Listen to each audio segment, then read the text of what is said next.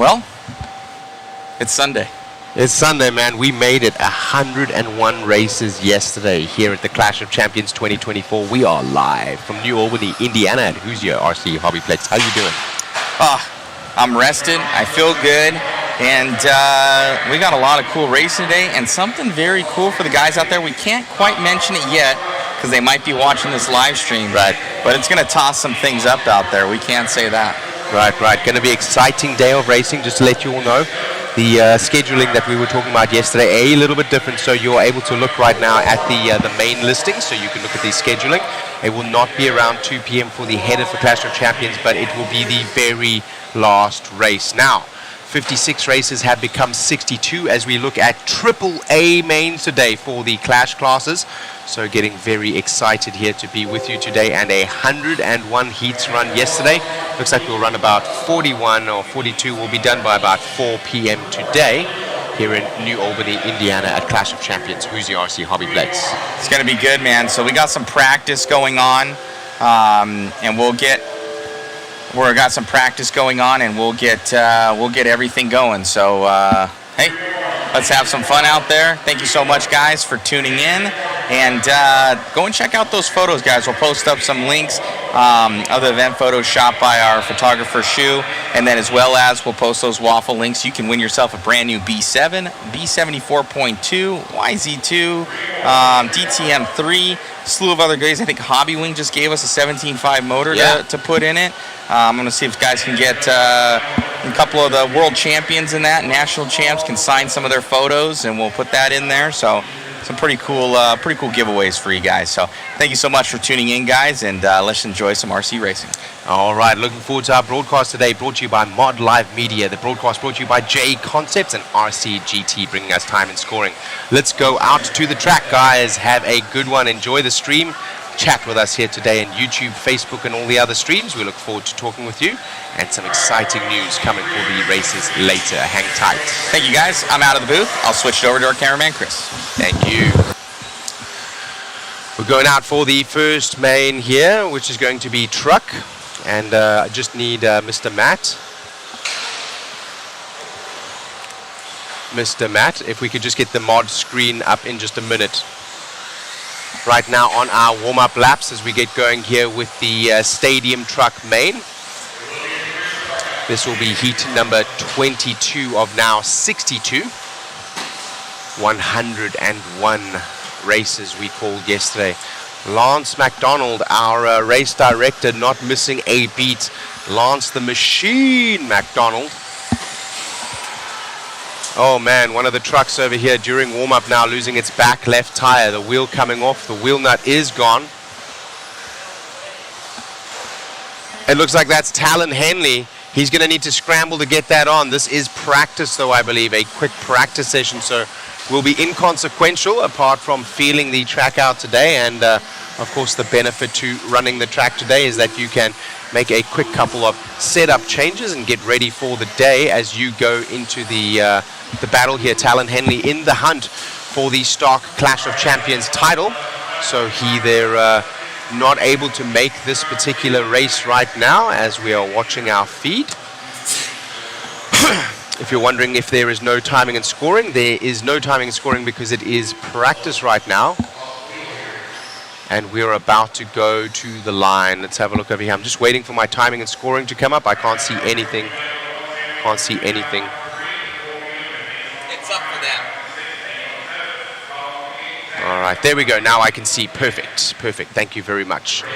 So this main number 22 warm-up for stock truck A main. So it will be inconsequential if Talon can make this or not. But of course, wanting to make it for that extra runtime to be able to make those fine-tuning adjustments to ensure that you are able to compete at the highest level. Another truck there having a quick tightening down. One of the, I think that is a orange truck over there. It looks a little bit red on the screen, but that is a pumpkin orange, I can assure you. And I believe that is the number 7 driver, Nate Sutherland, having a quick tighten up, ensuring that his wheels won't come loose as they go racing on the turn.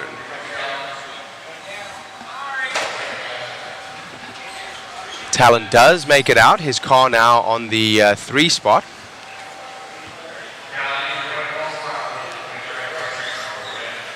All right, he just needs to check his car in on the loop, and he will return to the 3.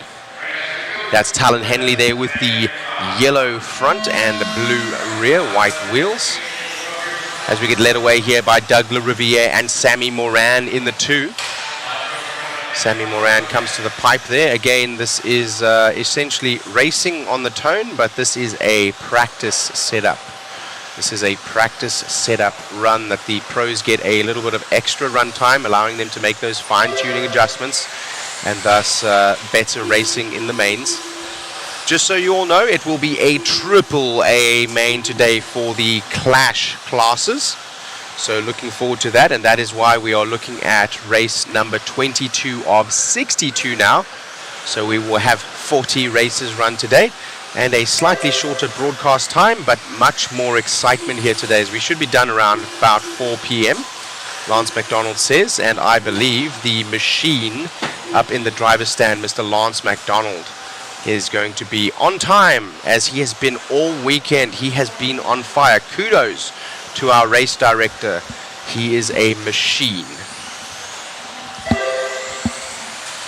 Right now, Doug LaRiviere and Nate Sutherland, Mason Templeman. Of course, it doesn't really matter what order they finish this in. There is no seeding or consequence to this. No points being divided out. It is literally for the drivers to feel their car out. If you were able to check us out on Facebook yesterday, you'll see the photographs as well as the videos that we posted. I had captured a video of Eddie with his Ghostbusters backpack as he was misting the track with some Elmer's glue, so you guys can see the extent to which, as well as the quantity of which, the Elmer's glue goes down onto the racetrack.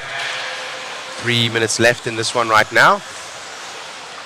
Talon now getting the measure of Doug LaRiviere as he snaps onto his back bumper after having a little bit of a tumble. So we'll get a little bit of a taste. Let's follow those drivers around the ProTech bump on the center there. Okay, Talon has dropped away anyway, so it does not matter. I wanted to get a little bit of a taste as Doug LaRiviere, the defending champion, and Talon Henley, one of the local favorites, and also good standing races right now in terms of his seating and position, especially for truck. I believe he did very well. Check those heat sheets. They are available on Live RC, guys. Broadcast brought to you by Mod Live Media today, here with JConcepts. Thank you very much for sponsoring the feed with RCGT, doing your timing and scoring. rcgarage.info. Claim your profile today. Let's take a moment to thank our sponsors. Our sponsors: Team Associated, ProTech RC, SXT, DRC, TDK, Exalt, TLR, Phantom, Hobbywing, Motif, One Up Racing, DBR, R1 Works, Vision Racing, Factory Tracks Racing, K&K Hobbies, Mod Live Media, Boom Graphics, and Proline. I had another walk through the pits yesterday, and I wanted to give a little bit of a punt to the TDK tire source, being run by two of our mod team drivers as well, being Davey Barter and Sammy Moran. That safe, non-toxic, biodegradable tire source. TDK is the choice of about 50% of, it looks like, the pros, whilst SXT is used locally here. I was broadcasting yesterday that SXT, the tire source of choice here, with the Max Grip as well as the Baja compounds being used by many of the local racers as their go-to, but many of the pros I noticed was using the TDK source. So I am correcting myself here today on main day, and also giving a plug to the tire source manufacturer.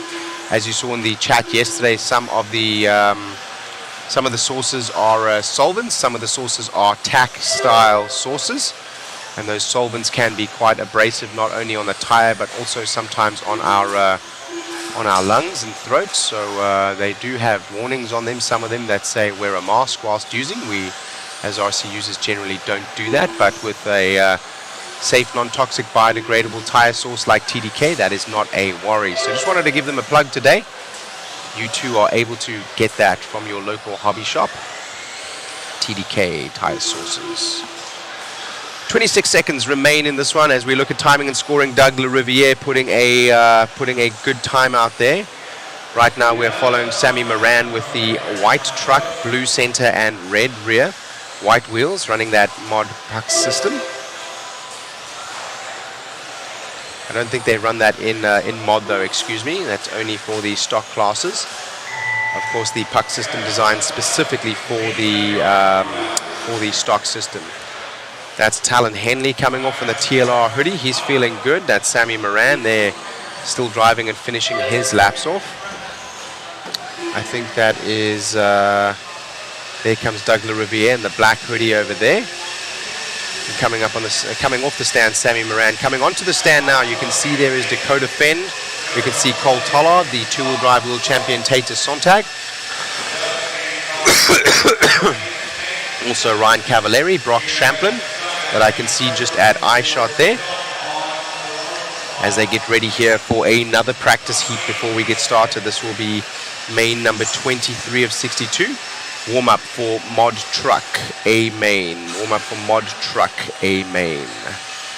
Two drivers there coming together and going to be very confusing to call that, as you see them in the 5 and 6 spots sitting currently next to each other, both yellow with yellow wheels and clear wing. So that will be difficult to recognize those trucks, but nonetheless we will use timing and scoring to follow along with you guys. As we get opened up here for the warm-up, we're having a warm-up to the warm-up,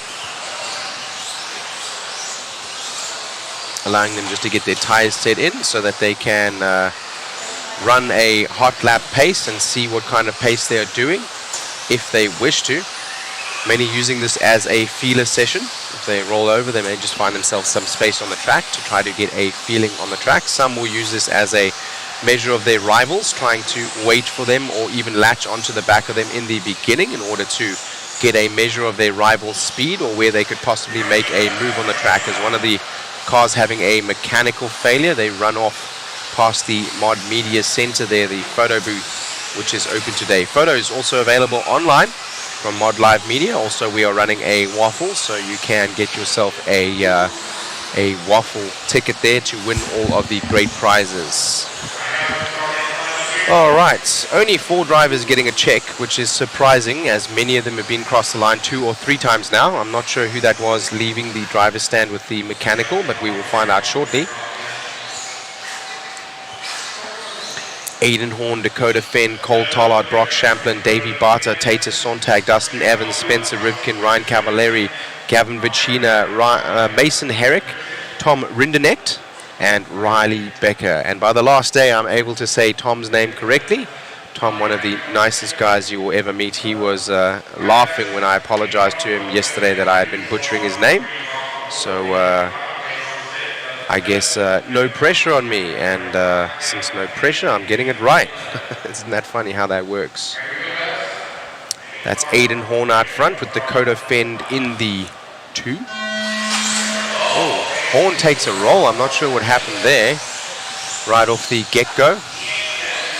Almost traction rolled himself right out of the gate.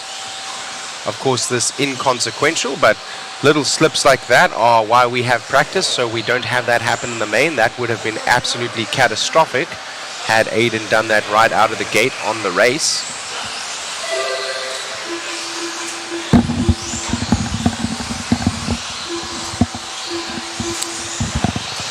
As we follow the field around now for practice, 4 minutes 30 in this one in main number 23 of 62, warm-up for Mod Truck A main Clash of Champions 2024, brought to you by Mod Live Media. Coverage sponsored by JConcepts as they go over the JConcepts roller, and timing and scoring brought to you by RCGT, rcgarage.info. Claim your profile today.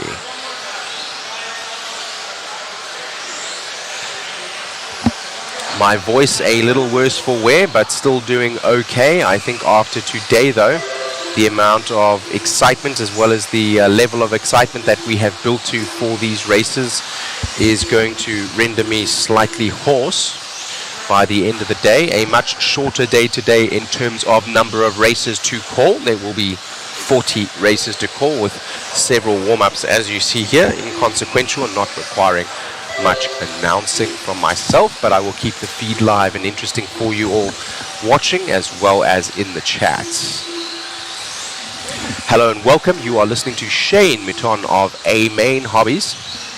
www.amainhobbies.com. for all your RC needs. As we have a look to timing and scoring, let's see some of those best laps coming in now. A 20.8 for some of the drivers, 21 for some of the drivers out front. As I said, many getting a feel out. Some will use this to get a measure of their rivals. Right now, everyone's spread out on the track. So it looks like most using this to feel out the setup to get the best dial as possible. All of the... let's have a look, Chris, over there at the right-hand side of the track, just real quick, as we look up on the wall. And you'll see on the wall there on the right-hand side, further right, further right, further right, further right, further right, further right, further right, further right. Right there, look at all of those team managers and engineers watching with bated anticipation there. Let's go back to the racing now as we follow any one of the cars around. But that is the team engineers, as well as the wrenches, as well as some of the team managers, all out there to lend a eye to their drivers, to help them to set their cars up and get the best from their mains. I see Chris Dosek, I see the Schumacher team manager, I see Alan Horn from Team Associated, one of the TLR drivers over there getting ready to put his compatriot down for the next practice. Who else do I see over there? Some of the flags, the American flags here that Patriot Eddie Henley, owner of the track, has up, obscuring my view just a little, but that's okay. I also see on the left-hand side of the track, I'm seeing Brent Thielke over there, the Team Associated manager, and I think that is Kurt Wenger that is with him as well, one of the engineers. There they are. Am I correct there, Chris? That gentleman with Thielke? Yes, that is Kurt Wenger. Kurt Wegner. Oh, Kurt Wenger? Kurt Wenger. All right. I seem to be transposing the N and the G as my mind feels fit, and that is not right to do so. Kurt Wenger. Right now in this one, inconsequential, but that leader right now is Dakota Fend. Brock Champlin takes over. We'll follow him around in the Schumacher truck. He's been doing very well for himself and made some great setup changes, taking a little bit of a tumble there, and he'll just continue on the track, not needing to be marshaled as he rolls onto all fours, and not mattering as he adds a little bit of time to his lap time that time around. Fast lap right now from this particular class in this particular heat, in this warm-up, 20.3 from Champlin out front, as he holds back a little bit to get a little bit of free track so he can run and see what his lap times are, not using this to measure his rival. Let's try to see if we can get those. There we go, fast lap right now, 20.3 from Brock Champlin. So he's the fastest in truck right now if we're looking at a one-lap pace. 8 seconds left in this warm-up main. Some of the drivers already leaving the stand, having checked over, feeling happy with their setup and their truck, or already knowing what to dial into their truck or out of their truck in terms of traction. Same thing, please, from Starbies. If I could get a Cafe Mocha again. Cafe Mocha. They're grande size apparently, which is medium. I don't know how they get grande from medium, but we're not going to discuss Starbucks menu today and how they do their menu. We are here to watch the Clash of Champions race as we get ready right now for heat number 24 of 62, which will be the warm-up for two-wheel drive stock buggy A main. Talon Henley, local hero and favorite here to take it over the defending champion from Doug Riviere, who has been racing well, making some good setup changes, had a little bit of a rough start in one of the previous heats, and Tate Sontag, our two-wheel drive world champion, along with crowd favorite Spencer Rivkin. Sammy Moran, one of our local drivers. Tom Rindernecht is in this one, as well as Trevor Michalesco. Jeff Stakovitz in his X-Ray looking good out there yesterday. Kyle Goff also. And Colin Miles is in this one too. I hope I didn't miss anyone there as we get lined up. We will have a warm-up for the warm-up, I believe, so that they can get checked in.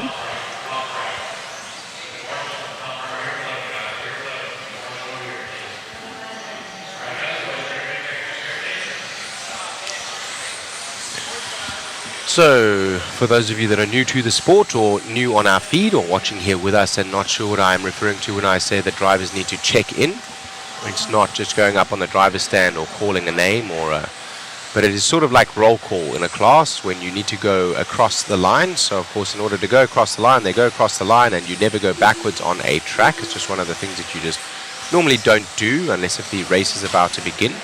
But in practice, as well as in the heats, you'll find you'll go across the line, of course, make a lap, and then come back to the grid. That will allow you normally just to go ahead and get a feeling for the track. Some drivers like to take several warm-up laps to get a feeling for their tires, or remove any kind of sauce that they may have on there, which initially may be slick and then may start causing grip as we put on a large amount of grip. Rivkin grabbing his truck there on the left-hand side. He was in the previous main. He looking at it now, probably going to make some setup changes. He was talking to Kurt Wenger as they left the stand there, so maybe a recommendation being made by the engineer. And they are checked in now. Checked in means that the transponder that is in the car has run across the loop and has registered, and thus the driver is showing as on the grid, and that allows Lance McDonald to know who is here and who is not before we start the race, and whether or not we are waiting for anyone. In that one, in the TQ, Talon Henley, local hero and also favorite in this class with the TQ to take some points towards the Clash of Champions stock title. So we will be watching with bated breath to see what he can do in this class, as well as four-wheel drive as well as truck. Those will be the three disciplines adding up together for both stock as well as mod in order to make the points up for the Clash of Champions title. The mains here today sorted on qual points. The qualifiers done in IFMAR qualifying style. Let's talk about that a little bit. IFMAR qualifying style is that lap pace that we see there. Talon Henley on a 14 lap pace in 5 minutes and 10 seconds. So there is 5 minutes on the clock. And Talon is going to, according to the timing and scoring, be able to make 14 laps in 5 minutes and 10 seconds. So 5 minutes on the clock. When the clock expires, you essentially finish your next lap.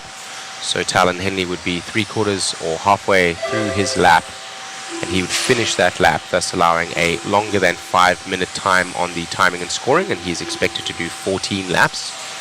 So it is an overall consistency that we are looking at here, not just a hot lap pace, and different to round number 1, which was seeding, which was your top 3 consecutive. So using several different measures to ensure that the races are measured equally and fairly across all disciplines. Now, it is not a IFMAR qualifying a sort format for the main. It is a Reedy style or qual point style format. If you've ever watched the Reedy race, you'll know what I'm talking about. If you do not know, basically what the IFMAR qualifying will do for you is that lap pace, you want to be as high as possible. So the more laps you do in the 5 minutes allotted time, the higher you will seed into the main. And when you seed, you'll be locked into a number, let's say a position. As we look at the timing and scoring right now, Colin Miles would be in the 1, and he would get a 0 next to his name, so no points. Doug LaRiviere would be in the 2, so he would get 1 point. Talon Henley would be in the 3, so he would get 2 points, and so on as we go down the screen. And you take your 2 best qualifiers and you add your qual points together. So let's say if you came first and first like Talon Henley did, that would put him on a 0 qual points, and that would put him very good, of course, for the overall Clash of Champions points allocation. So the lower your score on the qual points, the better you are doing. And I hope that all makes sense, as we are using 3 different measures through the different seeds and heats in order to get the timing and scoring, as well as the Clash of Champions title decided. Clash of Champions broken down into stock and mod. Stock being a 17.5 turn limit on 17 on the 2-wheel drive buggy.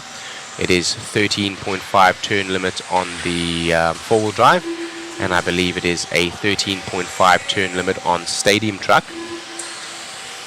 On the mod side, you can use any motor turn that you wish and desire for your setup, as well as your electronic speed control has a open setting. For the stock guys, you have to be in a blinky mode. It is called a blinky mode, which is the stock mode that the ESCs are programmed to, so as to level the playing field. So not only the motors, but also the ESCs, the electronic speed controls, are limited in the power that they deliver in comparison to mod, which is open.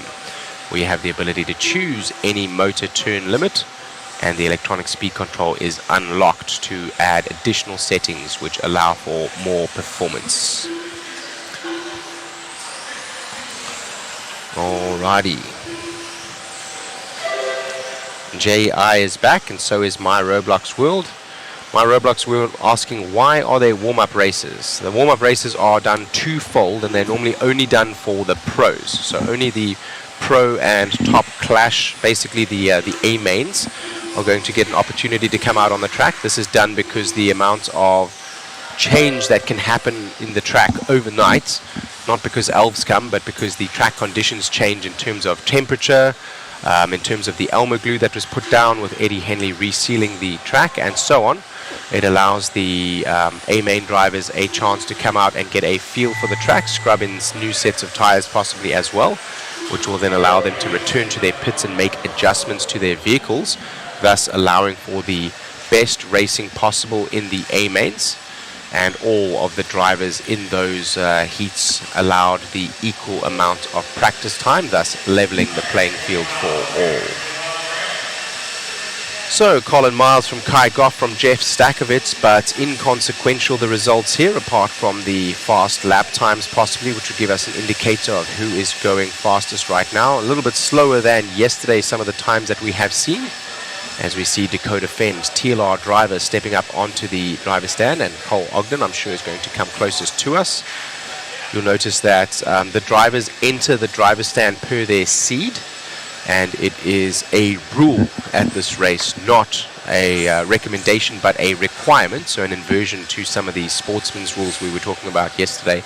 This is a requirement that the number 1 seed, number 2 seed, number 3 seed enter the driver's stand as they have seeded, and they will have the opportunity to choose their spot on the driver's stand. You'll notice most of the drivers keep going back to the same spot that not only they have become comfortable with, but they feel that is most advantageous for them, as they have chosen earlier on in the rounds, in order to be able to see the track the best that they can, as your vantage point would substantially change the way and the line that you see on the track from where you are standing. This driver stand is about 35 to 40 feet long, about 35 feet I would say. So quite a variation in what you can see if you were standing on the left of the side where Cole Tollard is, or if you're on the far right hand side where Davey Barter is. That would be a substantially different viewpoint. The higher seeds allowed to choose their spots first, but it seems as though everyone has their spot that they have settled into, and all on the driver's stand taking the same positions as they have in many of the other mains. Many of the other heats, excuse me. Qualifying in the 1 here, Spencer Rivkin from Dakota Fend. So Dakota Fend, the defending Clash of Champions title, as we are here in warm-up two-wheel drive mod buggy. That is Spencer Rivkin. I'm not sure what he is doing with... oh no, that is Spencer Rivkin. That was Brock Champlin. Maybe he was making a radio adjustment. Maybe he was just allowing for some time for the clock to round out as they get checked in. Essentially the warm-up for the warm-up, and now they will line up.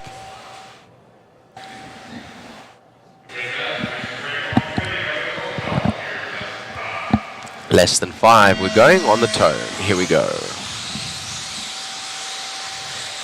Out in front, that's Spencer Rivkin in his team-associated B7 Hobby Wing Power with ProTech batteries and servos.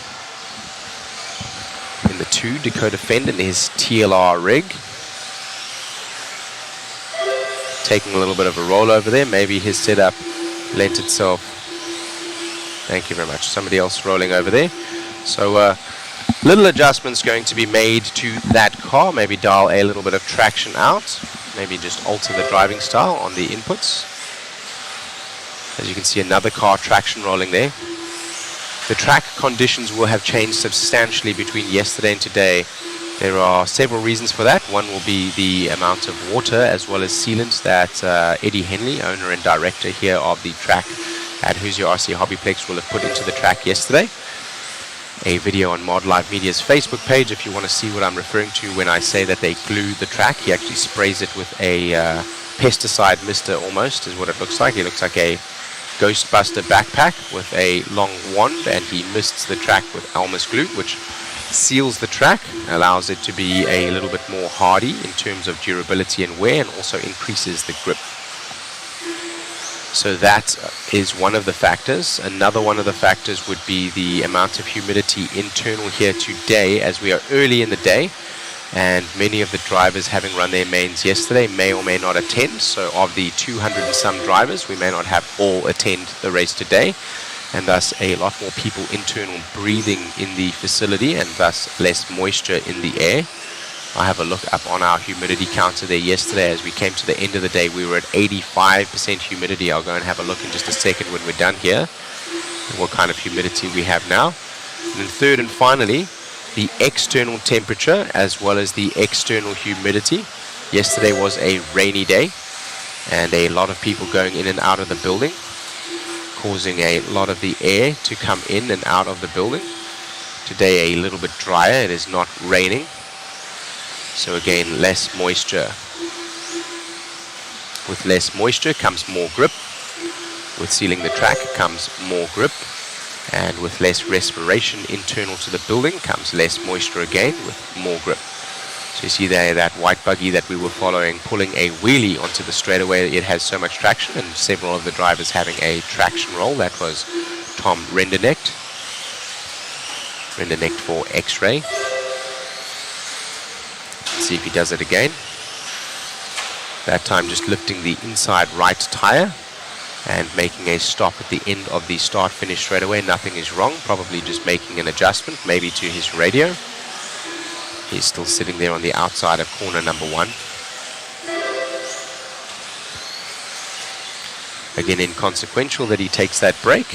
It's literally just here for us to get a feeling for the track today and those conditions which can have changed overnight, so that we can get the best possible racing for the A mains. For your information, A mains, and as we see one of the drivers there on the left-hand side, let's have a look. They're going to be having a quick look at the car. That is Wenger having a quick look at the shock package just to ensure that Aidan Horn's car is dialed in, maybe making a quick shock adjustment in terms of ride height on the front side. I think he gave him a quick little half turn. Whether it was in or out, I'm not sure. As you screw those shock collars in or out, those shock collars will adjust your ride height and adjust the preload on the spring. So change your suspension just subtly. You may want more or less steering to allow more or less traction on the front end. That's to prevent a traction roll. Of course, many other adjustments that you can make in terms of shock pistons, viscosity of oil, number of holes you have in the shock pistons, angle of the shock physically mounting, but those are not able to be changed as quickly as the shock collar. As we saw there, a quick adjustment from Kurt Wenger on Aidan Horn's car. Aidan Horn, new A-Main Hobbies driver. Welcome to the team, my friend. Let's try to see if we can capture here on timing and scoring with the last 20 seconds to go what kind of lap times we're doing. So the top, everyone in the 20 flats, well, the top 2 drivers on a 20 flats and all the rest on a 20 something. So this is going to be a hotly contested main. And I expect to see us, since they're doing 20 flats in the warm-up here, I expect to see some 19 sums in the mains. Excuse me.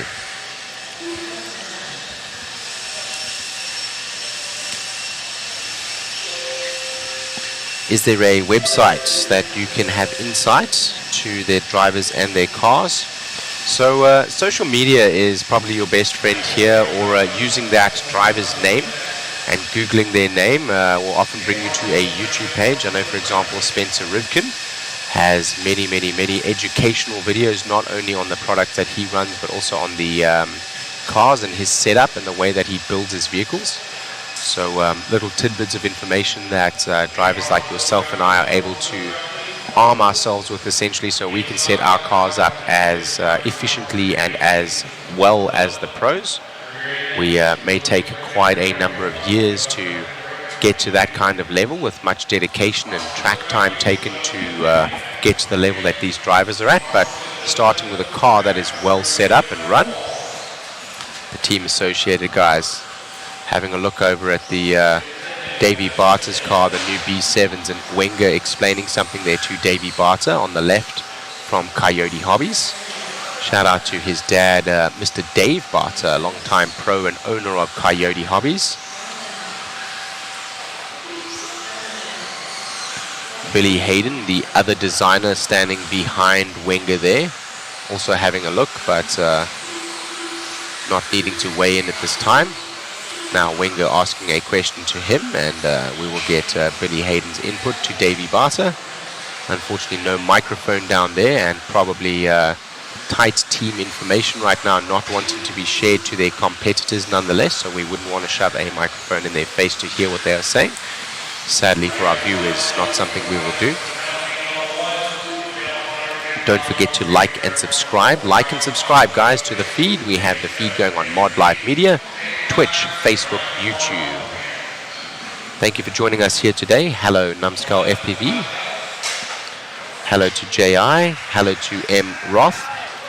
M. Roth asking, is this 10 scale or 8 scale? This is 10 scale. This is all 10 scale. 10 scale indoor off-road dirt. 3 denominations there. 10 scale being the size of the car. 8 scale being larger vehicles, referring to the scale at which the cars are scaled down to their real counterparts. 10 scale is for every 1 inch in real life. Excuse me, for every 10 inches in real life, there is 1 inch on the vehicle, as we get racing here with Talon Henley from the front. This is race number 26 of 62. The 8 scale vehicles would be for every 8 inches in real life. It would be 1 inch on the car. So as you can see, the scale affecting the size of the vehicle, and that lower number on the scale denoting a larger car. A 5th scale car, as also exists, and 7th scale car, as also exist, would be in the same kind of measurement. For every 5 inches in real life, there is 1 inch on that car, on that model.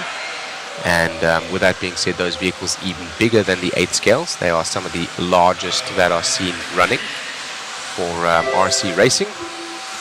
Mod Live Media covers several of those 5th scale races as well, but this is a 10th scale race. 10th scale race. JI asks, how much larger would the track need to be for an 8th scale race, or does it use the same track? The jumps would be different. The faces of the jumps would be different. The lengths of the jumps in between would be different. Not because of the scale, but because of the electronics as well as the batteries, the power that is used for the 8th scales.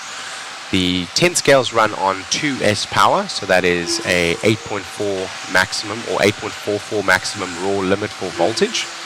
The 8 scales use a 4S, so double that voltage available to them. And that is because they have a larger powertrain. The motors are physically larger, and also they use a 4-pole stator winding, whereas here with the 10 scales we use a 2-pole stator winding. So that is getting quite technical, but still giving you the details there. We are not going to get too deep into that. The ESCs are normally around about the same power in terms of amperage, but remember that electric components run on watts, not on amps.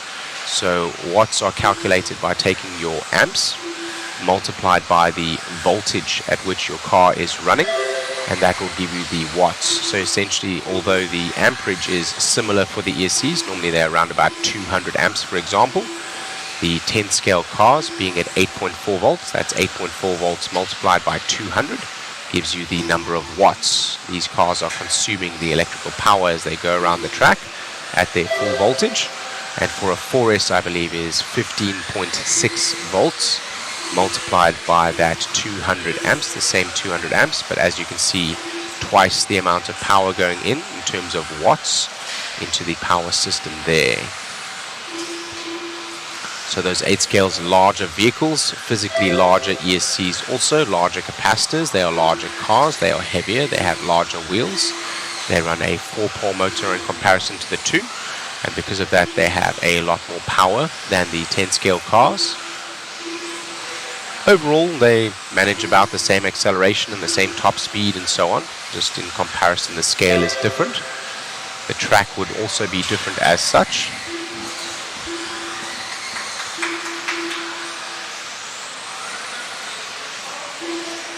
So we've got a couple of fixes being employed today. Profile pictures are being lagged at load times, and some of the clock timing and scoring. We saw that yesterday. It was just jumping a couple of times, and we're able to tell as we go through the race now with 1:20 to go in this one.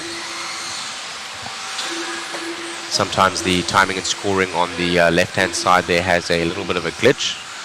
That is just because of the internet feed that we're getting here locally, which is possibly sometimes being interrupted and then coming back very quickly. We had some technical difficulties yesterday we had to sort out. So coming back to our question there, between 10th and 8th scale, the 8th scale tracks are often not run as clay. There are very few indoor races which are indoor clay. A shout out to World of RC, who is down in Lacuma, North Carolina, as they're running their Beast of the East race this weekend. The Beast of the East race, also a Triple Crown event like the Clash of Champions is, but there they are using 8th scale Nitro, 8th scale e-buggy and a 10th scale class to denote points to get the Beast of the East crown assigned.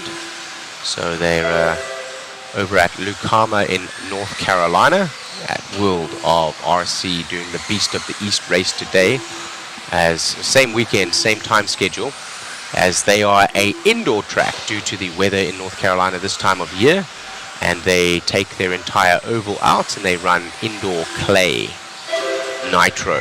Rare to see that. Normally the dirt that you run 8 scale on is not clay, it is outdoor dirt. It's a little bit more loamy, a little bit less grip. As we see the end of that main, moving on to race number 27 of 62 now.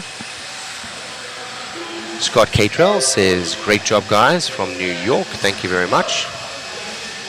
Is the schedule out for the main start? Jim Davis asks. Yes, absolutely it is. We don't have times on that exactly, but you can estimate the times. Just to let you know, the lower mains will be run as 5 minutes, as we did through the practice sessions yesterday, but the A mains will be 8 minutes. The A mains will be 8 minutes, and you can add about 2 to 3 minutes, maybe at 4 minutes at a maximum, which is in between the heats as the drivers come up and down the driver's stand, and the warm-up laps are allowed as the race director checks those buggies in. So by using that time and margin, you can look at the live RC timing and scoring, and look at the race schedule and estimate the time for which those races will be run. We are not stating any times here, as we do not want to disappoint anyone to tell you to tune in at time X, and then the race is either 5 minutes before or 5 minutes behind. So of course with scheduling and changes that can happen in terms of possible mechanical breakages, or some people taking longer to check in than others, there are variations that can cause times and differences in these schedules. So that is not something that is posted, for example, like a Formula 1 race I keep referring to, because I'm a Formula 1 fan. So like we will say, practice will start at 2 p.m. Eastern Standard Time. We cannot say that, as we do not run on a schedule or a clock like that. We run according to the program. Right now for the warm-up for full drive mod buggy, the A main, Dakota Fend here sitting in the TQ, Brock Champlin in the 2, Rivkin in the 3. So Rivkin having that TQ in the 2-wheel drive buggy sitting in the 3 here, and Dakota Fend in the 1 sitting in the 2 in 2-wheel drive buggy. Chase Lemieux from X-Ray looking great. Chase Lemieux, local track is Trackside Hobbies. Shout out to Jamie Tennies. I was chatting with your son Gregory Tennies yesterday from Trackside Hobbies, a lovely gentleman. There he is in fact on the track right now. We see him with a Trackside Hobbies hoodie. He is inspecting the pipe there. That is Gregory Tenney's. Something has happened there, I'm not sure quite what. Maybe they are looking for a part, a body clip or something. The turnbuckle has popped off one of the cars and they want to find it quickly so that they can pop it back on again. It is in fact Chase Lemieux's car. It may be stuck in the pipe somewhere. That's why they're kicking the pipe and inspecting so. So he took a little bit of a clipping to the pipe there and the turnbuckle just disappeared. They need to find that one because the length is obviously been tuned for the setup of the car and must be identical, so they can't just run out and grab a like-for-like part. The turnbuckles can be adjusted as Lance McDonald decides that is enough time.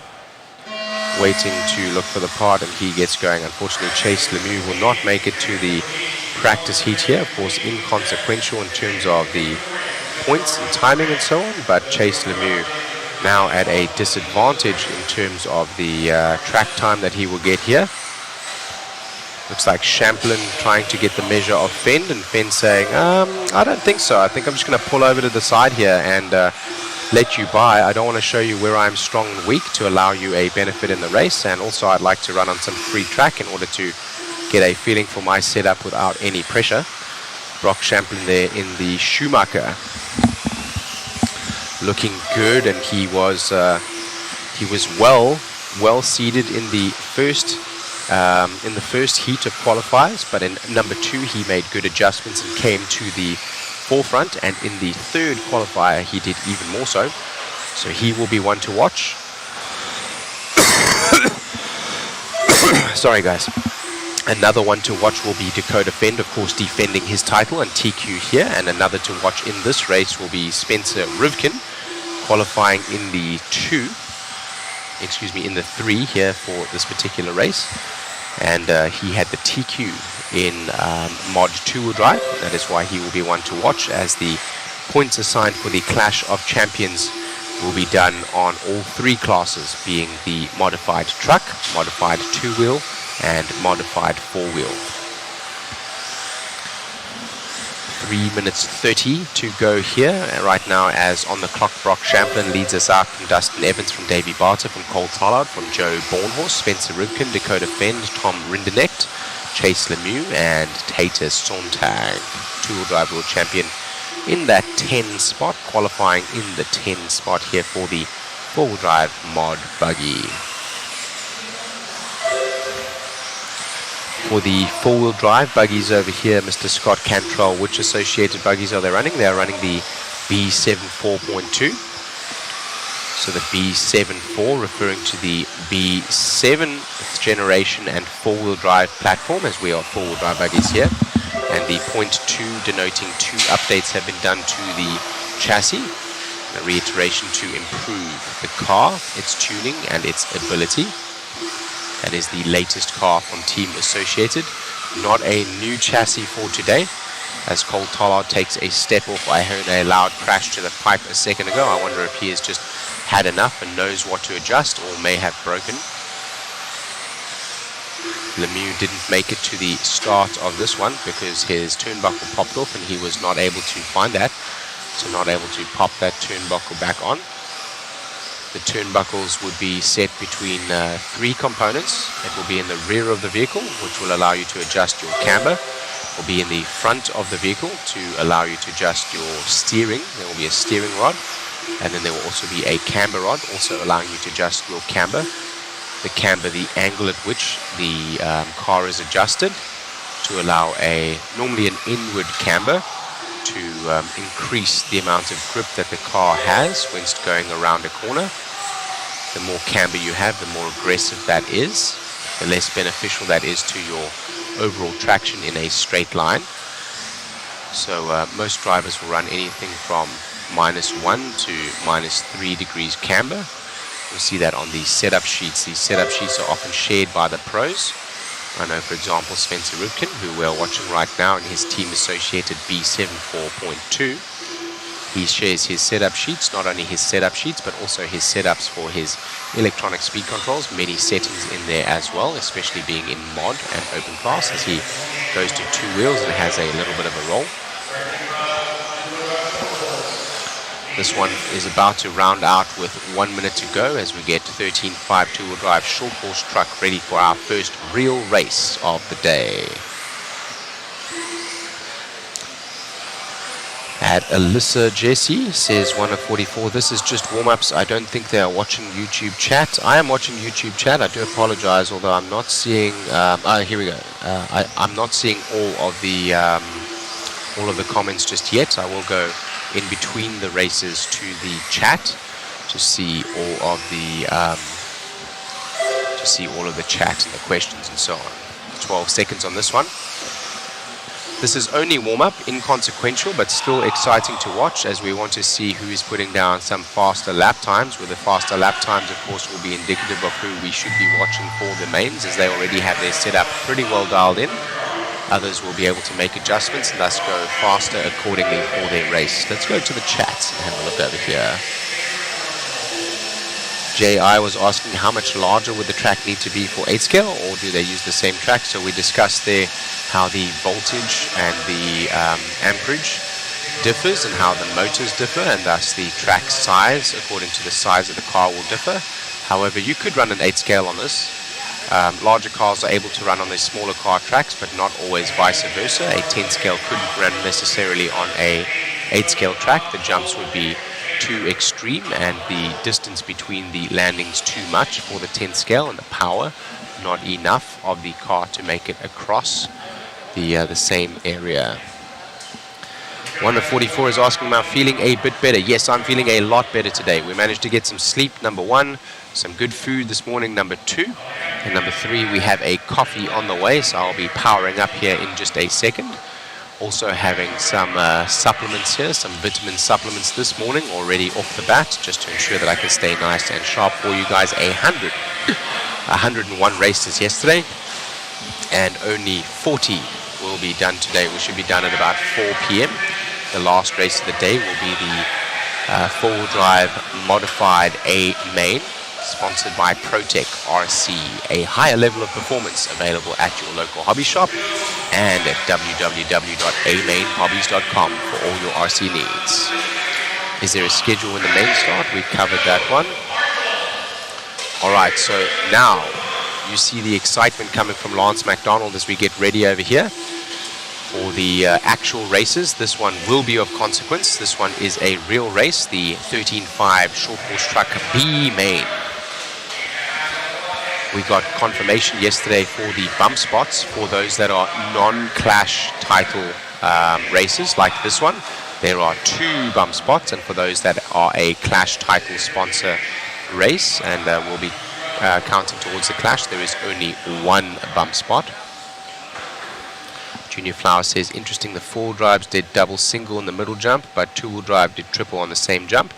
I guess that's just because they're choosing to do so in practice. The 4-wheel drives certainly have a little bit more power than the 2-wheel drives do, and will get more traction being 4-wheel drive. So that was just a select option there. Nobody wanting to damage or break their car and just wanting to get settled in. Probably just feeling out the traction, but yes, saying a very good observation. Alyssa, did Isaac Lee race yet? I'm not sure. Isaac Lee, here we go. He's in this main. So you have tuned in time. Isaac Lee is in the 3.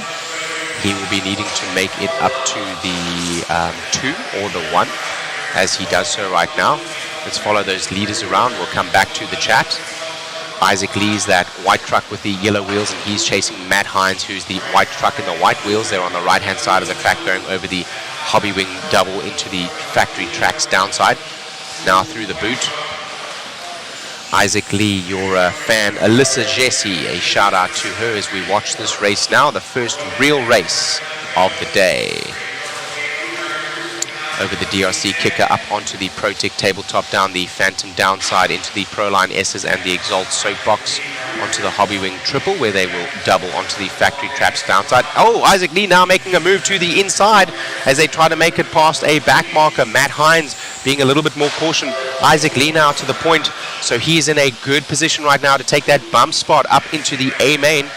The bump spot allowing you to go to the A main from the lower main. So Isaac Lee now looking to go up with the big boys in the B main up to the A main from the bump spot. Hines there looking to be struggling a little bit, and Isaac Lee now with those front yellow wheels is turning on the pace.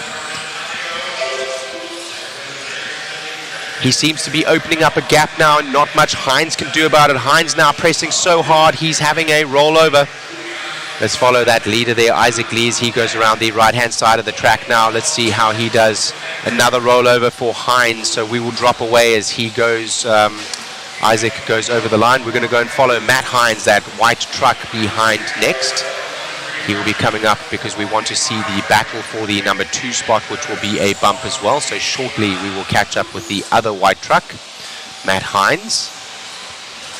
I think Matt Hines has just gone across the start-finish stripe there, so that is he. We're going to follow Matt Hines for a little bit because Matt Hines is in that second bump spot. He will go to the A main as well, but can he hang on? Right now, Isaac out front with a commanding lead. He has just gone across the start-finish stripe, so several seconds in the lead. There is Isaac already going over the Protect tabletop there. So here we go now over the Protect tabletop with Matt Hines. Let's see, what is that gap? There is a 7.3 seconds back to Adam Smith, but we'll see here because Matt Hines is being forced to push if he's able to hang on as he goes through the back markers. Being forced to push, but still in the bump spot. Not under pressure right now from the 3, who is Adam Smith. Working through some traffic there and doing well to do so. So he's dodged a bullet. Let's go ahead and find our leader then again. Our leader now coming over the... there we go, into the shoe. That is Isaac Lee. Let's keep our camera there as we have some fans from Isaac Lee on the feed. He is in that number 1 spot and running away with it now, putting a hurting on the field right now. Isaac will go then to the A main and he will start at the second to last position, and the number 2 bump spot being in the 2 right now. Still currently Matt Hines will go to the last position.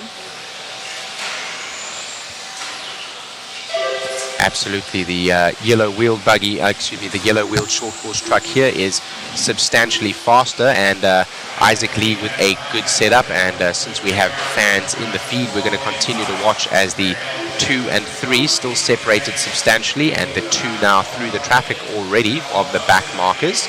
So a little bit of a bobble there, but nothing ventured, nothing gained there from Isaac Lee as he goes up on 2 wheels momentarily. A nice clean run here so far. Back marker ahead, and he dodges that bullet ahead as the back marker rolls out of the way. Another one stepping to the outside there and staying out of the throttle so as to allow the leader by cleanly and not impede his race. Sweet lines from Isaac Lee, nice and tight through the boot. He looks like he has a good setup here in 13.5 short course truck with only 17 seconds left on the clock. I think he will get to the line and maybe go around for one more.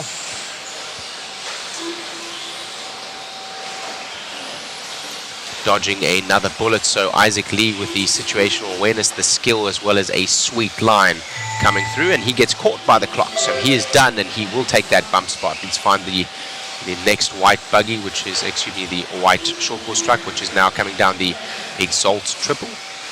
The Exalt soapbox, which is Matt Hines. Matt Hines able to hold off Adam Smith from that 3, having just slowed down into his rhythm, knowing that he will take a bump also.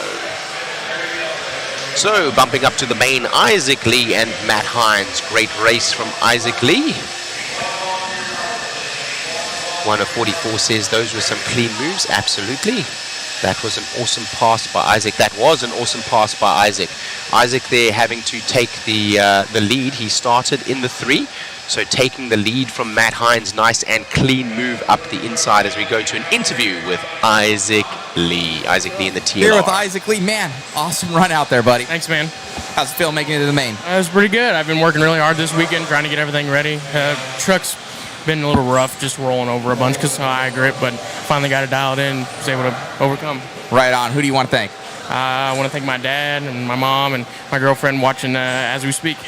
Congratulations, my man. Best of luck in the main. Thank you. What Back a to you, man. Shane. What a man, what a man. Giving a shout out there to his lady watching the stream. So let's find her name again. Alyssa Jesse. Alyssa Jesse, he gave a shout out to you there. His sponsors there, TLR, JConcepts, excuse me, TLR AKA. And I think he was holding a Sanwa radio. I speak under correction. JI saying by the end, Shane looked like like he had a full beard. Yes, starting the event clean shaven and a little bit of growth coming out as we go through the days. Not taking time in the morning to shave, rather to sleep and get food. So only on the camera for a short period of time, and not worth that time investment it would take in the morning. Rob Kim asking how many bump to the main. So in the non-clash races, like the one that we just saw, they will 2 bump to the A main, or 2 bump from the lower main to the higher main. Today is only the B and the A mains, so 2 will bump up to the A main. And in the clash classes, only 1 will bump to the A main. Only 1 will bump for the clash champions. JR asking, are we interviewing all of the winners after the race, or only selected today because it is the B and the A main? We will interview most of the bump spots up to the A main, as well as for all of the A mains. We will interview everyone as we get going here for race number 29 of 62 today. Out of the gate, Adam Rowley. Adam Rowley is that white buggy with the orange rear and yellow wheels.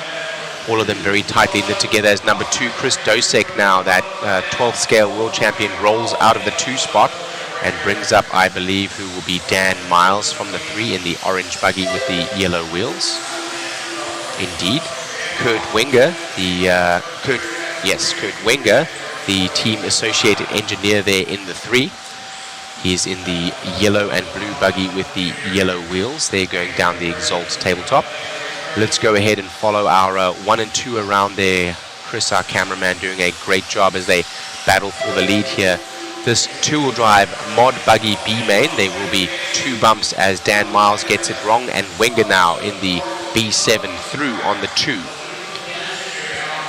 Our leader right now, Adam Rowley, with a little stretch to the lead. Number 1, 2, and 3 separated by only about a second. They go through the team-associated double onto the start-finish straight away. Wenger now starting to get the measure of Adam Rowley and coming to the point. He wants to get away from that number 3 spot and secure his bump. If he can pass Adam Rowley, he will be 1 position safer to do so.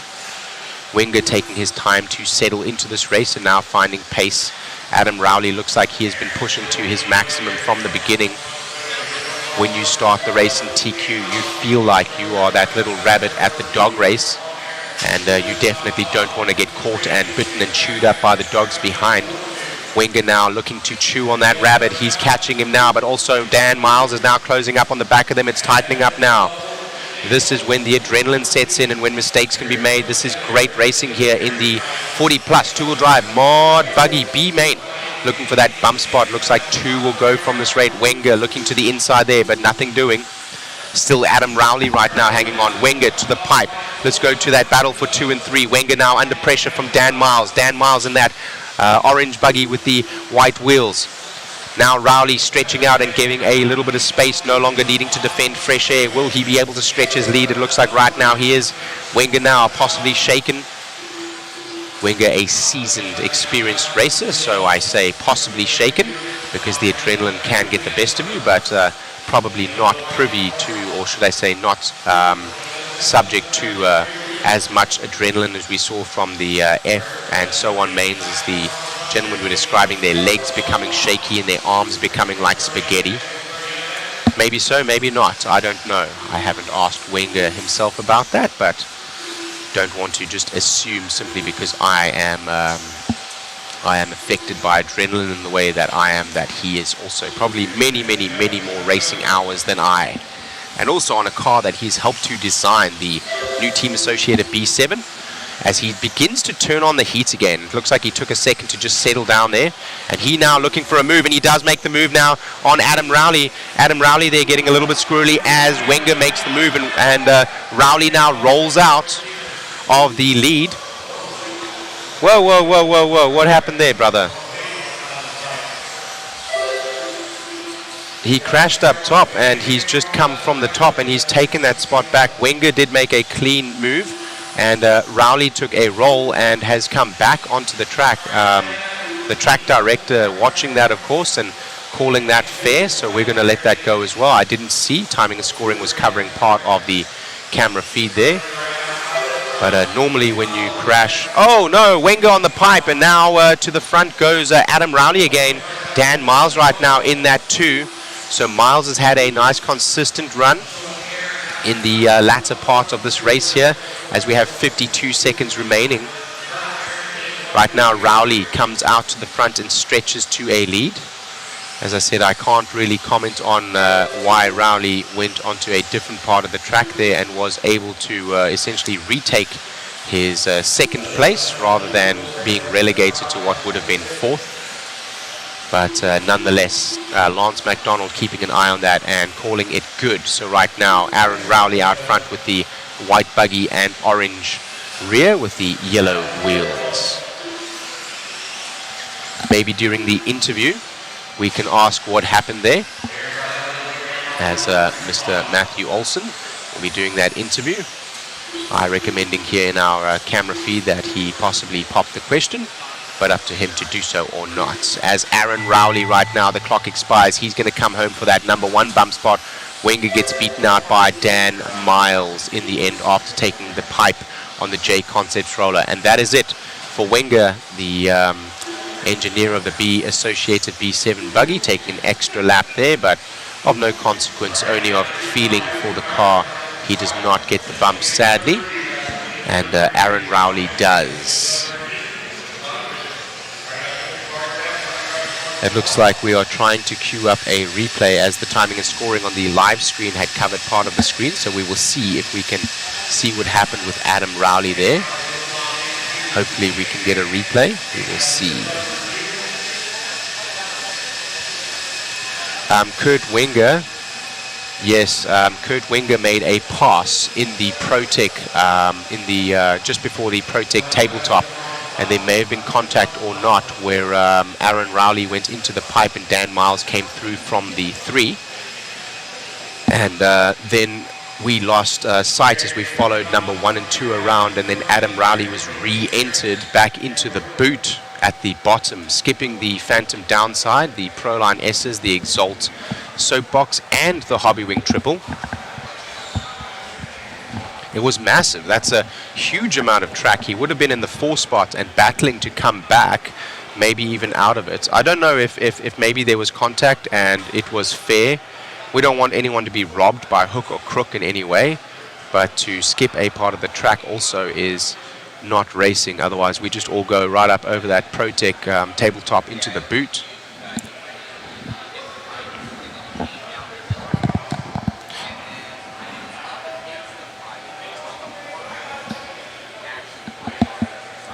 I see.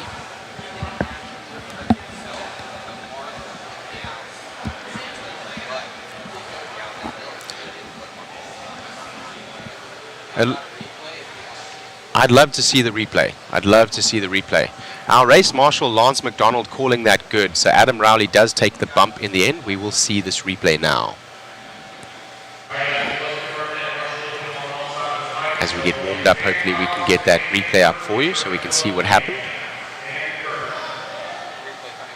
Thank you. So that is Rowley in the 1. As they come round, Wenger makes a clean move.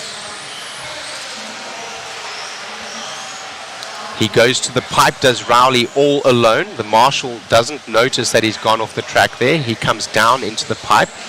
The marshal then turns around and notices a car in front of him and throws him down onto the track again. He would have been behind that car that he's battling for now by quite a bit, and actually behind that orange car as well. So the marshal throwing him in there, and he gaining quite a bit of a portion of the track. The marshal there was distracted and looking on another part of the track as the leader or one of the back markers had gone off. But through his own doing onto the pipe there, Adam Rowley, and then being marshaled, and then just squeezing the throttle and continuing, not giving the spot back to the gentleman in the 2 there, Dan Miles. If he had done that, he would have been battling, and Wenger would have had a larger lead, and Wenger might have taken the bump. But nonetheless, we continue racing. Sometimes those incidents happen. Thank you for the replay from Mod Live Media, Matthew Olson, trimming that up for us as we get ready for the next race here, which is race number 30 of 62 Team Associated 21.5 Independent Two-Wheel Drive Buggy B Main, brought to you by Team Associated.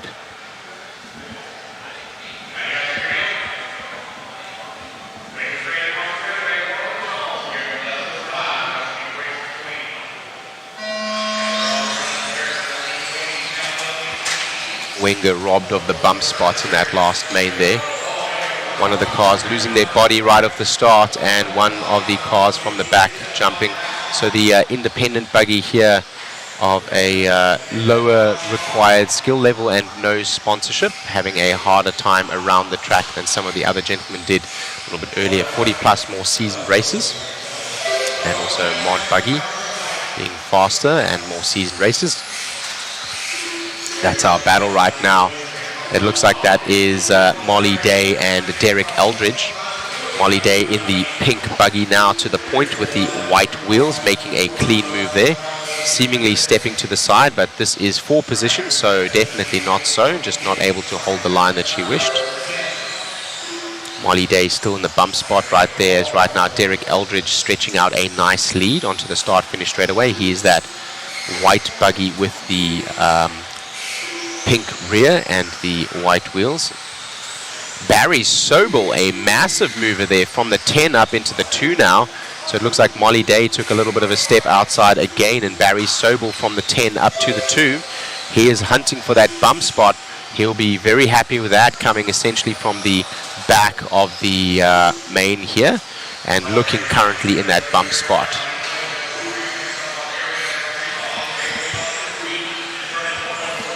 Barry Sobel, I believe, maybe one of the gentlemen that showed up yesterday only for the mains, having not been able to make it for the seeding in some of the qualifiers, and I think he did bump from several of the other mains. I know he did bump from the C main already up into the B, so he a big mover, Barry Sobel. I think that is Barry Sobel there in the green buggy and the blue with the white wheels laying on his lid. Actually, that is the leader, Derek Eldridge. Coming up behind him in the white and orange with the yellow wheels, that is Barry Sobel now. So he comes to challenge for the lead as a back marker rolls down in between the 2 of them. That is the battle now for 1 and 2. You can put a blanket over them.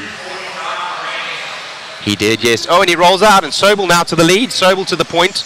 Eldridge still, though, going to hang on to that number 2 spot, which will be enough to bring him up to the A main. That's a back marker that he is battling with right now and not helping him. The back marker may be thinking that he is battling for position, but he is not. That back marker battling your number 2. Now it is Eldridge through on that back marker. Excuse me, that was Sobel through on the back marker. Sobel through on the back marker.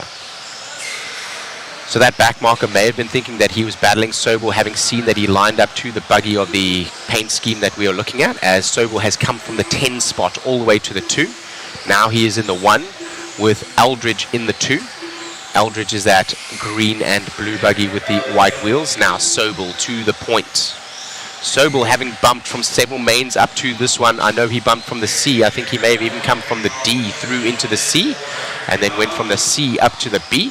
So it is possible to do if you have the pace to get through those buggies, through the competition. Not always easy to do, but he's done it again, and he's going to the A main. Can he do it in the A main also? One of the back markers trying to get out of the way and using a little bit too much throttle over the JConcepts bump there and going through.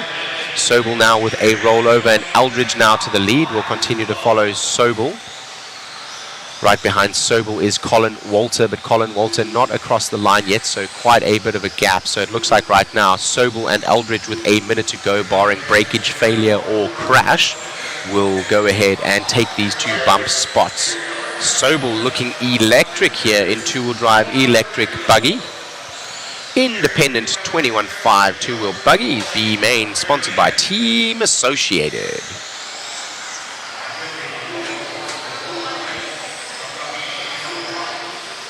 Still following Eldridge right now. Eldridge in that green buggy with the blue paint and white wheels. Taking the bump to the A main, going up with the big boys in the 21.5 independent tool drive buggy later today.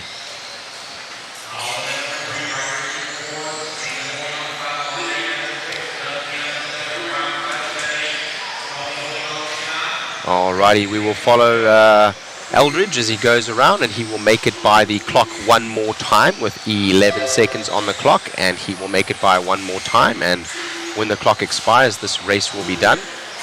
He's going to be working with some back markers now, so let's see if he can get through cleanly. He does. With a little bit of clear track ahead of him, I think he will be okay to make it to the start-finish without consequence here. Lovely. A new prize has been added, a new Hobby Wing motor, 17.5 turn for those of you wishing to enter the stock racing class. We'll talk about the waffle in just a second. Derek Eldridge will be the one with the interview. Sobel coming up from the 10, taking that second bump spot. What a run. There is Barry Sobel now as photographed there.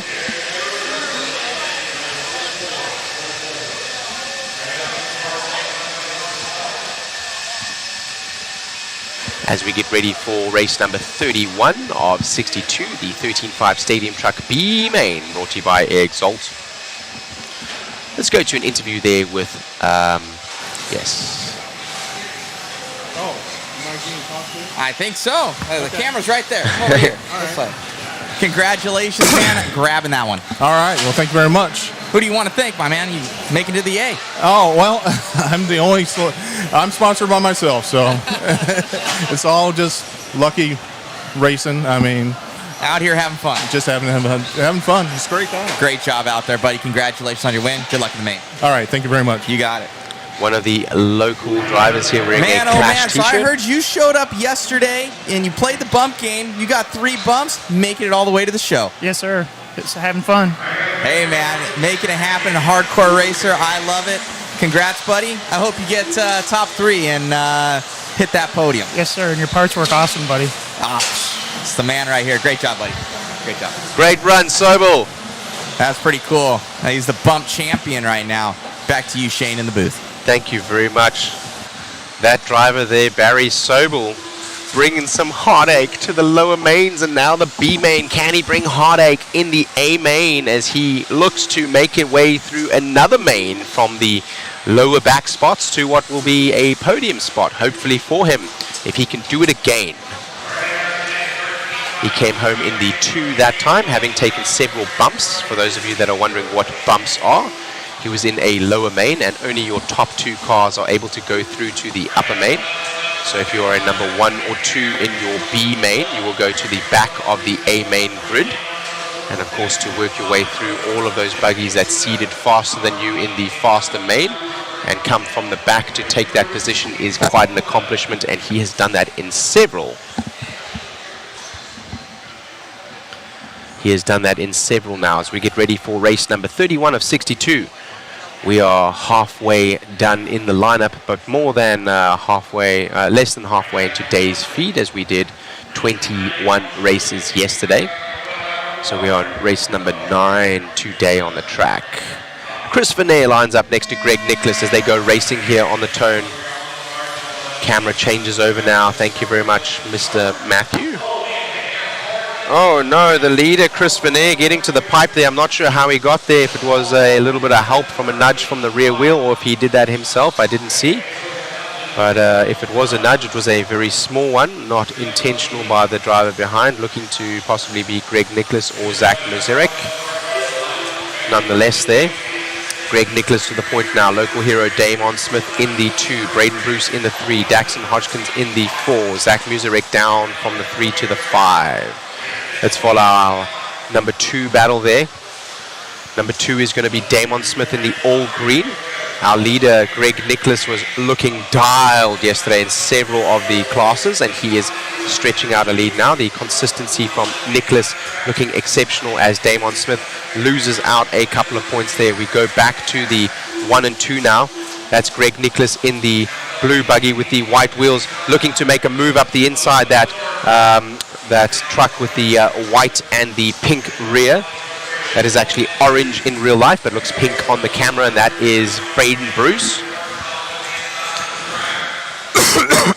Sorry, guys. I apologize. So right now, those two bump spots right here, the two bump spots. Actually, no. There will only be one bump spot in this one because this is a Clash of Champions stock class, so there will only be one bump. So this battle will be the one that we want to follow, not the number 2. So we want to see Greg Nicholas and Braden Bruce. Can Braden Bruce make the move over Greg Nicholas to get that bump spot, or can he hold off Zach Muserek? Zach Muserek right now behind with that blue buggy and green rear with the yellow wheels. But let's follow our leaders around now as we go with Greg Nicholas now. Hot on his bumper now. Braden Bruce looking to the inside on the team associated double. He gets a little bit squirrely, and Braden Bruce now with the run on him down the straightaway. Motor check. They equal over the JConcepts roller. Excitement here in the B main. Will he take the bump? Will he go out? Greg Nicholas being consistent, but now Braden Bruce looking for an inside. He's looking for a clean move. He's looking for a way around. He looks faster, but right now to the pipe as he looks to the inside to make that move. Greg Nicholas now running away. Chris Veneer now to the 2. A little bit of space now. Nicholas with a little bit of space behind to Veneer. Veneer now closing down, and he was closing down the number 2 and 3 spot just a second ago from the 3. He takes the pipe as well. Nicholas with the consistency and not with the luck with the racers behind looking to make the move. Nicholas able to hold his line, being in the lead, not having to defend any fresh air. The best defense is offense, and right now Nicholas swinging his sword out front and killing the competition. Over the back tabletop section there on the left, Nicholas. We're going to continue to follow Nicholas as he's going to be starting to work through some traffic. Looking clean, clean, clean. So far, no mistakes from the gentleman. Thank you so much. As some coffee arrives, that's killed. Thank you. Nicholas now looking great. No mistakes so far, but with no mistakes, statistics say that one may be in the bag for this particular race. He has been extremely smooth though, so it doesn't mean he's going to make a mistake this race, but very consistent as well. It is possible that he have a mistake himself as well. We'll continue to follow this leader around as there is only one bump spot. Chris Veneer right now, that is he right there in the 2 spot as he comes across the line. Veneer in the multicolored front body with the white rear and yellow wheels. He's starting to close up again on Nicholas. Nicholas now starting to feel the heat under his collar. Veneer now tuning up the heat as we go through the boot. They're going to get by for a couple more laps. There is 1 minute left on the clock. They're doing 22-second lap pace, so we're going to have Nicholas now with a one mistake here on his run. The second mistake now being forced as Veneer comes by. Veneer's in that single bump spot. They're going to start working through the traffic now. Veneer to the point. Nicholas with a one mistake we've seen from him all run long, and he maybe has succumbed to a little bit of adrenaline there. Veneer now was able to close up on the back bumper, and I expect maybe able to stretch, but Nicholas now, the adrenaline may be coming to his blood and starting to pump and help him now. Veneer, does he have enough to hang on with 38 seconds on the clock? They're going to get by for one more, so it'll be this lap and another one. Nicholas, does he have enough? Veneer in front. Nicholas rolls over, and that is the stake in the coffin. That is the stake in the coffin. Veneer is going to get by for one more. He will finish this lap, and with a lead, barring a breakage or failure, which is not impossible, he is going to take the bump spot. Nicholas now rolls out under pressure, and Braden Bruce is up into the 2. So Veneer is going to take that bump spot. Nicholas, unfortunately, losing out. Bummed for you, brother. You were consistent all weekend long, and in this race, maybe adrenaline getting the best. Veneer takes the bump in the end. What a race in 13.5 Stadium Truck B Main, sponsored by Exalts.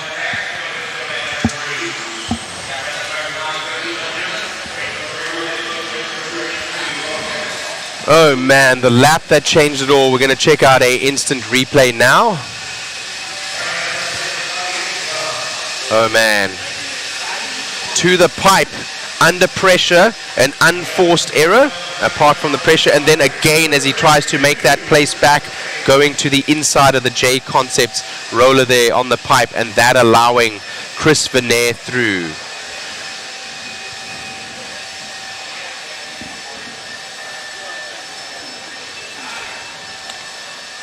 Chris Veneer.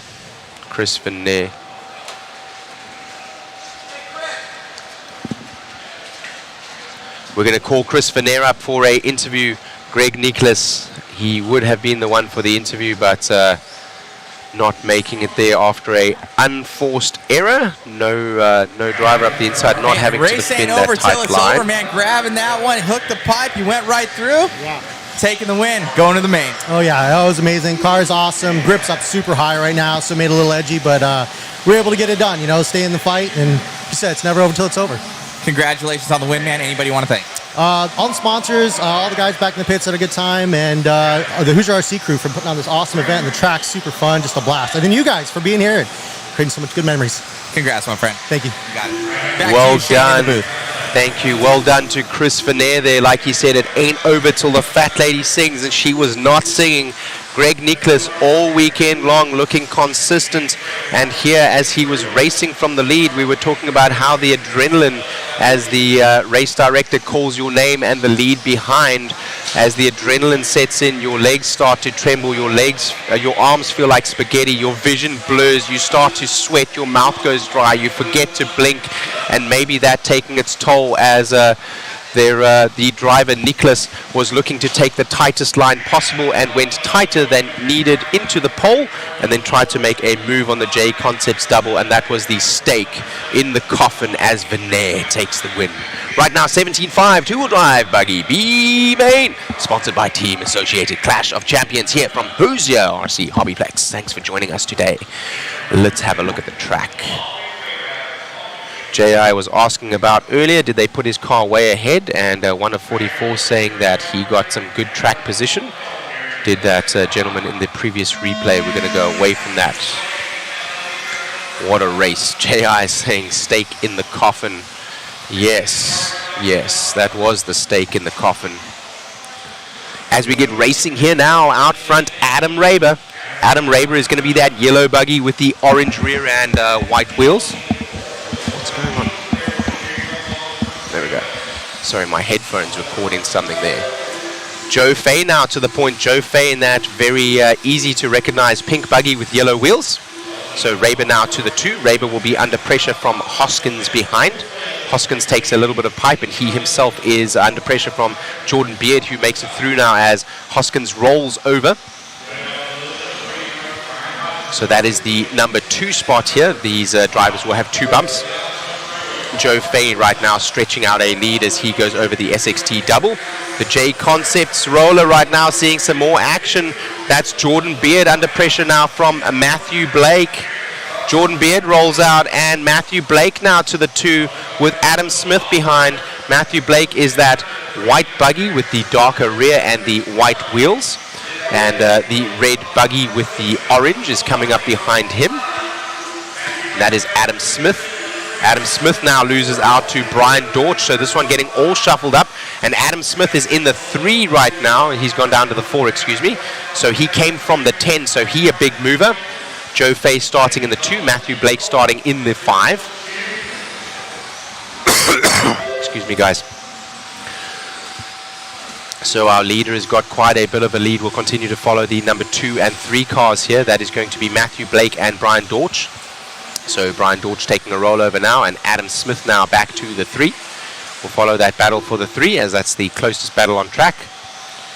The number 1 and 2, Joe Fay, and Matthew Blake now getting away for the front side, and will take the bump to the next main. They have a good lead there, as you see a nice open camera angle. That's number 1 and number 2 going through the ProTech tabletop now. That's your leader going down the Exalt soapbox. Joe Fay in the pink buggy with the yellow wheels. We have 2:30 remaining on this one, so we're halfway through this main. The lower mains, being the B mains, will be 5 minutes, like we saw with the practice yesterday, but the A mains will be 8 minutes. 8 minutes.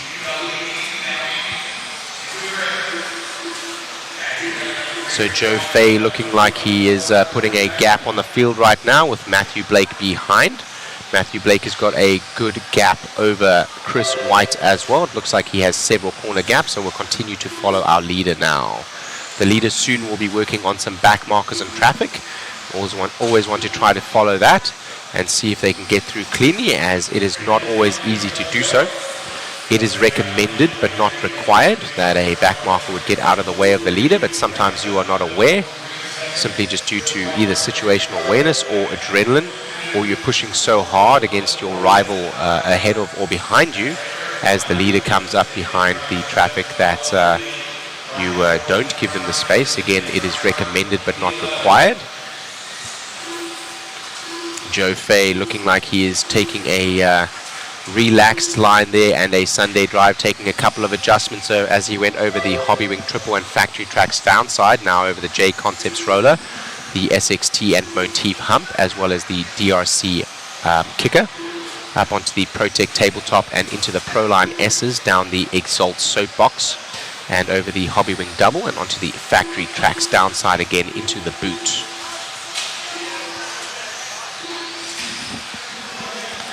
Lovely run here from Joe Fay. Joe Fay coming from that 2 spot.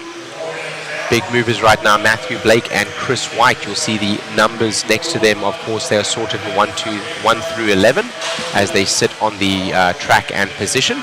But with the number, the colored number, being their grid spot that they started in.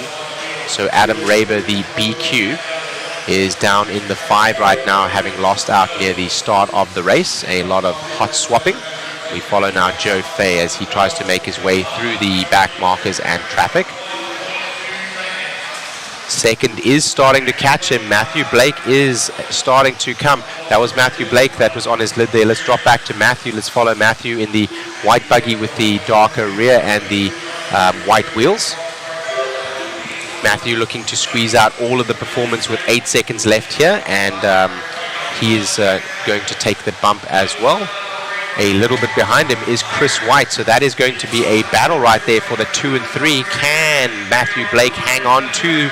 Oh, I think that's the move. That's the move right there. He's looking for the move right now. Is Chris White. Chris White tries to go up the inside. No doing. Both of them roll out. Both of them collect. Both drivers roll down onto 4s, and the clock expires as they make it to the line. That was a battle for your last bump spot. Excitement. Looking for Joe Fay now. Joe Fay in that pink buggy with the yellow wheels. A battle in the end from Chris White and Matthew Blake. Matthew Blake hanging on in the end to that second bump spot. Joe Fay. Joe Fay. We're going to see Joe Fay's face. I think that's Joe right there. That's Joe right there. Yes, he's wearing his blue hoodie again, and his sponsorship, not his sponsorship, his profile picture had the hoodie over his face. Joe. Yeah. Joe Fay coming up. Yes. Do it. Do it, Joe. Do it. Do it, Joe. Here comes Joe Fay. That's how he races, I guess. Joe Fay, man, taking this one home, man, bumping up to the show. Yeah, it felt great. Drove smooth. It was a pretty good run. Dude, amazing out there. I'm really surprised you can drive, with, kind of, I don't know if you have it makes you that much better that you can still see pretty much through nothing. So My X-ray vision. It's X-ray vision. Do you run an X-ray car? I don't run an X-ray car. Okay, awesome. Dude, amazing job out there. Congratulations. And the man you'll never see, Mr. Joe Fay. Congrats, and we'll see you in the main. You got it. That is hilarious. So we do get to see his face there in the end. Joe Fay with a great sense of humor. His profile picture that we took, he wanted to put the hood over his face as a joke. And coming up and doing his interview as such as well, we do get to see his face there. Joe Fay, that is hilarious. We are out here to have fun and have a good time, first and foremost. And racing is, of course, what we are here to do, but fun is what we are here to have as we get ready now for this next race. Lining up here, some big boys: Brian Dunmar, Lucas Smith, Andrew Kaufman, Mason Templeman, Justin Green, Nate Sutherland, Colin Clark, Adam Rails, Hunter King, Greg Nicholas. Greg Nicholas is in this one again, having lost out, unfortunately, in that previous race there as we saw him go to the pipe and losing his bump spot, and Calvin Bruce also in this one. This is the DRC 17.5 Expert Two-Wheel Drive Buggy B main, brought to you by DRC. Jonathan RC. Dunbar from the front there. Dunbar having some bad luck in seeding heat number 1 and qualifier number 2. Our camera will come live now as Dunbar looks to have made a small mistake and has gone down to, no, excuse me, that was another driver. Dunbar still out front, another similar paint scheme to Dunbar behind, as our camera was taking a little bit of time to catch up. Dunbar now with Lucas Smith on his rear. This is a Clash of Champions class, so there is only one bump spot for this one. So Dunbar looking to make the A main and make up for his bad luck in day number 1. Day number 2 was better. Excuse me. Lucas Smith there is the one behind Dunbar applying pressure. Dunbar known for his consistency, but that time a unforced error as he tries to take the tightest line possible. Now to the 1 and 2, Lucas Smith and Mason Templeman. That is Mason Templeman in the white buggy with the red rear and white wheels coming to the start finish straight away, and with the red front, white center and blue back is Mason Templeman in the all-American colors and white wheels. Also taking a tight line, nudging the pipe but getting away with no deficit that time. Lucas Smith right now looking for that bump spot as we have 3 minutes 30 here left in this race. 5 minutes for your mains, all of the lower mains 5 minutes, so this being a B main, a lower main being 5 minutes, and all of your A mains will be 8-minute runs. Yes, that was hilarious. Rolling out from the Smith, from the front there is Smith right now as Templeman shows his mettle, the winner of the Masters of Dirt series that was held down at Beach RC, another prestigious event at another world-class facility. Shout out to Brent Densford if you're watching. Those colors, red, white and blue, the American colors, they don't run, but right now Mason Templeman is out front and he is running with that bump spot. He came from the 4. He has got one of the fastest laps right now, the fastest man on the track right now with a 21.7, actually Lucas Smith behind. Lucas Smith with that little bit of a bobble, he is in the 2 right now. About 2 or 3 seconds separate them. In fact, it is 1.7 on timing and scoring. Just the speed of this drivers makes it seem like there is about 2 or 3 seconds. In fact, 1.7 seconds. Templeman with a little bit of a nudge to the pipe, but again, no deficit loss there. A 21.9 the last time around with his 21.8, his fast lap previously. So Templeman right now has the consistency and the pace, having come from that 4 spot. Something happening in the back there, our cameraman catching up with that. I'm not sure which battle that is.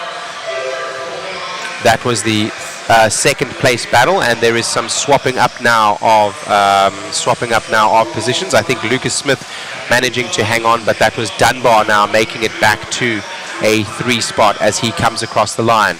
A little bit of separation from Templeman to Smith, and then Dunbar is in the 3. That's our leader coming across. Let's go back to Lucas Smith. He's about to go over the line right now. Here he comes. Let's see what kind of gap he has over Nate Sutherland now. Nate Sutherland as Brian Dunbar drops to the 4. Dunbar, our BQ. Mason Templeman is looking to take the bump here with 1 minute 20 to go. Only one bump spot in this main, but we look back to Lucas Smith and Nate Sutherland as that is the closest battle for the highest position on track right now. Here for the 17.5 Expert Buggy 2-wheel drive Buggy B main, sponsored by DRC as they go over the DRC kicker. Into the Proline S's. Right now, Nate Sutherland, local hero, holding out Lucas Smith from the 2 spot, excuse me. Sutherland in the 3. Sutherland can turn on the pace. He has a electric pace when he wants it. Right now, he is looking settled and seems quite happy to put in good laps, not wanting to take any risks, hoping that Lucas Smith ahead will make a unforced error and he can take that position. Right now, a little bit of a bump to the pipe there with Nate Sutherland. So let's go back to our number 2 there. We'll catch up with our leader in just a second as Lucas Smith now going over the ProTech RC tabletop. That is our leader again, Mason Templeton in that red front, white center and blue rear with the white wheels as he makes it around a back marker. I believe that back marker may be Hunter King. as they go down the factory tracks downside from the Hobby Wing double onto the start-finish straightaway. Time has expired, and Mason Templeman takes that bump. That is going to be a bump there from Mason Templeman. Sadly, Brian Dunbar, local hero, I was rooting for you, my brother, but the Yokomo driver not able to capitalize on his BQ position starting in the 1, coming home in the 3. Mason Templeman from Lucas Smith and Brian Dunbar in the 3. Nate Sutherland in the 4, Colin Clark in the 5, Kaufman in the 6, Rails in the 7, Hunter King in the 8. Amazing run out there, Mason, grabbing that one. We usually see up in the top, little bit of a struggle this weekend, but still putting it in the show. Yeah, thank you. It's been a rough weekend with some very unlucky runs. Pretty disappointed, but I'm glad to be in the A. Anything can happen, pile-ups, whatnot. Just going to try to keep it clean and be patient out there. Congrats, my friend. Anybody you want to thank? Yes, thank you. Thank you to Team Associated, R1, Proline, Hot Rod Hobbies, RC Speed Secrets, Factory Team, Sticky Kicks, Racecraft, Bradley Fineline Designs, TNR Fuels. All companies. Congratulations, my friend. Good luck in the main. Thank you. Appreciate it. Back to you, Shane. Thank you very much.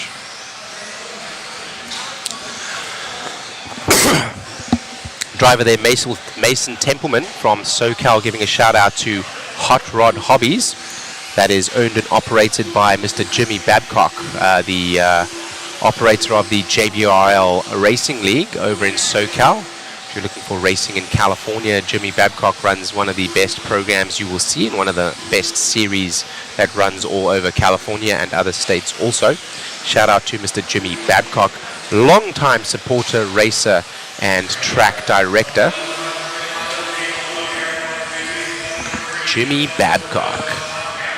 We get ready now for some of the big boys here as we go to two-wheel drive mod buggy main, sponsored by SXT.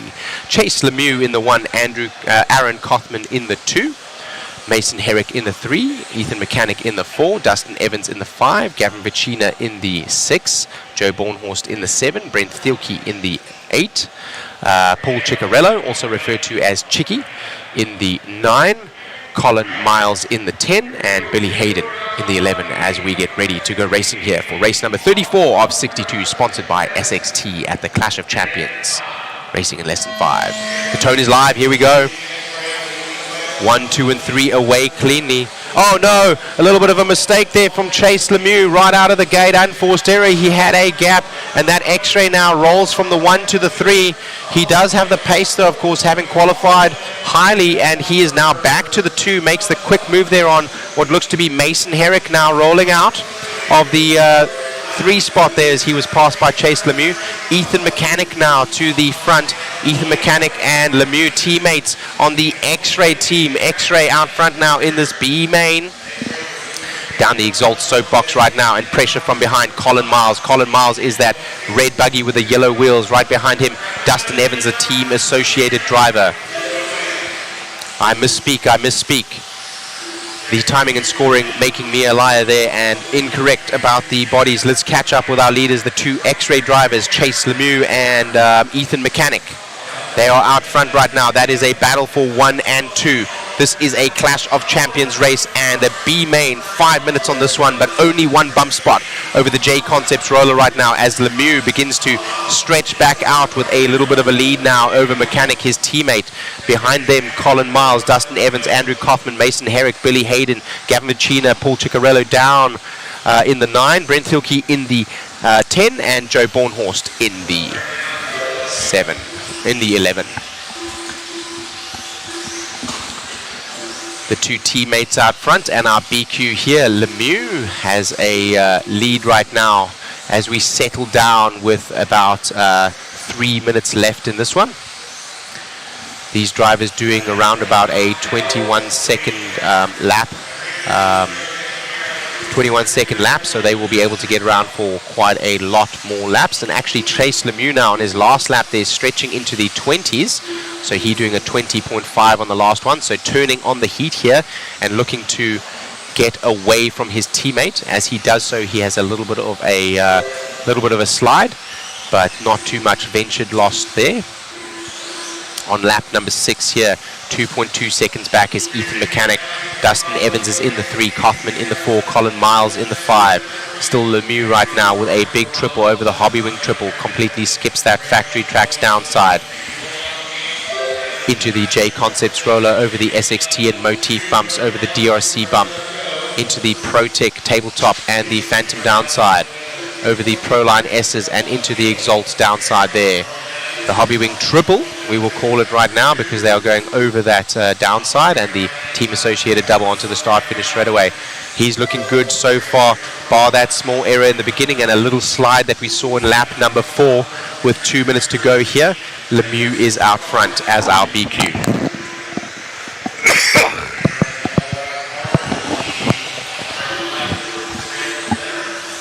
I apologize to our chat, by the way, as we have a little bit less engagement here with the chat, as we have much more excitement on the track.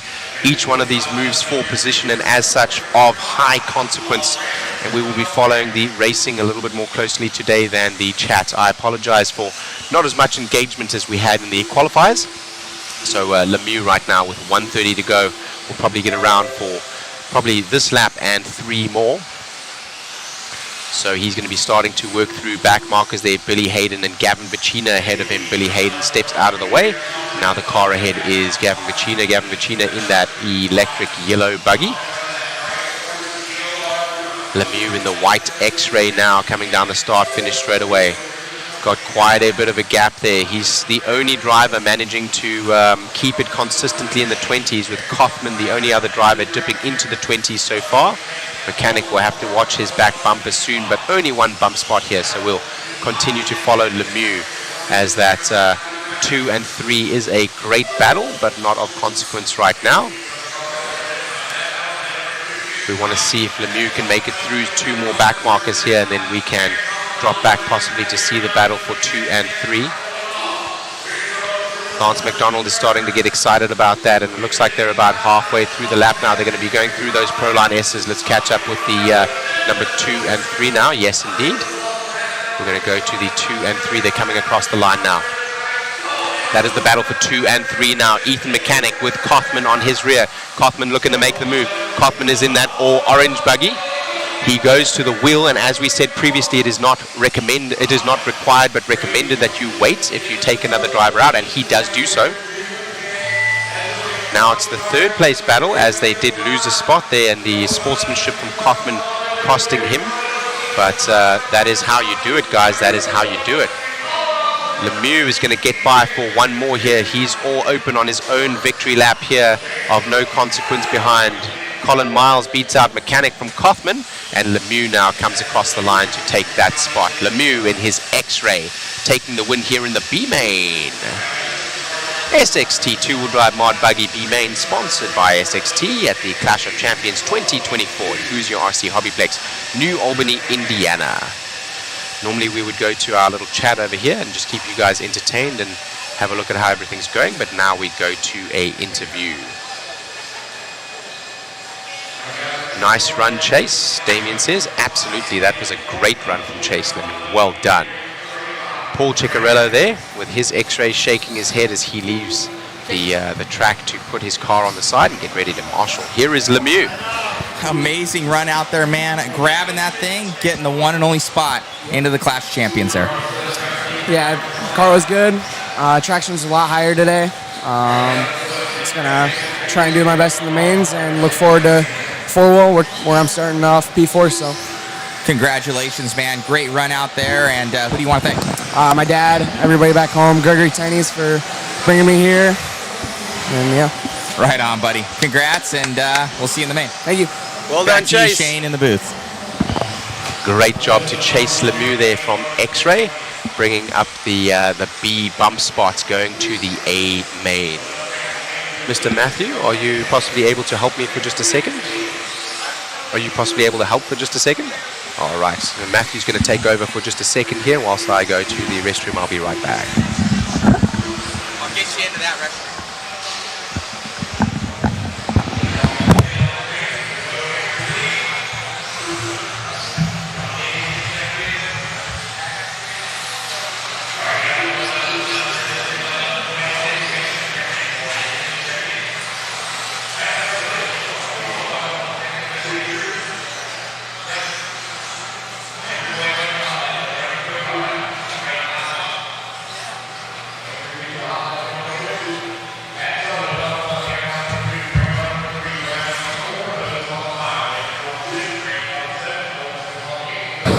Hello, guys. Hope you guys have been enjoying the live stream. Thank you so much to Shane. Absolutely killing it on the mic. I've been here, there, and around trying to do some cool things for you guys. And I think we're going to have a rendition of the B7s. So we're taking really nice studio photo shots of the B7s. We're going to get them all signed by the guys. And I think we're going to put that in the waffle as well. So grab some tickets there. We ended up posting up the link, so kind of something very unique. Probably the one and only time they'll all be together. Okay, getting this one going. Sorry about that. And we're off.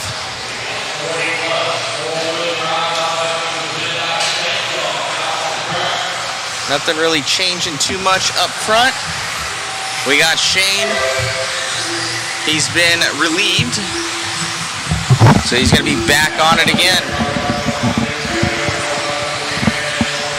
Thank you, Shane. Thank you very much. I'm back, guys. Just a quick little comfort break there.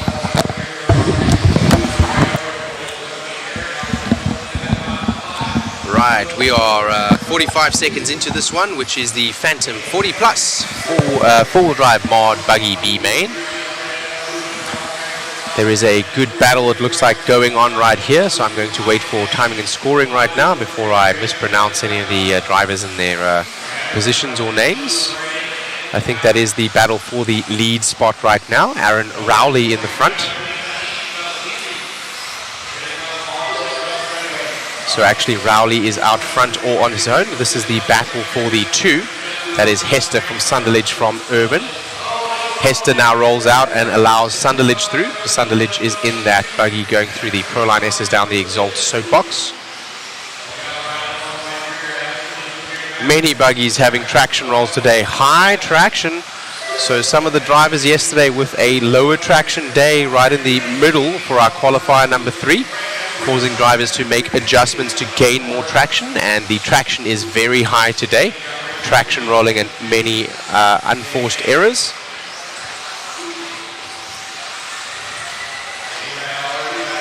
So I think that is Matt Sunderledge that we're following around now. Actually, that is Aaron Rowley.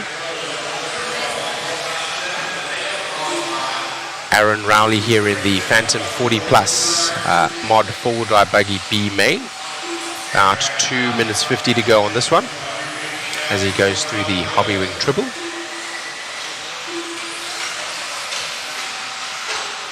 Over the JConcepts roller, SXT and motif bumps, and the DRC hump. Dodges a back marker there as he goes down the Phantom downside in this race sponsored by Phantom.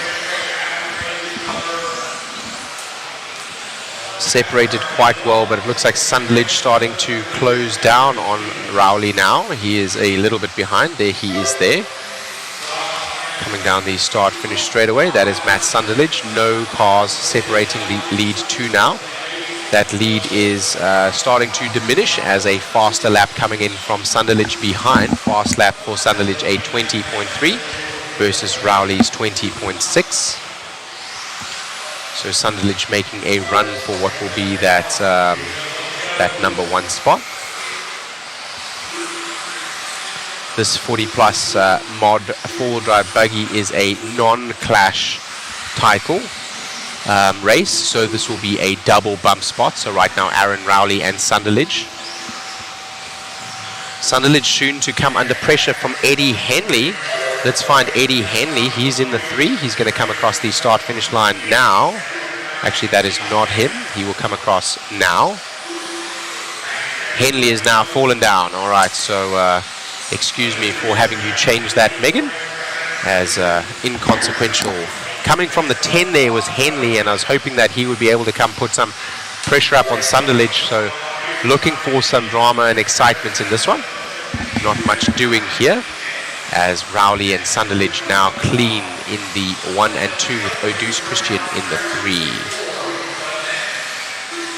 Thank you for joining us here on our stream today, brought to you by Mod Live Media, sponsored by JConcepts, with timing and scoring brought to you by RCGT. RCGarage.info. Claim your profile today. 43 seconds left on the clock here. following a battle around. I think that is the closest battle on track, but of no consequence for the bump here in the B main. We will follow nonetheless for excitement. I think that is your 1 and 2, actually. That is your 1 and 2, both in a bump spot. So the only consequence here of them coming first or second will be inversion on the A main grid at the back of the grid. Both will take the bump spot, but at the same time, they will both bump. So of no consequence if they should pass one another. We'll continue to follow that battle. I think that is a back marker there that is in between them as Rowley and Sunderledge make it to the line. And the time has expired before they got there, so that is a race. That is a race. 1 or 2 seconds faster, we would have had a last lap showdown there to see if Sunderledge could actually take that number 1. But the clock robbed us of that battle, and they go across the line in 1 and 2 as they sat. Adam Rowley in the 1, Matt Sunderledge in the 2.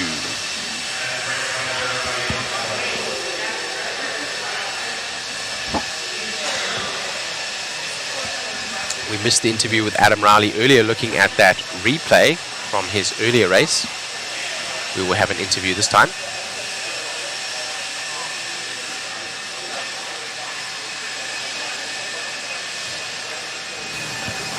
Here with Aaron Rowley. Dude, amazing run out there, grabbing that one.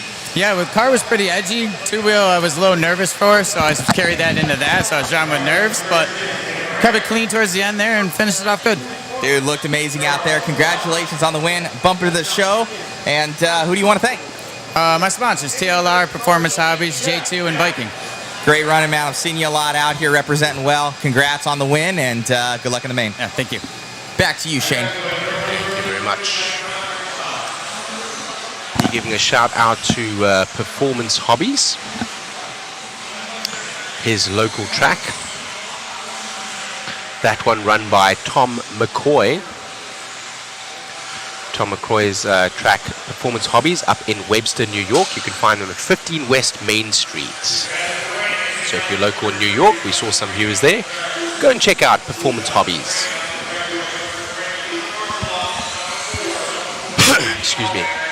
As we get ready for the 13.5 Expert 4-wheel drive buggy B main, sponsored by TDK. Safe, non-toxic, biodegradable tire sources. The choice of many of our pros here this weekend. As we continue with a warm-up, I believe, and we will get gridded up here shortly. Let's have a quick look into the chat here. As I said, apologies that we are not quite as engaged as we were yesterday with the chat. If you have any questions, you are welcome to post several times. And try to post in between races, like right now, just before the end of a race would be good, so I could try to catch any questions you may have. But a little bit less engagement today as we have a lot more excitement battling for position. And also here looking for the bump spots to go from the Bs to the A mains. Speaking of A main, Shane here from A Main Hobbies, www.amainhobbies.com. for all your RC needs. Race number 36 of 62 on the track. We're gridded up. Lance McDonald is getting his marshals out so that we can get going here. It looks like some communication with Mr. Lance the Machine McDonald's. Lance had his Southern Florida Championships race open up yesterday, and over 200 entries in under 90 seconds, sold out. He's going to have to enter some of the race entrants manually. He said that he's going to end up with over 300, but that race sold out in under 90 seconds. So sought after is the race, as well as the program that Lance the Machine McDonald runs. That sold out so quickly. Lance's unofficial nickname, The Machine, given to him by myself. Having seen yesterday, I had several breaks. Every time I looked up, I saw Lance there. Lance calling not only all the drivers through tech, but announcing as they go up onto the driver's stand, and also calling the race, as well as being up there to press start on every single one of the races, not missing a single beat or a second of time. Lance the Machine McDonald. Something is happening here with one of the cars. Not sure what the issue is. A quick adjustment being made. Looks like the front shock tower is... they're making a front tuning adjustment. That is the number 5 driver, Mason Templeman, defender of the title Masters of Dirt driver.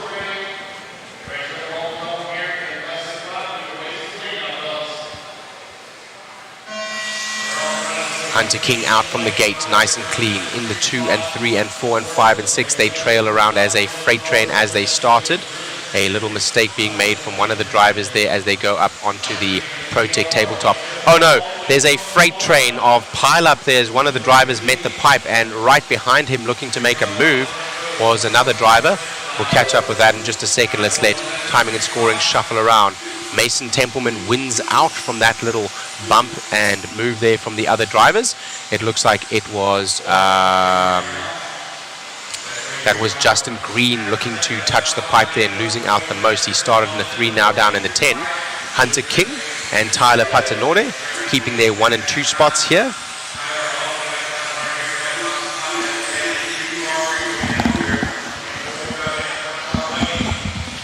Hunter King right now with Tyler Patanore on his back bumper. That is Hunter King in the green buggy with the yellow wheels, and Tyler Patanore in the white buggy with the white wheels as they come across the stripe over the JConcepts roller. A rollout from a Hunter King giving the lead over to Tyler Patanore as he goes through the Pro Line S's now, and a quick little roll but back onto all fours and a wall touch there from Tyler Patanore. Both of these drivers now trying to squeeze out as much lead as possible as you see a power whip from Patanore as he tries to keep it on all fours going over the team associated double.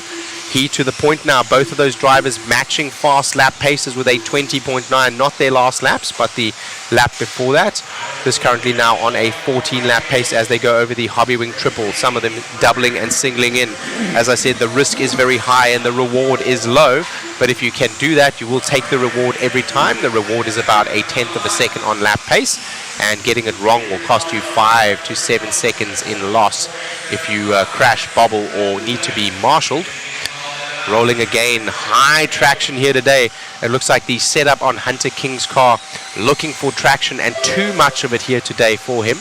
He going up on 2 wheels again as he comes onto the start finish straight away. So that 1 and 2 right now starting to separate out. We're going to continue to follow them a little bit, but closing up on their back bumper is Kosman, Smith and Templeman closely together on the track. Let's follow that right now. That is the battle for the 3. That is Kothman in the 3rd spot going across the line now with Lucas Smith close behind, not far behind. Templeman looking to pick up the pieces. He was a mover early on, but rolled over, started in the 5, now back in the 5. Looking to the inside there was Lucas Smith on Kothman. No doing there. Kothman in the green buggy with the black rear and the white wheels. The pink buggy with the white front and the white wheels, looking now to make a move. That is Smith there on Kothman. Hunter had another rollover. Why do I keep saying that? I apologize. Hunter King now down in the 6. So that our battle for the 2 spot with Lucas Smith, Mason Templeman and Andrew Kothman. That was our leader. You heard it go across the line. You can hear that tone, that special tone. So as we follow this 2 around, you'll be able to hear the tone to keep an eye on the number 1 with a good lead out right now. Fastest lap the last time around, a 20.7 of anyone out there. Lucas Smith now with a close measure behind, a fast lap time. Also, that was the leader you heard. Boop. That's the sound that you hear as he goes across the line. Lucas Smith in the 2, Kothman in the 3. Hoskins now in the 4 with Mason Templeman in the 5 where he started. He now goes across the line ahead of Hoskins. So it's all to play for here, as the clock expires. We go, Patanore is all on his own. Lucas Smith there is going to come home for the 2. Kothman is going to come home in the 3 and Templeman in the 4. Patanore is on a victory lap. Patanore is that white buggy coming around now. And across the line he goes to take that bump spot. Well done to Tyler Patanore. That is who we will have the interview with, Tyler Patanore.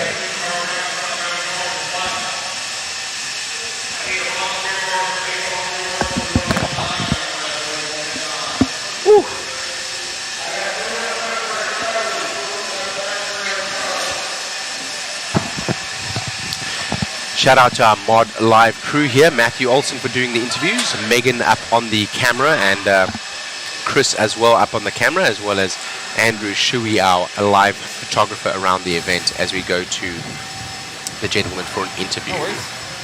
Last time I saw you, man, you were in TLR gear. All new team for this year. Yeah, I'm loving it, man. The team is working great together. They've been helping me get up to speed, everything. The team environment has been awesome. I mean, I can't have any more than this. This is great. Congratulations, my man. Great job. I know your dad was watching you. How's it feel making a show? Yeah, it feels great. I mean, I just had the speed all weekend, just couldn't put a run together for my life. And finally, I could, in the B main, settle down and just drive, and it felt really good. So, congrats, my friend. Great job. And who would you like to thank? Yeah, I'd like to thank all my sponsors, all the X-Ray guys in the pit. They've literally given me basically a rental car. I mean, my cars have been put together by parts of the whole team. My dad, everyone at home supporting me. I'd like to thank them a lot. Congrats, buddy. Thank you. Back to you, Shane. Thank you, Mr. Matt. Real quick before you leave down there, on that pole behind you, can you check the humidity number? I just want to know that humidity number on that pole behind you there. No worries, we'll get it in the next interview. I'm just interested to see if the humidity is around 85% again. That thermostat, you see that diamond up there? The next time you go up there, just read me the temperature and the humidity. I want to give a report on the weather here internal. It's starting to get hotter. I need to lose my jacket. But the moisture is lower, I believe, than yesterday. We were at 68, 69 degrees with 85% humidity yesterday. So that will be interesting to translate to track conditions. 500 people watching right now on all streams. Thank you so much for joining us. Apologies again, we're not as engaged in the chat as we were in the qualifiers, as we have much excitement here today with the 13.5 4-wheel drive independent buggy B main. 5 minutes here, and the team associated sponsored race coming up in main number 37 of 62 Clash of Champions 2024 at Hoosier RC HobbyPlex, New Albany, Indiana, United States of America. Here with Shane Mouton of A Main Hobbies. www.amainhobbies for all your RC needs. www.amainhobbies.com. Ooh, that was exciting, man. It's definitely getting the blood flowing here, guys, and the adrenaline I'm feeling just announcing the race as we get warmed up here for the B main 13.5 all drive independent buggy.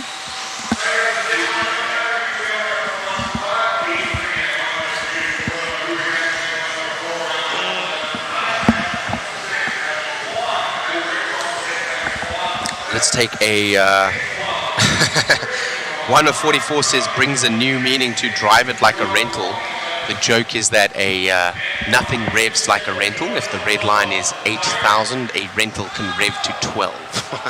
Never buy a rental car secondhand, guys. They have been abused.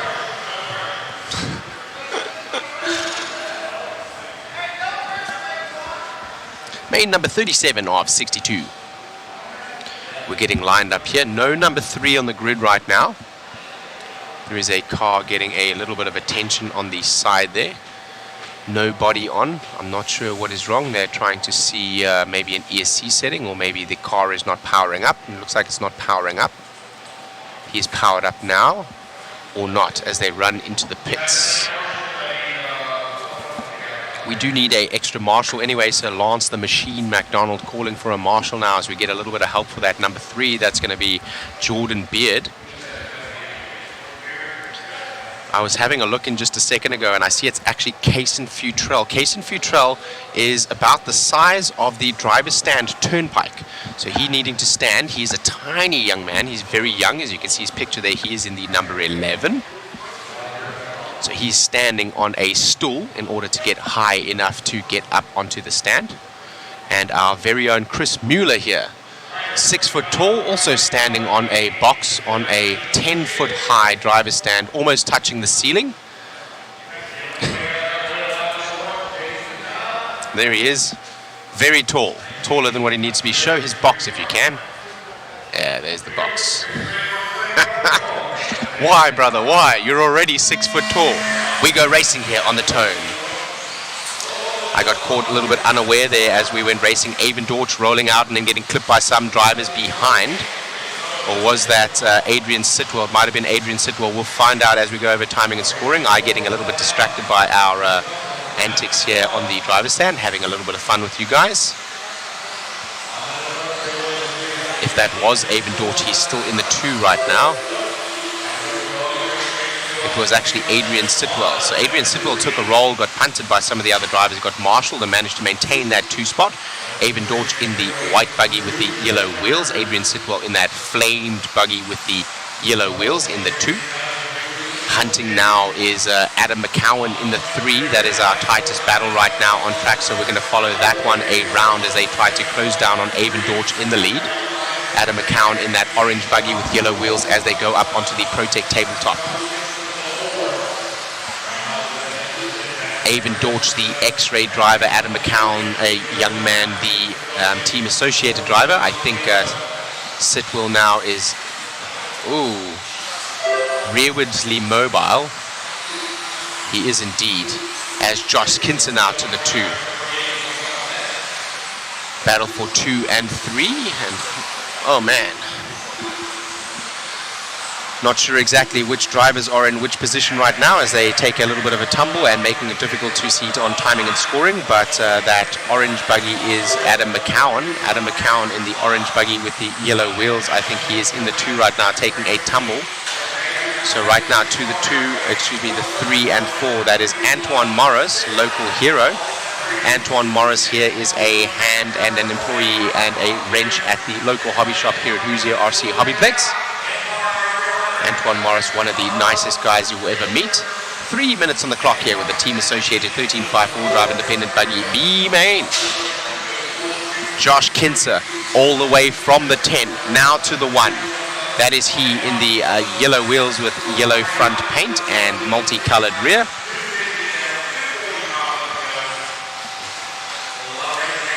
Josh Kinser, also a local driver, now out with a good lead over Avon Dorch, who was our BQ. As he goes up onto the Protect tabletop and into the Proline S's, he has about a 2 or 3 second lead. Maybe more now over Avon Dorch. This one being independent and is not a Clash of Champions race, so will be a 2 bump spot. Right now Avon Dorch still hanging onto the 2 with local track employee Antoine Morris looking to make a inroad on that, but he is 4.5 seconds behind, so everyone's separated by a substantial margin, and we continue to follow our leader Josh Kinser around. Josh Kinser soon to be working on some back markers, who will be our very own Chris Mueller, sadly.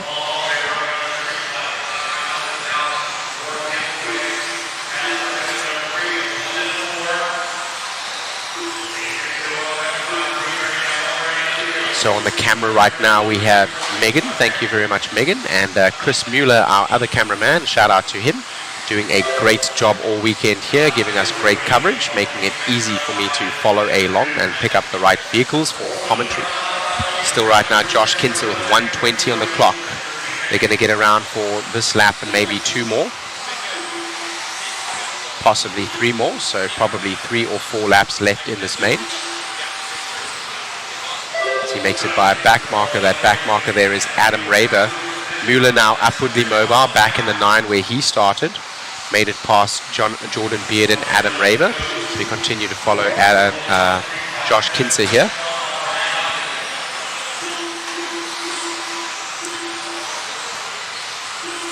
The top 4 drivers all on a 13-lap pace with a couple of seconds separating them. Kinser the superior on the 5:07 lap pace with a 4.5 second lead over Avon Dorch. Hoskins in the 3. Actually now Casey Futrell is in the 3. Fastest man on track is the man we're following around. His last lap was a 22 flat and his best a 21.7. We continue to follow him as he goes through some lapped traffic. The marshal running in front of the leader. Oh man, almost taking our leader out, but good marshalling and good driving. So no harm, no foul. And of course the marshal trying to be as fast as possible for the unfortunate driver that had crashed and rolled over. That young man, Casey Futrell, now from the 11 all the way up to the 4, but will not have enough to take the bump spot as he is going to come across the line here in just a second.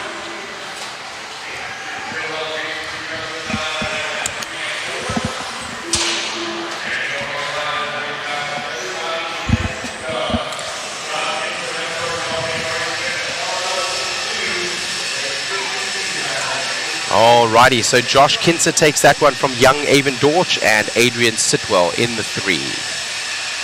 We're getting ready for a big bad B-main here. Full drive mod buggy. Sponsored by ProTech RC, a higher level of performance. Mr. Matt, when you get done, please, temperature and humidity. Temperature and humidity. Dude, congrats out there. Made it happen. Well, thank you. Let's hope we can keep it going. I know you have a company as well. You do some painting. Yes, I do. Rocket Power Designs. Congratulations on the win, man, and bump it to the show. Congrats. Thank you. Got it. Back to you, Shane. Mr. Matt, temperature and humidity. Temperature and humidity. Temperature and humidity.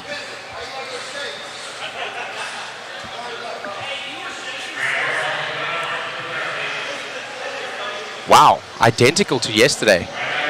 Yes, that is it, yes. Reading again, 68.5 degrees and 85% humidity. I had felt here incorrectly that it is lower humidity internal today, but with a fair amount of excitement and respiration, not only from myself, but also the drivers still maintaining that humidity. So the Elmer's glue and the sealant here making the difference in the earlier mains, as we saw in the qualifier number 2 that we, qualifier number 3 that we ran yesterday at the beginning of the day. We will run less races today, so that groove will be less consequential. We need to flip our camera real quick. I'm going to get that for you guys. All right, thank you.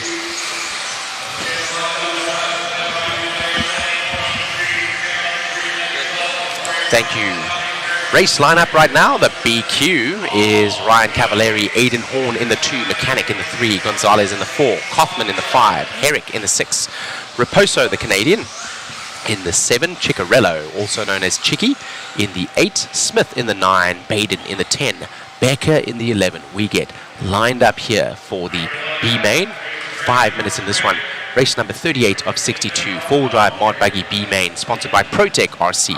ProTech, a higher level of performance. We go racing here.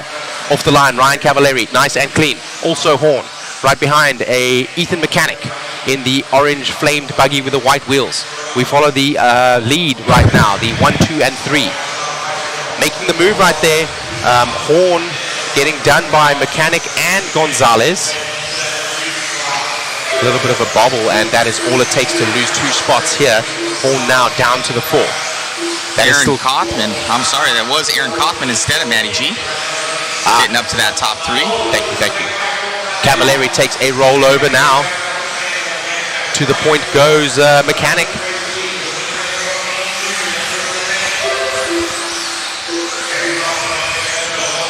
Mechanic from Cavallari, from Kaufman, from Horn.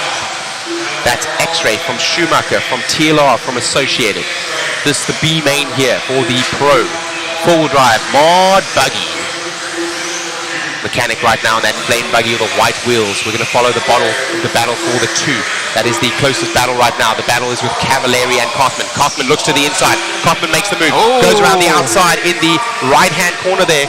Getting set up. Cavallari defending the outside line and thus getting the inside line on the right-hand corner there. Able to capitalize there. Remember, only one bumps up from this one going to the show. Only one from the show. Somebody already getting out of the way there. It was a back marker, so don't worry. That is not a failure. Still out front right now, Ethan Mechanic. Ethan Mechanic in that flame buggy with the white wheels going down the Exalt soapbox now over the Hobby Wing Triple. Cavallari making up time. Cavallari the BQ on a charge now. He going through the JConcepts roller there. He's making up time on Mechanic. Hand over fist right now. Mechanic qualified in that 3 spot. So our number 2, Aiden Horn, now down in the 3 himself. Not enough pace right now to put pressure on these 2. We'll follow this battle as we go with Ryan Cavallari in the Schumacher, chasing Ethan Mechanic. Ethan Mechanic, I believe, in the TLR. Is that correct? Ethan Mechanic is in an X-Ray. X-Ray, excuse me. In an X-Ray. Schumacher there for Cav, and Cav is multiple world champion in these classes. I believe he does have a 2-wheel and a 4-wheel drive world to win. He does. Cav, a star-studded driver, and no stranger to the podium here, battling for the number 2 spot now, B-main, looking for that bump as right now Mechanic has his measure and is not having to defend with enough track behind him. to make a clean line. So as they say, the best defense is offense, and right now, offensively, Mechanic is running, but Ryan Cavalieri with the fastest lap the last time around, a 10th quicker than the 22nd lap pace that Mechanic put down Cavalieri with a 99.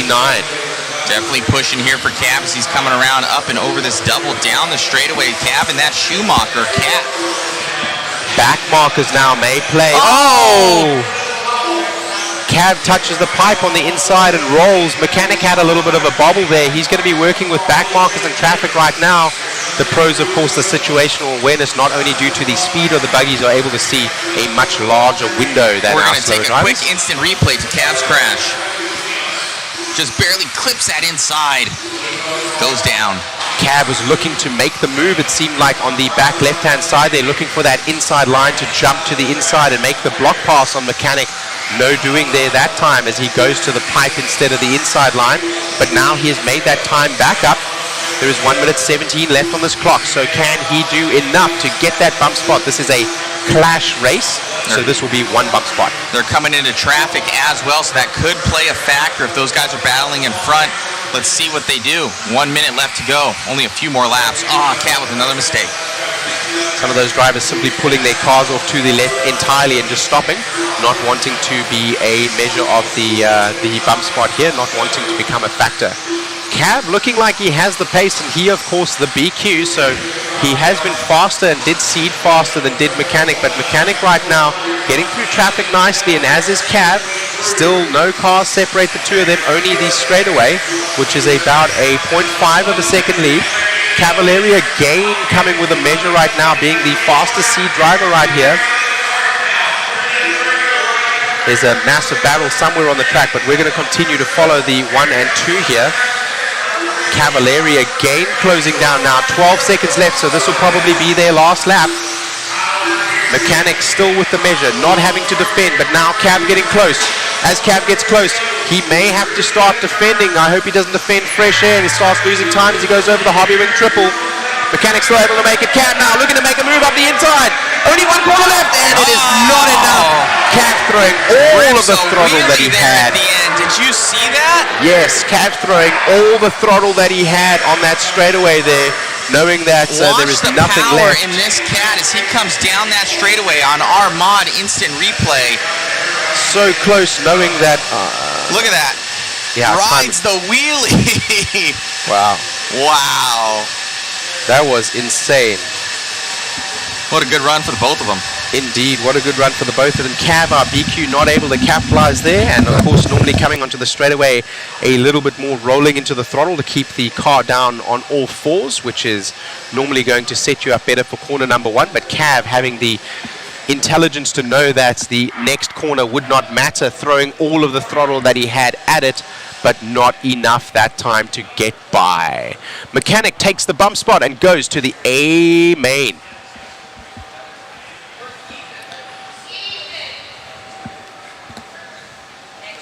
Here comes Ethan Mechanic from X-Ray now. Ooh. Man, oh man, Ethan, what a good run right there. Car looked good. Cav was pushing hard behind you. How'd you keep the nerves about you? I just tried to hit my marks and not overblow a turn. It was that's basically the only way around to get around people on the track, I feel like, is just if somebody misses a turn. But yeah, my car worked really good. I just rebuilt it for the main and felt pretty good then. So you look good out there, man. Congratulations on the win. Clean driving. Congrats. Thank you, and thanks to all my sponsors for all the help and support this weekend. Congrats, buddy. Should we get a interview with Cav? I don't know if he'd like to. I think so. I don't know if he'd like to. Here he comes. Here he comes. Just grab him real quick. You're okay. Alrighty. He doesn't want to talk. You Good know, run, though, from Cavalieri. Cav coming from the BQ there, understandably not wanting an interview. He knowing that it was his race to win from the B spot there. Threw everything at it in that last straightaway and not enough. I think separated by less than a 1/10 of a second at the line. Camera change. I got you, bro.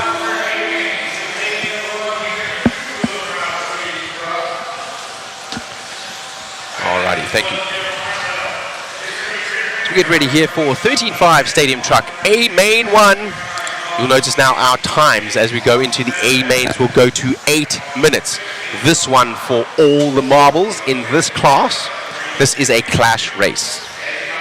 These will be triple A mains. Triple A mains.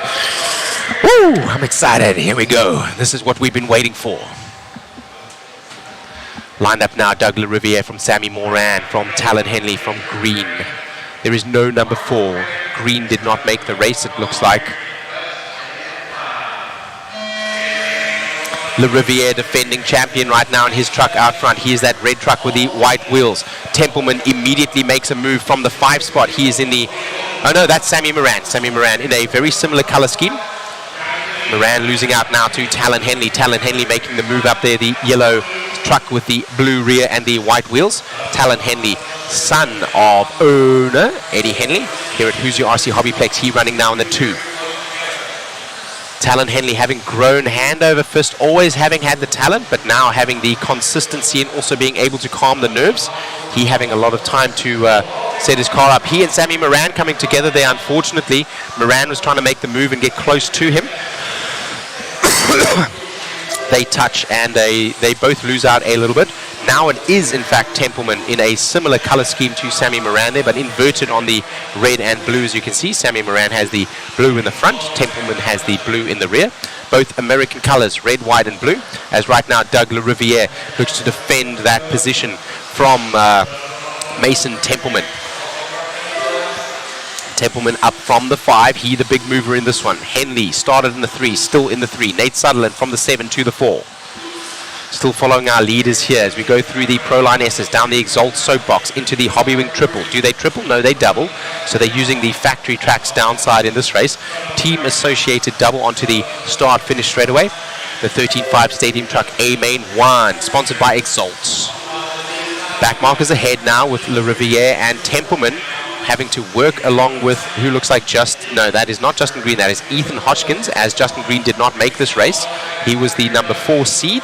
Not sure why he is not on the grid, but he is not here for this race.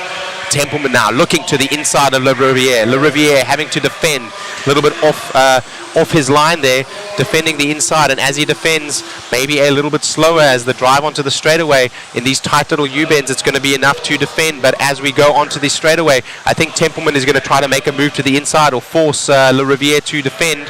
Let's have a look here. He does. And that time he does get a little bit of a run of a motor check there, but it looks like LaRiviere might have a tooth on Templeman, and he is able to hold him out on the straightaway with the speed of that Team Associated. The Team Associated drivers battling now for 1 and 2. This is for all the marbles in the points. So you also have to think about it, Shane. I don't know if you've been mentioning it, but both of these guys, if they have to battle for the clash, they need to be in that top 10, so they'll end up with like an 11 or 12 points, which will basically essentially take them out of it, for the overall. Explain that again. So the clash is, I do believe, if I'm not mistaken, I'm sorry. All the points add up for your position that you line up for one main event. Yes. My apologies. I was thinking it was all 3 added up. Correct. Awesome. But that would still count for their ultimate position going into the clash. Yes. So here the clash is going to be sorted by qual points. So if you come home in the 1, you will get a 1 point. If you come home, 0 points. If you come home in the 2, you will get a 1 point. The driver with the lowest number of points will be announced as the Clash of Champions champion. As right now, Templeman looking to get a 0 on his sheet, with LaRiviere right now sitting on that 0 in the 1 spot right now. And for those that don't know, these two are actually pitted right next to each other. So friends as well as teammates on the Team Associated team, running similar equipment and probably shared some setup sheet and data. And I do believe in... Templeman has a bobble. With a mistake. Templeman's had the pace though. He just, it's one thing to close up on a driver, it is another to pass, as the late Murray Walker used to say. So the pace from Templeman is there, and I think he will be able to close back up to LaRiviere, but maybe not enough to make the pass now with only 1 minute to go. Doug LaRiviere. Records tuning in. Doug LaRiviere, the defending champion. Red truck with the white wheels. We continue to follow Templeman. Look how much time he's made up. He does have the pace, as I said, to close down, but as I mentioned, it is one thing to shut down another driver. It is quite another thing to pass. Templeman now again all over the rear with 28 seconds on the clock. It looks like they're going to get by the line one more time. It's going to be a last lap showdown. Who's going to get the 0 on their qual point? A-main number 1. This is a 8-minute main. 8-minute main. Back marker ahead. Will that be of consequence? Doug LaRiviere takes to the pipe and Templeman now to the front. Templeman now is going to lay that 0. He's going to take that egg and he is going to keep it. He's going by the boot now over the team associated double, and he is clean into the straightaway. Oh, Talon. Talon looking to take that 3 spot and does from, that was a back marker he was battling with, so Nate Sutherland quite a bit behind him there. Templeman from Le Riviere, from Henley. So those 3 drivers coming out with some good points. Sutherland, Sammy Moran, Chris Benet, Zach Gastelum in the 7. Rails in the 8. Colin Clark in the 9. Hoskins in the 10. And Green in the 11. Didn't make the race. No start.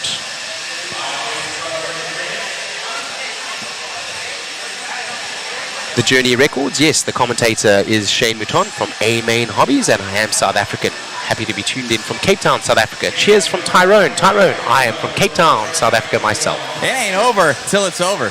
Yeah, no, that was fun. Truck was really dialed that time. I was able to push it without it flying off the track. Pretty stoked on that. Doug was definitely making it really tough. Good race by him. It was super fun, so.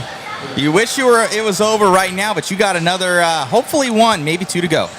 Yes, yeah, hopefully. Is the track changing today other than other days?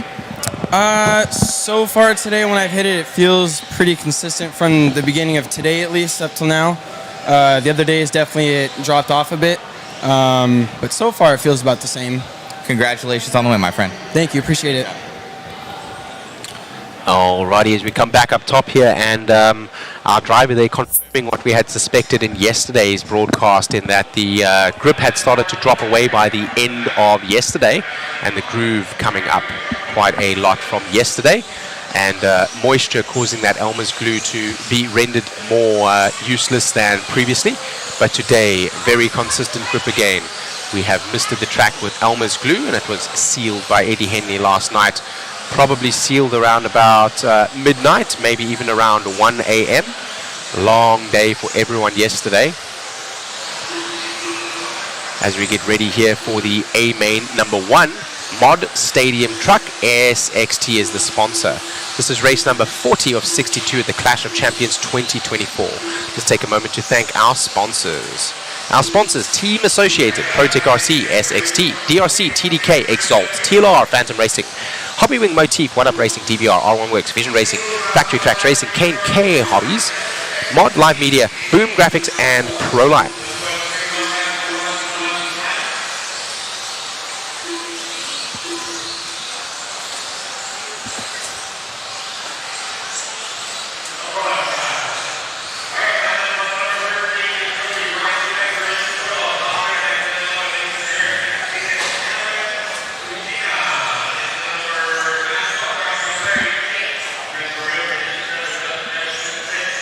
Yibbity-gee, yibbity-guy, yibble-a-bit, yibble-a-ride. Let's go right now. Let's go to the race lineup. Aiden Horn in the 1, Fenn in the 2, Tollard in the 3, Champlin in the 4, Barter in the 5, Sontag in the 6, Evans in the 7, in the 8, Rivkin, Cavalieri in the 9, Vushina in the 10, Herrick in the 11, Rindenecht in the 12, and Becker in the 13.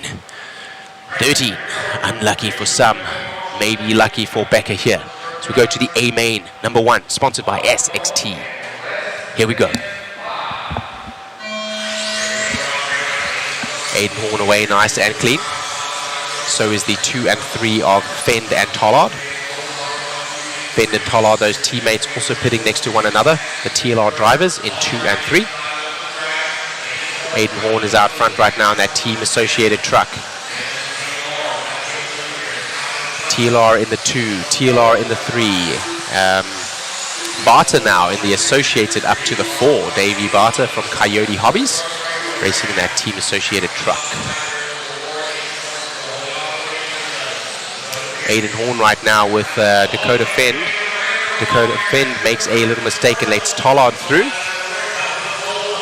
So that in this main will make a very big difference, as with the pros, very difficult to make that time back. Horn still right now keeping it clean. Tollard, powered by ProTech, in the 2 right now, looking to make the move on Horn. Horn, a main driver, just joined us. Tollard now to the front.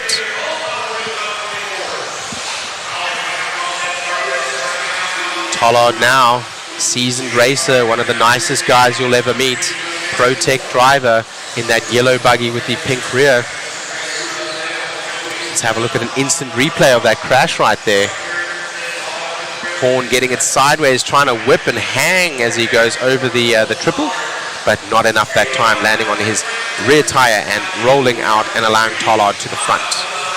Right now, Horn lost another spot to Barter, so that's Barter we are watching in the 2. Barter in that yellow truck with the checkered rear and yellow wheels. Tollard now with a comfortable lead, as that is Horn in the 3 and the team associated. Horn, as you can see, his rear of his car is actually orange. It looks pink on the stream, so we will call it as pink as you see it, so as to be concise and not confusing. Horn now rolls out and goes down a couple of spots. So Horn from that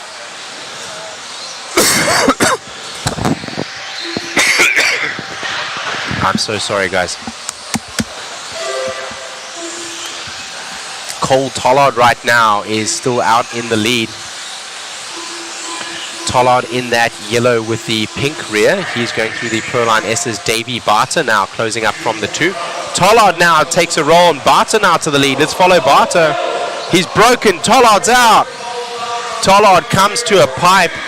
Barter to the lead. The only mistake Tollard has made all race long, having capitalized on others' mistakes, and unfortunately they're meeting the pipe, and I'm not sure what broke, but he is out. I'll try and get an instant replay of that for you guys. Instant replay coming now as Barter with this yellow truck with the checkered rear, yellow wheels, comes across the start-finish straight away. Going to that instant replay now. Tollard comes to the inside, gets a little bit squirrely, touches the pipe, comes up on the jump, and that supporting... Right there, bam! Oh, it was the side hit. It wasn't the pole, it was actually as he was trying to keep it back on the track, and maybe a broken A-arm.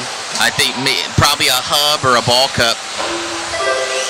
It must have been a ball cup, so he broke enough to take him back down to what will be the 11th spot. Only Riley Becker and Regina behind him now.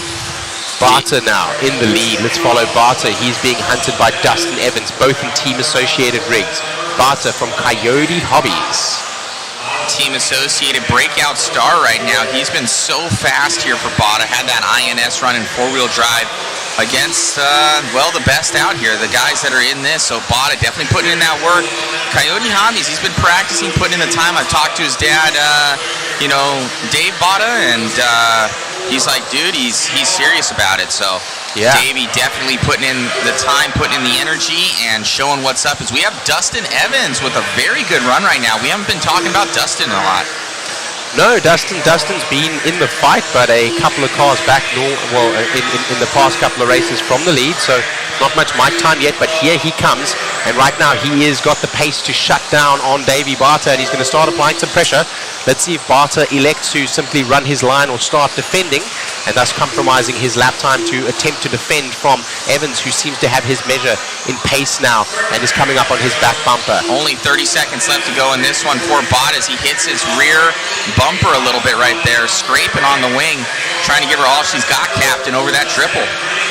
Barter now, this will be the last lap. It looks like they may get by for one more as Dustin takes a little bit of a roll. That's going to be it. Bot is going to take this one as long as he doesn't have any major failures right now. He might even double this, and he does. Look at that.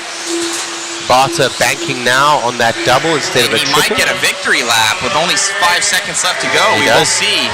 Evans gets by, Evans gets by 2. Evans gets by 2, so this is not over yet. No, I do believe Evans did get caught. Evans got caught at the line. Yeah, he got caught at the line. So Davey Bada with the extra lap here for victory. What a run. What a run, Davey Barter. Well done. Nice little battle there onto the start-finish straight away. And we missed that one, as I believe that was Sontag and Horn. Horn starting in the 11, in the 1 finishing in the 11. Davey Barter from Dustin Evans from Spencer Rivkin. Dakota Fend in the 4. Tollard actually ends in the 5, having broken possibly a ball cup, being repaired and making it back to that 5 spot, having crashed from the lead earlier on. That's Tollard shaking his head there. I'm sorry, my brother. That was yours, getting squirrely coming out of the Exalt soapbox into that Hobby Wing triple and landing on the factory track's downside, not on the correct side of the jump. Davey, all smiles right now, man. You work for that one, man. Evans putting on major pressure, made a small mistake, and you won it by, well, a lap victory. Yeah, thank you. The car was amazing. Just try to keep it smooth without crashing. The triple's getting a little tough there at the end, so just started double single in there at the end, but it was fun. It was good. Dude, amazing run out there. Who do you want to thank? All my sponsors, Brant, you, Billy, Kurt, all our teammates, all my mom, dad, all locals at home and supporting me. Dude, carrying it forward here from INS, you had that awesome four-wheel drive run. You're taking it into 2024. I'm proud of you, my dude. Great job. Congratulations. I'm sure they're watching back home at Coyote Hobbies. Yep, thank you. You got it. We'll get Dustin over here for me. Dustin, amazing run. We were talking up there. We're like, you've been there, but you just haven't been in the hunt. You were in the hunt right there, putting pressure on Davey, and just a small mistake, taking it out. But, hey, keeping it alive. Yeah, my truck was really good. I was kind of disappointing. I qualified that bad. I was in for the battle for TQ in one of the rounds. I wheelied over on the straightaway on the last lap. But, yeah, my truck was really good, and I put in a huge charge to catch Davey. I was driving pretty hard and would like to not. When you drive that hard on this track, it's kind of bound to happen, have a mistake, and I kind of happened one right there at the end, but I knew it was kind of do or die at that moment, so I gave her all I got. But yeah, coming from 7th is hard, but truck seems pretty chaos, so I think we can do it again. Congratulations on the run, man. Who do you want to thank? Yeah, everyone at Team Associated, Reedy, JConcepts, factory team, my mom watching at home, my painter Bradley.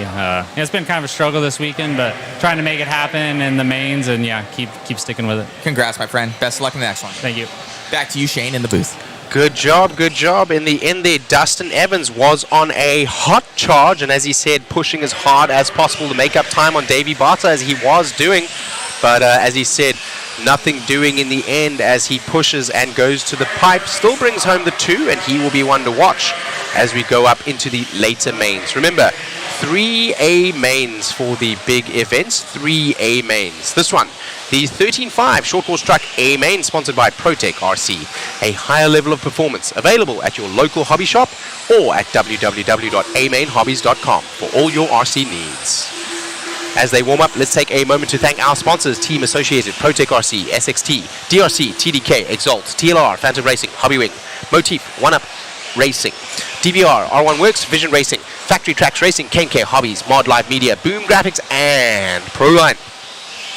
Justin Sherman, Adam Rails, Justin Whittaker, Chris Venair, Tom Sherman, Peyton James, James Knight, Zach James, Owen Simmons, and Isaac Lee. That is our order here. Shout out to Miss Jessie again. I'm sure she is looking in the feed. Is Miss Jessie commenting again? Here comes the race for Isaac Lee. He is bumped now to the A main, having taken that B main win. Here he is with all the big boys for all the marbles.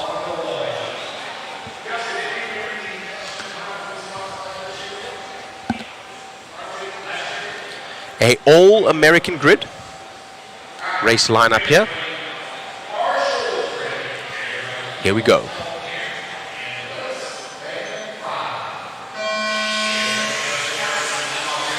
Nice clean start from our 1, 2, 3, and 4. They all get by nicely. Somebody is on their side there and needs to be marshaled, and goes to last place. That was the yellow and blue truck. 8 minutes for these A mains, correct? 8-minute run for these A mains. So 3 minutes longer. The single A's are 8 minutes. Okay, so the triple A's are still going to be 5 minutes. The single A's are 8 minutes. As right now, Justin Sherman out front from Adam Rails, Justin Whittaker in the 3, Sherman in the 4, Venair in the 5. 7 minutes left on this one, so a long time. 2 things are going to come into play here. Number 1, nerves. In the length of the race, you have more time to become shaky. And number 2, your battery voltage. You have been running all weekend for 5 minutes. Are you able to hang on a move there. Adam Rails looking to the front, getting to the front for a second and then getting swapped back again as Justin Sherman and he trading places again.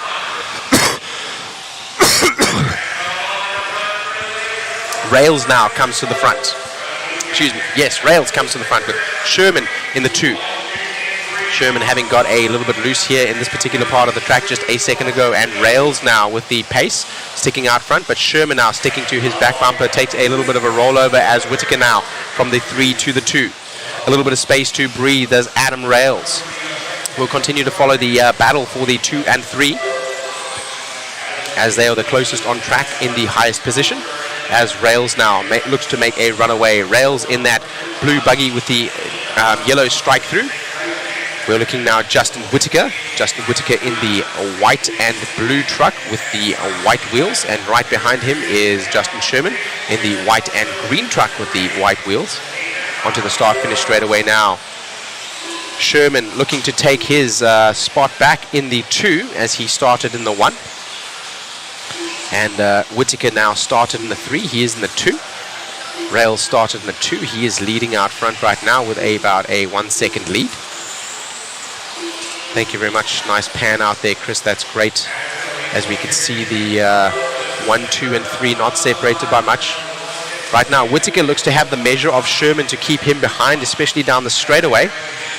So on the infield here, it looks like Sherman has a lower tooth pinion count and is able to make the torque count where it counts on the infield on the 180s. But as we go to the straightaway now again here on the 2 associated double, watch Whittaker stretch out that lead. He's got maybe a tooth or a motor check there on Sherman. This time making me a fibber as he hangs onto the back bumper. Sherman now still trying to make that move on Whittaker. Oh, he does make the move that time as some traffic is being dodged by Whittaker, and Whittaker dodges the traffic but compromises his line and lets Sherman through. Sherman touches the pipe just a little bit there as Whittaker now hunting in the 3. Let's have a look at where Isaac Lee is up to the 5. He is all the way from the 10. Our camera will continue to follow the battle for 2 and 3, but just announcing that for our lady there, Miss Jessie, that watched our B main. She was asking after Isaac Lee, who took that bump spot from the B main all the way up into the A. He is halfway through and half the job done now. With half the clock to go, he still has time to come to the front right now. How much time back is he from the leaders? I think quite a bit, but he's in the hunt here for a podium from the back spot of the A main. Second to last spot he took there. Matt Hines was the one that started in the 11, and he is still in the 11. So Isaac Lee, the big mover in this one. Half the work done with half the clock to go. Still following the battle here with Sherman and Whittaker. Right now Sherman having the measure of Whittaker as they go up onto the ProTech RC tabletop. This 13.5 short course truck A main sponsored by ProTech RC.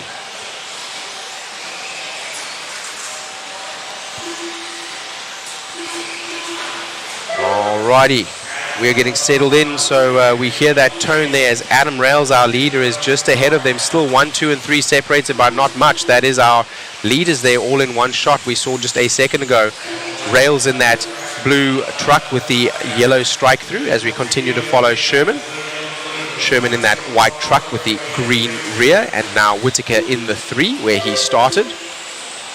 Sherman looking to make inroads on Rails up front. Rails working through some traffic and already through 2 of the cars who are battling ahead. And Sherman taps but gets away cleanly from one of the back markers that had rolled over in his own battle. That is probably Simmons and Peyton James there that were battling. Okay, so we're with Rails now. Let's follow Rails around as he's making his way through traffic. Rails in that blue truck with the yellow strike through and the black wheels. Race number 41 of 62, Clash of Champions 2024 here at Hoosier RC HobbyPlex in New Albany, Indiana. Thank you for joining us here on the Mod Live Media stream. Available Facebook, YouTube, Twitch, and on Mod Live Media. Sponsored by JConcepts. Timing and scoring brought to you by RCGT. Adam Rails still out front right now. rcgarage.info. Claim your profile today. That's not really their motto, but or should I say their credo, but I've been using that throughout the event and it doesn't sound good. I appreciate RC Garage. I have myself a profile on there. You got it. With 1 minute 50 on this one, I'll be doing the interview after this one. Looks like the interview will be done with Adam Rails right now. He has got a pretty commanding lead over the 2 and 3. That is our leader going across the line. Let's pick up our 2 and 3 battle. They're still very close together. There they are. No, is that them? Whittaker is just behind. That is a back marker that they're working with. The back marker is the yellow and white buggy as the 2 and 3 swaps. Again, the back marker coming into play there. One of the drivers having to make a move around and actually losing a little bit of time. So Sherman that time making the move by Whittaker. We'll see their names change up as they go across timing and scoring. Whittaker that white and blue truck with the white wheels. Sherman that white and green truck with the blue wheels. And Whittaker now rolling over. Let's go back to our leader. He's coming down the start-finish straightaway. Alrighty, we're going to follow that battle actually. That is our number 4 now battling with Sherman. Chris Venair, it is a battle for 3rd there. So that is Chris Venair looking to make the move. He is upwardly mobile. Started in the 4, still in the 4, but now hunting Sherman, who started in the 1. Unfortunately, having relegated himself down to the 3 spot from the 1. Back to our leader now. Our leader coming across the line there and working through traffic. That's what we want to see right now as the other drivers all separated. 1 podium spot battle back there with Sherman and Venair, but the leader right now also pretty exciting to watch him out front, as several times have the back markers played a part in changing the positions in the leading drivers' battles. Right now, one of the back markers battling with our leader there, trying to hang on to him, rolling out as a consequence, and Adam Rails gets by for a victory lap. Adam Rails there in that blue truck with the yellow strike through and black wheels. He is going to be the winner of this one as we go down to the grid for an interview.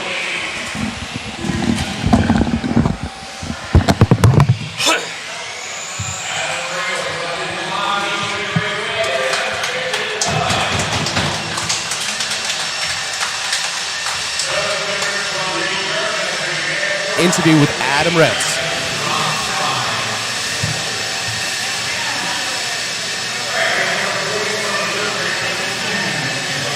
Thank you.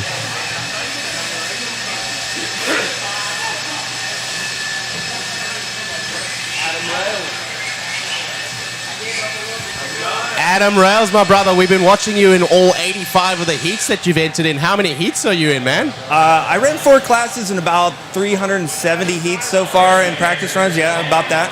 Did you get any of the B bumps or anything like that? I did not. I was in the 17.5B. I didn't get the bump, but I made the A in the other 3. I got you. It feels like we've seen you in a lot more heats than that. And Adam Rails on rails in this one, taking extra victory lap there. Anyone you want to thank? I always want to thank Jason, JConcepts, always having my bag, making the best tires, products, bodies, everything. Brent, Team Associated, everybody making awesome cars. Supported me for so long. I always appreciate it. Absolutely, man. Lovely to watch that battle, and congratulations on the win. Well done. Adam Rails from Team Associated on JConcepts Rubber. Alrighty, we will be micless for just a second as we change the camera. I will be back.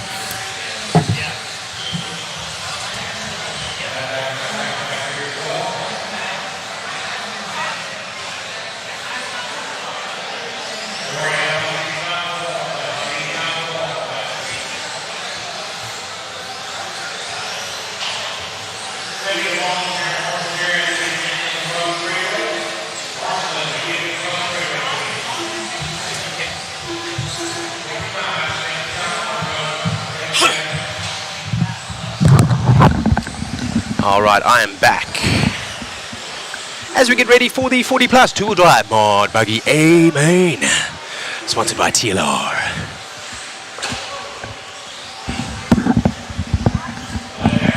A man of many talents. I think they're referring to Adam Rails there.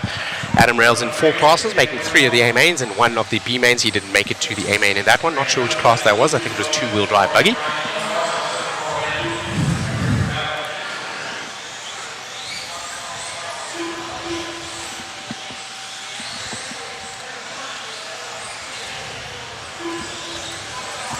TQ Chef, yes, I just had a coffee, but unfortunately I'm not used to being in this kind of humidity. 85% humidity again. Same temperatures yesterday, 68.5 degrees. So the ventilation here inside of Hoosier RC HobbyPlex doing a good job at maintaining not only our temperature, but also at maintaining the humidity we have inside here, which will keep the moisture in the track and keep the track together. That Elmer's glue here, having been sealed yesterday, is going to stay for all of the mains, because we'll only run running from race number 22 up to 62 today, so only 40 races. Say only 40 races, wow, 40 heats. We did 101 yesterday. Let me breathe a little bit, just breathe.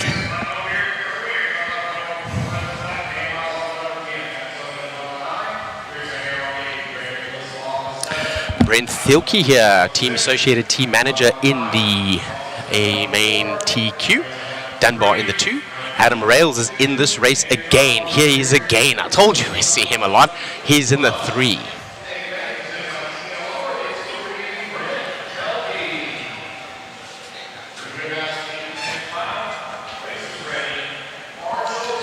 Racers ready, marshals ready, going racing in less than 5. Here we go. Lance McDonald coming up there and getting us started. Lance the Machine McDonald. Out clean in front. Thielke, Dunbar, Rails, 1, 2, and 3. Thielke right now stretching a little bit of a lead as we go right from lap number 1. Dunbar in the 2. Rails in the 3. Rails having taken the win in the last one. What can he do about the 2 ahead of him? Now in two-wheel drive mod buggy. These are the 40-plus guys, so many of the previous pros and many of, they're still current pros as well, but of course 40-plus, a new aged elimination and thus a new class. Run at many of the tracks as well, 40-plus. 40-plus are very seasoned racers. Many of them having years and years and years of experience under their belts. The battle right now getting a little bit tighter as we are up front there with Thielke and Dunbar. Dunbar in that red buggy with the yellow back and yellow wheels. He is in the Yokomo, and Thielke in the B7 ahead right now, holding out over the DRC kicker onto the ProTech tabletop. Phantom downside into the Proline S's. Exalt Soapbox onto the Hobbywing triple. They're electing to double and single in. As I said, the risk is high and the reward is low.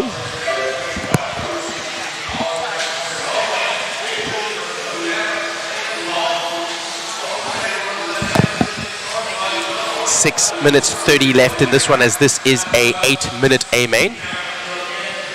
Let's drop back now with our camera as we go to that battle there. That battle back there, I think, is for the 5 spot and onwards. Oh man. One of the drivers rolling. We're going to try to follow this battle a little bit over here just to get you guys a little bit of excitement. That is Mike Mallet, Dan Miles, Alan Horn, all racing there for the 4 and downward spot. A blanket can cover them from 4 down to 8 right now.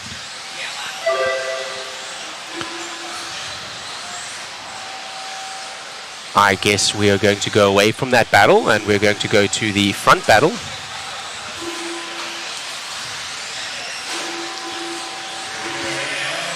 I'm absolutely upside down right now, no idea what we're looking at.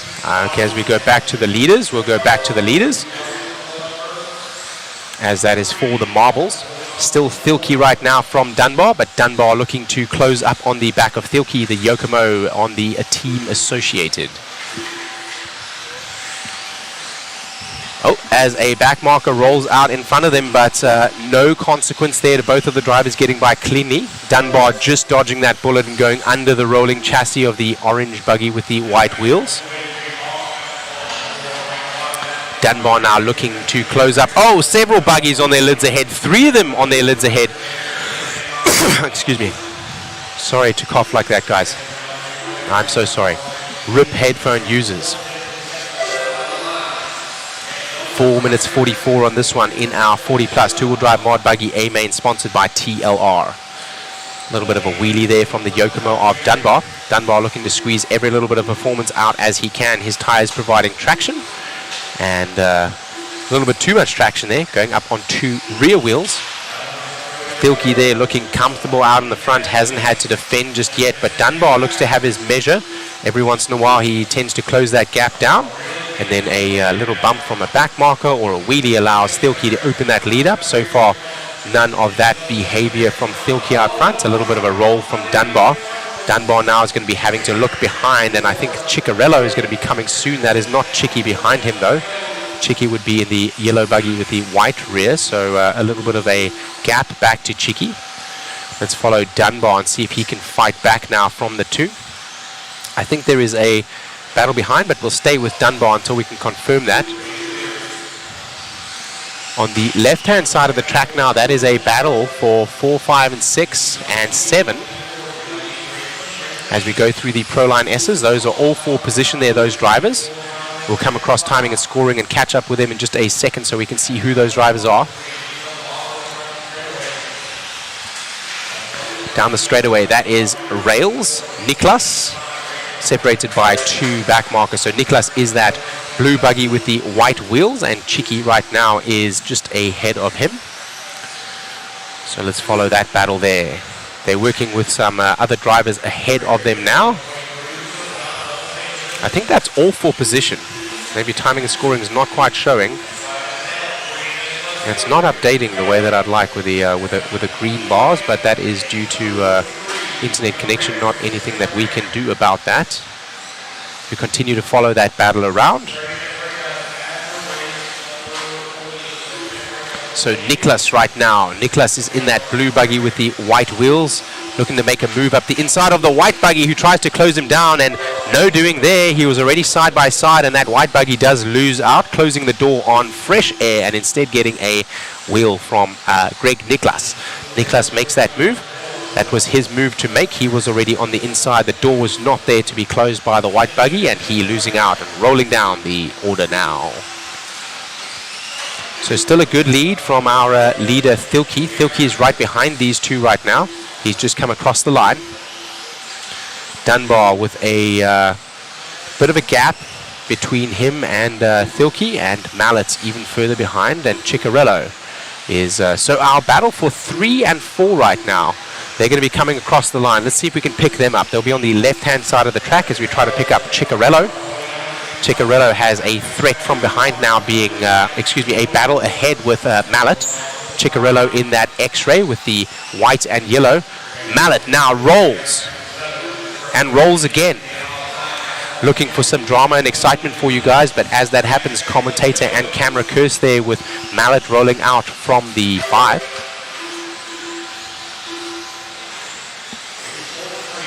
So Chicky now getting away. He's in the 3. Still Thielke in the 1. Ciccarello takes a little bit of a roll now, but doesn't lose as much time. Doesn't need to be marshaled as he rolls back onto all 4. Thielke in the 1. Dunbar in the 2. Ciccarello in the 3. Mallet in the 4. Rails in the 5. Niklas in the 6. Venair in the 7. Wenger in the 8. Miles in the 9. Horn in the 10. And Sunderledge bringing up the rear. So they're all separated now. Let's try to come back with our leader. I think that is our leader there, Brent Thielke. Thielke in the pink buggy with the black rear and the white wheels, and the team associated B7 here in the two-wheel drive mod buggy 40 plus division. The team manager for Team Associated.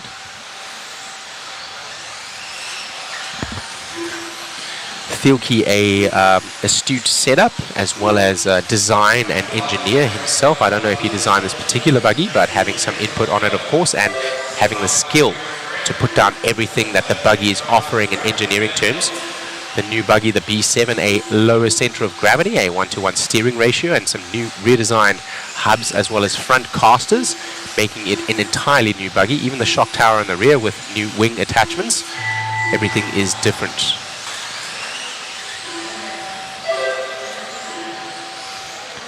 Really? Chris making a joke there, I think, saying you have to be able to beat Thielke to be sponsored, and that would be a big ask. So that if that is true, then kudos to all of the team associated drivers, as Thielke kicking some butt from the front there.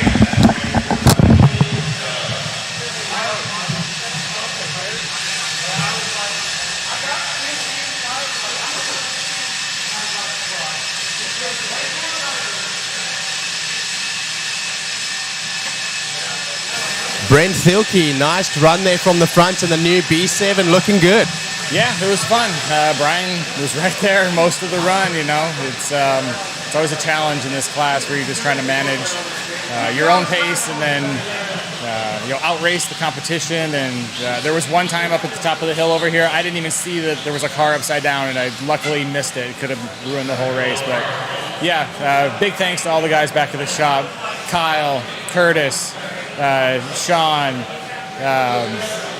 I'm going to miss them all. Rick, he's been working hard on the Reedy stuff as well. So we got a great crew here with Billy and Kurt and Spencer and Aiden and Dustin and Davey and even some of the spec guys have been helping. Just working with tires and everything like that. So I'm really excited to get that first win for the car. Hopefully Spencer can do it here a little bit later in the day, or one of our other guys. We've all been fast. So just really looking forward to continuing to develop the car. It's been fun. Good job. And quick question here, as the team manager, how much input have you had in the engineering design of that car? We don't have a term for it yet. Maybe somebody has a good term out there, but I'm kind of like the final boss of before it goes to the team drivers. So, Kyle and Billy, they go do their testing, and we get Kurt in there, and then, okay, let's see what Brent can do with it. And then from there, we take the next step up to our core top-level drivers. So big shout-out to the European guys, too. They had some great success over this weekend. We got a car down in Australia that Andrew and Ray are doing some promo with. So, yeah, just really excited. Great job on the design, and this car really coming to the forefront. I think somebody made a joke in the chat, but I wanted to ask, is it true that to be sponsored, you must beat Thielke's time? Oof, I don't know. We'll see. I think I still would choose to have more guys representing. We got a great crew all around the world, and win trading for the world. Absolutely. Well done, Mr. Brent, and we'll see you in the next race. Thank you very much. All right, so that was a joke indeed. You don't have to be faster to beat Thielke, because if that was true, we would have a lot less sponsored drivers. Many of these sponsored drivers able to run with Thielke, but Thielke, they're putting up a absolutely astonishing heat there. Well done to Brent Thielke, being the last big boss man on the B7 and helping with the design. So the engineers there being Kurt Wenger and another gentleman, I think it was Mr. Blake. And then that gets handed over to our team manager and the big boss man, Thielke himself, who there shows us the quality of the B7 out front, taking the win in that 40-plus mod two-wheel drive buggy.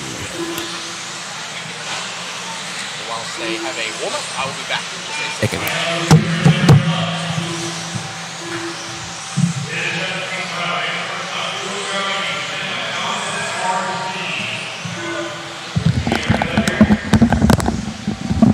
I will wait to have a commentator replacement, as here we go for A main number 1 17.5 Expert two-wheel drive buggy, sponsored by DRC.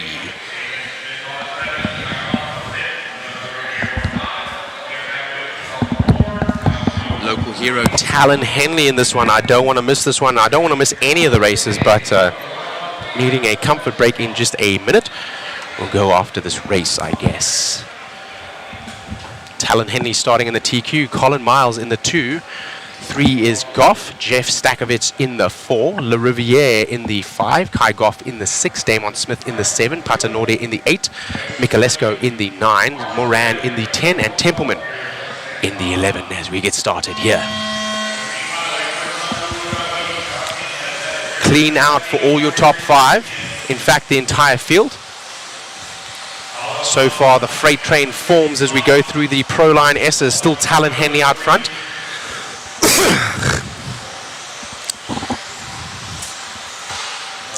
As we have seen a couple of times with the lead lap, they stretch out a little bit of a lead, and then the 2 able to apply some pressure. Right now, that is Colin Miles in the 2. Colin makes the move to the inside with a little bit of a bobble from Talon Henley. Talon Henley, our top qualifier, of course, having the pace, and is going to look to make a move now back on Colin Miles. Had a inside line there, but thought better of it, as they may have collected each other in the air. Talon using his patience and his brain to stay behind for just a second, knowing that he may have the pace to make the move as they come up over that Protec tabletop where they made the move on the last lap around. Colin Miles now in that orange buggy with the white rear and the white wheels. Talon Henley now takes a little bit of a roll over as he has Jeff Stakovich in the X-Ray come by. Talon Henley now, it coming apart a little bit here in the first 3 laps. This being a 5-minute main, as it is a triple A main, so only 5 minutes here. So that is going to be difficult to make that time back up. Talon Henley not far behind right now, still in the 3. So Talon working on that left-hand side of the track now. 1 and 2 separating just a little bit. Will continue to follow Talon as he is a local hero. Many want to see this driver here. He's also in the hunt for the... Oh, a little bit of a rollover from Miles, and to the point now goes Stakovitz. So let's follow that now as our battle for 1 and 2 heats up. Stakovitz now in the lead in the X-Ray buggy, and in the 2 is Colin Miles. Talon Henley still in the 3. You can throw a blanket over 1, 2, and 3 right now, but a little bit of work to do from Talon Henley if he wants that spot back from his TQ spot. 1, 2, and 3 separating now, as in the same spot as Colin Miles made that error, does Stakovitz make a error also, and that is just before the Exalt soapbox. So right now it's going to be Miles out front. Talon Henley now gets one of the spots back. He has calmed down. He's running some nice clean lines and using his brain. Definitely taking a couple of deep breaths and making sure that the adrenaline does not get the better of him. Thank you to Mr. Matt from Mod Live Media for taking care of the chat there, as we are very engaged not only with the excitement of the race but also with the interviews.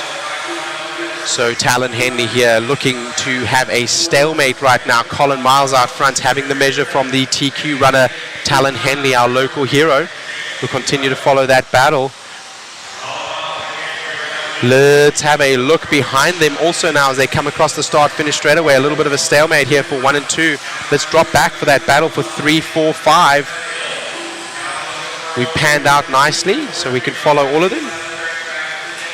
Okay, Talon now starting to get a little bit closer.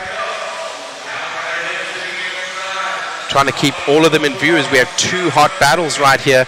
Talon now is closing up on Colin Miles. The clock is starting to roll down. 1 minute 40 to go. That battle for 3, 4, and 5 is a hot one too, but we don't want to miss the battle for the lead.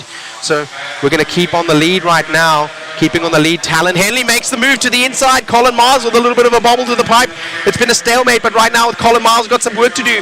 Back to the front spot. A motor check and up the inside.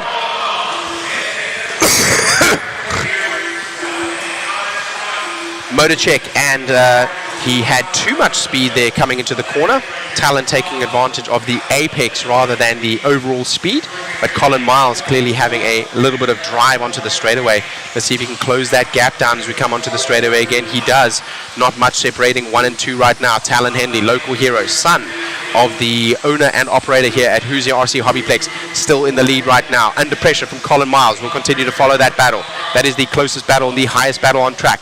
The battle behind has fizzled out just a little bit between Goff, Patanode, and Douglas Riviere, defending champion from Clash of Champions here in the stock class. Henley now starting to stretch a lead over Miles. Miles looking happy and content to stay in that 2 currently, hoping to see if lap traffic is going to come into play as he looks for an error to be made unforced from Talon Henley. Henley now is not making an error, taking slightly wider lines, making sure that he's keeping it clean and away from that black corrugated pipe. 1 more lap as they go around here. 1 more lap as they go around. Talon doing well, not only to come out, but also calm his nerves as he lost the early lead. And now Colin Miles is starting to push. Colin Miles knows Talon Henley is going to have to force an error. He's going to have to force the issue if he wants it. And unfortunately, he forces his own error coming to the inside. And Talon Henley, a massive round of applause. Listen to that, guys. He's our local hero, and now taking that 0. We're going to go for an interview with Talon Henley. I will take that interview, Mr. Matt, if you don't mind. Is that okay? And then I'm going to take the restroom real quick. Just the restroom after that real quick. So, okay, great. So you'll have the interview, and if you'll cover the mic when you come back up for just a second, I'll be very quick.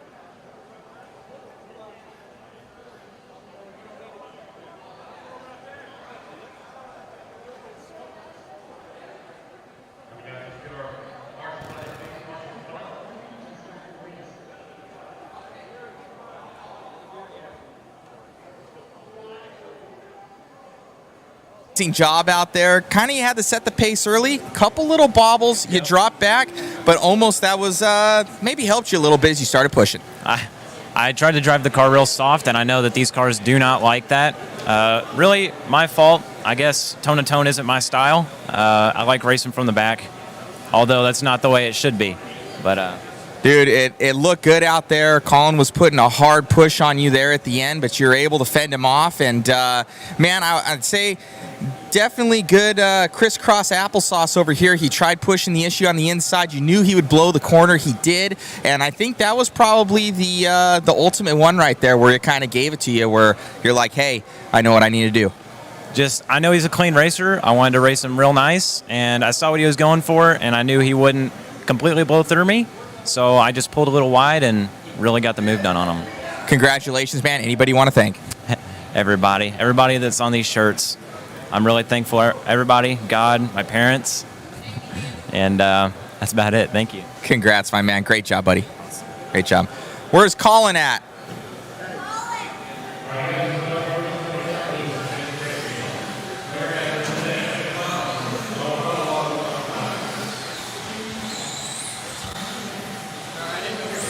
You're good.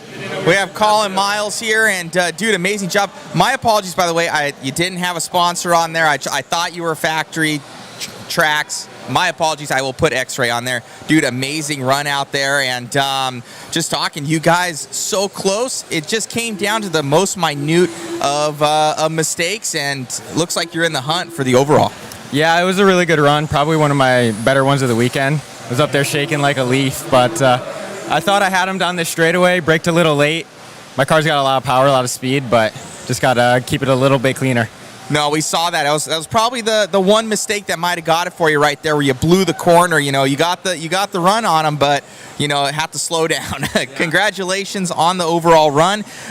Again, my apologies for the X-ray thing. I thought it was a different one, and I will get that fixed. Congratulations. Anybody you want to thank? Just X-ray and the whole JConcepts X-ray team. The whole team's been doing great this weekend, so really looking forward to what's to come. Congrats, my friend. Good luck. Thank you. Got it. Well, back to myself in the booth.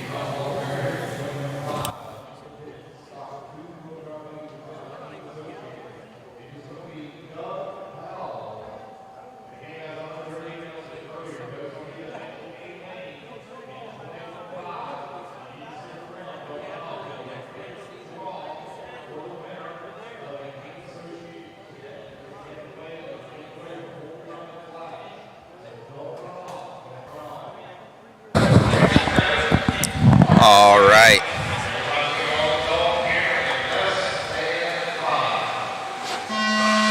Here we go. Yes, indeed. 8 minutes on the clock here.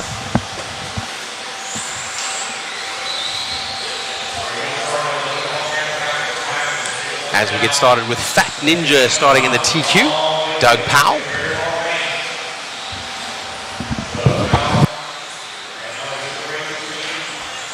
Let's have a look as they come across the line, if they maintain those spots. I think Fat Ninja did take the lead there, and he is stretching out just a little bit right now as he is going through that DRC double. The battle for 2 and 3 right now between Chris White and Jackson Neer.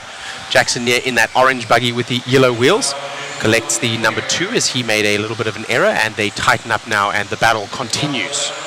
Through the boot over the team associated double onto the start finish straightaway. Let's see what Jackson Neer can do about Chris White ahead. Chris White in the white buggy with the yellow wheels, trying to follow the same line, but White's able to ride the pipe and escape, Neer not able to do so. So right now it looks like Jeffrey Miller in the 4 is coming up to the 3. We're going to go with our leader right now, Fat Ninja Doug Powell. He's one of our locals here at Hoosier RC HobbyPlex in New Albany, Indiana. This is where the race is being held, Clash of Champions 2024. Thank you for joining us. Here with coverage brought to you by Mod Live Media, sponsored by JConcepts. RCGT, sponsoring the live timing. rcgarage.info. Claim your profile today. 6:25 on the clock. This is a 8-minute main. Fat Ninja working up on the back of some traffic right now. We're going to drop back and see if we can find a battle. I think that is Jackson Neer that is battling with, no, that is Miller and Blake. Miller and Blake. A tight little battle as they go down the Exalt soapbox. I think that is number 3, 4, 5, and 6. Barry Sobel, the big mover here, he had taken the bump up the C main to the B main, and he has come now into the A main. He has gone from the 11 to the 5 right now, so he is in this battle right now as well. 3, 4, 5, and 6 there as they go down the right-hand side of the track, all separated by less than a second. One little bobble is going to cost you several places here, as right now it looks like Blake defending from Miller, from Sobel. Sobel's in that white buggy with the orange. He has the pace and the patience right now to try to make the move. He got a move done on him and actually got the move back on who was Jackson near behind. A rollout right now, and that's going to play into Sobel's hands. Sobel now from the 11 all the way up to the 4. So Sobel now the big mover. Back with our leader here, Fat Ninja Doug Powell. He comes across the stripe with a 23.4 last lap. Fast lap 22.8, the only ones dripping into a 22 lap speed. One of the back markers takes a step out of the way as Doug Powell makes a move. Let's try to find that battle, which is going to be the battle for 3 and 4. That battle for 3 and 4 is going to be Sobel and Blake. Sobel, the big mover from 11 up in 4 now, looking for a podium. He's come from the C main. I'm not wearing my headset for the cameraman, so he's not able to hear me. There we go, alrighty. We're back here in full communication as we continue to race with Fat Ninja. We're going to start to look back for that. No, never mind. We have lost a spot there, has Sobel. Let's look for the battle between 3, 4, and 5. Look for the battle. There they are. There they are. So Sobel now is in the 5. He was up at Limobile. He was in the 4 a minute ago. Jackson Neer just came by. Excuse me, Matthew Blake just came by for the 4th spot, and Jackson Neer ahead of him as they go down that Exalt soapbox. So that the battle there, near Blake and Sobel. Sobel the one to watch in the white buggy with the orange, but we're going to continue this battle. Yes, and they're closing up right now. That is for the 2, in fact. That is Chris White and Jackson Neer. As they make it by. Chris White in that white buggy with the yellow wheels, and Jackson Neer in the orange buggy with the yellow wheels. Looks red on screen. Due to the lighting we have here and the camera settings we must run, it looks like it is Ferrari red, when in fact it is bright electric orange. Still White right now holding out Jackson Neer for those last 2 podium spots. And White Knight now getting a little bit squirrely. Here comes Mr. Neer. Mr. Neer looking to make a move up the inside of White as one of the back markers stays clean out of the way. That back marker there in the green and blue buggy with the yellow wheels. So they are continuing to battle here unscathed as they go through the Hobby Wing double onto the factory tracks downside, into the boot, over the team associated double. Jackson Neer looking for a number 2 now. Doug Powell, Fat Ninja out front, putting a couple of martial arts moves on the field. Oh, and Neer goes to the inside, gets a little bit of a wheel there. There was a open door, and he comes through on Chris White, who's going to have to fight back now. Jackson Neer, the one that makes the move up to the 2. Neer in that orange buggy, looks red with the yellow wheels, looks red on camera. With 1 minute 52 to go on the clock here, so still quite a bit of time in this longer 8-minute A main. The triple A mains will be 5 minutes, and the single A mains will be 8 minutes. Jackson Neer now stretching out a lead over Chris White. Chris White not having an answer, having started in the 2. Jackson Neer having started in the 3, and now getting away from Chris White in the rear. Alrighty. Doug Powell there, our leader, going up the ProTech tabletop now. He's in the white and orange with the white wheels, white wing. He's coming up on the back of that pink buggy, a back marker who will hopefully step out of the way and does. They both come through cleanly and neither lose a lot of time there in that position swap. That is not for position. Fat Ninja kicking right now, right out front. He's on a 20 lap pace in 8:02. So 20 laps in 8 minutes, this being a 8-minute main with 38 seconds to go in this one. All the rest separated quite substantially. Where's our big mover? Sobel seems to have stagnated now in the 5, having been able to make it up from the 11 all the way to the 5. At one point was in the 4, but no longer upwardly mobile and is staying where he is at now. I wonder if he used his voltage early and is not able to reply now, but still a great run, having come from the C main, bumping in the B main into the A main, and he is in the 5 right now as we follow around. A lucky escape there from Doug Powell, who's going to take this one. Well done, Mr. Doug Powell, local hero, one of the nicest guys you will meet. That is him right there, Fat Ninja, with a PH, of course. Well done, Fat Ninja, putting a schooling on the field there. Jackson Neer comes home in the 2, Chris White in the 3.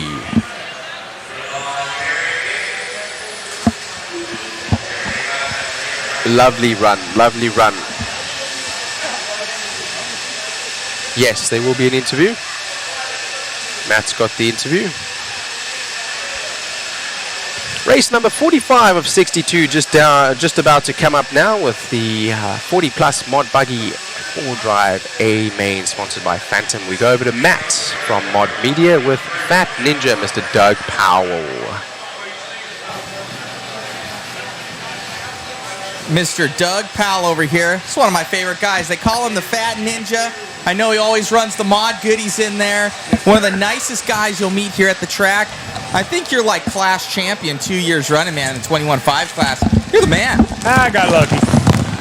It's a lot of skill that comes with luck. Congratulations.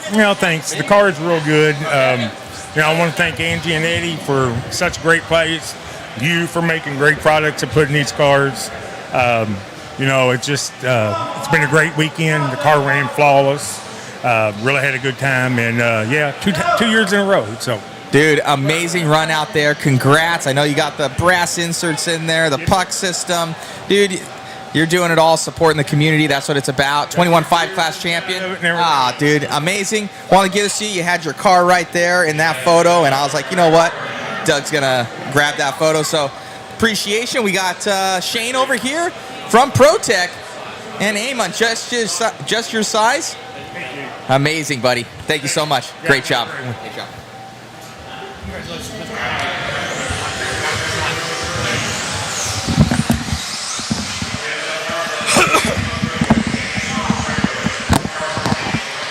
I hope that is the right size for Mr. Doug Powell. The Fat Ninja taking the big win. He is a big man. I have a big shirt for him. I hope it fits. And big congratulations to Fat Ninja there, taking the win in the last heat.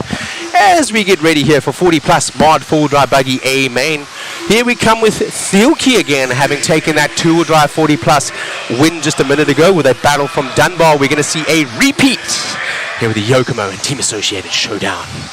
Alan Horn in the 3, Chicky in the 4, Benair in the 5, Mallet in the 6, Wenger in the 7, Thahani in the 8, Spurgeon in the 9, Rowley in the 10, Sunderlich in the 11. We are zoomed in on something. I'm not sure what right now.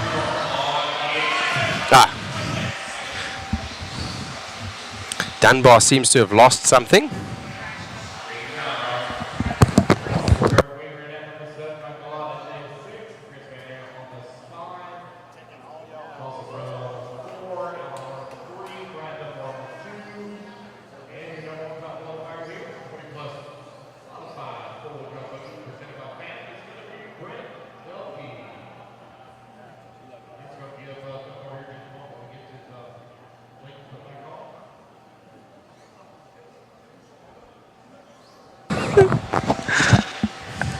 No, I did mute that time.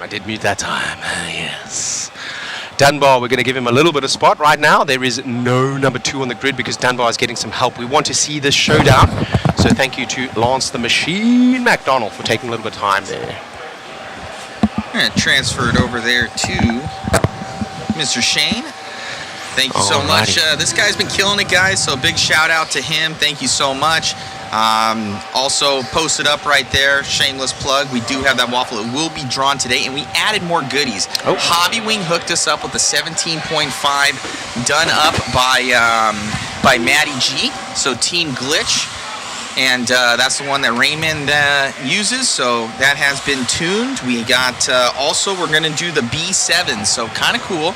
We have our photographer doing up all of the profile shots for the B7s, those nice studio shots, and they're all going to be signed by these guys for the B7s. We're going to give all 7 away signed. That's super cool. I might do it and put it like in like a, we'll do it in a frame or something like We're that. going All racing. right, we We're are going off. racing. Thilke out front in the pink buggy with the white wheels. He took the win in the 40 plus two-wheel drive mod. Dunbar did get his car down in time. Dunbar in that well, it's actually orange and yellow buggy in the Yokomo four-wheel drive, the YZ4 SF2. Let's see what he has to answer, because Thilke had that brand new B7 buggy, but right here the B7 4.2 against the YZ4 SF2. In my opinion, the Yokomo four-wheel drive superior to the performance of that of the two-wheel drive, as Dunbar takes a small little rollover and loses 2 places in just a second, but Thilke also has a rollover.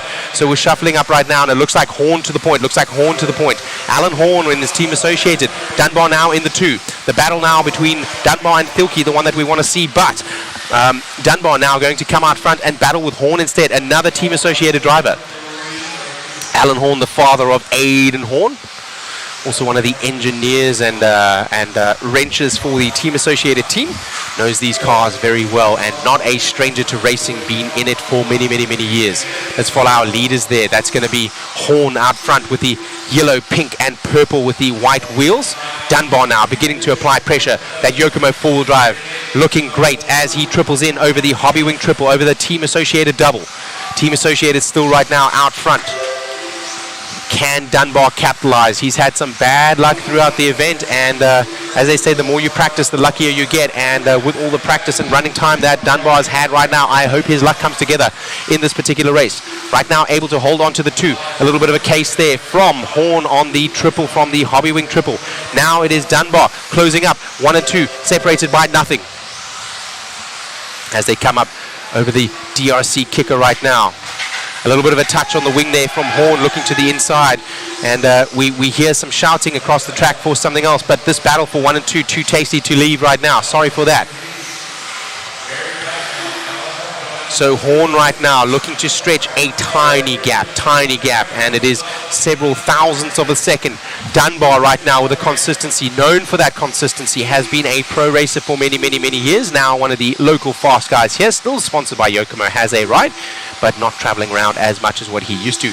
Horn travels with the team and gets around quite a lot and has been a long time racer himself. Of course, this 40 plus mod four-wheel drive buggy. Horn looking to defend there from Dunbar, who almost made the move up the inside on the soapbox in the left-hand side over there as they go down the Exalt drop there over the Hobby Wing triple. Dunbar makes the move over the top. Horn was looking to be clean as the risk is high and the reward is low, but that time Dunbar taking the risk and getting the reward, about a 1/10 of a second in a move like that, and that was enough to jump over the top of Horn. Dunbar now to the point in his Yokomo. He now has to defend. The pressure is on him now as he takes that triple. Forced to triple now is Horn, having to take the risk just to hang with Dunbar, and he does. Still not much separates these two, but right now Dunbar looks like he's able to stretch out as they make a way past a little bit of a back marker there, and as they do so, losing out a little bit of time, Horn. Now Dunbar stretching. The luck with Dunbar in this run here with 4 minutes to go in this one. 4 minutes to go in this one. We're not even halfway yet. 4 minutes 30 to go. Dunbar now starting to stretch from the lead from Horn. Let's do a mod instant replay on that super pass that Dunbar did. Yes.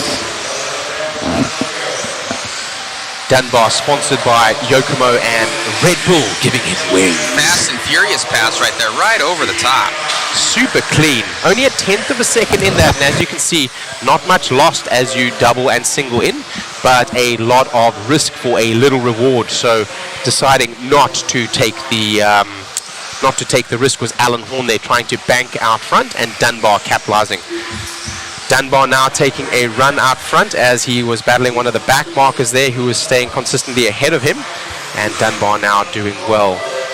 Thielke now is starting to stretch his legs a little bit with his last lap around a 21.1 and now a 20.8 as he comes across the line, so he's going to start closing down on Horn and Dunbar here out front. 1, 2 and 3 each separated by about 1 second now. I apologize for coughing so much, guys. I tried to clear my throat a minute ago when I went to the restroom, but not much I can do about it. I try to.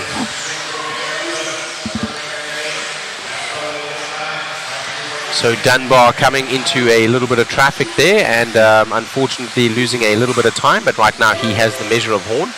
It looks like Thielke is starting to close up on the back of Horn. So let's see where Horn is at. Horn is back there with the multicolored buggy. He's about to come through the Proline S's. Here he comes. Let's see the gap to Thielke. On the clock it looks very close, but on the timing, on the actual track, it is quite a number of corners. Let's go back to our leader. Our leader making it by there on some lap traffic. That is Brian Dunbar. So let's follow him here with 2:30 to go.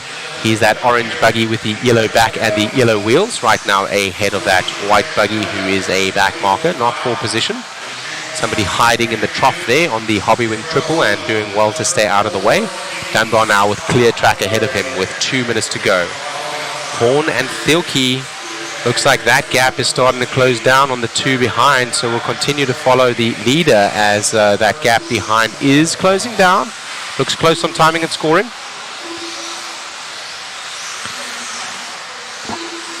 So Horn has that multicolored buggy. Yes, there we go. The gap is getting very close now as it's only 1 corner separation, about 3/4 of the straightaway with these mod guys. The mod car is very fast indeed. The multicolored buggy with the white wheels making it by the white back marker buggy there. And now Thielke steps to the inside quickly and makes easier work of the back marker and closes down some time. This is a battle for your 2 and 3 spot. Alan Horn right now in the Team Associated hanging on from Thielke in the Team Associated, both in the B7 4.2. This the 40 plus mod buggy, 4-wheel drive A main, 8 minutes on the clock, sponsored by Phantom. Oh, trying to defend and coming together in the air. That is clean as they come together in the air. Horn gets stuck and Thielke is through. I'm not sure what was happening with Horn there. Maybe the nerves are getting the better of him. I'm not sure, but you would expect the seasoned racer here, 40 plus and long-time pro Alan Horn, to not be affected as much as we saw by our lower mains guys that we had the interviews with yesterday, all talking about the adrenaline getting the best of them. So Thielke right now is in the 2. Horn is trying to come back at him, and he is in the 3. Thielke, that Team Associated big boss. They said there's not really a term for it, but they call him the big boss. So he is one of the final rubber stamp approvals for the new Team Associated buggy, B7.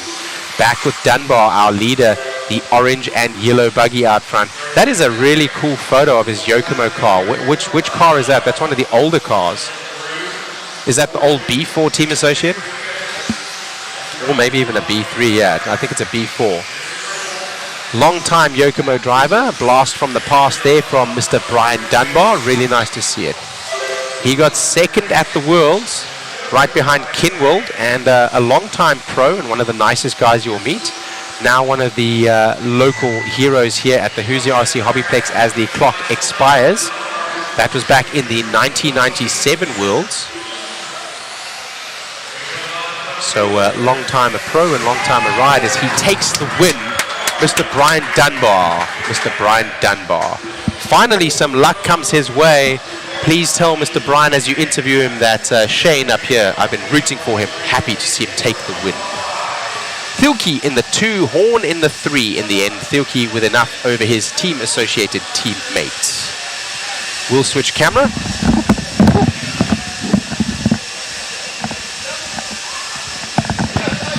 Yeah, buddy!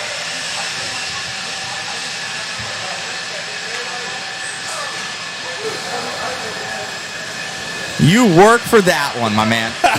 I did. I didn't think I was going to make that race. Look good out there. We saw you running around. My girlfriend calls you the running man. You know, she's seen you run across the track. Who was that guy? I'm like, that's Brian Dunbar, man. So, dude, amazing run. You earned it. Got the blood pumping. You know, before that, what ended up happening?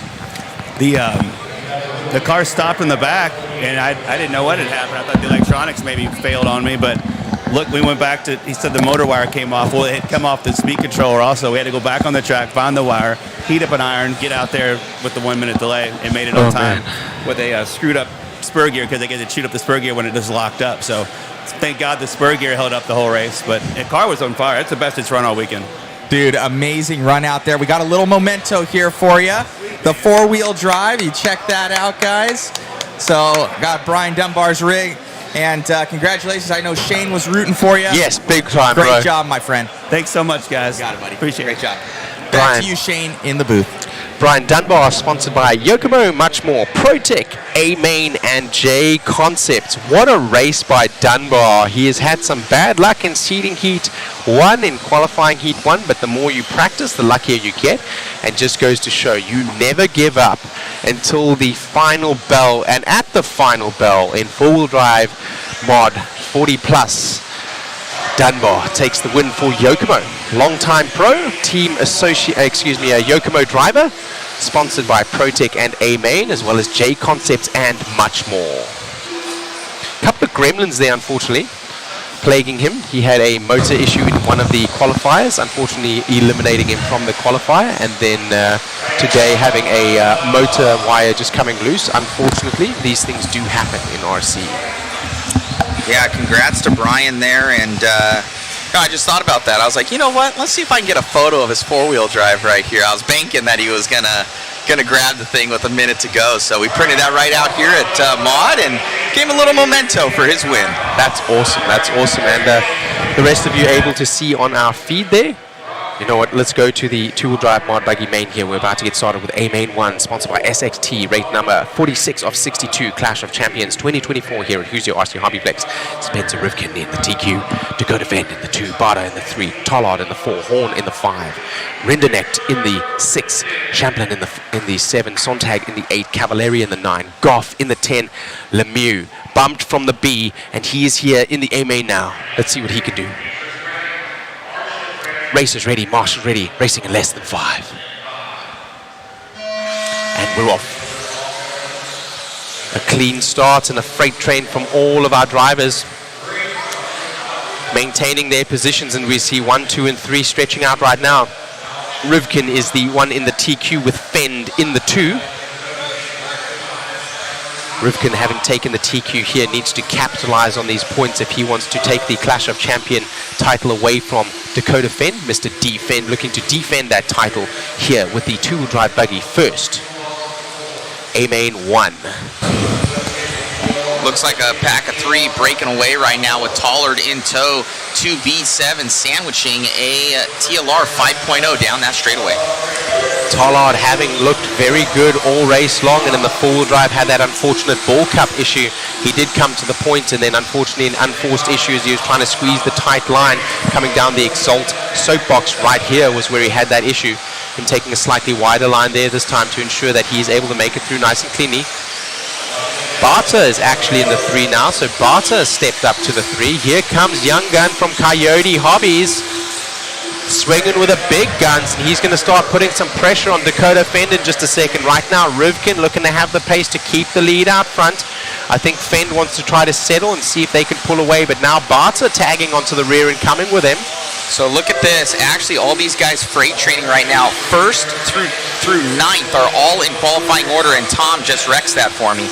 So at least top 4 right now, all in qualifying order, with Tom being the outlier going to 5th. Rivkin and Fend and Barta all choosing to take that triple there. The risk is high and the reward is low, but any 10th of a second will give your rival a quarter here in the pro heat, so they will be going for those triples as they go over the Hobbywing triple. So right now, Dakota Fend, he is your current class champion. And I believe he won like every single class last year, I want to say. He was pretty untouchable on this track, but these guys speeding it up with these new B7s. Barter there, the young gun, bringing these seasoned veterans some competition there. He's in the yellow buggy with the checkered rear and the yellow wheels as we continue to follow our leaders. A little bit up on 2 wheels there for Bada, but checks up and he says, you know what, live to fight another day, as he's waiting for a mistake. And sometimes third's the best place you want to be, because these guys could tangle, Bada could go right by. Absolutely, and right now as we are going to watch this next lap around, it looks like Dakota Fenn, his car is just making that triple, so as we go through the rest of the race, we might see Barter be able to capitalize, as there again, he's just able to make it over that triple. So Fenn in the latter part of the race may be starting to double in to try to bank on his lap times. He is squeezing as hard as he can, and up on 2 wheels there. They started to separate out now, Rivkin with a little bit of a lead. You can see the car liveries that we had there on the left-hand side. Shot those photos during the Worlds. So right now a good separation between 1 and 2. Rivkin makes a mistake on the pipe. Defend now to the top. And it looks like then a mistake out of Bada as well, and Tollard rolls up on the back. So we got a couple of Team Associateds and TLRs, top 4, with followed by an X-Ray up top. So right now, Spencer Rivkin takes a bit of a step outside and goes down to the 3. He got a little bit loose there in the boot, and Barter now to the 2. Barter is on the move. He, having started in the 3 spot, he's in the 2 now, chasing Fenn. Fenn with a good lead now. I think Fenn is going to start possibly in the later part, taking a double and a single just to try to bank his laps, but right now still taking the risk for the triple out front. Barter also getting loose. Rivkin now looking to capitalize. Rivkin and Barter close together, the 2 Team Associated teammates. Rivkin looking to step up the inside, but no doing that time.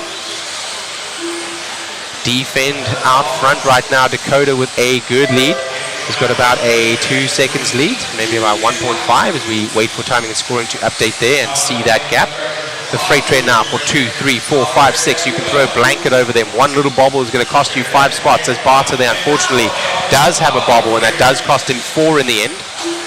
One of the other drivers collecting his bumper and not able to capitalize. So Tollard gets through on, as well does Rindernecht on Barter. So Dakota Fenn out front right now. 13 seconds left on the clock. Dakota Fenn there going through the boot already. And he's across the line, so he's got a good lead as Rivkin makes it by the line, and so does Rindernecht and also Tollard. Did Barter make it through? Yes, I think so. The battle is still on here. But right now, Dakota taking the win as he did in, I think, A1 in last year's Clash of Champions as well. Tollard makes the move. Barter now looking to make the move. Tries to stick it up the inside. High risk, high reward. But this time, no doing. Well done. Nice race from the young gun, Davey Barter. In the end, Dakota Fenn winning out from Spencer Rivkin, and Tollard brings it home in the rear. TLR to Associated to TLR. Rindernecht from X-Ray in the 3, Associated in the 4, Schumacher in, 5. And in the 6 was a Schumacher off-rock sampling. We're going to go to interview with Dakota Fenn now as he takes that win. Track conditions definitely tricky and getting the best of our pros here, so the expert and independent drivers are going to have a hard time. Amazing run out there, man. You and Spencer having a good battle. Just came down to one small bobble, and you were just like, I'm gone. Yeah, Spencer was going good there. I put a little bit of a gap there in the middle of the race. I kind of lost a little bit of speed there, and then it seemed like kind of got better there towards the end. But yeah, I think you just got a little bobble here out of the straight. It's really tough. We're going really fast in that corner. There's a lot of grip, but if you hit the brakes a little bit too hard and start to slide, then it's instant donut. So good to have a clean run for truck.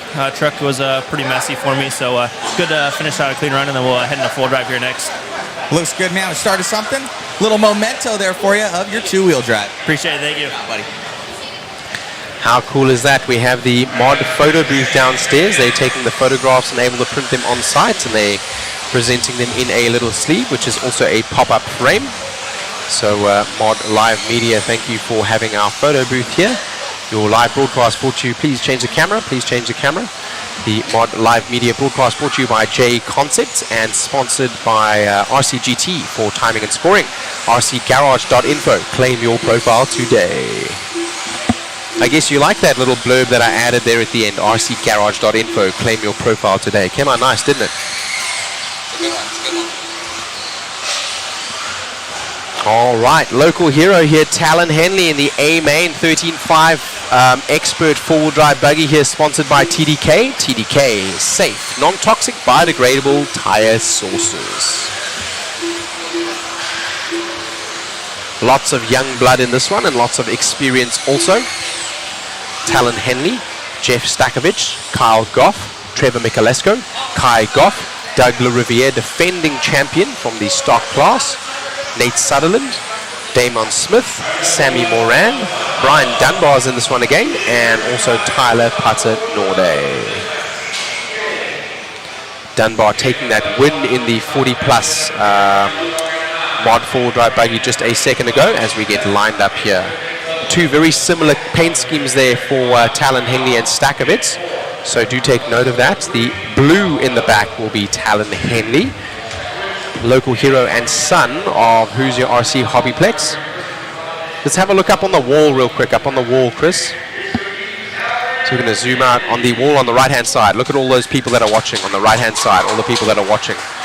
Looks like almost every single person in the pits has come out to watch this race for our local hero, Talon Henley. Let's see what he can do. Son of Eddie Henley, owner of Hoosier RC HobbyPlex here in New Albany, Indiana. We go racing.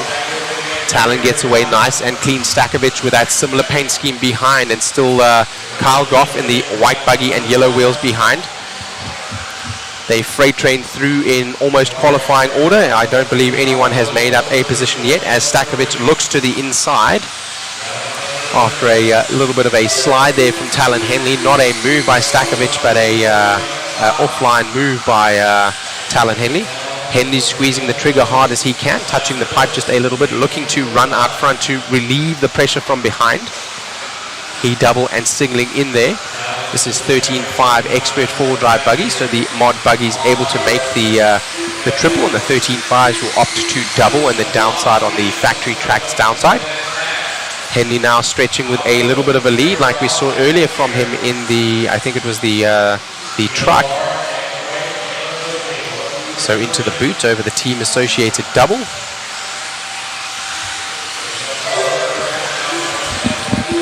Henley, Stakovich, Goff, Michalesco, Doug LaRiviere, Sutherland, Smith, Moran, Dunbar. Looks like Stakovich there having a little bit of an issue with a pipe, and looking to capitalize is Michalesco. Timing and scoring there coming back. It's actually Goff, as I expected. That's why I was a little bit confused there as we put the pictures up. I had missed some of the names, so that is Kyle Goff. So Henley out front now, stretching away. He's in the yellow buggy with the blue rear, white wheels. Excuse me, yellow wheels, and with the similar paint scheme. Touches the pipe a little bit, but has a little bit of space right now. We'll continue to follow that battle for 2, 3, and 4. That is Stakovich, as now they tighten up with Henley touching the pipe again. So we'll continue to follow 1, 2, 3, and 4.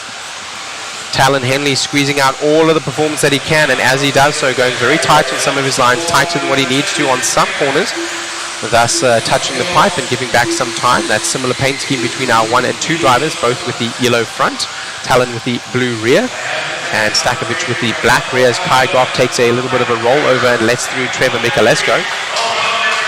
Alan Hall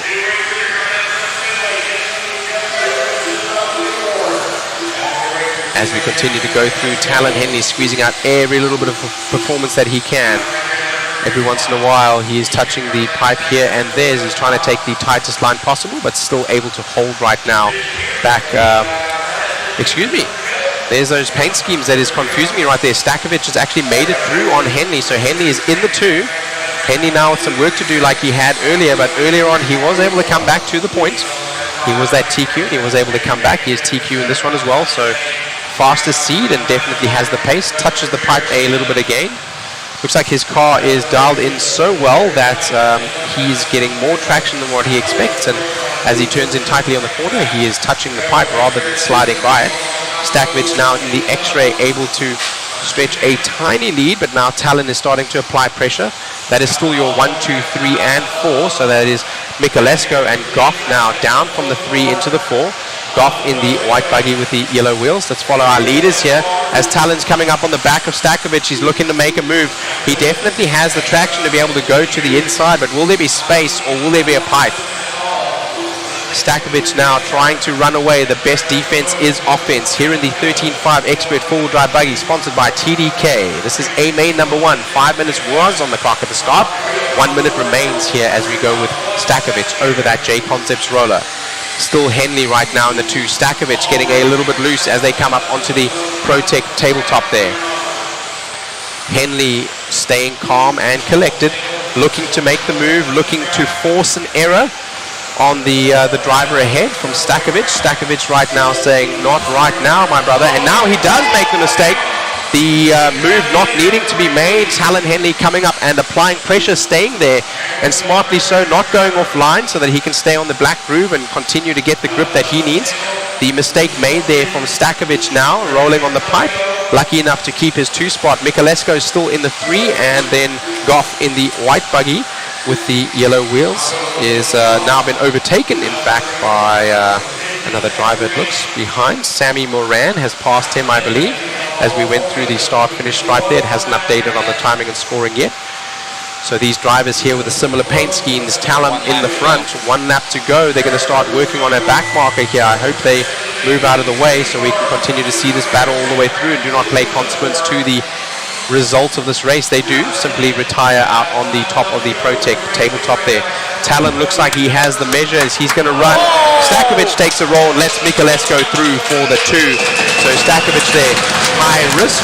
Listen to that. Listen to that. That is our local hero and son of Eddie Henley, Mr. Talon Henley, taking the win. In the end, Trevor Michalesco comes in the 2 and Stakovic in the 3. Let's see a replay of that one. Timing and scoring is up over the replay.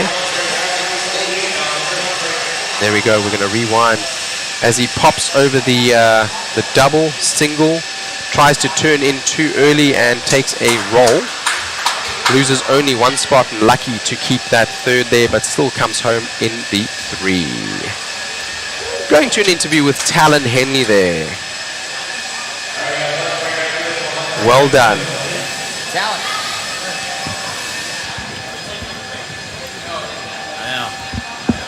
Must feel good, buddy.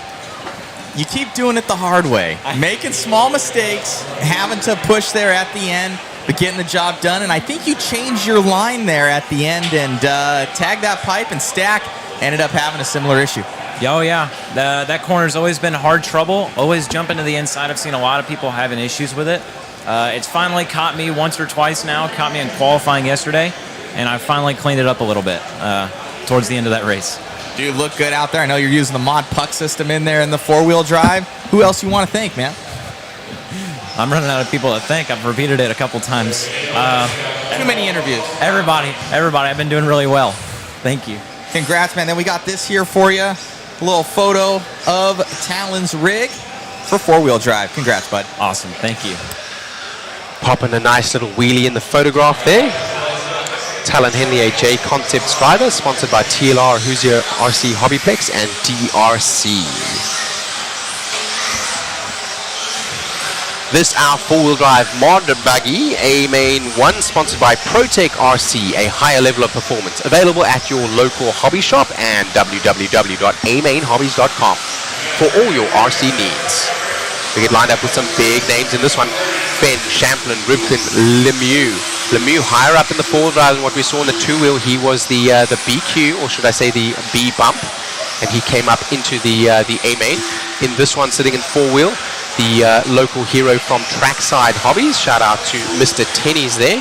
It was nice to meet your son, Mr. Jeffrey. Excuse me, Mr. Gregory, who has brought Chase to this race. We also have Evans, Barter, Rindernecht, Bornhorst, Tollard, and Sontag, as well as Mechanic. So we have TLR, Schumacher, Team Associated, X-Ray, all 4 different manufacturers in the top 4. Evans is Associated, Barter is Associated, Rindernecht is X-Ray, Bornhorst is S-Works, Tollard is TLR, Sontag is TLR, and Mechanic is X-Ray. No problem.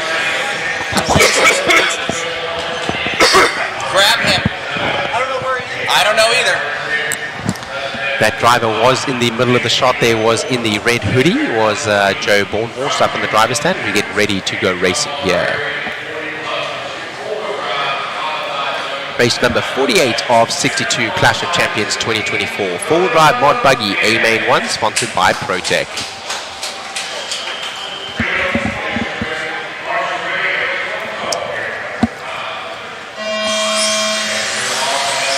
Nice start there. Let's have a look. Dakota Fenn getting away nice and cleanly. Champlin already looking to the inside with his Schumacher on the top of the left-hand soapbox there.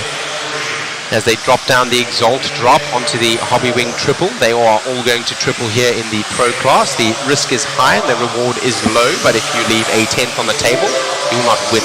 So Dakota Fenn and all of the other racers in this run will probably be tripling all race long. The four-wheel drive mod buggy having the traction as well as the motor to be able to do so. Big triples, a nice whip as they set up for that right hand boot corner. They go over the team associated double.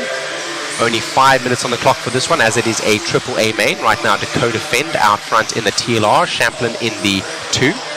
It is still Rivkin in the 3. I think Lemieux took a tumble there and gave it up to Rinderknecht. We'll see as they come across timing and scoring, but we will follow with the leaders still.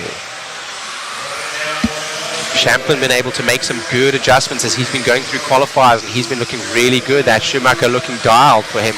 Him getting a lot of traction and able to choose the line that he wants to go through. Fend also looking to do so. Rivkin now a little bit back in the 3. Will continue to follow this leader and number 2 battle. I thought that was almost a rollover from Fend there, but it's not. They have the skill to be able to whip and set themselves up for a corner. We seeing the bottom of the chassis as he went over the team associated double.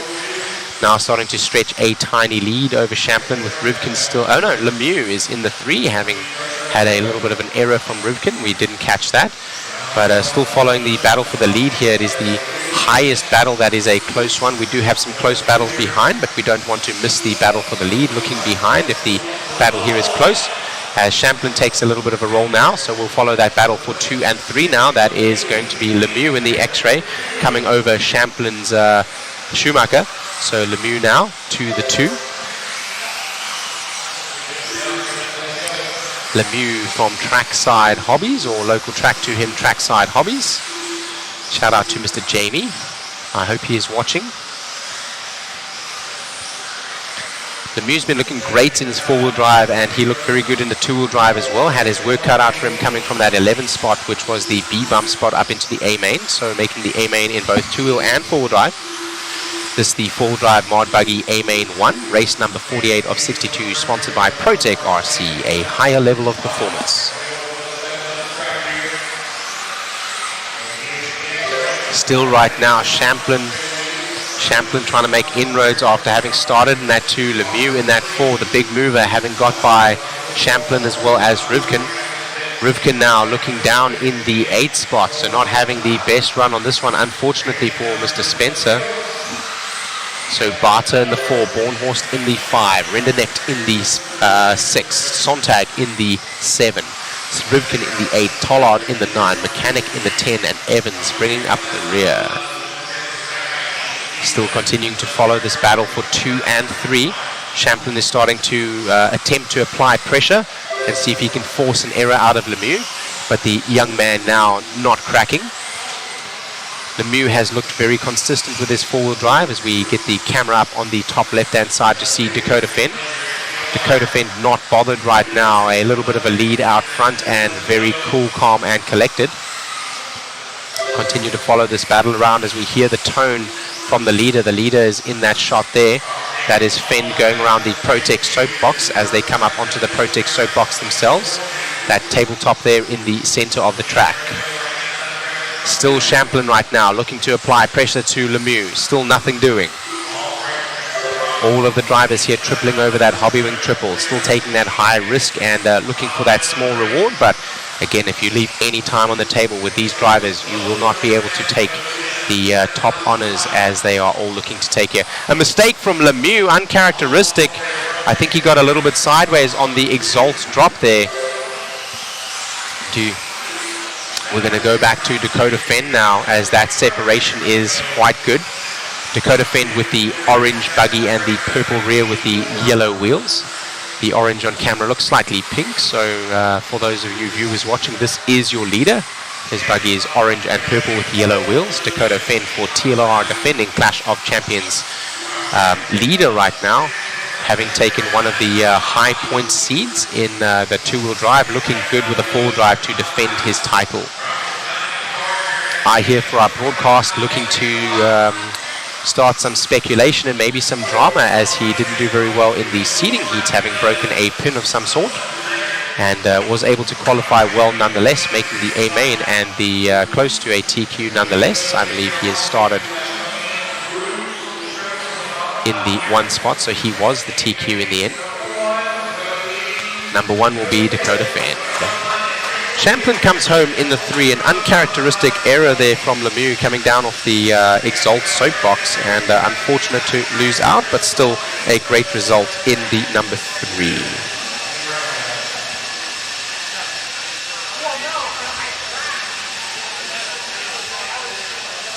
As you see, Bornhorst in the red hoodie with his S-Works coming across there. They continue to develop that that S platform for the four-wheel drive. S-Works available at Beach RC.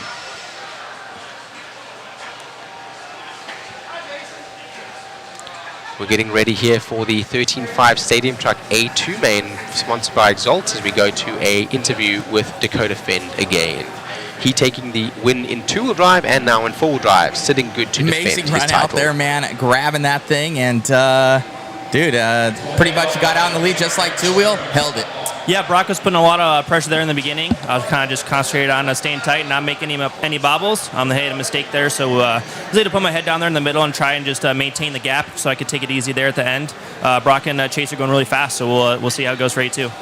Grab those ones. Congratulations, my friend. And now you got to do it in truck, too. You pick that one up a little bit. Yeah, for sure. Congrats, buddy. Here's another photo of your four-wheel drive. Cool. Thank you so much. Great job. Cool, thank you. You got it, buddy. Lovely stuff there, and Dakota Fenn able to have the pace and the consistency. No errors to be able to take that win there. The other drivers with the pace and consistency also, but not enough to bring the fight to Dakota Fenn. So he taking a 0 qual point there, as he is the number 1 driver. I think we will have a short break here as we go to the A2s to blow off the track. I'm not sure what the short course trucks are doing there.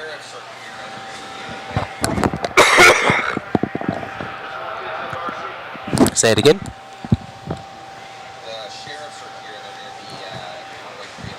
The sheriffs are here? Yeah. Ah. The sheriffs are here and they're going to give away 3 cars. I will take a quick restroom break. I'll be right back.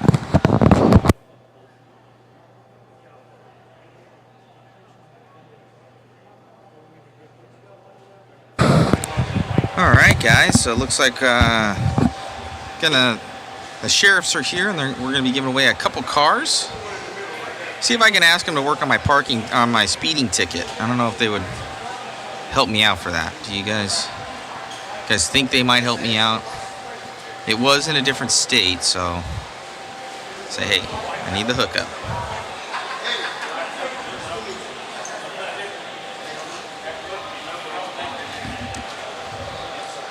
It's okay. We can have it on this camera.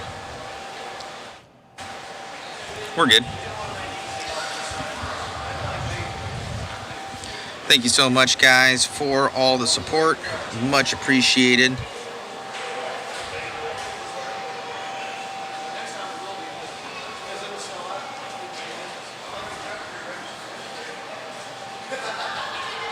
I just got a text message. Your Southwest flight on January 8th may be affected by potential weather conditions. Oh, buddy. Check that out. Megan's going to give me eyeballs right now and be like, I got to be back to work. Oh, that's right. I got to check us in. Thank you so much, guys, for tuning in. Thank you so much for tuning in. It's been an amazing feat and a lot of good racing out here. Hopefully you guys like it. We have a ton of good waffle prizes, guys, so go and grab those tickets. We're going to draw it live today. Thank you to all of our supporters for that one, and helps us with the live stream, guys, so we appreciate it. And also go and check out those photos. Anybody that's here, they are free to use, free to share. It's pretty sweet. I'm gonna get that link here for you guys for our Smug Mug account that we have. Go and check out these awesome photos. They are broken down by the day.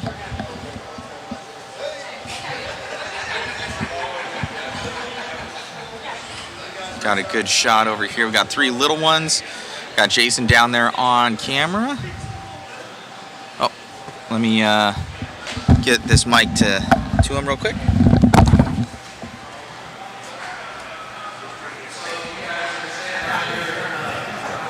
Hold that as well. So you guys that are standing around here,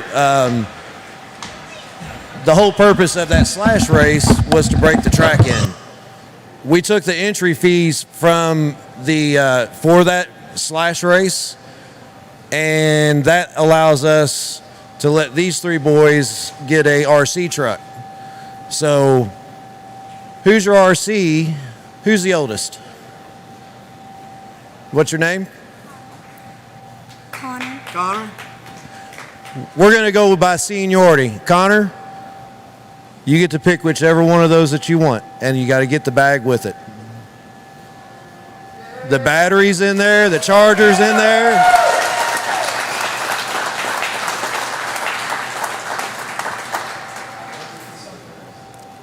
Who's the next oldest? How old are you? 10. How old are you? 9. What's your name? Levi. Guess what, Levi? You get to pick next.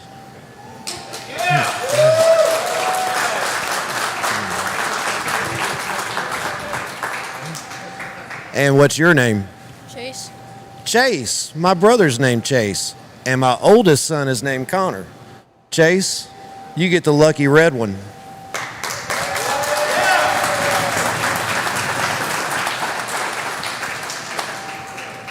Now, you 3, can I get you to go down here and stand so we can get some nice pictures in front of the driver's stand?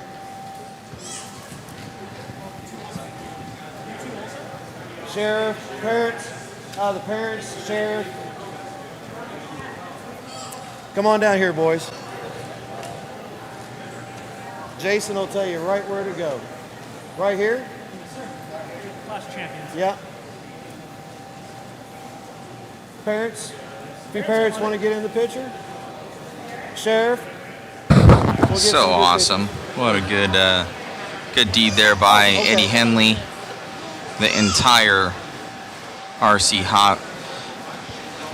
Hoosier RC HobbyPlex crew. Clash of Champions 2024. Very cool. Better see some more smiles. Good. Ready. 1. Wait till you get it home, get it back home and play with it. You'll really be smiling. All right. Ready. 1, 2, 3. One more time. 1, 2, 3. Thank you. Very cool.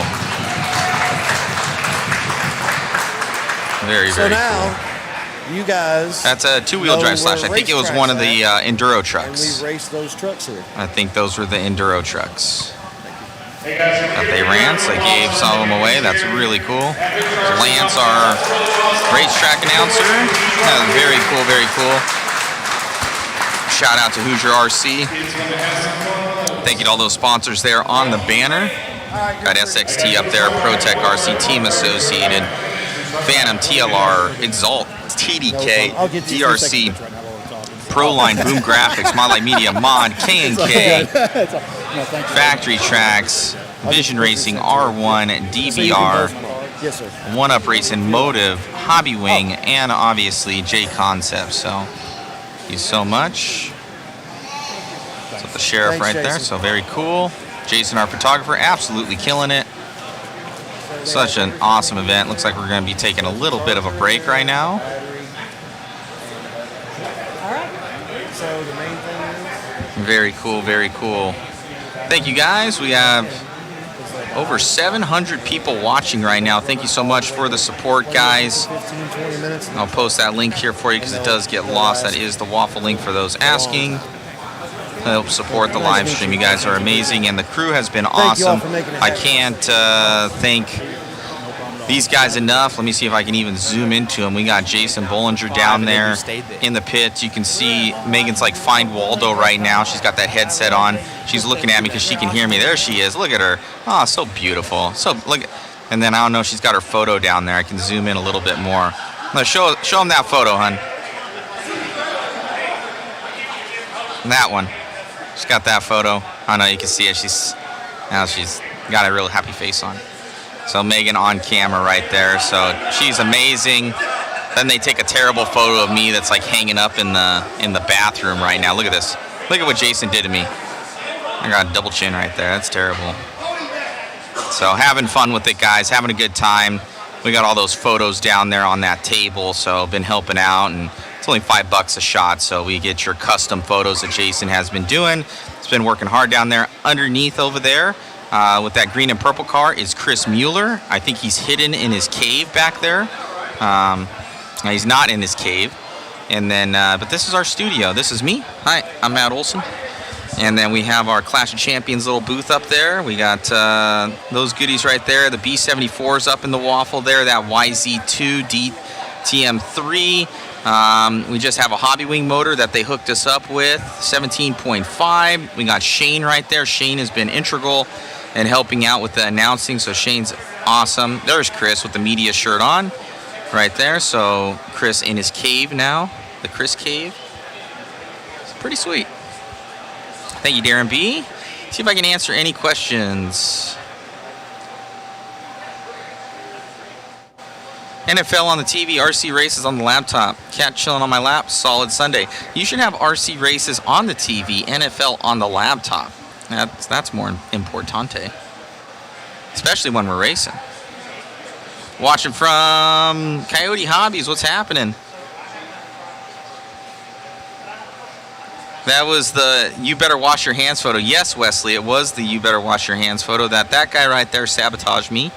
He did. Our photographer. I saw him walking over there with that photo. I knew what he was doing. I was like, you know what, this guy. Looks like everybody over here in the pits. This is only half the pits, guys. Back behind the walls, a whole nother set of pits. So some of these guys already clearing out, but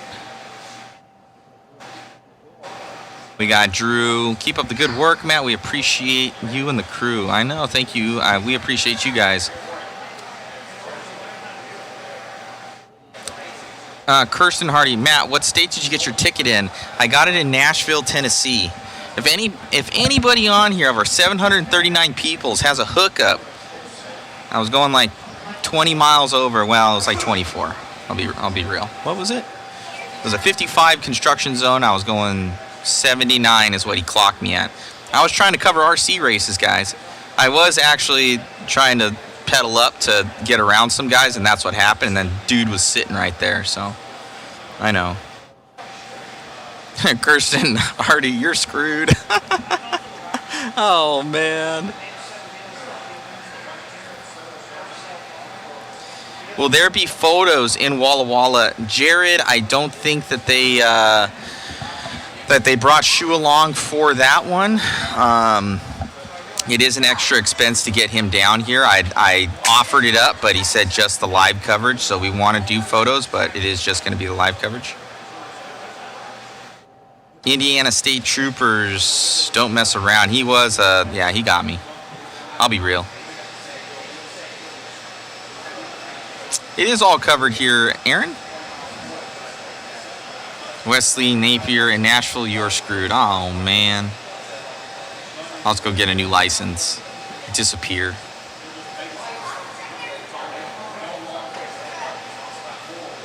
Still balling about that ticket. I know, man. He got me. I ain't gonna lie. Help support my ticket by getting a waffle ticket. I'll be able to pay for it. That's a bad ticket. A construction zone is 2,500. I don't think it is there. I don't think it's that bad there. Hopefully not.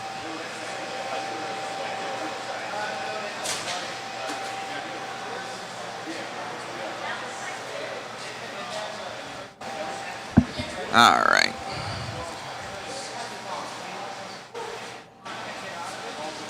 Yeah, I didn't. It was like 2 lanes. It was far off.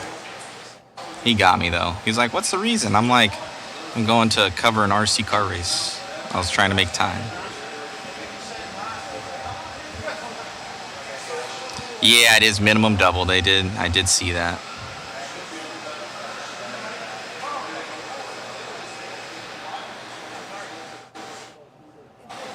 There wasn't really anybody working.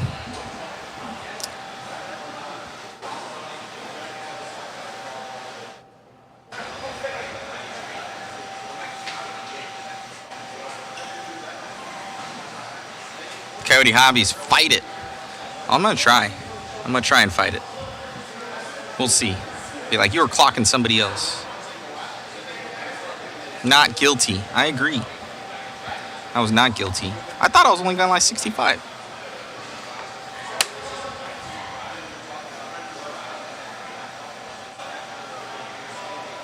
Danny Pett, if it were Tennessee, I might be able to help, LOL. It is in Tennessee. Danny Pett. It was.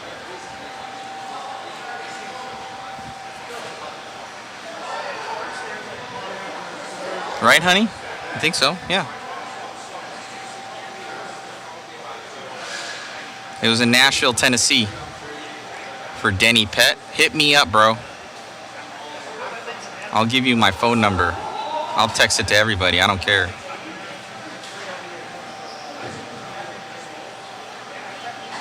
Jeff Guess, ask the cop at the end of the driver's stand to hook it up. Well, we're in a different state.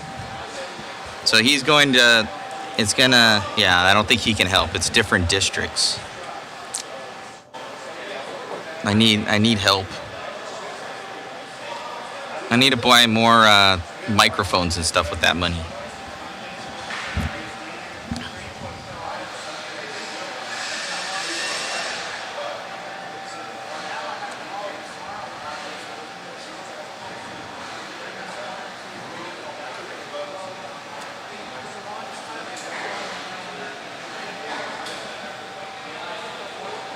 That's the rig setup.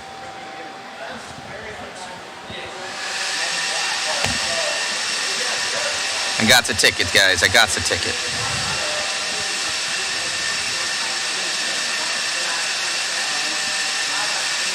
Jared Kazakria, this guy knows. He's a trucker. Check out Off the Record app. I'll hit you up.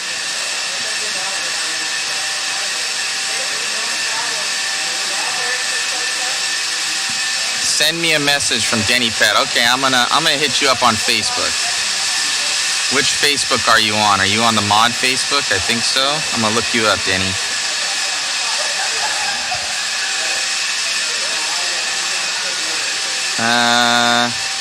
Confirm request. I think we're friends now.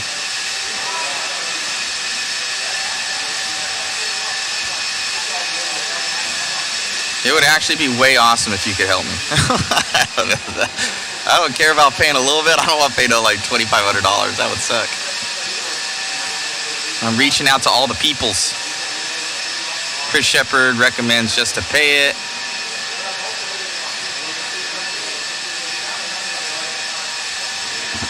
Plead guilty, then we'll lower it to non-moving violation from Mike Kaz. Thank you. I live in Nashville, always construction. Dude, there was literally, how many were there, babe? There was like 3 road constructions in like an hour and a half. It was like, we were coming down here, there was like literally, it was down to like 2 lanes, all these truckers were around, and what had actually happened is we forgot that Nashville, Tennessee was 1 hour behind that of out here in New Albany, Indiana, and I had to make up an hour because we had to go live at 7 for the Slash Enduro because Eddie really wanted it done. I was like, I'll make it happen, Eddie, and I was like, my word, I'll make it happen. So we got here after getting pulled over at like 6 o'clock, so I had 1 hour to get one camera up and like the live thing on. That's why it looks a little bit odd, but we did it. We made it happen. It's 1 speeding ticket later. So that was a bummer. Okay, I'm going to try and answer some more questions. There's a ton of construction. Good to see you, Kevin Klein.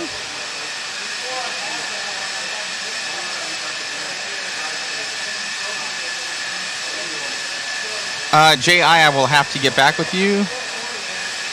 Money back guarantee. It's legit from Jared Kazakria. Definitely no new roof. Now, I know my cats. I still have to, dude, I still need to pay like $20,000 for a roof. I need to put a roof over my head. That's actually legit. I got to work on my Ukaipa property. But the whole house needs construction. It's like, it needs a lot, guys. It's either going to get bulldozed, a new house, or we're going to fix it up. It's probably going to cost about the same. But it's got a really nice garage on it with a lift, so, and an acre and a half of land in California. So it's a nice piece of property.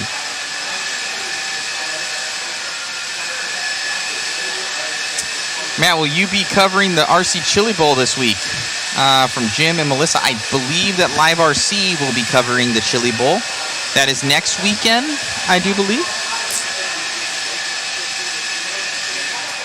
How much was the ticket from TQ Chef? I don't know. He didn't put a ticket. He didn't put a how much it was on there. I had asked him, and he was like, "Stop." He goes, "I'll explain first. You can ask me that later." And I was like, "Okay, sir, no problem." And then I asked him again once he was done talking, and he didn't tell me anything. He said, "Call the number."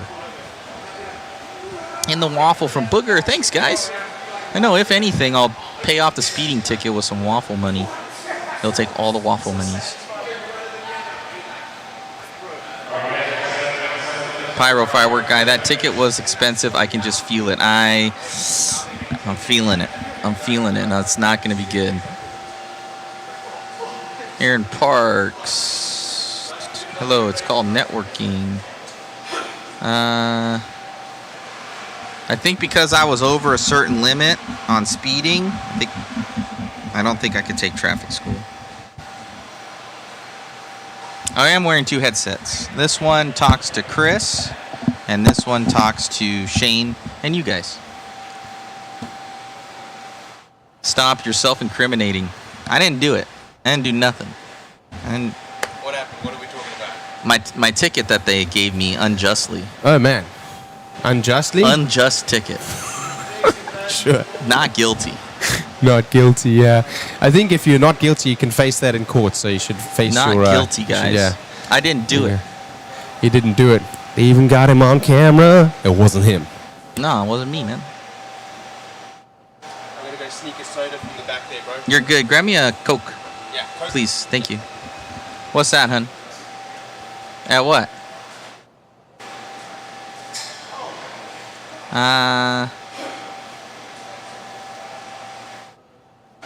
Ray Schmidt, Matt, thanks for being super involved with the waffles. Man of your word. I'll get you guys the prizes. Yes, by the way, I put my name on it, guys. You guys will get your goodies. Sometimes stuff does slip through the cracks. I ain't gonna lie. Like, there'll be something where somebody doesn't put their phone number down. It takes a little while to get to them, or usually that happens, or it takes me a little bit to get to you sometimes. We're always traveling, but I will get your stuff. This one, I should be on it. I got a couple days off next week before Megan and I go to Reno. Answering questions here.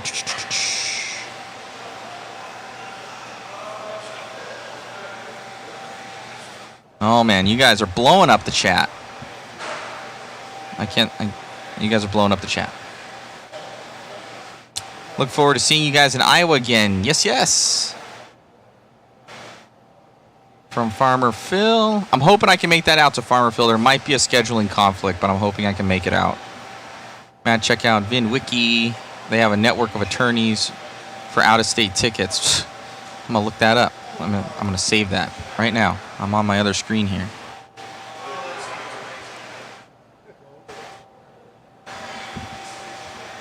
Let me bookmark that junk. Bookmark. All right, I bookmarked it.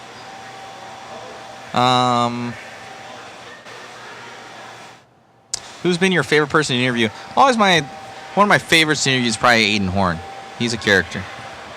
I like him. He's a good kid.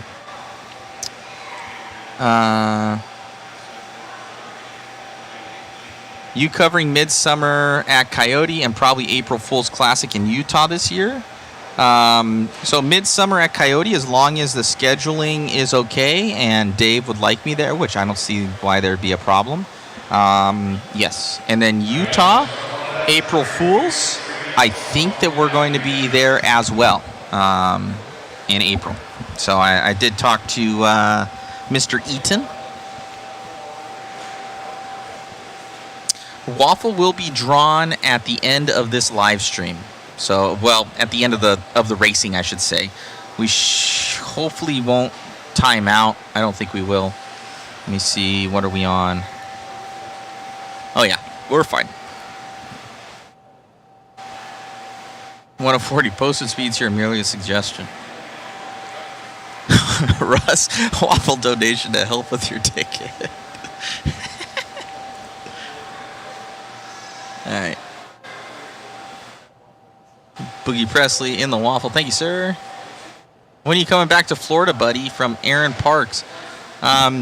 In all honesty, I call them the West Coast or the East Coast version Mod Live Media, which is WERC. Danny Paz, Lance, that's our announcer. They do a really good job. They have pretty much the East Coast on lock. And we were covering stuff out there in Cocoa Beach, I think, Florida, for that Florida State Champs for carpet. And then Danny was there, and I roomed with the guy, actually, very nice. And I was telling him kind of what we were doing with the first edition of Mod Live Media. And they started up something shortly after that, and they've been taking it forward. And he's covered the Worlds now for, I believe, just their last Worlds there at that track. And when I see Florida again, maybe if there's a scheduling with them, they're super good guys. If they get booked up or something like that, maybe we might be able to help. But pretty much if there's anything out that direction, they do a very good job. What is your next event, Mr. Olson from Jason Blake? So next week I have a little bit of vacation. It's actually Megan's event. We're going to a pole vault summit in Reno. And then right after that, we go to Fear Farm for Monster Cross for 5th scale. And then the next very big coverage event is going to be TNR. TNR is going to be at the Dirt for 8th scale. The full crew will be there. We will be there in force. So you can see a lot of this, exactly what you're getting right here. From the photos to we'll have green screen up, to multiple cameramen, to the photo booth, to big waffle and everything like that. So that'll be in about 3 weeks time, three or 4 weeks, the end of January. And then right after that we have Walla Walla. So Walla Walla will be after, and it will be a smaller crew, just myself and Chris, but that'll be a lot of fun. So we're going to be going there, so hopefully it's not too cold. And then after that would be a JCon race, but I do believe that Live RC is going to cover that one instead of ourselves for the first INS at Trackside. So that'll be, I think they already sold out that event. Are you going to drive in the next season of BattleBots? Yes, I am the driver of Lucky on BattleBots, if you guys have seen it at all. That is a super fun event. It's 2 weeks long. We shoot it in Vegas. This last year we have not. We shot the last season in 2022, actually. It aired in 23, and usually we should have shot another season in 23, but they ended up pushing it because of the F1 race in Vegas. So that was a huge issue. So we didn't even shoot a season. So they're looking at maybe April, maybe May is the rumors that I hear. But I am slated to be the driver of Lucky once again for this next year. My Coke. I'm not grabbing it out of that pocket. People can see that. It's all online. Thank you, sir. All right. You see, awesome, sir. Thank you for broadcast from Dave Davis. Kirsten Hardy. Hey, Matt, since you're doing pictures, can you get an autograph picture for me? Yes, Kirsten, hit me up. Let me know. Kevin Abbott is let me know in the who. chat.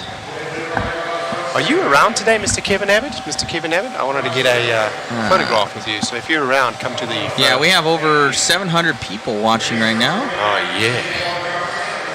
You see, we got peoples over here. We got racing going on. We got what do I switch to? I don't even know what to do right with my hands right now, guys. We got racing. Here we go.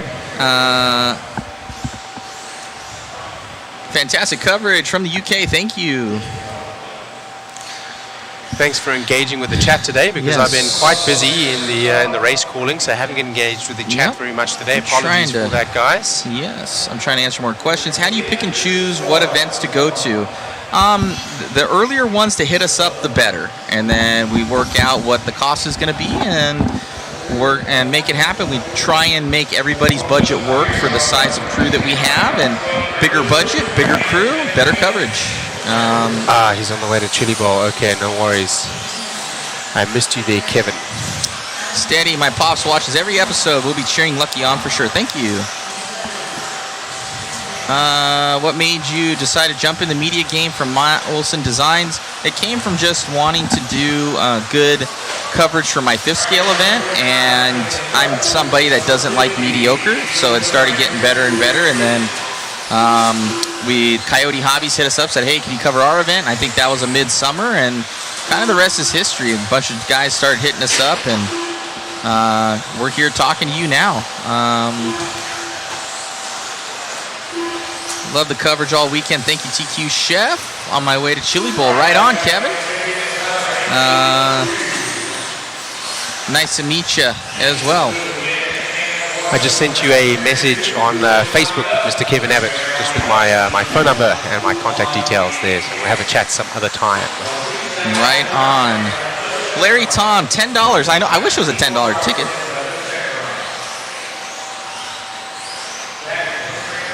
Can you share what's your 5th skill car? It's Losi 5T, highly upgraded with mod goodies.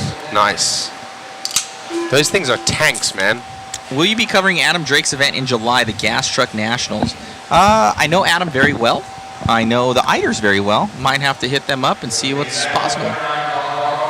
All right, we're about to get this one going and firing off on all cylinders. Timing and scoring? Timing and scoring, engaged. Thank you. Alrighty, getting lined up with Doug LaRiviere, Sammy Moran in the 2, local hero Talon Henley in the 3, Justin Green in the 4, Mason Templeman in the 5, Rails in the 6, Nate Sutherland in the 7, Clark in the 8, Gastelum in the 9, Hoskins in the 10, and Veneer in the 11. We're going to go racing here in lesson 5. And we're off. Nice clean start there from all of the drivers so far that I can see. Doug LaRiviere in that red truck with the white wheels out front right now. Team associated driver, local NorCal hero. I asked him what is his local track. He used to race with us quite a lot at Silver Dollar. He said NorCal and Whip It RC. So shout out to Whip It RC. And NorCal Hobbies. This is the 13.5 Stadium Truck A2 main. Sponsored by Exalt, race number 49 of 62. Today is going to feel like a half day after the 101 heats that we called yesterday. Lance the Machine McDonald, our race director, keeping us on track all the way through yesterday, about 14, 15 hours, I think maybe even close to 16.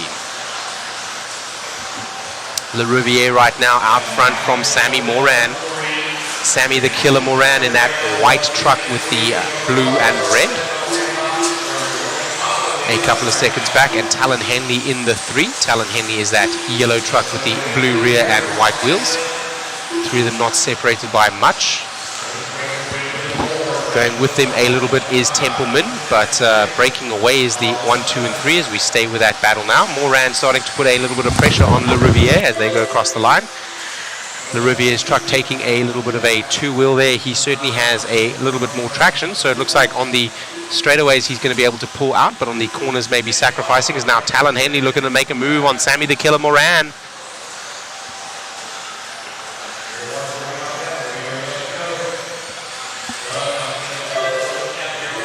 across the line now. A little bit of a lead stretching out for Le Riviere. Will stay with the 2 and 3 there. 2 and 3 now. Talon Henley, local hero, having taken a TQ as well as a win in 2 of the classes already. He's looking for a good point here to put a good bid up for the Clash of Champions title for the stock class. 2 minutes 40 to go, so we are about halfway here. Now Talon Henley falling back a little bit as we follow the battle for number 1 and 2. That is Le Riviere in the 1 and Sammy Moran right now trying to come up in the 2. So far no one has an answer for the pace of Le Riviere out front in truck.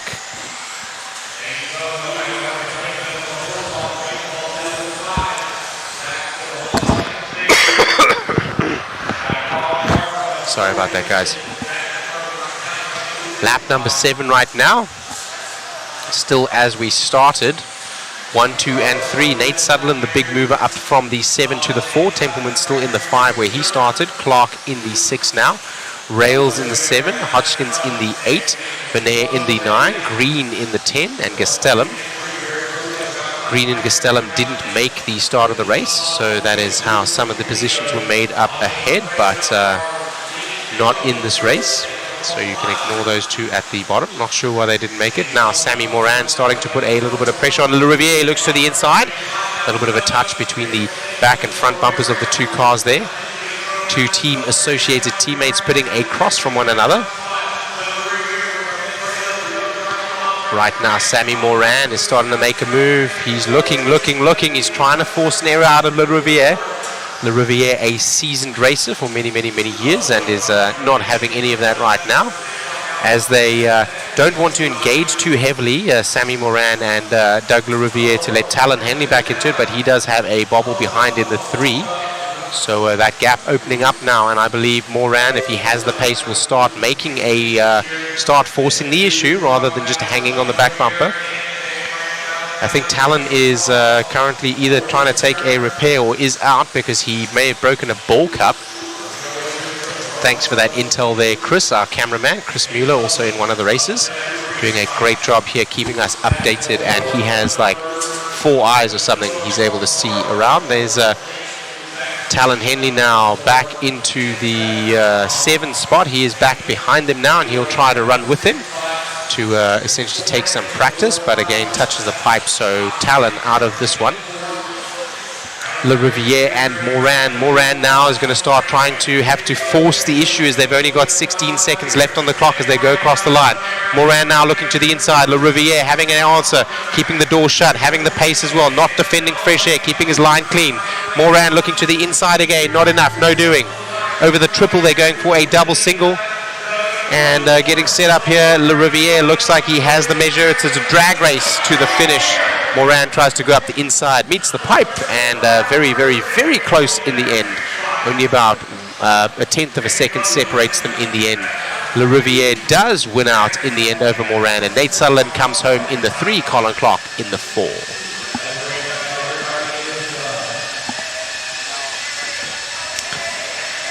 So Templeman wins the first one, and Le Riviere now puts in the best run there, with Templeman coming home in a decent spot in this one. So we'll see how that all adds up.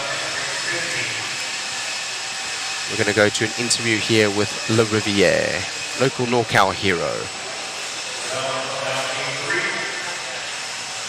That's really cool. Those are the photographs from our Mod Media photo crew. You have that other one too, hon? Put that one in a sleeve, please. Awesome run out there, man. Congratulations on the win.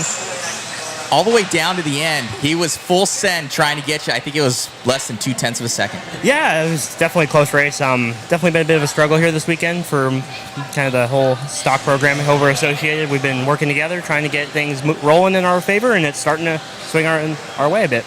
So you got one, Templeman got one. You guys are pitted next to each other. Sammy across from you. That's the fast table, man. Congrats on the win, and all 3 of you guys keeping the dream alive for Truck Championship. Thank you. Great job. And here you go. Little memento there for you. Thanks. You got it. Templeman, over here real quick. we just started doing this. Congratulations, sir. Little shot of your truck there. And hey, man, still some points to make up in the next one. Yeah, definitely. That run didn't go too well. Crashes on my end. I think I'm going to make a couple changes to my truck, and hopefully can make it a better race than 8-3. Congratulations, buddy. Good luck. Thank you. Got it. So shout out to Doug LaRiviere's local track there over at NorCal Hobbies, based at 2099 South 10th Street, San Jose, California.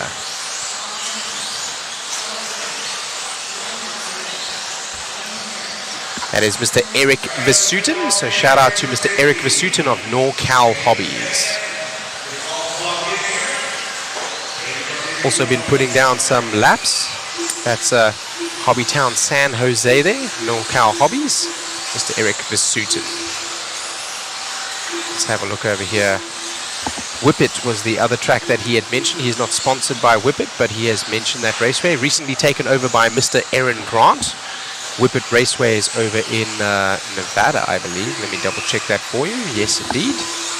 In Reno, Nevada. They're based at 1005 Standard Street, Unit C. Go and check them out. Whippet RC Raceway and NorCal Hobbies, now known as Hobbytown San Jose, run by Eric Vasutin. Shout out to you, sir.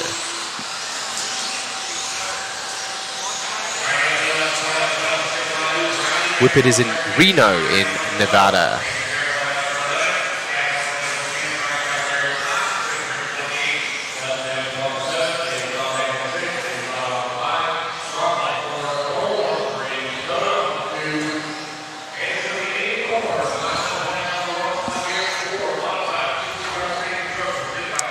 As we get ready here for the SXT Mod Stadium Truck A2 main. All the big names in this one. Aiden Horn will start out front from Dakota Fenn. Dakota Fenn looking good to defend, as he did in the two-wheel drive and four-wheel drive with a pretty good heat.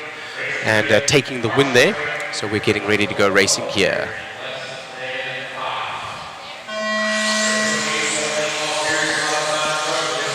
One, two, three, 4, and 5. All of them go by, except for there's a little bit of a shuffle towards the rear, but the front drivers all getting away nice and cleanly. So they stay in order. Aiden Horn right now out in front in that multicolored buggy with multicolored truck with the white wheels. Dakota Fenn is in the 2. Tollard is in the 3. Tollard had come to the point previously in the A1 main and had a ball cup issue, which relegated him down to 4th or 5th where he finished. A little bit of a bump there as to the pipe was Aiden Horn. I think Fenn has gone through to the front now. So there's a tight battle now for 3, 4, and 5. The leaders looking to separate and not battling right now. So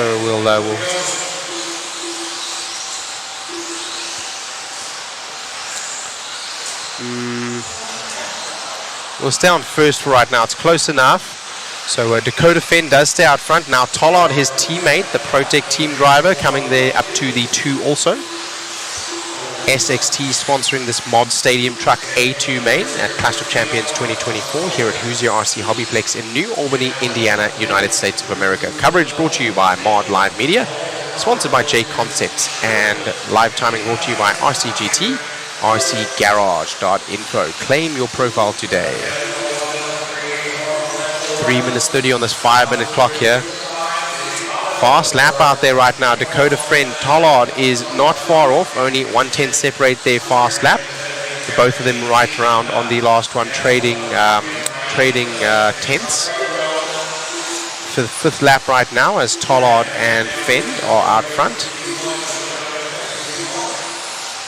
Tollard made it by to the first spot in the first heat and had a little bit of an issue right here as Fenn does almost the same thing there. Didn't damage his car though. Fenn goes to the pipe, has a little bit of a nudge, but doesn't land awkwardly like Tollard did in the first heat where he popped a ball cup. I wonder if there are any kind of team orders here as Dakota Fenn is looking to defend his title and has a 1 in the two-wheel drive as well as four-wheel drive. Tollard having a little bit of difficulty there as he comes down the Exalt soapbox again. So Dustin Evans right now trying to defend from Davey Barter. We drop back there as that is the closest battle for the highest position. Dustin Evans in the Associated, Barter also in the Associated. yellow wheels with the multicolored body and blue paint is Dustin Evans going over the triple now, and behind him with the green truck and the checkered rear and the yellow wheels is young Davey Barter.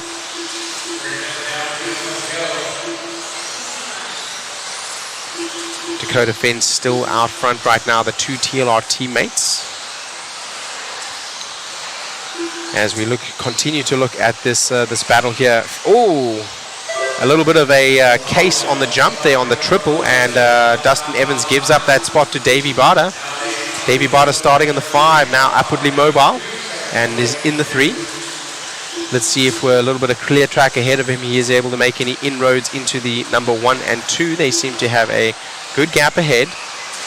Barter still able to triple, and Dustin seeming to struggle a little bit on the triple there, the Hobby Wing triple. And as he does so, a little bit of a gap forming now, and he's starting to battle with Brock Champlin. Brock Champlin and the Schumacher looking to capitalize, and I think he is very close to doing so. Just behind them, Spencer Rivkin. So we continue to follow this battle for what will be the 4, 5, and 6. Aiden Horn, the number 1 seed in this heat, is in that yellow and blue truck with the yellow wheels. He's following, that is Dustin Evans. Very similar paint scheme. That is Dustin Evans. We continue to follow behind Davey Barter. So let's continue to follow that battle. That's Barter, Evans, and Champlin. Champlin now tagging up on the back bumper of Evans and starting to apply pressure and looking for a way around. Not trying to make a move, but trying to force the error out of Dustin Evans. Seasoned racers here. They do not succumb as easily to the adrenaline as some of the independent drivers might, like myself. Only 12 seconds remains on the clock here. It looks like Fend is going to do enough now with a 2.6 second lead over his teammate Cole Tollard. We continue to follow this. There's Cole Tollard right now. Davey Barter is not far behind, but that battle is the closest one on track, which is Brock Champlin trying to make the move, but not doing so on Dustin Evans. Loses out a little bit of time, but had space back to Spencer Rivkin, who comes home in the 6. Rinderneck still live on track, as is Herrick, but Cavalieri and Vicina being caught at the line. Riley Becker is done as well. Aiden Horn, in the fact, either retired or broke. So Aiden Horn and Riley Becker not making the end of this race. Riley Becker does, in fact, but Aiden Horn did not. He was 3 laps down. I wonder if he broke.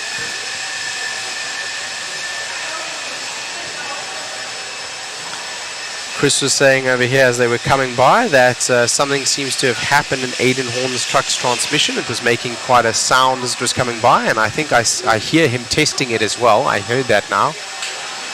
That's Aiden Horn walking down the start-finish straightaway there in the black hoodie. Looks like we're going to get another interview with Dakota Fent.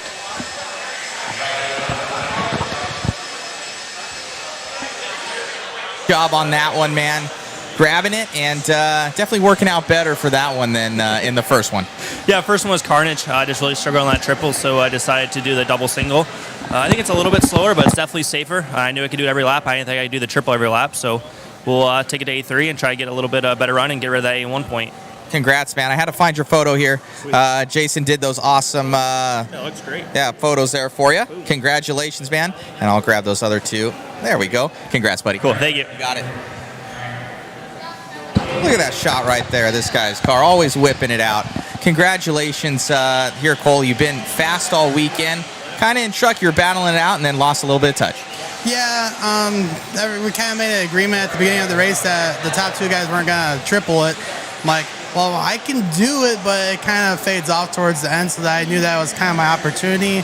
And that's where you saw him stretch on me at the end. But it was a close battle, I thought. It was a lot of fun. Congratulations, my friend. Thanks. Got it. Here's your picture of your car, by the way. Thanks. You got it. Got Davey Bata. We ended up doing these, Davey. He got A1. You going into this next one, man, kind of with some good points, a 1 and a 3. What are you going to try here in the next one? Yeah, I just tried to maximize points this qualifier. I knew Dakota and Cole were basically gone. I caught Cole a little bit, but couldn't really put in a couple fast laps to catch him. But yeah, this next main, I'm going to try and just push as hard as I can. Right on, buddy. Here's a little memento for you. Thank you. You got it, bud. Back to you, Shane. Thank you very much. As we get ready here for 17.5 Expert Buggy 2-wheel drive A Main 2. They're going to get warmed up. This one's sponsored by DRC. Great drive there from TLR legend Dakota Fend with Cole Tollard bringing the 2 and Bada in the 3. Tollard with the TLR ride, JConcepts rubber, Hobbywing ESC, ProTech power, and A Main driver. And also sponsored by Trackside RC. There we go. Trackside RC getting another shout out there. Also his local track to Mr. Jamie Tennies. And then over to Davey Bada. Davey Bada, one of our mod drivers. Sponsored by R1 Works, Team Associated, Sick Lids, JConcepts. And I can't see 2 of the other sponsors on this shirt. Unfortunately, I can't read them off there. These guys get me on like hot mic right here. Kevin Weir, this guy's always whipping it out. Who's that? I said that. And then the wiry guy, for legal reasons, that's referring to the car. Most definitely. So I got cool whips with the cars, my man. You should see this one. He's fully sideways with this buggy in another shot that we got. Our awesome photographer, Jason Bollinger. He is amazing. So we've been trying to print these things out as fast as possible, you know, to kind of commemorate these guys for their wins. And cool little memento. Not saying we're able to do it all the time, but this time we're making it happen. All right, Talon Henley, local hero here again, getting lined up, just replying to JI. Shane said, I get weak and wobbly knees and breathing and so on. Yes, the adrenaline certainly does get the better of me. The pros a little bit calmer. I don't know how they do that, but maybe just experience as we get ready to race here with race number 51 of 62. 17.5 Expert 2-wheel drive buggy, A2 main. We go off the gate with Talon Henley getting a nice clean getaway there. In the 2s, Colin Miles, Carl Goff in the 3. We had a good battle with Jeff Stakovich a little bit earlier with Jeff and Talon with the similar paint schemes. Stakovich in the X-Ray has been doing well, and he may come to the point to battle with Talon again, but right now he would have some work to do to get by 2 other drivers before they would be able to do so. Them freight training through the first lap and keeping almost their qualifying pace, if not, their qualifying order, if not their entire qualifying order. We'll continue to follow with Talon in the front there, as many of the locals are going to be watching tight battle behind. But we're going to follow Talon as he goes over the left-hand side there. Talon Henley, son of owner Eddie and Angie Henley. Owners and operators here of the Hoosier RC HobbyPlex here at the Clash of Champions 2024, based in New Albany, Indiana, in United States of America. You're listening to Shane Baton of A-Main Hobbies, here with you today from Mod Live Media. Broadcast brought to you by JConcepts and Timing and Scoring brought to you by RCGT. RCGarage.info. Claim your profile today. Talon Henley, Colin Miles, Carl Goff, Jeff Stakovich, still 1, 2, 3, and 4 as they sat right out of the gate. Doug LaRiviere sits in that 5. Talon starting to stretch a little bit now, a battle for 3 and 4, so we'll follow that around. That Stakovich trying to make an impression on Carl Goff. Carl Goff in that white buggy with the yellow wheels, and the similar paint scheme to Talon with the yellow and black rear with the yellow wheels is Stakovich in the X-Ray. That is a battle for 3 and 4. That is the closest battle on track right now as Talon starts to separate out in the front, and Colin Miles going with him, but not the pace to be able to stay with the leader right now. Colin Miles in that orange buggy with the white rear and white wheels. Local hero and young gun TLR driver Talon Henley out front right now as he goes across the stripe over the JConcepts roller, SXT double, DRC kicker, ProTech tabletop and Phantom downside. Into the Proline S's as we go into the Exalt Soapbox and the Hobbywing Rule 8 triple. No, I don't think so, not in 17.5, so they use the factory tracks downside into the boot. Team associated double, and that is the start finish straight away, and that is a lap. Talon Henley right now putting down 21s at will, also behind Colin Miles, able to take a little bit of time out and starting to tighten up a little bit now. It took 0.3 of a second out of there. Colin Miles starting to apply pressure. Let's see what Talon Henley will do. Talon Henley looking to defend, and it looks like he's able to control his nerves as some of the independent drivers are feeling shaky, as one of JI was talking about myself. I definitely get some shaky legs and your arms go like spaghetti, your eyes get dry, you forget to blink and your mouth dries out too. So as the race goes on, that certainly can take its toll. A little bit of a slide there, and that allows Colin Miles even closer.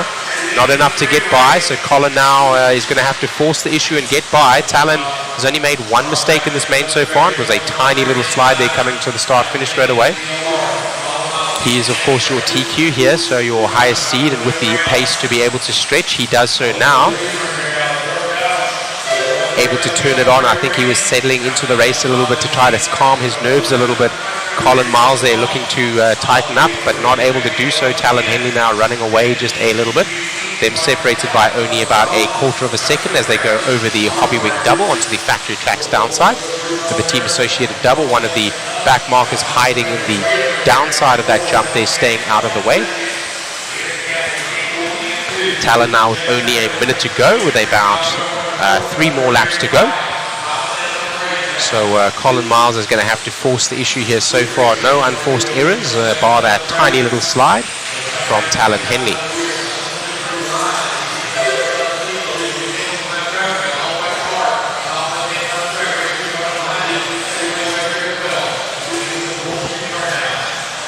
We'll continue to follow that battle. Behind is a battle as well for 3 and 4, but they're still separated as well. The closest battle right now seems to be Colin Miles and Talon Henley. As they go across the timing and scoring, they may get by for another one after this. Colin Miles takes a roll, so it looks like if they do get by for another one, it'll be Talon on his own lap, or Talon may just come out of the throttle and allow the race to end there. Won't be of consequence, because even if he has a bad lap all on his own, Colin Miles is not going to be able to come across the line. But did Stakovich get Miles? We'll find out in just a second. Listen to that applause. That is all the local guys. Show us the crowd here, Chris, as after the race finishes. After the race finishes, we're going to... That's Talon Henley taking his victory lap. Look at all of these people that are watching over on the walls. Literally every single person that is in the pits here. Everyone applauding for our local hero, Talon Henley, mod driver. Sponsored also by TLR and Hoosier RC HobbyPlex. Shouting out to Eddie and Angie Henley at their local track. This one at Hoosier RC HobbyPlex in New Albany, Indiana. Based at 2616 Charlestown Road in New Albany, Indiana. If you're close by, check them out or come and join us for a race.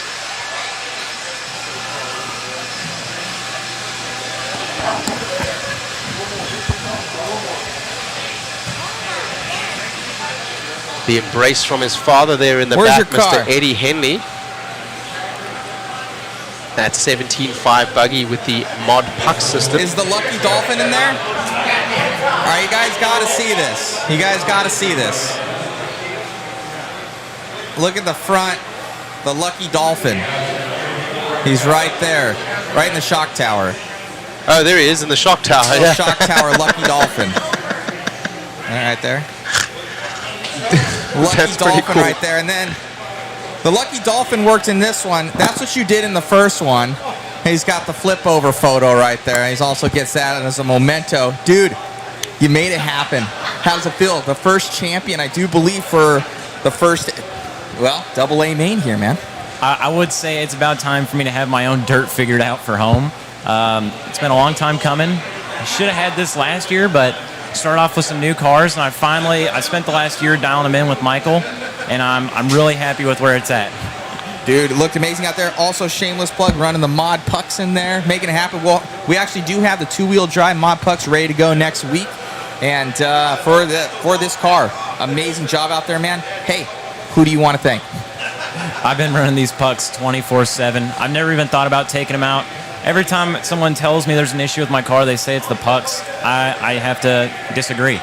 I've been going loose tracks, high grip tracks, and they've just been working everywhere. Dude, amazing job out there, man. I saw your dad over here, your mom, they're hugging each other. Kind of emotional. Yeah, definitely almost had me in tears there. I can see it, man. Just a lot of emotion. Congratulations on your win. And hey, now four-wheel coming up. I want to say thank you to Nate Sutherland for the Lucky Dolphin. Lucky Dolphin. Idea, all from him. I love it. Great job, my friend. Thank you. Talon Henley, sponsored by TLR, JConcepts, RC HobbyPlex, Mod, and DRC. DRC, one of our class sponsors here, as well as one of our bronze sponsors, Donovan RC. You can get his product online. He makes custom leads and all sorts of connectors, all sorts of color-coded goodies for those of us that like our rides to look the most trick. If you are local to Hoosier RC HobbyPlex, they have his products up on the wall. And if you like something custom made, Zach Donovan does come to this track and he will make you some special leads. Amazing products from Donovan RC.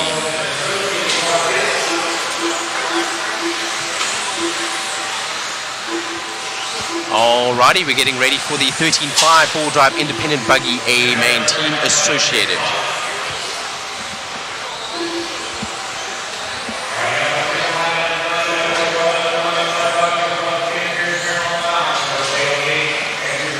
Calvin Bruce, Jasmine Neer, Jared Miranda. Which one? Oh yeah, Joe Fay, the faceless driver. We did get to see his face in the end. He had to take his hoodie off to Marshall, of course. And he doesn't really drive like that, but a good sense of humor nonetheless. Joe Fay is in that pink buggy with the yellow wheels. He'll be in the 8. Bill Womack in the 4. Kane Humes in the 5. Jackson Neer in the 6. Andrew Lee in the 7. Jeremy Kramer in the 9. Josh Kinser in the 10. And Avon Dorch in the 11. We are going racing and live. 1, 2, and 3 get away cleanly. But the battle for 2 right now as Jared Miranda takes over and then loses that spot back to Jasmine Neer.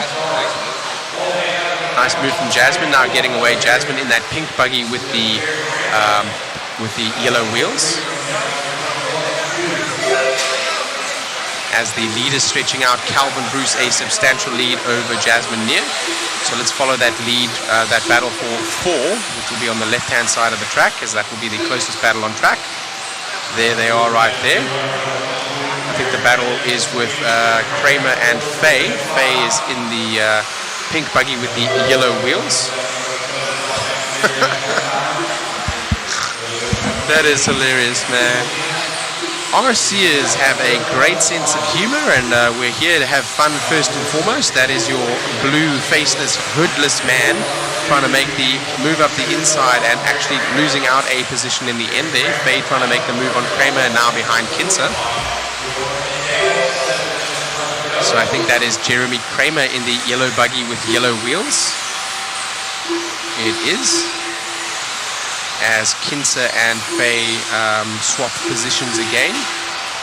Oh, getting into the wing there and losing out was the driver behind as he got into the wing and flipped over himself. So that is the hooded man, the pink buggy with the yellow wheels there. Coming across the line, Joe Fay now to the 4. That is our closest battle on track 4 right now in the highest position. This is the 13.5 four-wheel drive independent buggy A main. There was 8 minutes on the clock when we started. 6 remain now. The battle here between Faye and Kinser. Faye in the pink buggy and Kinser in the multicolored buggy with the yellow up front and yellow wheels. Looking to make the move, does have some pace in hand, but looking for a clean line through, and that time does get it.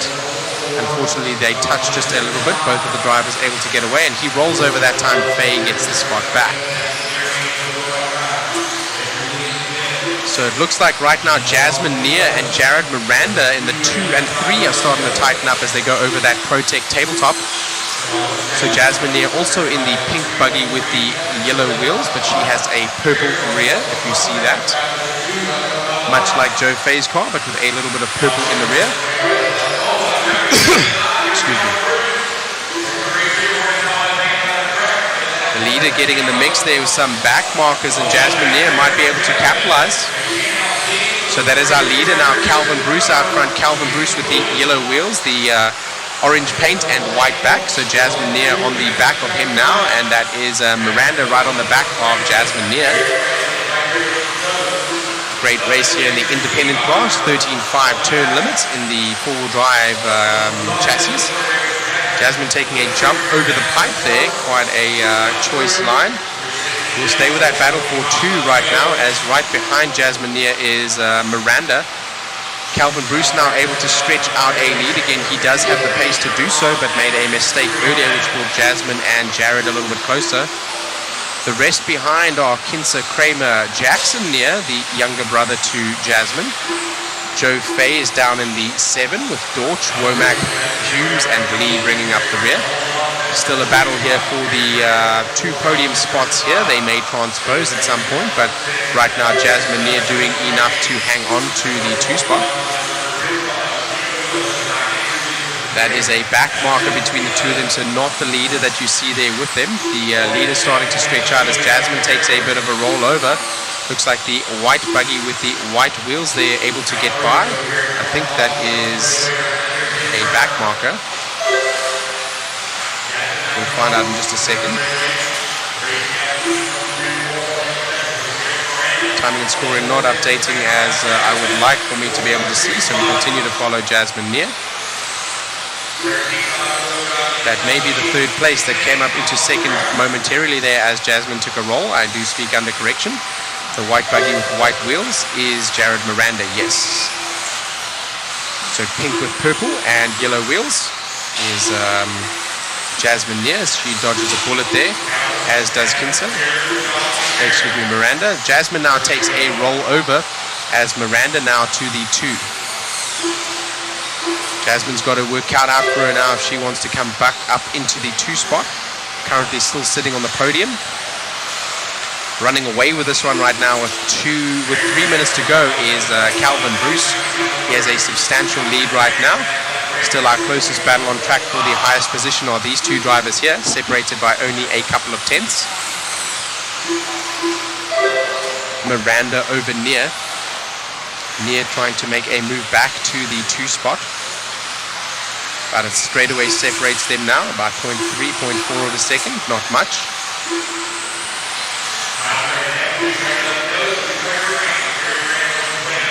Miranda having a slightly cleaner run than Near, and as such the unforced errors coming out of Near, causing her to be in 3 right now versus the 2 that Miranda has. Calvin Bruce only having set 1 foot wrong so far and giving a sniff of the victory to Near, and Miranda now able to run out front with about a 8-second lead. He's all alone. We'll continue to follow the battle for 2 and 3 as Jasmine Near is starting to tighten up on the number 2 spot there of Miranda. She's lost her body down the straightaway, so she's going to have to stop for that. It is illegal to continue without a body. She does get away though in front of Jeremy Kramer. So Kramer now on the back and getting through there. Some bad luck there. I don't know how her body came off whilst she kept clean. It didn't look like she touched the pipe or anything like that. So out front, Bruce from Miranda from Near, now having lost that position to Kramer and Kinser.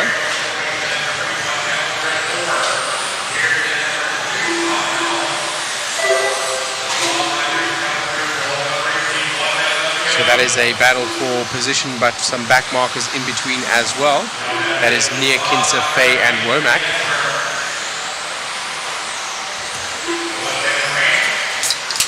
Looking to make the move back on Kramer is, and unfortunately coming together with Kramer there, is Near, and I think that is the end of her podium struggles in this particular race. She was looking good for the 2, dropped down to the 3, and sadly now no hardware for Jasmine this time.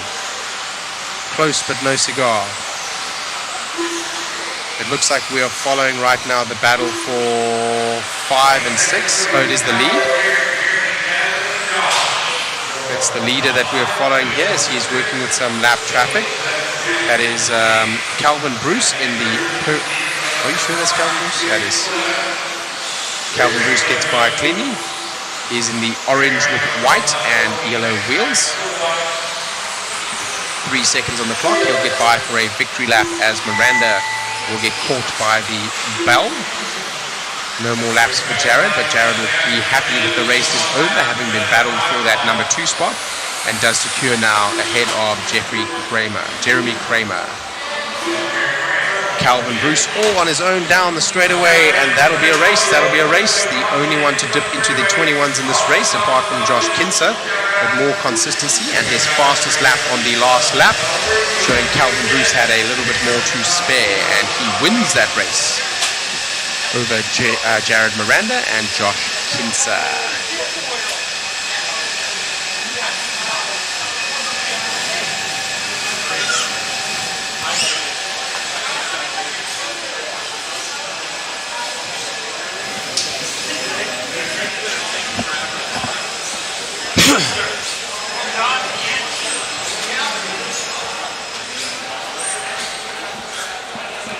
As we go to a quick interview here, Well, we get good ready sir, made it happen. It grabbed that one, and a little bit of a battle.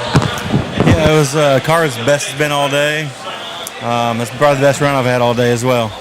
Dude, looked great out there. You put it in when you needed to, made it happen, and held off Jasmine near there. She was putting a hard charge on, and pretty much after that, you just checked out, got gone, and then we were talking up there. You pulled your fastest lap on your last lap. Still a little bit left in the tank. Yeah, I was just pushing. I knew I'd got through for that final lap. She was definitely catching me, and I guess she got caught up in some trouble, would be my guess. Right on, man. Well, I know you already purchased a lot of photos. I got one that I don't think that you had. Congratulations, man. That's for you. Awesome. Thank you very much. Great job, buddy. Back to you in the booth.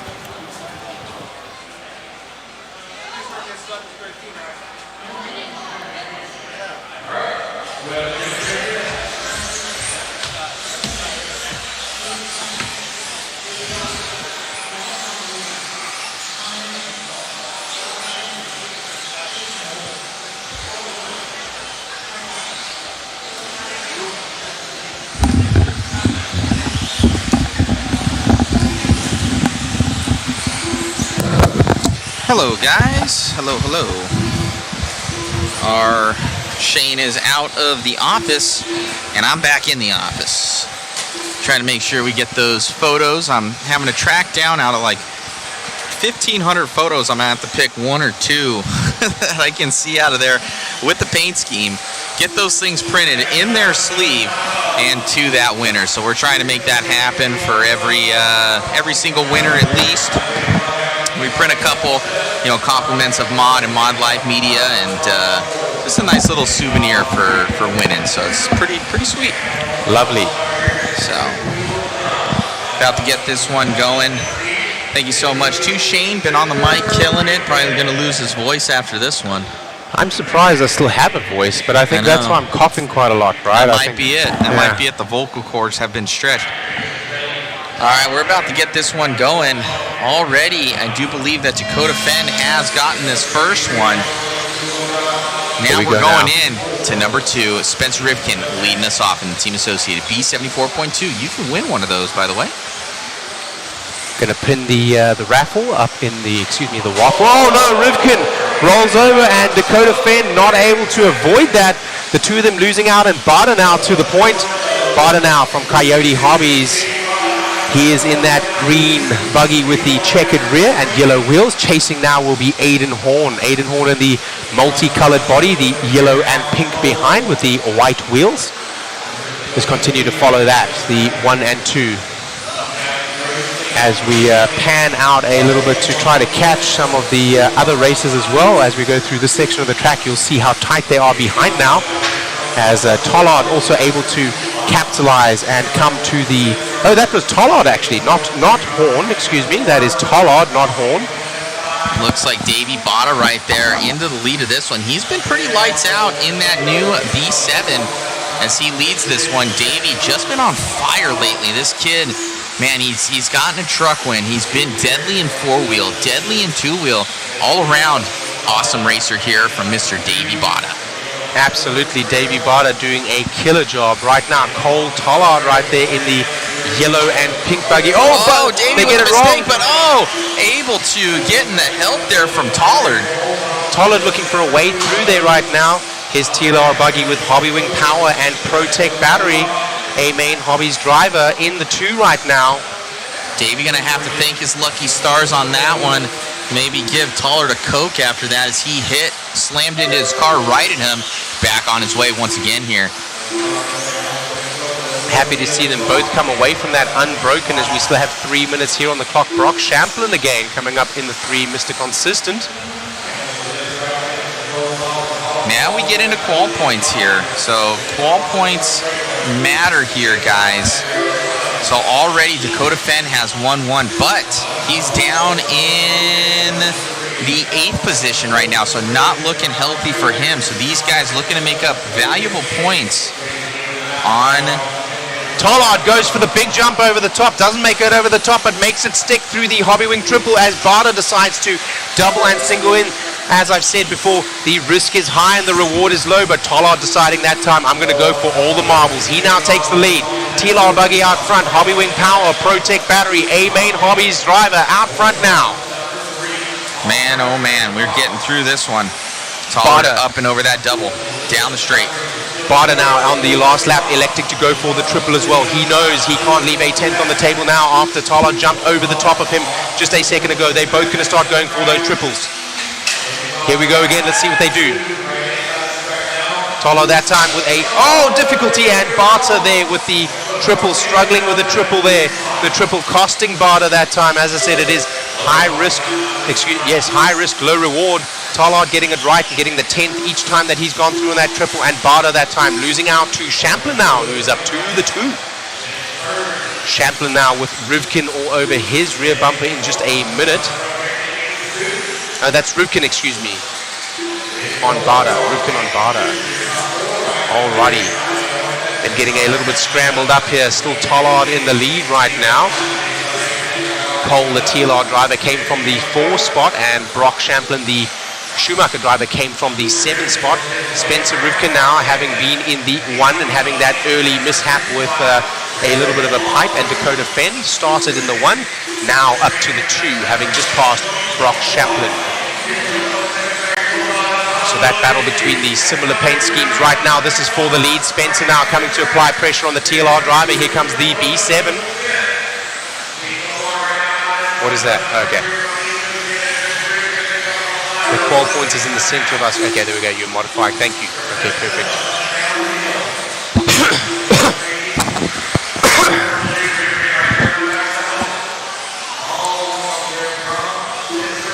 Okay, let's pull that for now. It's covering half the screen. Thank you. No, you're good, bud. Just watch the race. I'm trying to, but the camera was being covered. Watch this. I can't see, brother. So Tollard right now down the phantom downside. Spencer Rivkin in the 2 now, about a 0.3 of a second back. Tollard comes through the team associated double onto the straightaway over here. Nice clean line. A move there from Champlin, attempted but not enough. And I think as they go by the line, Rivkin has a rollover now. Didn't make it by the DRC kicker, and I think Champlin does get by. I think that is Champlin for position.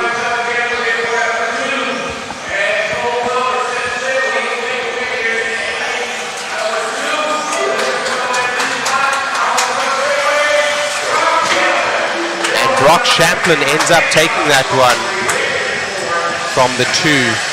Tollard capitalizes, goes through in the 1, Champlin in the 2, and Rivkin comes home in the 3.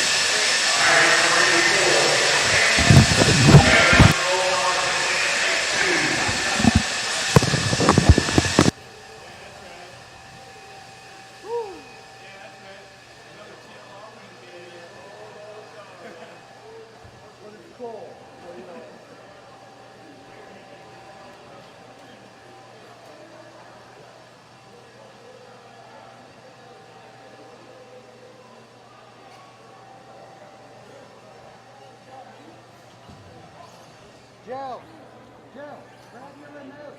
Joe, grab your remote.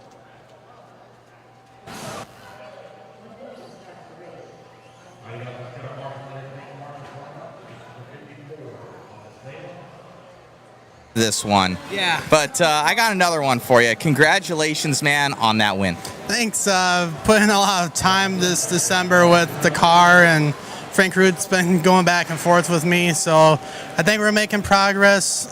Still learning the new cars. I mean, it's only been a year, but yeah, just trying to keep it in the line is not the easiest out there. Those guys were coming. Look good out there, man, and awesome battles, keeping the dream alive. And TLR 1-1 for the last 2. So congratulations, best of luck in A3. Thanks, and thanks for all the supporters, family back at home, friends for keeping with me. Great job, buddy. We'll grab you another photo later. All right, thanks. Okay. Back to you, Shane.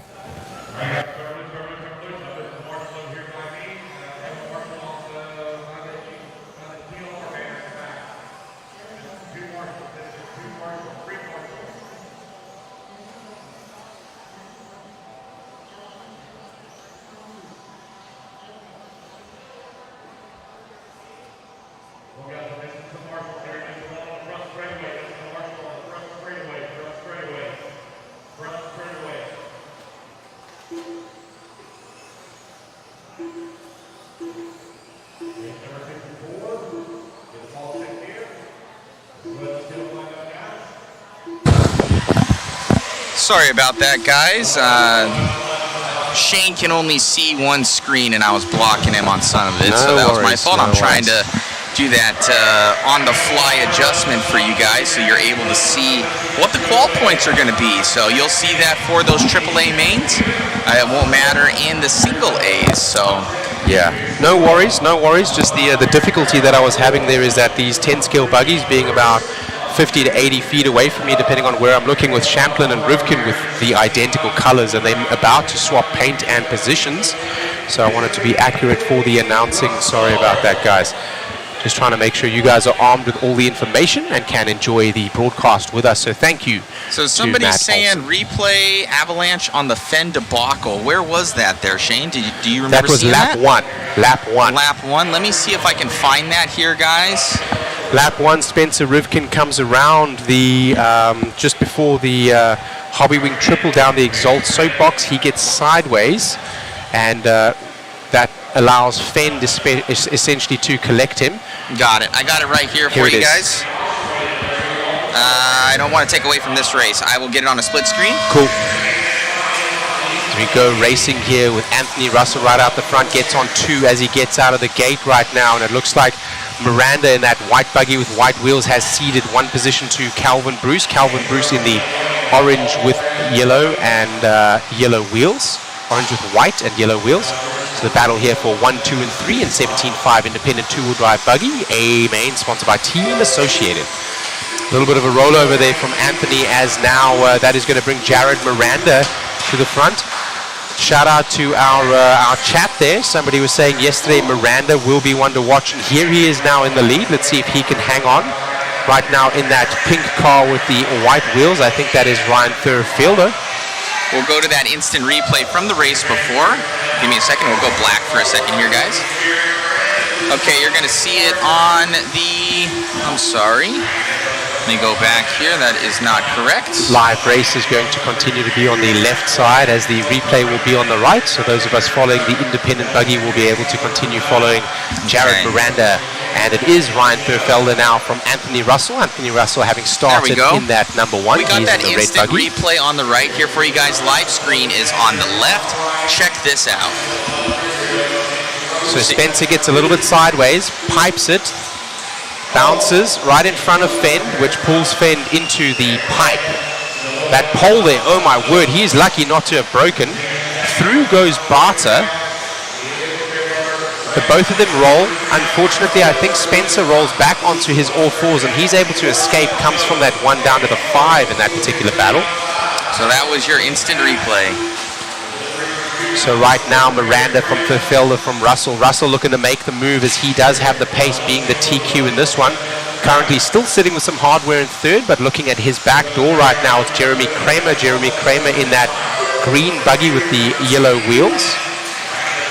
So Miranda out front right now, local hero, white buggy, white wheels. Thurfelder managing to hold off Russell at this point. Russell with the red buggy and yellow wheels looking to make a move up the inside. Often with the independent buggy here, what we will see is the driver behind trying to force the issue and make a move. As we've seen with the pros, them happy to apply pressure from behind and stay on the bumper, and often force an issue out of the driver ahead. Sometimes with the independent drivers trying to make a move, you will go to the pipe rather than to the position ahead, and you will lose out. But right now, Russell doing well to show patience as he sits on the back bumper of that pink buggy with the white wheels. That is Ryan Thurfielder. Still our leader right now is Jared Miranda, as both of the pink and the red buggies there, Thurfielder and Kramer, having a little bit of a bobble over the pipe, but not losing anything as the driver behind, Anthony Russell, does, trying to avoid them.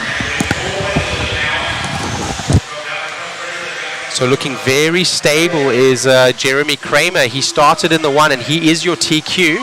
He trying to make the move now around the outside, not working there as those 2 double right-hand bends puts him on the outside for the next corner. Looking for any move that he can right here. And there the little flip there, that was not a wheel from the number 2 now for the move. Unfortunately, he was already up on 2, was Thurfielder, and Anthony Russell now takes back that 2 spot. In the 3 now, Jeremy Kramer in that yellow buggy with yellow wheels is going to be battling with Calvin Bruce behind. We've seen Calvin Bruce do quite well.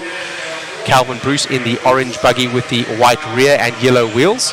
That is our closest battle right now as he rolls out, and now Calvin Bruce comes through, and they're separated 1, 2, and 3 by about 0.3 of a second each. As we look on the left-hand side of the track there, that is your 1, 2, and 3. We're going to follow the battle for 2 and 3 right now, and we're going to see if Calvin Bruce can shut down on Anthony Russell. Anthony Russell, your TQ, as they go over the Hobby Wing double into the factory tracks downside. A nice lead right now for Jared Miranda, local driver here, and many fans in the chat. That battle for 2 and 3 is starting to heat up as Calvin Bruce is now coming onto the back of Anthony Russell, our TQ. Anthony Russell having a good seed and a good run here, but Calvin Bruce seeming to turn on the pressure now. A little bit of a wide corner there from Russell allows Bruce to get closer, and he rolls over but gets collected and marshals almost his rival. Now Calvin Bruce does move to the 2. Just behind there, Thurfielder now in the pink buggy with yellow wheels also gets by on Russell, our TQ. Unfortunately now down in the 4. Bruce now in the 2 is going to be chasing down our leader, but he's got a lot of work to do with 2 minutes and 46 seconds to go. We'll go with our leader right now. Our leader there, the white buggy and white wheels, coming over the Hobby Wing upside and the factory tracks downside into the boot, onto the team associated double. This is 17.5 independent buggy, 2-wheel drive buggy A main, sponsored by Team Associated, race number 54 of 62 at the Clash of Champions 2024. Here with Hoosier RC HobbyPlex and New Albany in Indiana. A little bit of a slide there from Miranda. So far the only mistake we have seen him make. But that is not going to be of much consequence. He's on his 14th lap. His last lap around a 24.5. His fast lap a 22.6. So not having to push right now to defend, and he does not need to do so. Soon he may need to do so, as it looks like Calvin Bruce in that orange buggy. That is our battle for 1 and 2. Calvin Bruce now starting to close up on our leader. Calvin Bruce wants the hardware. Calvin Bruce did win in 4-wheel, so he's already got some hardware, wanting another number 1 here. Independent 2-wheel drive buggy, 17 turn limit here. Calvin Bruce takes a little bit of a slide there, cleans it up quickly and nicely. He has had good pace. We continue to go with our leader, the white buggy and white wheels. There is a battle also between Anthony Russell and Jeremy Kramer for the 3 and 4 behind, so we can have a look at that in a minute if this fizzles out. And that is them right there, and now that is over as Kramer comes through. The commentator's curse strikes again. I need to apologize to Anthony Russell, our TQ. Every time I say his name on the mic, he is losing a position.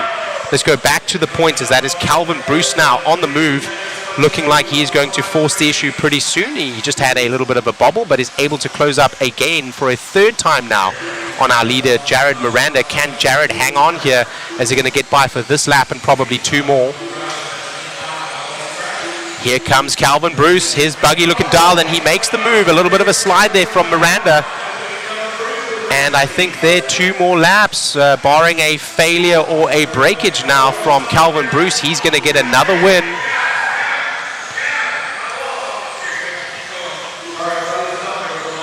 And unfortunately there, Anthony Russell having another unfortunate flip and not being marshaled for some time. His race going from bad to worse in this TQ. It was his to lose, and he does so, unfortunately. Calvin Bruce on his own lap now. Miranda does get by, so it's not over yet. That's our leaders right there. They're on their final lap themselves. That's Miranda trying to chase down Calvin Bruce. Will he keep it clean through the last section here over the double, into the boot, and into the team-associated double? Calvin Bruce does bring it home down the straightaway. Well done. A lovely win from the 3 spot. Jared Miranda in the 2, having started there. Jeremy Kramer, a great move from the 5 to take the 3. Well done.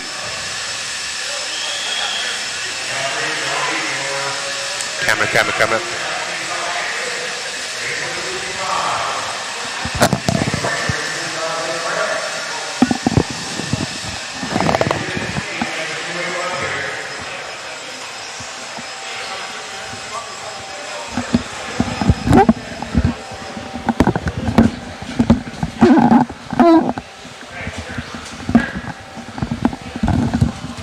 Everybody. I know we already got a photo of that. I'll print another one out. You got like 17 photos. Congrats, my man. Grabbing that one. It ain't over till it's over. That's right. I was able to get off to a little rough start that time, but I put together a pretty good 6 minutes. And it was just enough. So, I mean, car was good. Congratulations, man. Who would you like to thank? Everybody at our local track for helping me. Drew Spurgeon's helped a lot on setup advice. It's helped me get faster all weekend. JConcepts tires are great. Team Associated cars were awesome. So, congrats, my friend. Thank you very much. Calvin.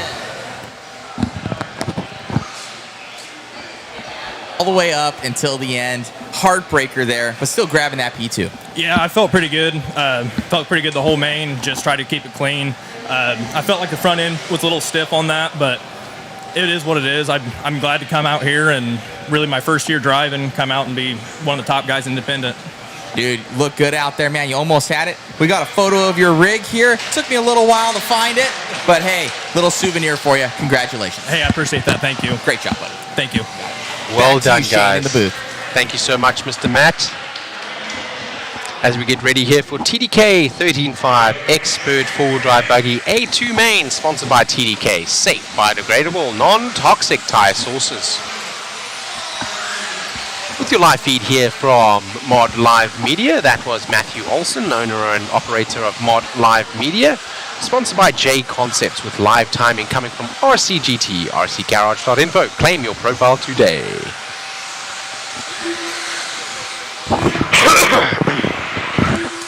I'm trying to at least cover the microphone now whilst I cough. I do apologize as I continue to cough. Nothing I can do about that. My vocal cords are a little bit stretched, I guess, from yesterday's 101 races that we called today. Only 40 being called. Race number 22 through 62. As we get ready for the A2 main here, we have saved the best for last. There will be a 4-wheel drive mod main sponsored by ProTech RC. ProTech RC, a higher level of performance as the last race. Race number 62 of 62. So we have saved the best for last.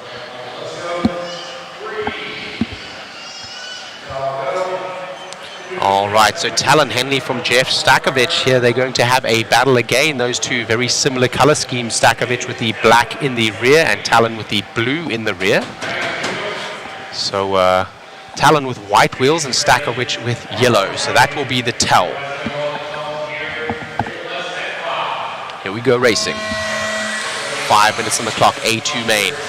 Talon gets out front cleanly, Stakovich behind. That is Kyle Goff with the white wheel, white buggy and yellow wheels in the rear. He takes a tumble over now, but gets marshaled by Tyler Michalesco, who nudges him back onto all fours, and they both maintain position. Let's follow our leaders here. Similar paint schemes, both yellow fronts, both dark rears, one with white wheels, one with yellow. Talon is with the white wheels out front right now. Son of the owner and operator of Hoosier RC HobbyPlex, and they are now stretching a little bit of a lead as Stakovich has a little bit of a bobble there. So Talon right now out front. Will continue to follow him as many watching on this live feed want to see what the young man is doing. We'll give him a lap or two and see if he can continue to hold on to that lead, and if he does, we will drop back to the next position. We will drop back now to that next position. We're going to follow the battle for 3, 4, and 5. That is your white buggy with yellow wheels is Mr. Kyle Goff. Thank you very much. Yeah, I got a little bit confused there. My eyes looking at the part of the screen where the names were, but showing the photographs. Thank you for that. Just confusing myself. Alrighty, so Stakovich right now in that X-ray. He's got Goff for company and Michalesco close behind and another Goff. So that's Kyle Go and Kai Goff. Michalesco sandwich in between the two Goffs. Henley still out front from Stakovich, from Goff, from Michalesco, from Goff, from Smith, from Moran, from Dunbar. Le Riviere, the defending champion. Hopes and dreams are evaporating here with a lower spot, qualifying now from the 6th spot down in the 9, Patanorde in the 10, and Sutherland in the 11. We're going to follow that battle there. Thank you very much, Chris. That is the battle for 2 and 3. That is now Stakovich trying to defend from Kyle Go. Kyle Go in the white buggy with yellow wheels. Here the 13.5 Expert 4-wheel-drive buggy A2 main, sponsored by TDK. Safe, biodegradable tire sources.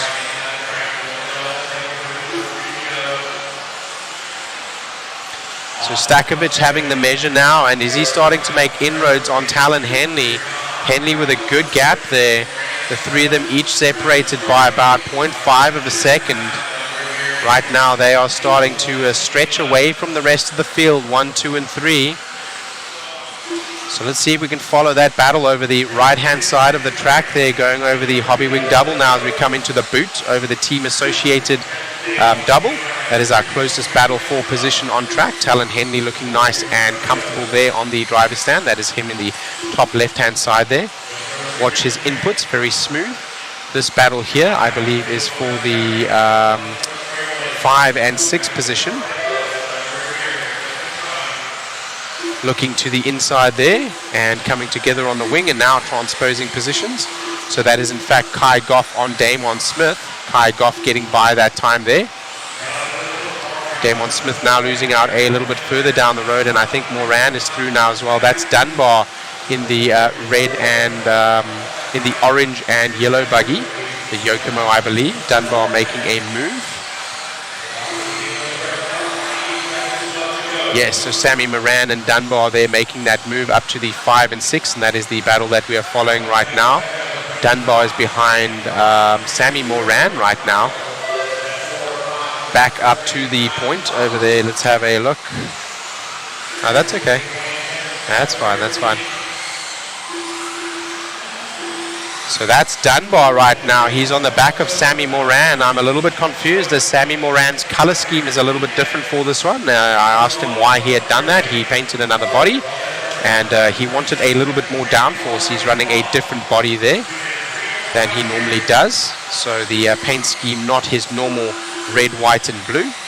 The white buggy with the white wheels, sponsor sticker decals in colors, and Dunbar now looking for a way through. Dunbar would be moving up to the 5 spot. That is our closest battle for position right now.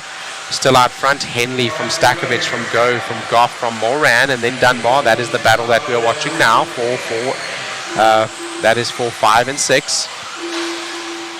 As they go over the DRC kicker into the Protec tabletop on the Phantom downside. Moran now having the measure of Dunbar. Dunbar now looking for a way through with his Yokomo on that team associated of Sammy Moran. And the clock is going to expire, and that will bring Moran home. Dunbar not having enough. Let's go ahead. Battle for third here. Battle for third. That will be Kyle Go and Kyle Goff. Kyle Goff makes the move. He's up the inside. Does Go have a reply in the last corner? He almost does, but not enough, not enough. And they drag race to the line. And that is a race, that is a race. In the end, Henley from Stakovich from Go. Actually, I think Goff got him in the end, did he? No, he didn't. He didn't.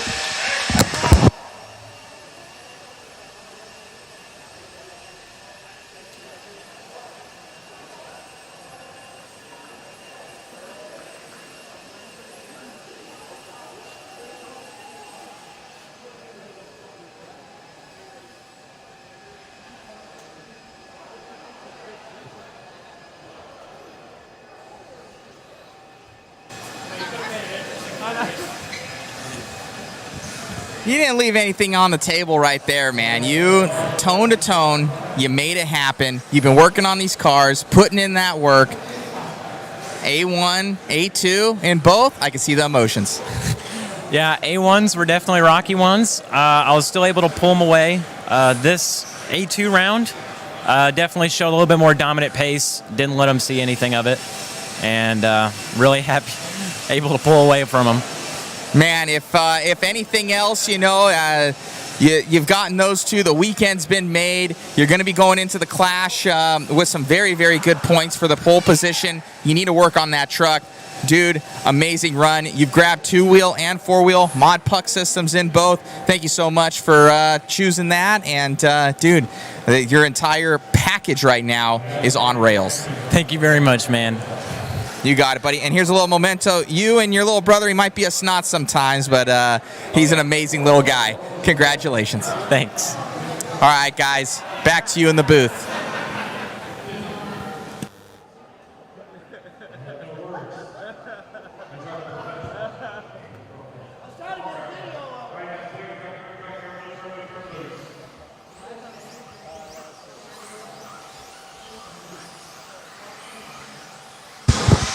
Here we go for the four-wheel drive mod buggy A2 main, sponsored by ProTech RC. ProTech, a higher level of performance. Available at your local hobby shop and www.amainhobbies.com for all your RC needs. We're getting warmed up here for the Pro main here in four-wheel drive mod buggy. This should be a tasty one. I think Dakota Fenn took the win in the number 1.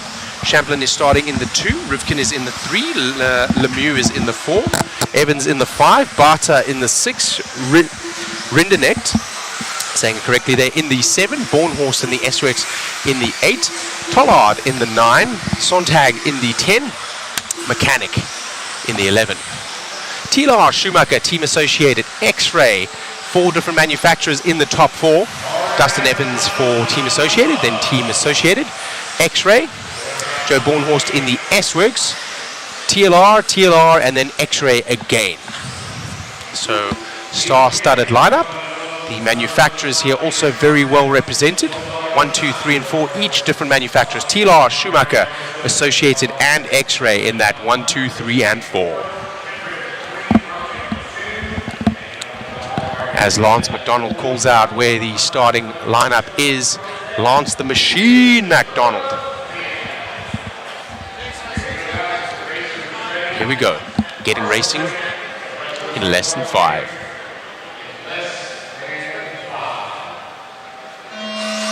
Another quick start there, Fend out of the gate nicely. Champlin there comes up on his back bumper, looking for an early move to get to the lead, seeing if he can maybe get the measure of Fend early on. Fend now starting to stretch a tiny gap out.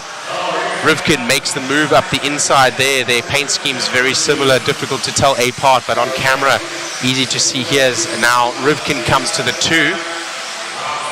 Champlin has been very consistent through the last number of runs and has not made many mistakes. We have seen a couple of bobbles here and there from Rivkin, so Champlin may later be able to take that back if that rings true, but it looks like the setup that Rivkin has dialed into his B7 4.2 here is looking good on this particular run. Fend now stretching a tiny lead out over the 2 and 3 of Rivkin and Champlin. We'll keep following this battle here. Fend now stretching some more. Rivkin having to defend from Champlin. Champlin looking for a way through in that Schumacher. Both now with hobby wing power. Rivkin takes a little bit of a roll, unfortunately a traction roll, and that gives the spot up. But now Champlin is looking for a way through on Fend. He was pushing the issue with Rivkin, and now he's able to push up to the back bumper of Fend. Is he able to capitalize into the 1 spot? We'll continue to follow this battle over the Proline S's. A little bit of a bobble there. I'm not sure what happened. Didn't really see. Maybe he lost some traction, did Champlin, and now Fend able to stretch a lead out again. Champlin will need to watch out from behind as Rivkin is wanting to take that spot back and does. Champlin goes over a pipe. Haven't seen very many errors from Champlin, but that time does go over the JConcepts hump and not correctly so. goes over the pipe and doesn't quite make it through. Here we go. Rivkin now in the 2 again. Fenn with a little bit of a lead. So far, only Champlin able to close up on the bumper of Fenn, but not able to push the issue. And Rivkin now trying to get back to the point there.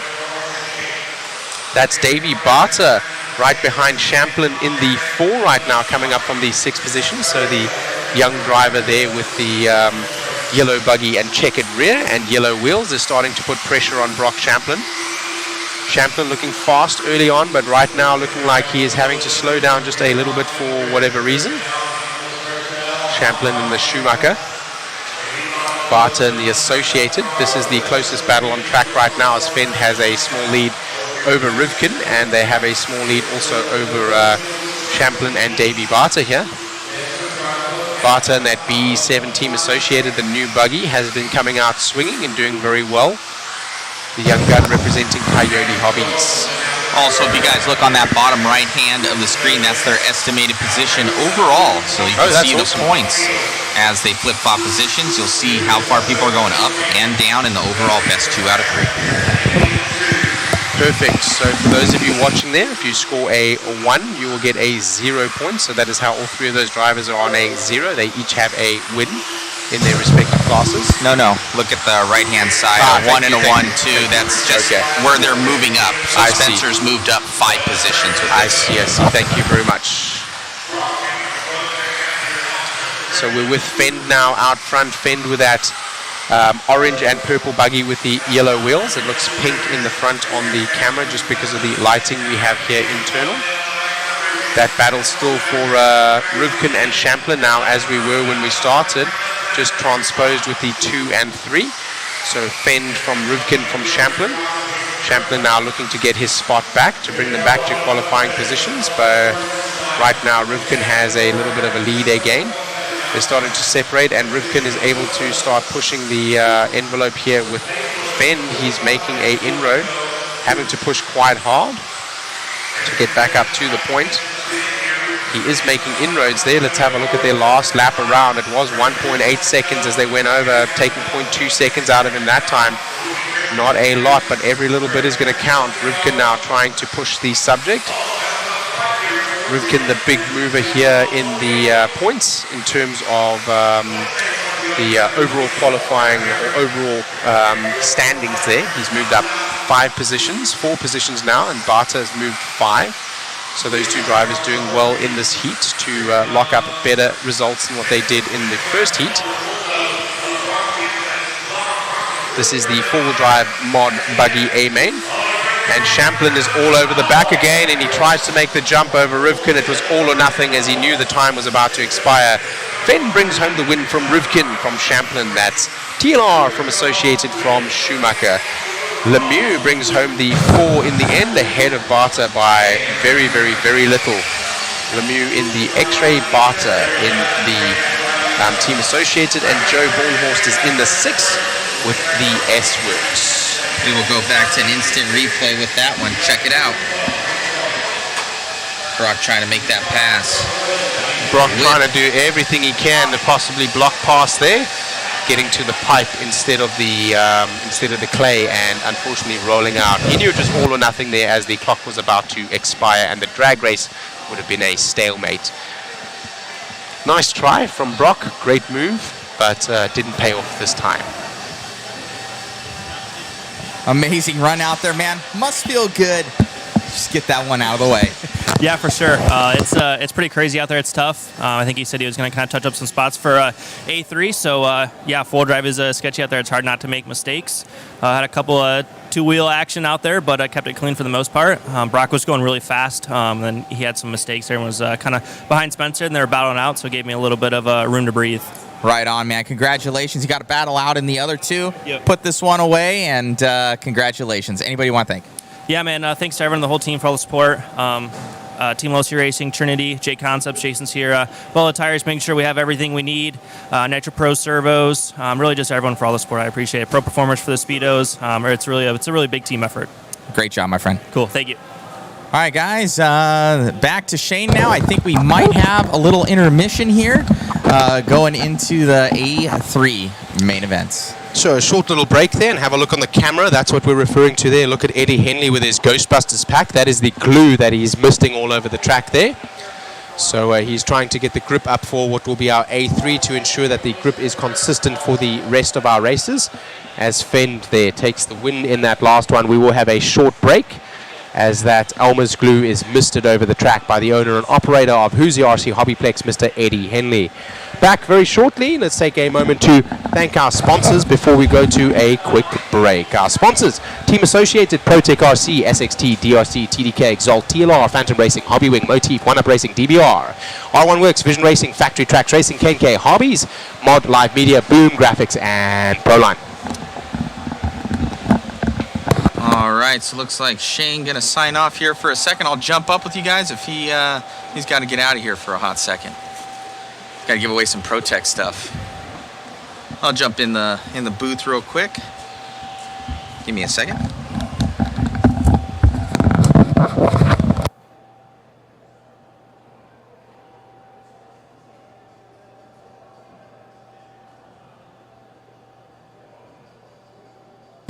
So hello guys. Thank you so much for tuning in. It has been a pleasure to... Shane's giving away ProTech shirts. He bought a whole bunch of ProTech shirts. Looks like this. Special thanks to A-Main Hobbies and ProTech. There you go. Some cool ProTech shirts. He's been giving those away. Sorry, I have to sneeze. Try and not have that happen. So something pretty cool, guys, that we're going to be doing. I might end up making like a little collage and framing them as well. Since the new B7, so we did a couple studio shots. You guys see there, pretty sick. So that's Rivkin's car and that's Thelke's car right there. We're gonna print out multiple ones of these, but we're gonna do all the B7s that are here. So there's 7 B7s since they're getting them going, and we're gonna have the guys sign these, the drivers and engineers.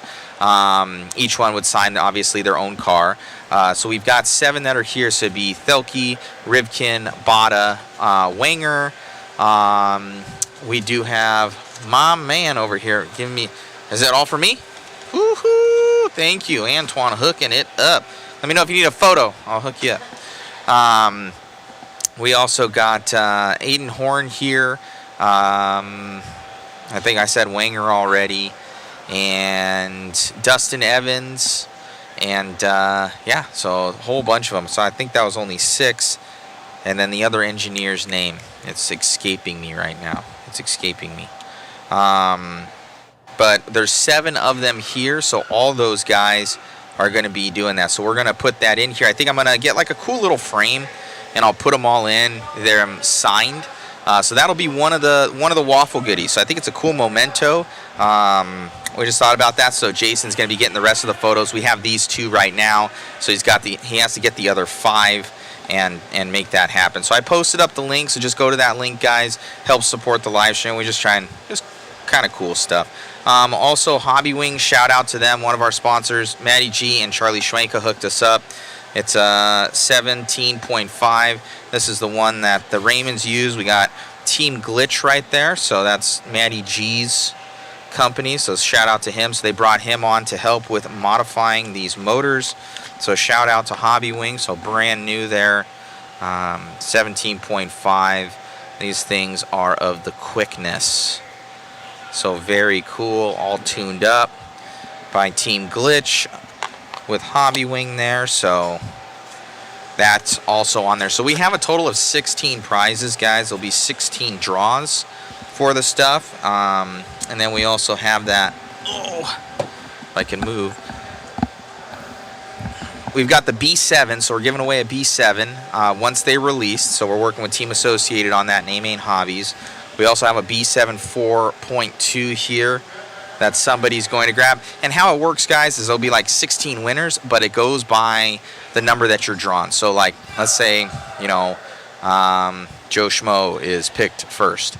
Then he gets first pick out of the prizes that he would like. Second pick, okay, then he gets to choose.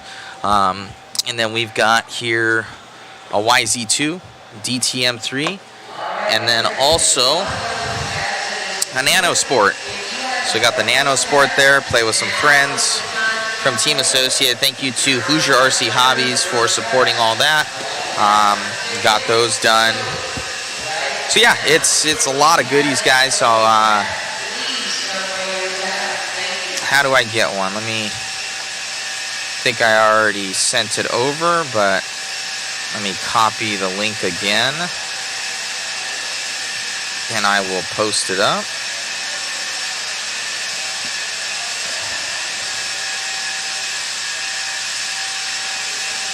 As the blowers come on, I'll post up that link. I'm able to see the chat. Let me see. It's getting the yoo-hoos. Put those back up over there, bud. We got Shane over here. You ready to get back in? Or are you going to take a little bit of a break? Okay. Do you need me out of here? Oh, good. All right. So we got Shane. He's been giving out some shirts over here. He's been hooking people up. Good to stand. So let me see here. Billy Hayden. I'm sorry, Billy. My man.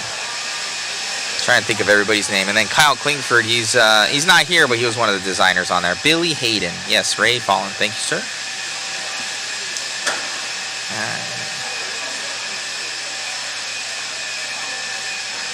Adrasto donated to the ticket fund. Thank you, guys. It's going to help with the speeding ticket that I'm innocent for. Innocent. I tell you what, somebody had said I was getting here to give away slashes and film it for underprivileged children. That was not my words, as somebody had said that, so I thought that was pretty funny. And there was deputies giving them away. It's all true, by the way. It just happened today, not on Wednesday, but it is what it is. But yeah, super cool. Go out and grab those B7s, guys. Get them on pre-order from your local hobby shop. They're pretty sweet, man. We went through it with Brent Thelke yesterday. Both of these guys had TQ'd. So Rivkin had TQ'd the modified class, and Thelke had TQ'd the 40 plus class. So it's pretty cool. So we'll be giving those puppies away. There'll be 7 of them. So I'm probably gonna put them in a cool case. We'll buy that and then ship it out to the customer. He'll have their signed thing. So it'll be actually probably one of the best prizes. That's going to be pretty sweet. So first time they're releasing it, kind of making history. So we're going to get those and get them done up. So thank you so much.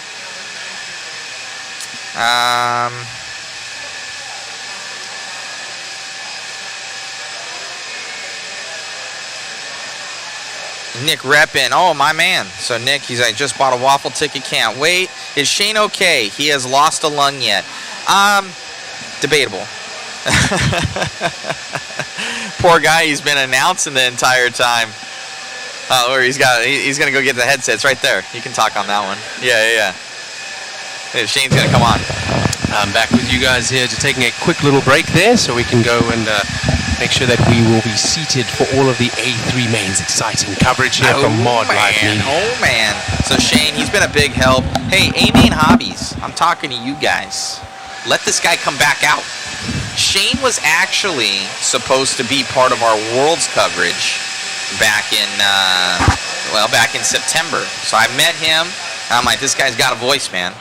And then A-Main Hobbies, yeah, there was something going on internally, not with himself, just with time off, and they wouldn't let him come. So it's a crime to RC humanity. So A-Main Hobbies, let this guy come out. He's a help, and he is a great representative for ProTech, A-Main, everything. Right. So I've been doing this forever. Dude's the man. So let him come out tomorrow, please. A-Main would let me come, but I was in a position where I was essentially put in. I only get so much time off per year, so I was basically in the position myself where I had to make the personal choice of, will I get to see my family this time for the first time in 7 years, or will I go to an event and take a world-class opportunity? And unfortunately, family is always going to win out for me. Unfortunately, if I had a little bit more time off, I would have made it happen. So not A-Main's doing, but a personal choice. But a very difficult one. I'm sorry that I missed that, man. I wish I Yes, could have I'm been sorry. part of Not that. to That's all confuse good. it. Not to confuse it. I It's love all A good. Main Hobbies too. I still wish you would have given them off the time. That's true. Yeah, for That is sure. true. So, but Wayne Ashmore, Zach Rogers did an awesome job, but would have had that international flair from Shane Mouton. Right. Let me see if I can make it to the camera here with this one. Yeah, you can put these up over here. I'll try to stretch through these Yeah, things it here. works. It works. And Shane's got his own Kids. photos here, guys. Look, Get the kids out of the way. he knows a guy. There we go. There we go. There we go. I'm just stretching in here. Can you hold those for a second? Shane's My wire about is to- tethered. I don't want to pull it out of your. There we go. Okay, we'll put these over here. All right, so we'll have to get an autographed Shane one for you guys. Give that away. That'll be cool. I know. That'll So be we'll cool. post up that link there for you guys. Okay, you should be good, Shane. Good Okay, stuff. let me see. So thank you for joining us here on the feed, and thank you for keeping the chat active. Apologies that we have not been quite as active in the chat today, with many more of the races having extreme excitement here with your A mains and B mains today at Clash of Champions 2024 at Hoosier RC HobbyPlex here at New Albany, Indiana. Broadcast brought to you by Mod Live Media, sponsored by JConcepts, and Yes. timing and scoring brought to you by RCGT. And rcgarage.info. Grab your guys' profiles on there. And by the way, it's not just myself for Mod Live Media. It's this guy. It's Megan. It's Shu, Jason Bollinger. It's Chris Mueller. It's even Jason Turner, my main guy back home, letting us able to do this so that Mod keeps shipping stuff out. So it takes an entire crew to make this happen. We even have David Orner back home. You know, these guys do different events. It takes a family to make this happen. A lot of these Right. guys, they don't make a lot of money. Yourself, you don't make a lot of money. We don't make a lot of money. Especially after my speeding ticket, I don't make a lot of money. And you guys helping out has been amazing. And Hoosier RC HobbyPlex, they are the main ones that do sponsor the coverage. So shout out to Eddie and Angie of Hoosier for this awesome stand that we're on, guys. You don't even know. We used to, if you were to see, I don't have the joystick in front of me, but where Chris and these guys, where they video from, that was my first spot that I covered 2 events with. I used to sit up there on the driver's stand. It was just me. Megan did it with me one time. We'd sit and everybody would pass behind us. And we were crammed up there. I had one little computer and a switcher board, just barely enough to get coverage done. And now, 2-3 years later, Eddie has totally built us a full stand. We got everything. You know, this guy goes next level. The track used to end at the 2 poles over there. The hobby shop was over here. They extended. Yeah. They got 2 other positions. Just an amazing family, an amazing crew. And if you have thought about coming out to the Clash of Champions, it's pretty sweet. And you know what? I don't think I've ever seen more, philanthropy from another track. In all honesty, I swear. He's given away, he had the kids come down, gave them some slashes, gave away those mini Bs. He had the Slash Enduro. They had the mini B race with the pros and the Joes. They're giving away a ton of money. They got the Clash. It's a very unique format. I can't think of another unique event like this where they put all the cards out there. They said, hey, where can I grab from? This is cool, how can we work that out? What will this do to make it make sense? And if you just flip it up, you do this, Yeah. then you can make It takes a while longer to get up and down though, right?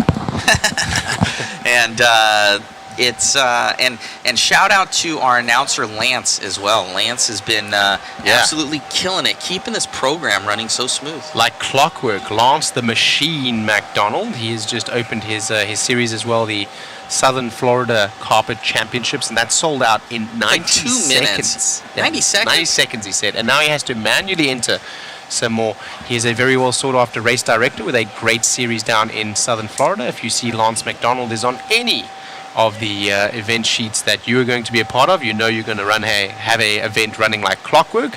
Nothing will be forgotten. He'll remind you to go through tech. He'll remind the drivers to get up on the stand, and he'll commentate on top very of that. good. Shameless plug, I actually recommended him because I was talking to Eddie before. I had done a couple of events with him, and I knew about the Clash before anybody else did. because we had heard that CRC, which was kind of the opener for the year in Ohio, that they were going to be closing down. So this was kind of set up where Eddie's like, hey, we're thinking about doing this. Who should we get to run the event? And there was a couple ones, and Lance has stood out to me. I'm like, you know what? He runs a clean program. He does. He's a good dude, and he's like the RC dad. You'll see him out there. He was like yelling at the pros earlier, like, get out there, Marshall. I was like, oh, dang, he's got the dad voice. So Lance absolutely killing it. He's a good dude, and they have their Elite Productions, I believe, where they have a whole crew now with Danny and the rest, and Lefty and those guys. They do a really good job out on the East Coast and work well with those guys. And they do a good job at their coverage, and whatever they do, if you go to one of their events, it's going to be quality. Absolutely. So as we continue here with coverage and getting ready for the A3 main, stick around, guys, because there are still some aces up the sleeve right here. Can't talk about it yet. We will mention as that information is revealed to us before the races that they will affect. So something exciting still to happen that has not happened yet at this coverage, and the A3 will be that where they will reveal the surprise. I can't say anything else. So live coverage here from Mod Live Media, brought to you by JConcepts and sponsored by RCGT. Yes, most definitely. Thank you to actually Andre from RCGT and RC Garage. I'm sure he's watching right now, and he's been messaging me saying, hey, there's updates, there's different things, and he's a huge asset to the RC community. Make your guys' profile on rcgarage.info. We had a couple questions here. Let's have a look at those. Somebody had said that Shane's vitamins are not doing him any good. Okay, all right, we'll go by that. I didn't take them yet today, bro. Oh, where are they? He was majorly disappointed when I had forgot them. He gave me the eye, and I'm like, babe, go get those vitamins. He needs them in his life. I just needed it yesterday, man. So I just take one of these supplements. It's like Alpha GPZ. It helps your brain and essentially the words that are going to come to mind, as well as all of the pronunciation and quick vocabulary that you need to bring quickly to. Not only to announce, but also to cover all of the sponsors. So somebody was asking, hey, how does a waffle work? Anybody can enter around the world. Everything is free shipping. We ship it to you. So somebody was asking on here, I didn't get a ticket number. So your ticket number is your name. So we put it on a big, giant spinning wheel, and it'll be live on here. It's got everybody's name on there. We show you guys the names live. And then we go and we click the spinner, and it goes around like a big spinning wheel and picks the person. I know. That's my food right there. Probably your food now. Oh, no. About to get that. About to get after it. That smells great. We need to get some food up We here. do need to get some food. Haven't taken a break yet. So. That is true. So that's all yours, bro. So that's how it works, guys, and we've done multiples of these. Everybody's got their prizes, and I get to you in a couple days. It has been a week or two sometimes. My apologies. I'm very, very busy, but on my word, you guys get your stuff. The B7 kit's going to be one, though, that you've got to wait for to get. Correct. So the B7 kit, and we mentioned that before, it's brand new. It's just coming out. We're working with Team Associated and with A-Main to make sure that we have one. So either you get the D kit or the normal kit.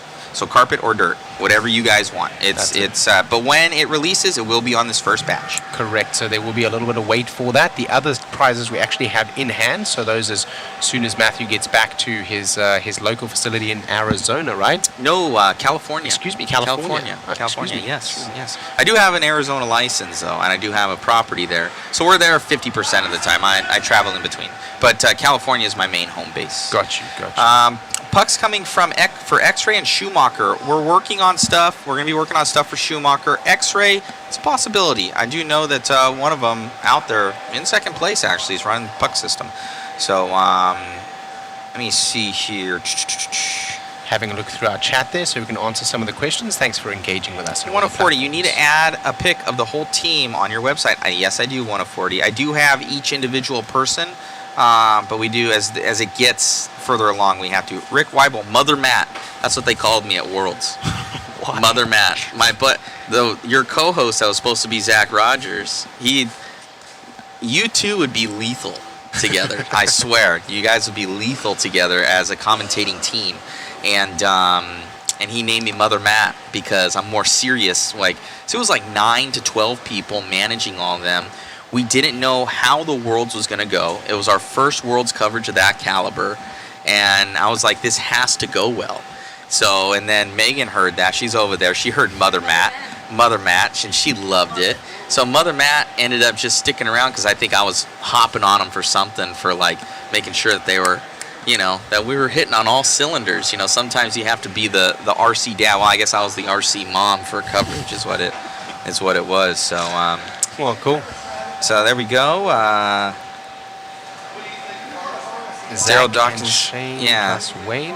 Who's Wayne? Wayne was the other one. So Wayne was he was the other announcer on the other pair of Zach. So once you ended up not being able to do it, Wayne was my other guy, because I wanted a guy that was more international flair and one that was American. So that was because we had people from all over the world. So sometimes when you have just all Americans, I think having somebody that's more foreign, though you're American, obviously, but you got the voice for it. It makes sense. So you were the other half of the team before you sabotaged it. So I just didn't have the choice, and so many things have gotten in the way over the last couple of years. COVID, money, health issues before that, finances before that, immigration before that. I get it. There's lots of big blocks taking me away from my family. So we're over like 800 people right here, so thank you guys for tuning in. What's up? Thank you. Who's that hybrid with the numbers off to the back? A-Main is the best. I agree. Love A-Main. Just ordered stuff there. Me too, man. I think Shane made an order for me. He's like, I'll spend your money, man. J.I. Shane is an alien. Maybe I am a grey, but I am now a South African citizen as well as an American, so I am a Caucasian African American. Mother Matt and Father Lance, pretty much. Yeah, Father Lance. Lance has been kicking butt, 1 of 40, Mod Media. That was the first coverage that I watched. Well, thank you, sir. You've been on every one since. Even my fifth scale ones, 1 of 40 comes on in. How many waffle entries are there? We do have to see. There are quite a few, as many as you like. You can get multiple entries as well. So if you want more chances to win more than one prize, of course, once you win a prize, you cannot win another one with the same ticket. So make sure you buy more than one waffle. The name is removed. I'll post that link again there, guys. Sorry, it had that other restream quotation there in front of it. I'm trying to read all of your guys' stuff. Vitamins for Shane. Gas X for Wayne.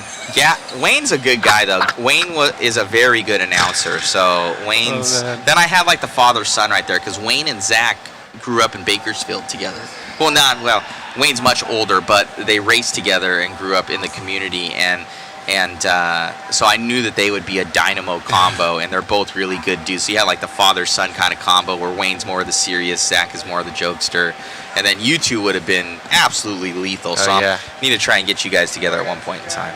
Okay, got to repair nitros now. Bye-bye, says Hybrid. Thanks for joining us. All right. Okay, no stream today. They're replying to one another. Waffles. TQ Chef, thank you very much for continuously mentioning the waffles. I think he's enjoying it, and we should see TQ Chef's... we don't know what his real name is, but I'm sure he'll be on the waffle several times. So looking for somebody. Hopefully you win something, TQ Chef. Good luck with that. South Africa representation is amazing. Thank you. I appreciate that, Gareth. Yes. I'm from Cape Town, South Africa, now having moved to California and then now living in Charlotte, North Carolina, and I became an American citizen. So South African American. Yeah, so it's good, and we're still on this break here, guys. We got TQ Chef from RC Excitement. Shout out to Toddy over there and Todd Anderson. We've been there for a couple JConcepts races back when I was racing more professionally. TQ Chef. Super good guys. Are you Toddy Anderson? No, I think Toddy is Toddy, unless he comments from. Well, I know that Toddy had come in before, but I don't know if it was on YouTube or Facebook, so I got you something different. I'm going to call RC no. Excitement and ask for the TQ Chef, so I can have a chat with you sometime next week.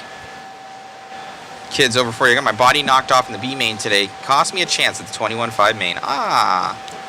It does happen, brother man. Sorry about that. The kids over 40. Unfortunately, you may not run around. For those of you that are watching that are new, you may not run around without a body. There are safety issues, of course, with moving parts, number one. And number two, you need to be able to recognize the car on the track to see who is driving around. If they all drove around without bodies, they'd all look very identical, and you can't do that even though the transponders are in the car. Sorry about that, brother. That's bad luck.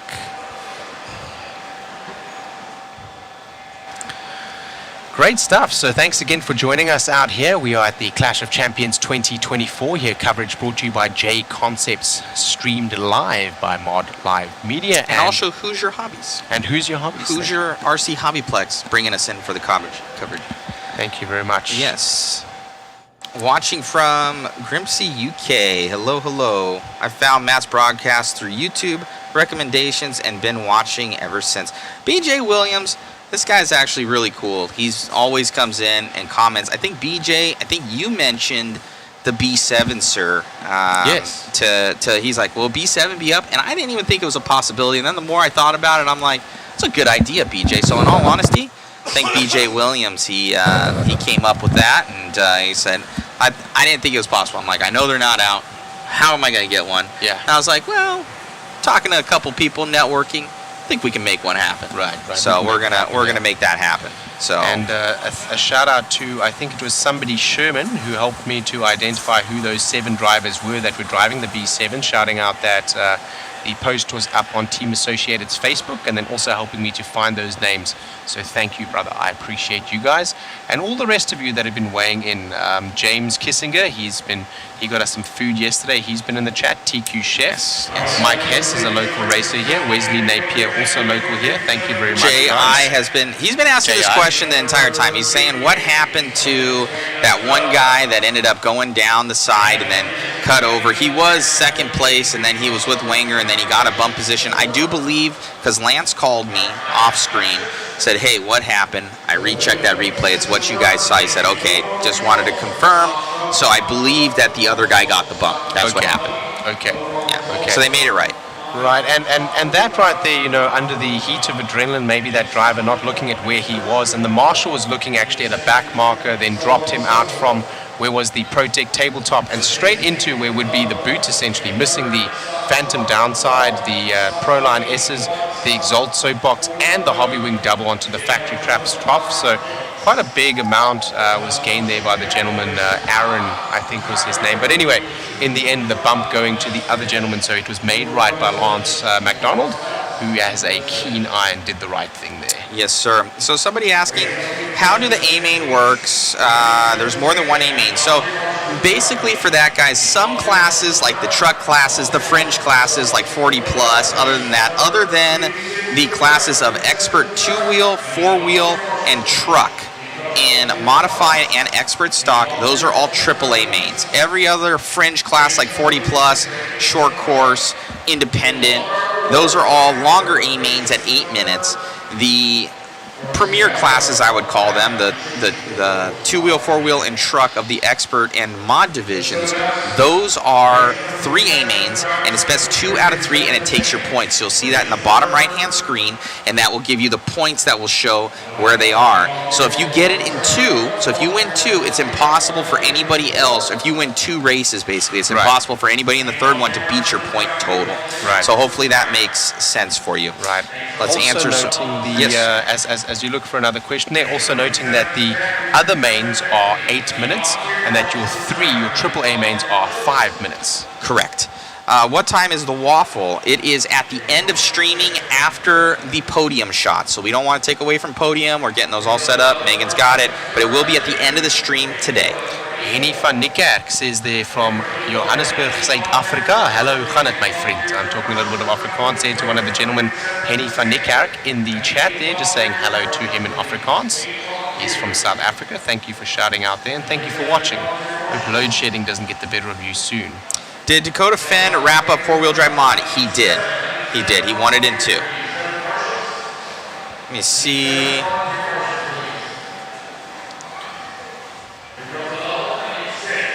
The full send Schumacher was priceless. There was something from BJ Williams there I wanted to reply to a minute ago. We'll go back up into the chat after we have a look over here. BJ Williams said something interesting. When are you guys coming back to Hoosier? as soon as possible. Yeah. Pretty much, yeah. right? I think the next time I'll personally be out here, unless they bring me out before, is pretty much near the end of the year for the INS race. BJ Williams had said something I wanted to reply to, but I can't find it now. Apology, BJ. We're going to go to the bottom of the chat as we refresh over here. Thanks. Hello, guys. Hey, Eric Deschnys from Canada up there. Hello from Canada. Bonjour, monsieur. Oh, Eric Descenders. You know him? Yes. He's from Oh, I think you just said it.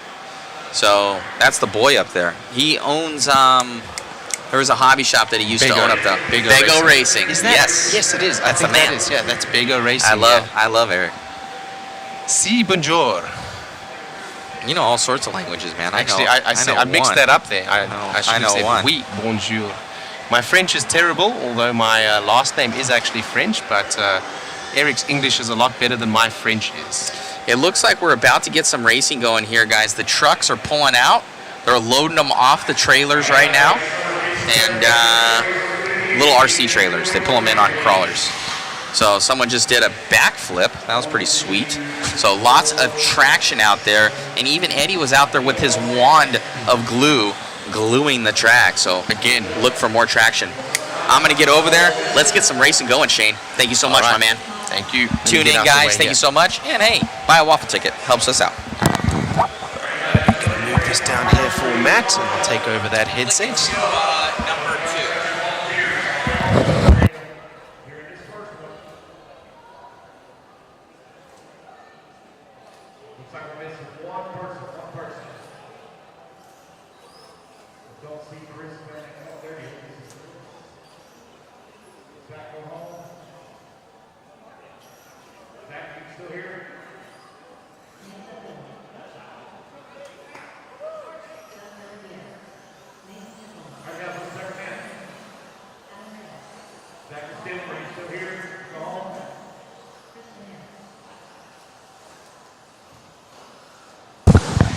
Hello to Marcus Strulli. Hello from Switzerland.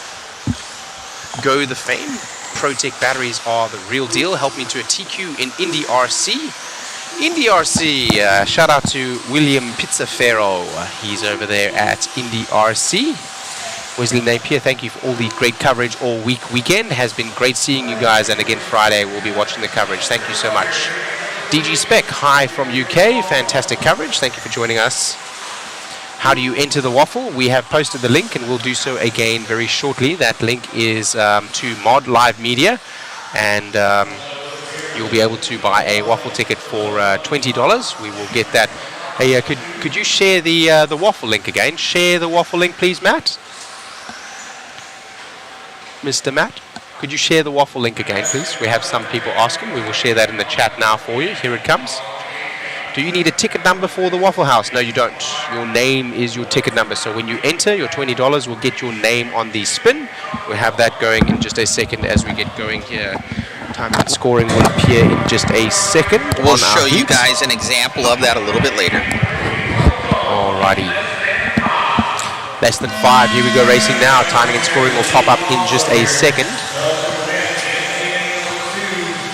A main number 2 here, the 13.5, A main number 3, 13.5 Stadium Truck, brought to you by Exalt. Race number 57 of 62, Doug LaRiviere in the red truck out front with the white wheels. Behind him, Sammy Moran will follow that battle, as they had a good battle in truck last time around. I hear a lot of body contact somewhere, but we're going to continue to follow with our 1 and 2. On the right-hand side of the screen there is your qual points. So your qual points will be showing the overall results, essentially, as we go through A1, 2, and now A3. A main 3, 5 minutes long. All of the Clash of Champions mains are 5 minutes long. So if we do some math here, guys, it's potentially possible for Doug, Sammy, or Templeman to all win this one. We have a 1 and a 1 here from Mason and Doug, and Sammy with a 2. So potentially tied for both Mason Templeman and Moran and Doug. It could be a tie, but with this one, we could have a 3-way tie. So we're going to see what's up here. Talon really pushing behind. Hopefully he kind of knows that he might be out of this one for the overall. And we're going to see, but he wants some points too. As he's got a 3 already, so Talon going to try and get to the podium. But as well as these guys might tie it up. So it's best 2 out of 3. We got Doug and Sammy. This is for your championship right here.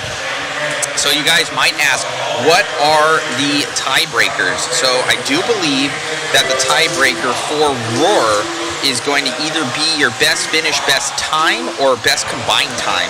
I need to get some clarification on that, but I would always do it by combined time. If you tie on points, it's your combined time. Who's ever faster would win.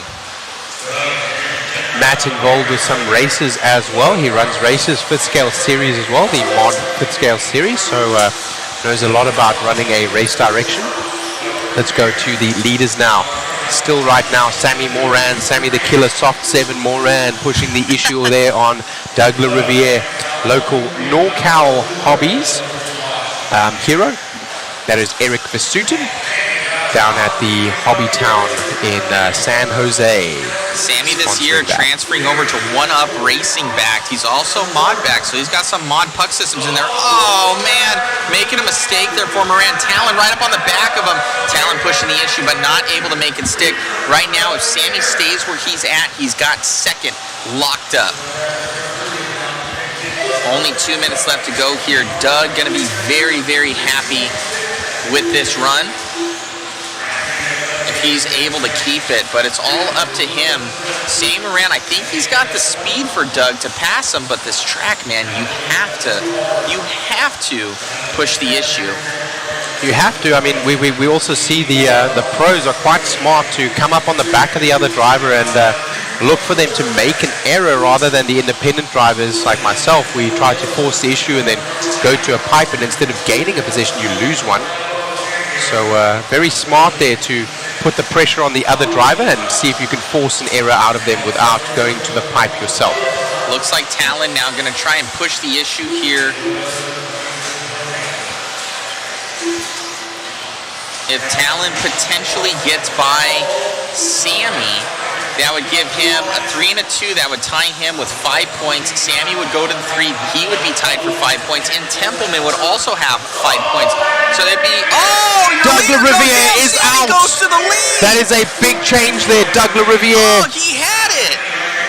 Is he out or is he just flipped? No, he's still in. Okay, but I thought he was damaged and out. That was a massive hit. Up. So now, Doug, what happened?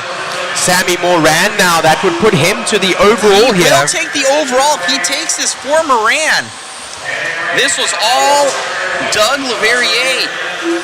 He had it. It was over. Later dude gone. Sammy now making a small mistake as maybe the nerves getting to him. Doug and Talon now battling it out. Sammy, it's his race to lose. Oh, Talon into the side of him. Doug up and down. Right. Oh, his own mistakes there for Doug. That was his own mistake there from Doug. The previous one. What the points have. Talon may go up to the top 3 with this, and he does. So Talon will go to top 3, and Talon makes a mistake, goes over, and Doug's gonna go by. Let's follow Sammy Moran here. Moran gonna there we go. Wait. Let's go. Yes. Let's focus on that number 2 2 though. 2 and 3. Ronnie. Talon, he's going to lose out on this one. He'll drop down to that 4th and off the podium. He would have been in 2nd. Oh, man. Oh, unfortunate there for Talon. It's going to hurt him on points going into the clash. Moran capitalizes, and we did see there the race between LaRiviere and Henley as Henley was trying to make the move up at the top of the Proline S's. They came together, and Talon believed in his mind that the contact had flipped his rival over, and thus it is recommended but not required in driver's etiquette that you wait for the other driver. He did. As they went down the Exalt soapbox, Doug LaRiviere then came up onto his own 2 wheels and made his own error, and Talon Henley, a tiny little bit of contact came by, but that time not the one causing LaRiviere, his rival, to go onto his lid, and thus happy to take the position as he drove away. I don't even have a picture for you, bro. So usually I print those things. I know who's going to win. I didn't think you were going to win, dude. You had a good lead. It ain't over till it's over.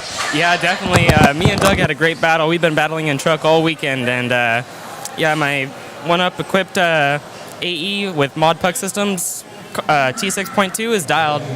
Dude, you were on the move out there. This truck looked amazing. It got the pucks in there. That's pucks one. Well, every single stock class for expert. Dude, amazing drive out there. One Up Racing, your new sponsor for this year, coming away from a long time with TLR, like 7 years or something like that. Something crazy. Dude, amazing job out there. You've had some lackluster luck in 2-wheel and 4-wheel. You're still going to be trying to go out in the Clash with some good points. And, hey, you improved it right there. You made it happen. Congratulations. Thank you very much, Matt. You got it, buddy. Congrats. So, let's see. Anybody else around here? I know that Dougie's going to be probably pretty not so happy. But we got Jason Rona over here with JConcepts tires as well. Back to you, Shane, in the booth. Thank you very much as we get ready here for the Mod Stadium Truck A3 main. That is going to be sponsored by SXT here at the Clash of Champions 2024. Excitement as we've been going through this race. Brent Thielke there on camera. That's Jason Rona. Jason Rona, the owner of JConcepts. Designer of the B4 buggy back in the day. Sold that design to Team Associated. His claim to fame is he designed that buggy. So buggy that's born a generation of incredibly successful chassis after that. Born the B5 after that, born the B6, and now we have the B7. I believe the design that Rona did though was a 4-wheel drive. I do speak under correction. So Rona, a long-time legend in RC, now owner of JConcepts. Many of the races here on JConcepts rubber as they go over the JConcepts roller and get ready here for heat number 3.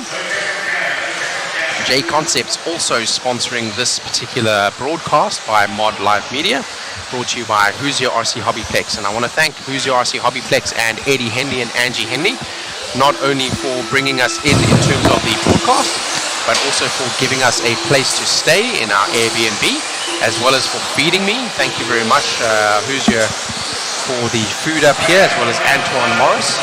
Yes, Antoine hooked it up. Thank you, sir. Chicken legs, bro. You want one? Is there another chicken leg? I got one. I got 2 here. Megan wants a chicken leg. It was 3. I'll bring you one. I'll bring you one in a minute. They brought us 3 chicken legs. There's 3 of us. So we'll get some more food in a minute. We will be done here very shortly. 4 more races on this one. Yeah, you. I'm getting the cold shoulder from Megan. I didn't get her a chicken leg. Let me go give her a chicken leg. You guys can have it. I ate the sides. You guys can have those. So take that down to them. Yeah.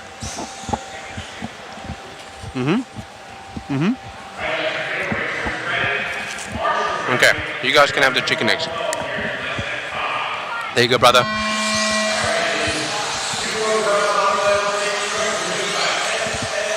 Here we go. Mod Stadium truck out front. Aiden Horn. Dakota Fend in the 2, Tollard in the 3, Brock Champlin in the 4, Davey Bada in the 5. Oh, a little jump over the top there. I think that was the Schumacher of Champlin, and Champlin now unfortunately takes a little bit of a pipe there in the last corner and goes back to the 5.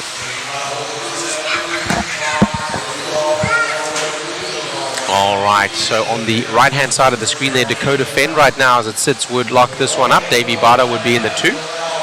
But too early to comment now, still with 4:20 to go of this 5-minute main. Drag race down the front there, Aiden Horn having to defend from Dakota Fend.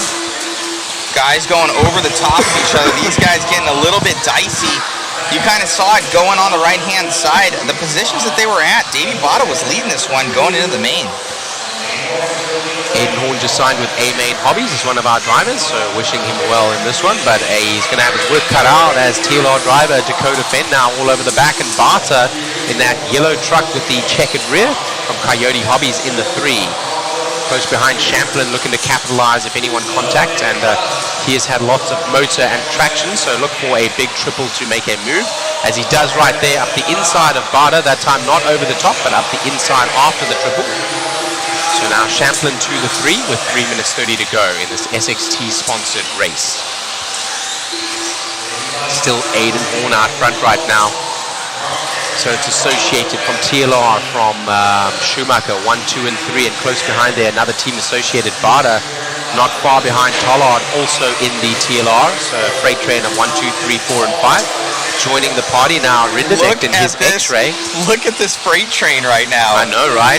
Unreal. One messes up, they're going to drop 5, 6 positions. This is how you do it, guys, keeping it nice and clean, everybody consistent. This is the A3 main after a practice session, so their 4th run on the track today, and that will allow them to have dialed in the setup, and this being the probably most exciting end to a finale that we can ask for with this freight train of cars. Unreal, coming around here. Them separated there from Aiden Horn down to Tollard by less than a second. Tollard now takes a little bit of a bump as Rinderneck now comes up into that little bit of clear space. He now takes the 5 from Tollard. Still right now, Horn out front, Fend looking to make a move, but needing to defend from Champlin. Champlin looking dangerous and taking all sorts of big moves to make positions up. You can see Champlin and Davey going a little bit wider for that triple. The other two hugging that pipe, getting to the inside, doing the double single. Right now, if it stands like this, Dakota will take that one. So Dakota happy to sit in that 2 there. Aiden Horn needing to defend though. Fend is looking for glory out front nonetheless to separate himself from his rivals, but right now not able to do so. At least for your TQ as far as the top spot's concerned. Oh, going down the straightaway there. Champlin looking dicey. Champlin's got a lot of traction, a lot of motor. And he's threatening now. He pushes his way through cleanly. Champlin now, he wants the front here, and Horn has got to watch his backside now because Champlin is on the move. Oh, Davey gets it wrong. That's going to drop him way down. But let's see what this does for points. This could potentially put Davey up to the top, and it does. So if it stays this way, Davey Botto will be your winner with that 1 and a 3. Champlin is a threat now for the overall as well. Well, maybe no, to go up to the 2. No, he will not be. He's not a threat. Okay, got you. Champlin, though, still looking for the win from Aiden Horn. He may get top 3 if he can pass that of Aiden Horn. Aiden Horn in that multicolored buggy up front over there. Champlin in the white, green, and black buggy. The Schumacher in the 2. It is now Fend in the 3. Rinderneck in the 4. Brock goes by. Brock goes by. Let's see what that actually does as they go across the line. Nothing really. So Davey, Dakota, and Dustin would be it. That would be it, but Brock still wants to stamp his authority on this one. Out front now with the pace and having made 2 super awesome moves. That's, I think, Tollard now that unfortunately was in the fight earlier on, now near the back, and they're getting out of the way so he doesn't affect the race up front with 12 seconds to go. Looks like Champlin is going to get away, but let's follow this battle for the 2. That's Horn with Fend on his rear and Rinderneck in the X-ray. The clock will expire. Will they get to the line in the same order? And they will. Champlin wins that one. I think Fend in the end. No, Fend didn't get it. Fend was trying to make a move on Horn there, and Rinderneck come home in the 4. The big mover there up to the 4 spots, Tom Rinderneck in the X-ray. There he is with a big smile coming off the driver's stand. Rivkin Cavalieri also coming off the driver's stand there. Brock Champlin, Aiden Horn, and Dakota Fend. As we get ready for our next race, only 3 races remain. 59, 60, 61, and 62. So 4 actually remain as we go to an interview there with Brock Champlin. Brock got it, right? Brock got it, yeah.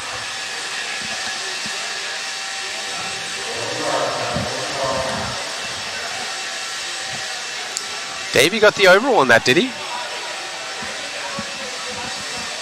Here we are with Champlin now. Run out here. I think Davey owes you a Coke because with that, he grabbed the championship. You grabbed that last one. I think it might have put you into the top 3. Yeah. Got to see the points. But amazing run. Usually I give you guys a little picture. I don't think we had a photo of this car. We'll try and find it. Dude, amazing run. This thing was on rails in that main event.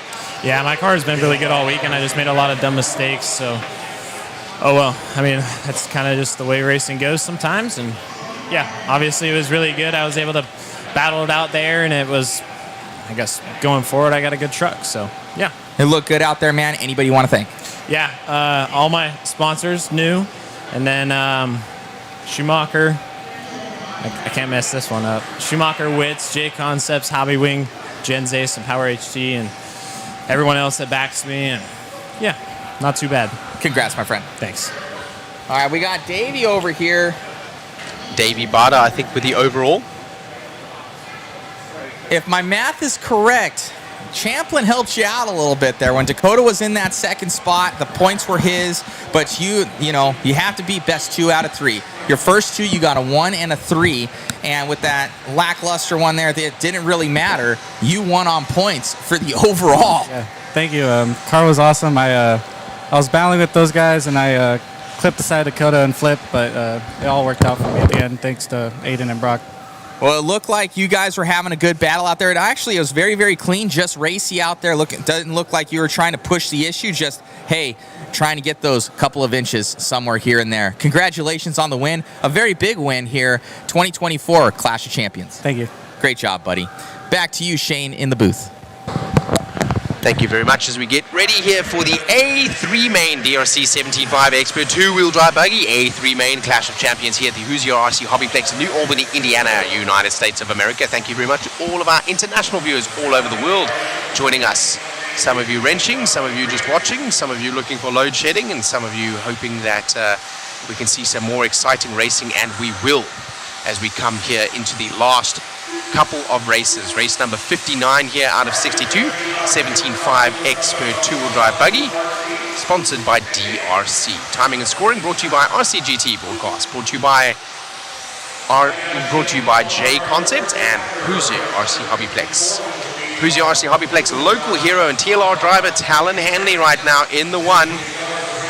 He looks like he's locked this one up already. In the 2, Colin Miles looking to secure that, but Jeff Stakovitz in the 4 has something to say about it. Kyle Go is in the 3. Doug LaRiviere, defending Clash champion, now in the 5. Goff in the 6. Smith, also local hero, in the 7. Tyler Patanorde in the 8. Trevor Michalesco in the 9. Sammy Moran in the 10. Mason Templeman in the 11. So Damon Smith there, another one of our local heroes in the team Associated. So it's Associated TLR. I think Go is in an is he in an X-ray? Then another X-ray, an Associated. Here we go. We're going racing now. They all get away cleanly, no shuffling. Maybe one shuffle there, or one of the drivers shuffling a couple of positions down as they go up onto the left-hand side of the track. But it looks like Talon Henley getting away cleanly. No, Talon Henley actually bobbled, and he is now back to the 3. So it looks like Colin Miles. Oh, Talon Henley did not start, knowing that he's already locked it up. So he's going to let the others go for the points. So right now, Colin from Go, from Stakovitz. So Stakovitz could have something to say to Go if he can get by him. Both of them on equal points right now. Stakovitz in that X-ray. Similar color scheme to Talon Henley, which is why I thought he was down in the 3. That is Stakovitz with the yellow body and black back and yellow wheels. Colin Miles in the front with the orange buggy and white body.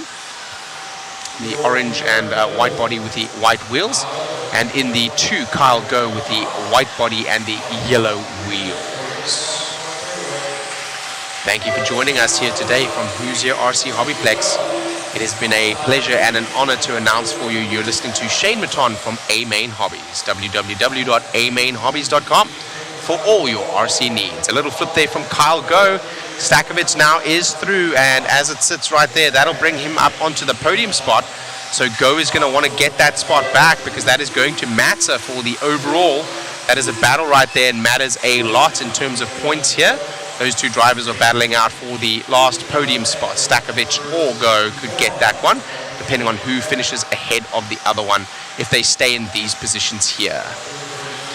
So right now stretching out a lead from the front, but the battle for 2 and 3, that is the one that we want to follow, provided they stay there in that position, because that is going to give them the 12 points to qualify for the last podium position. Henley has locked up the 1 with a 1 and 1 in the first 2 rounds, so he does not need to be in this one, and takes himself a little break. Colin Miles now getting a little bit of pressure from Stakovitz, and Stakovitz looking to bring the points even further away from Go.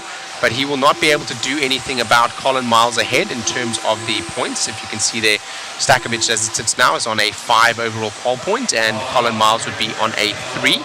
So he would go to the 2, and that would bring him to a 4, and that would not be enough to take the second spot away. So inconsequential, even if he does win this one, apart from for the glory.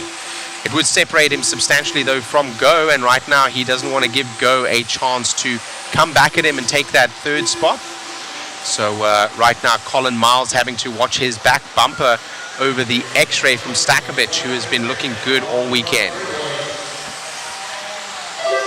1, 2, and 3, a blanket over the 3 of them. If you bobble, you'll lose 3 spots. Oh, Stakovic to the inside. He does make that move there as he comes through the Proline S's and down the Exalt soapbox. Now Kyle Go was looking to pick up the pieces, but no doing there. Now Colin Miles usurped for the lead. And rolls over does Colin Miles. Now he goes to the 3. So now Stakovic and Go in 1 and 2 instead of 2 and 3. Those drivers still competing for those points there. Le Riviere right now is down in the 4, so he is in the 5 spot overall. He's going to need a little bit more to come back from Go.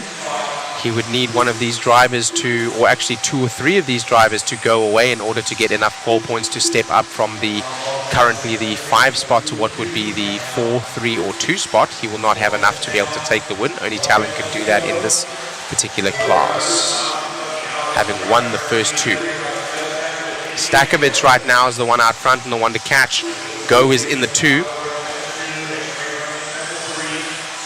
Stakovic would come to the 2, and Go is currently in the 3.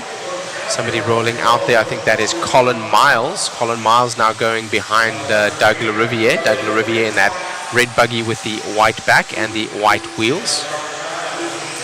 Our leader again, let's go ahead with those leaders out there. Those 2, Jeff Stakovic in the X-Ray and Kyle Go in his ride.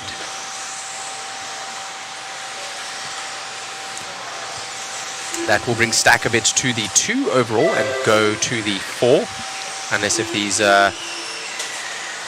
spaces transpose themselves, and that will bring Kyle Go up a spot.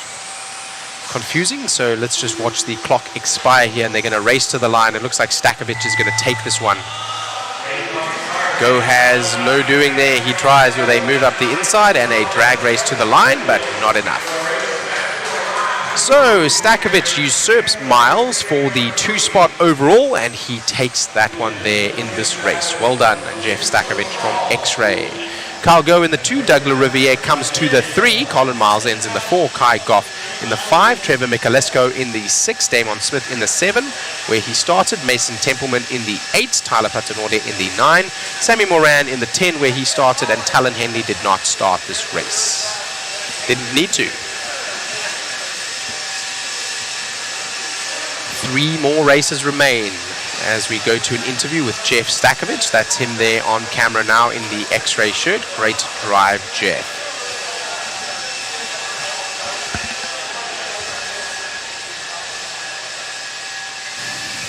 Great job, my man.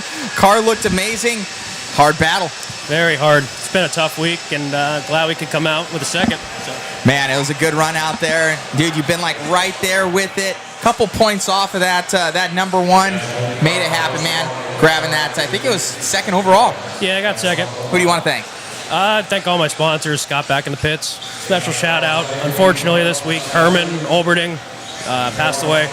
Local to me. So sorry. Shout out to him. So sorry, man. I do have your 4-wheel drive pick here as well. Congratulations. I'll get a 2-wheel one for you. I just have to find it. Congrats. Thanks. You got it. Rest in peace to his brother Herman Olderden. Excuse me if I said that last name wrong. I tried to pronounce it as best as possible. You got 3rd. Rest in peace, our RC brother. Believe you got 3rd overall. I did. Congratulations, man. Got a photo here for you as well of your 2-wheel drive. Great job out there, man. Who do you want to thank? Just want to thank my family as well. Without them, I wouldn't be able to do this. So between them and the X-Ray team, it's been a good weekend for me. Congrats, buddy. Thank you. Back to you in the booth, Shane. Thank you very much. American Mike, thank you for correcting me that Tyler is in an X-ray, not a TLR. Sorry about that. Alrighty, let's have a look over here.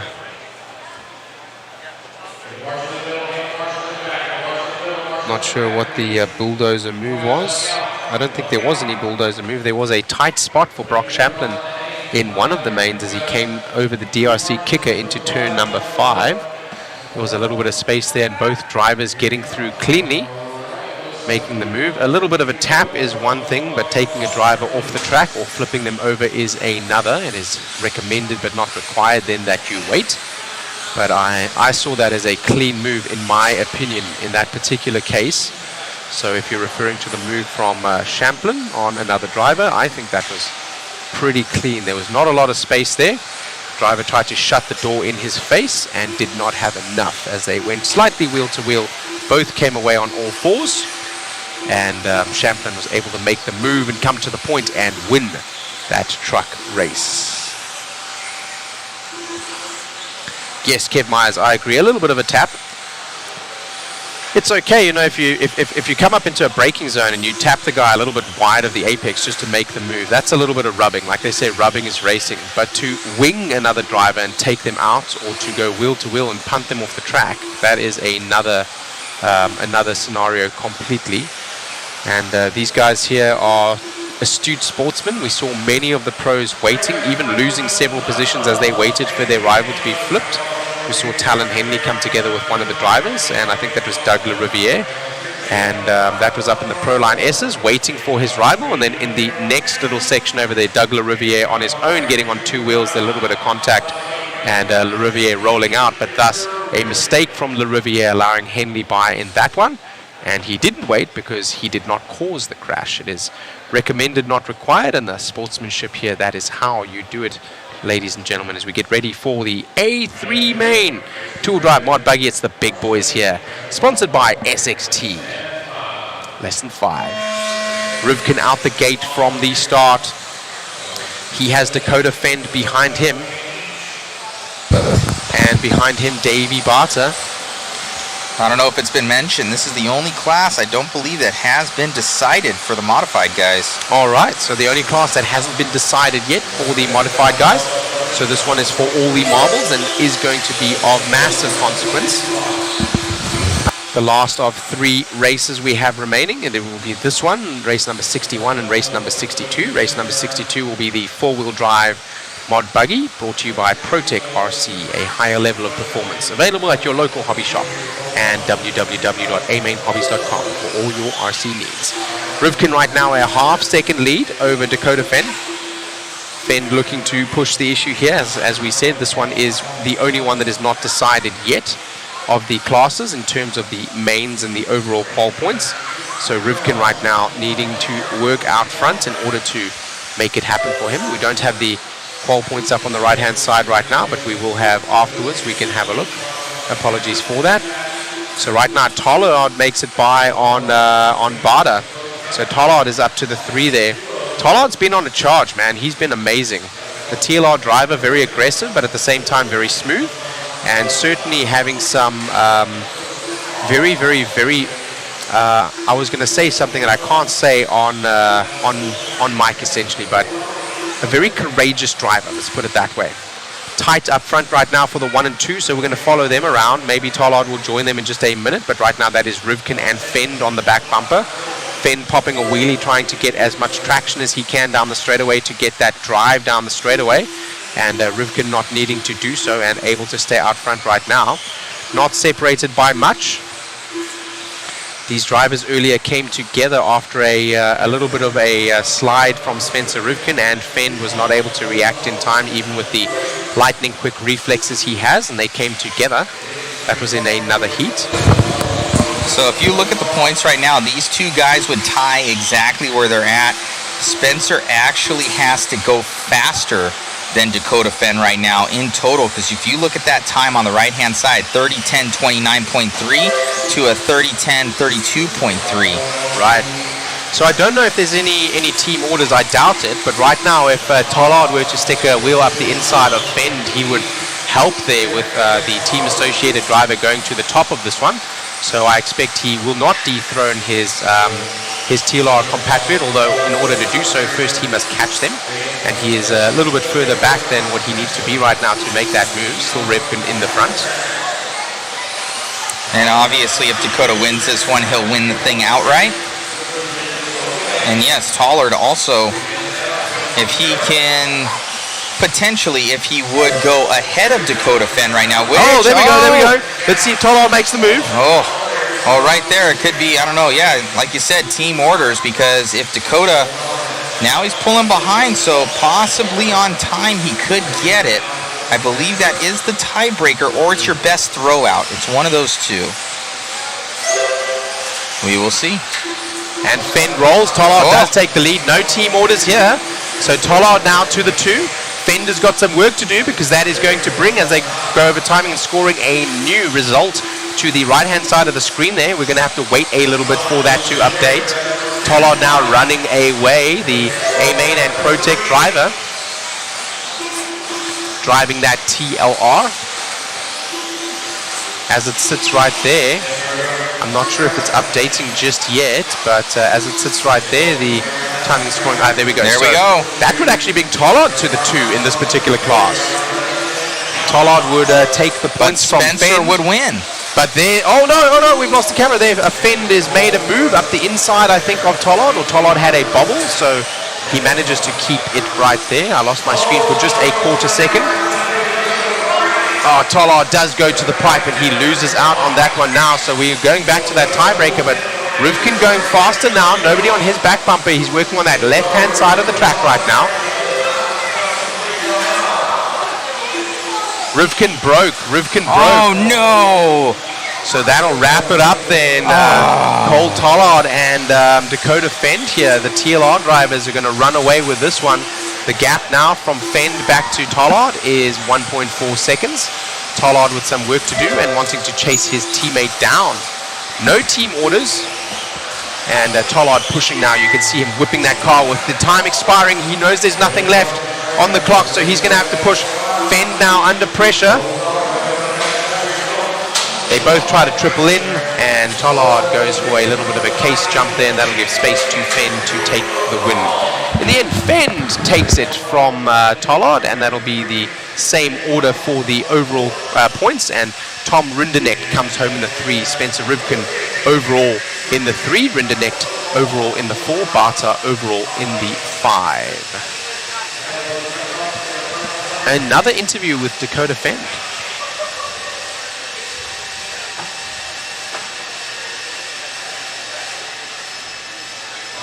Exciting stuff here in the 3rd from last race there. As we get ready for our next race and an interview first with Mod Live Media, we're going to have Dakota Fenn one more time.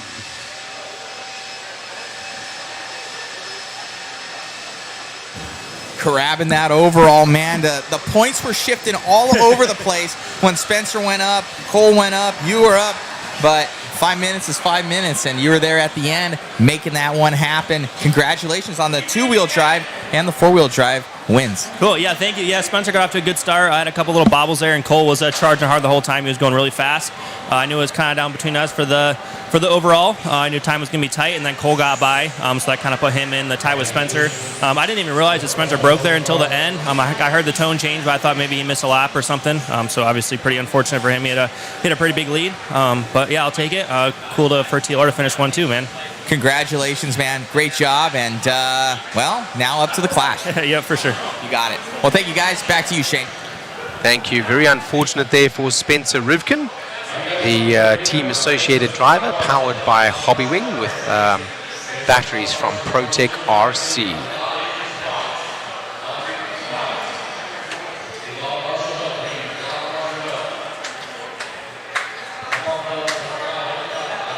It looked like he came out of the Exalt soapbox on the 3rd to last lap and possibly touched the wall. And that may have broken him, either an A-arm or maybe a ball cap or something like that had popped off. I think they would have repaired the ball cap, so I think a breakage or a failure, unfortunately, on his buggy, not able to be repaired, and Fenn and Tollard making it by there for the 1 and 2 in their TLR buggies. Yes.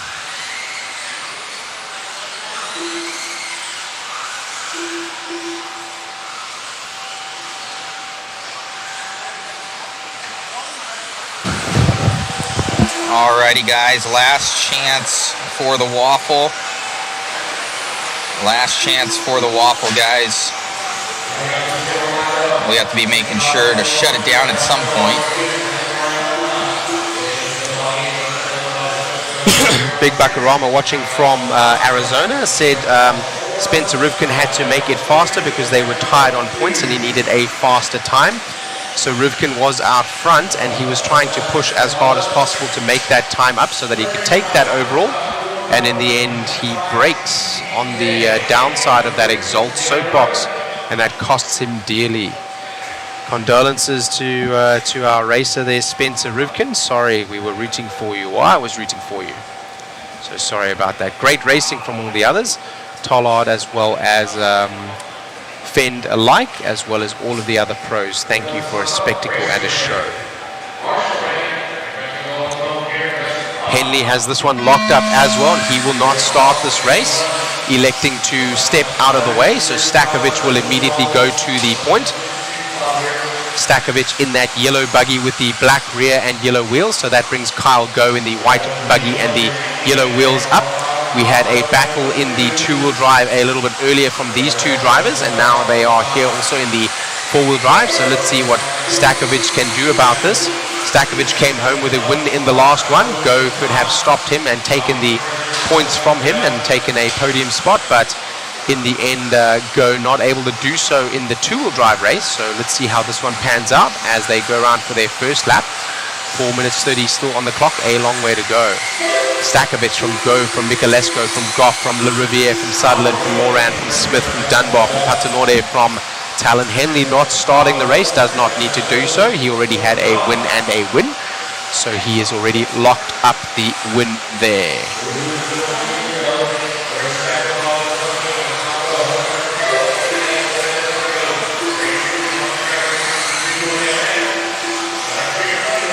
Still Stakovich right now out front, but Kyle Go is on his back bumper, and they had a good battle in the two-wheel drive, so we continue with that battle here.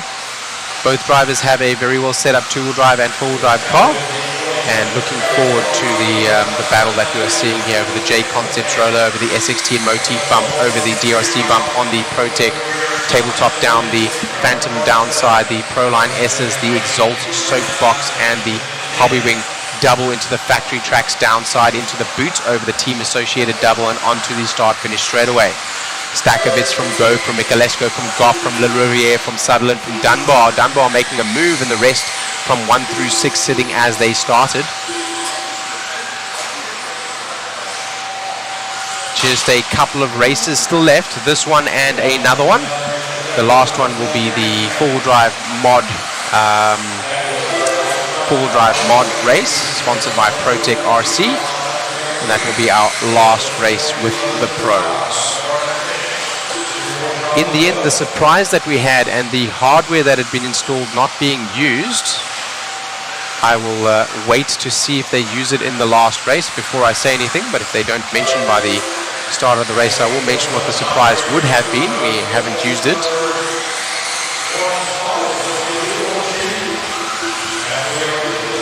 So right now the battle that we have been hoping to see here between Stakovich and Go still going on. Go now up the inside. I was going to say Go not able to do anything just yet, but Go has been waiting for an error from Stakovich, and he sees one wide line and makes it through there. You're going to do, oh, you're going to do it? Okay, yeah, I'll do the interview. Yeah, you got it, thanks. So Kyle Go in that white buggy with the yellow wheels. Stakovich now in the 2 with a similar paint scheme to Henley, but with the yellow wheels. So the yellow in the front with the dark colored rear, and the yellow wheels in the 2 now.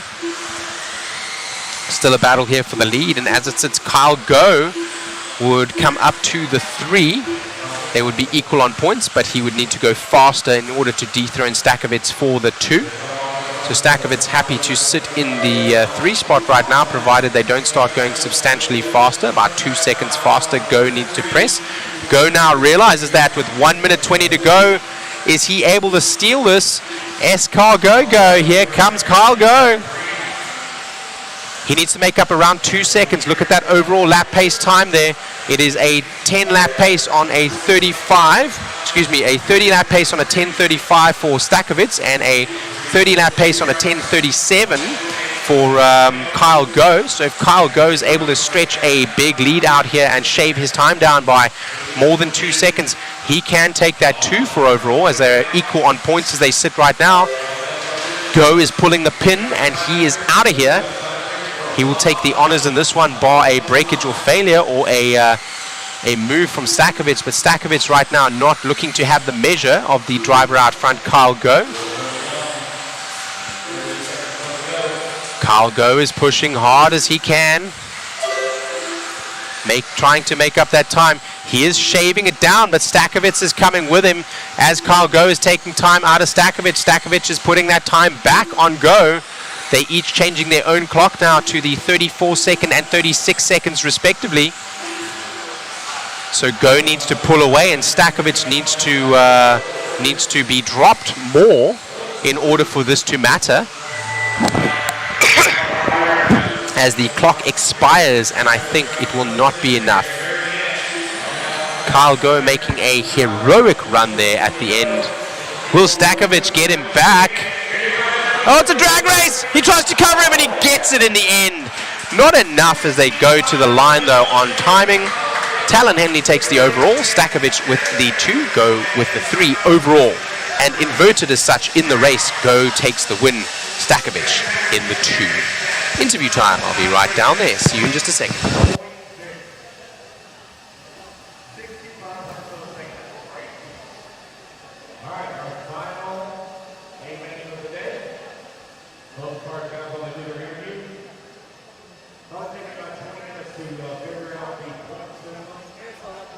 Making that last one exciting over there, man. You were tied on points. Did you know that as you were sitting in that position? I knew it was close. I didn't actually know how it was going to turn out, but I knew that I had to go for it.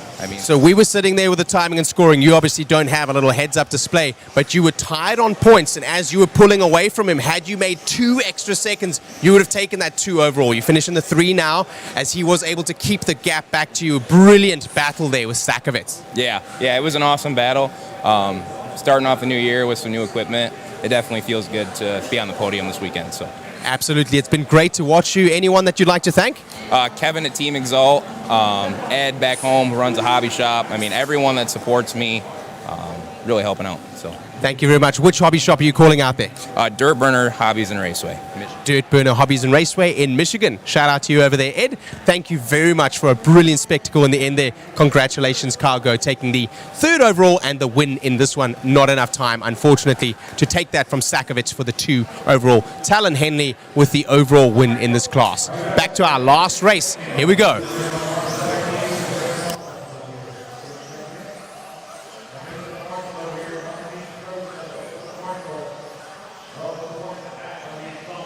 Warm up now.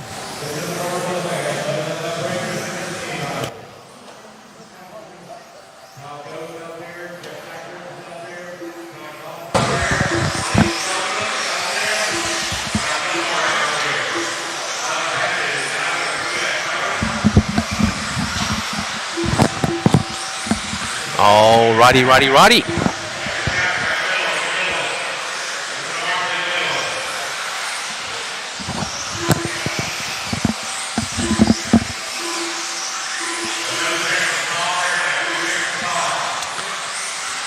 So, Talon and Shane Snyder, the real pronunciation is Hoch. Do you want me to say that rather than Go? It doesn't sound very nice. That's the real pronunciation if you look at the origins of the root of that last name. Me saying Kyle Go, making it a little bit easier hopefully for you to listen to, as well as on my vocal cords. Of course, Kyle Goff might pronounce that differently for himself, but we had Kai Goff also in that race, so that would have been very confusing. So instead I called him Kyle Go, which I think has a good ring to it as he goes into the 3 spot there overall, rather than saying Koch, right? Just trying to make a good broadcast for you guys, as we've also been calling the colors you can see on the camera rather than from the screen. because otherwise it is confusing. And again, trying to make it not confusing as we had Kai Goff. Rendenek right now getting a quick little bit of a adjustment. They're trying to fix something for him. A pin, I think. Transponder, I believe. Transponder, actually. Thank you, Mr. Stephen Brun. A great coverage this weekend. Right, so as Americans would say, Vincent van Gogh. Actually, that is Vincent van Gogh. Vincent van Gogh, if you are Dutch, as Vincent van Gogh was. That is how you say that last name, originating out of Holland. We're trying to make a good broadcast for you guys and keep it easy to follow, as we had Kai Goff in that one. We called him Mr. Go, taking the 3 in the end. And as you read in American, Vincent van Gogh, that is why I read it as Go. Sorry about that if it is wrong according to some of our viewers, but just trying to make for a good broadcast, guys. Last race here, full drive mod buggy A3 main, as we get racing with the big boys here, sponsored by ProTech RC, a higher level of performance, brought to you by A Main Hobbies, available at your local hobby shop. Pick up your ProTech goods today. Brock Champlin right now out from the 2 spot, comes up to the 1 right now, so Champlin on the charge, Rivkin in the 2, Lemieux in the 3. It looks like Fend, having locked this one up, did not start the race, did not need to do so. So he leaves points out there, as did Talon Henley, with the others for them to sort themselves out, giving them a chance to fight for the highest position possible.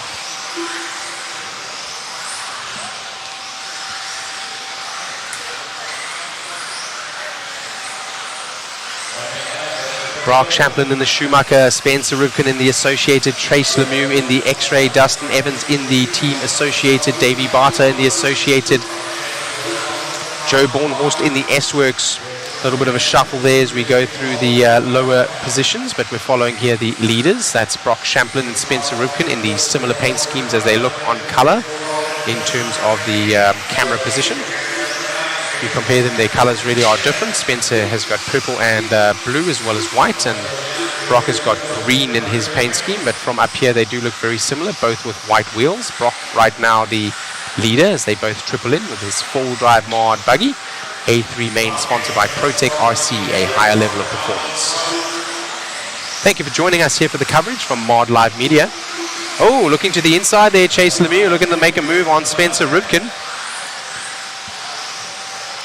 Rivkin having been driven and qualified well, but today having struggled a little bit with the track. It is a very difficult and technical track, having one breakage and a couple of unforced errors, as well as a couple of forced errors possibly. So with that being said, these drivers, the pros, squeezing out every bit of performance that they can from their powertrains, their chassis and their batteries in order to perform at the highest level possible. A little bit of a gap right now does Champlin have over Rivkin. Still the closest battle right now for the highest position possible is this one that we are following. It is Champlin from Rivkin, from Lemieux, from Barter, from Bornhorst, from Evans, from Mechanic, from Rendenek, from Sontag, from Tollard, from Fend. Fend did not start the race, so he is not really in this race. He did not lose that many positions. He just did not start the race, as he has already locked up the overall. As this is our last race of the day here for Clash of Champions. Thank you very much for tuning in for our Mod Live Media broadcast. Brought to you by JConcepts, Hoosier RC HobbyPlex, and timing and scoring brought to you by RCGT, RC Garage. Claim your profile today, rcgarage.info. This main brought to you by ProTech RC, a higher level of performance, available from your local hobby shop and www.amainhobbies.com. They're tightening up at the front again. Brock Champlin now under threat from Rivkin behind. Lemieux has now made the move.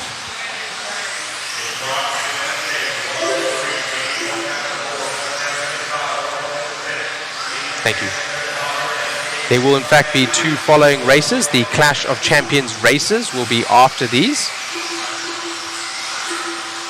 as the 1, 2 and 3 right now very, very, very tight on track, and a little bit of a bobble there from Lemieux, freeing up the front 2.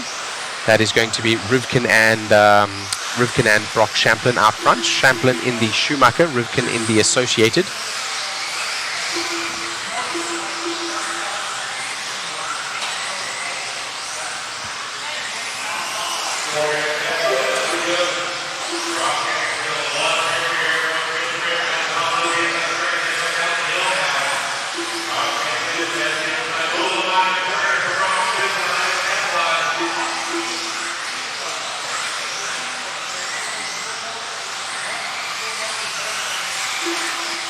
Still right now as we're going around, still very exciting to watch, but nothing moving, nothing changing there. So these drivers staying status quo as they did the last couple of laps around. One of the back markers there coming into play, unfortunately trying to get out of the way. But, oh no, and rolling down there, I think that's Champlin. Was that Rivkin that went to the lead? It's very difficult to tell the difference on camera between those drivers. So Champlin is still out front. Was Rivkin actually that rolled over? So now Lemieux to the 2. Champlin still hanging on right now. The orange car there, unfortunately, of... I think that might be Ethan Mechanic. That I'm not 100% sure. As they expire on the time and coming to the line, that'll be it. Spencer Rivkin losing out on that one, going up on 2 wheels, unfortunately, that time. But I don't think that it will change anything. Well, let me see. It won't, but for this race, still the honor and the glory, nonetheless. They would both. So it did change as far as points. It looks like Spencer Rivkin and Chase, they finish half a second off of each other. It looks like possibly for tiebreaker. Wow, very tight. Each one of those drivers finishing there on a 5:02 overall lap pace, separated by less than 2/10. Here is the mic right over here. Thank you. As we get ready for our Clash of Champions races, we'll go to an interview with Mod Media. Brock Champlin taking that one in the end here in the 4-wheel drive Pro Buggy, brought to you by ProTech RC, a higher level of performance. Grabbing that one, Brock, it was a little touch and go there. Yeah, that was a little chaotic there. So I thought I had it all under control. Spencer was really, really quick in the back section. I was making up a little bit of time everywhere else. So I was just playing it easy. I knew this track's very one line, so in order to get around me, I had to make a mistake. Fortunately, I got hung up with a lapper. Then whatever happened, and I was back out front. And yeah, everything worked awesome. It's been good. I've made a lot of mistakes this weekend, but we still have the Dash for Cash race, so you never know. Most definitely, man. Look good out there. You got second overall, and I think you were top 3 in truck or something like that. Amazing runs, my man. Congratulations. Or top 5, I know. How'd you end up in 2-wheel overall? I think I was 6th. I was battling out with Davey in the last one. I got around him and then just stuffed the pipe. So I think I was 6th in 2-wheel drive. All in all, not a bad weekend. I have obviously all new electronics. That's been all new. It's a learning curve. And the 2-wheel drive in the last one, I felt like I finally, really made ground on what I was working on. So yeah, it's exciting going forward. I feel like I bettered my program. So we just got to see where we're taking it. Congrats, man. Anybody want that? Yeah. Same as before, Schumacher, Wits, JConcepts, Hobbywing, Gen's Ace, and Power HD. Sorry, it's new to me. They're new. Yep. Congrats, my man. Good luck in the Clash race. Yeah. Thank you. All right, guys, back to Shane. Thank you very much there. Let's see if Brock bulldozes it again or is clean. I don't think he bulldozed in the other race. I think there was a door that was open with a door that the driver ahead tried to close in his face, coming wheel to wheel. I doubt that was bulldozing.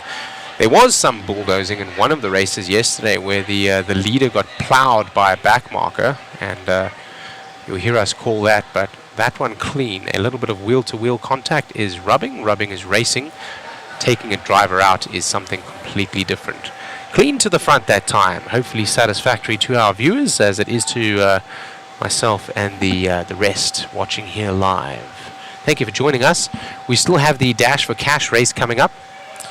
Danny Pett says he got sick, unfortunately. Awesome feed from Mod Live Media crew. Thank you. Watching on the big screen in the living room has been amazing. Thank you to my patient wife. That's funny. I'm not sure, Cody Silo. We're going to wait a little bit to find out, but very shortly we will have that Dash for Cash race. I think it will be one more race, is that right? One more race, the Dash for Cash race, and then we're done. Two. So it'll be one for the stock guys and one for the modified guys for Clash of Champions. And from what I know, your finishing position off of your truck, your buggy, and your 4-wheel drive, that puts you, whatever your points are, that puts you into the Clash race. Okay. I think it's 10. And then the Clash race is what determines, right? The winner of that race is the winner overall of the Clash, right?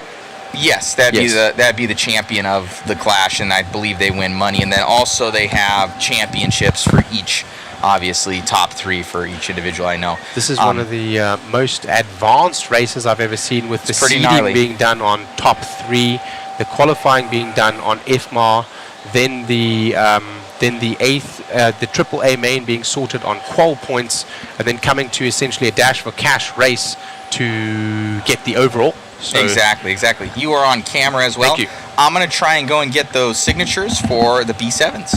Perfecto. So we're going to go ahead and get those signed up on the B7 buggies, and we'll give that away as part of the waffle here. Thank you very much for joining us with the Clash of Champions broadcast here from Hoosier RC HobbyPlex at New Albany, Indiana. I want to thank you all for joining us, and thank you for the brilliant, engaging chat that we have had here. Lance the Machine McDonald for the great program that he has been running. Hoosier RC HobbyPlex for the great track, as well as the awesome hobby shop here. And to everyone else involved, let's take a moment to thank our sponsors. Our sponsors: Team Associated, Protec, SXT, DRC, TDK, Exalt, TLR, Phantom Racing, Hobbywing, Motif, One Up Racing, DBR, R1 Works, Vision Racing, Factory Tracks Racing, Kane Care Hobbies, Mod Live Media, Boom Graphics, and Proline. Thank you also for JConcepts for bringing us the live coverage from Mod Live Media, and to RCGT for the timing and scoring. RCGarage.info. Claim your profile today. Thank you again for joining us. Let's have a look at the chat over here. What classes are the Clash being run in? I'm not 100% sure. I believe it's going to be in the two-wheel drive buggy. There will be a stock class, and there will be a mod class as well. So our champion still yet to be decided. The qualifying spots for that race essentially being decided here by the qual points. So a very intricate race, and many different formats being used. Not a once and done style race, so a little bit more than luck and a lot of skill is taken to win this race out. But it is not over until the fat lady sings, and we're going to the Clash races pretty shortly. Right now, as I'm looking out on the field, I don't see Lance McDonald up there, so I believe it's going to be at least 10 to 15 minutes. I'll try to keep you guys entertained as we go through this. If you have any questions, please post them down in the chat. Let's have a look over here. Let's go through. Alrighty. We did post the waffle there, the waffle link, so that waffle will be done shortly here, I believe, right after the Clash of Champions races. So if you haven't bought some yet, this is your last chance to get in on the waffle. Those are $20 a ticket. We've got quite a number of prizes to give away. The Team Associated B7 buggy is one of them. And we also have the Team Associated B7.2 buggy to give away, as well as a Yokomo DTM 3 buggy. That is the YZ2 chassis. What else do we have? We have the Team Associated Nano Sport. We have this Hobbywing motor that has been tuned by Matty Gonzalez from Hobbywing.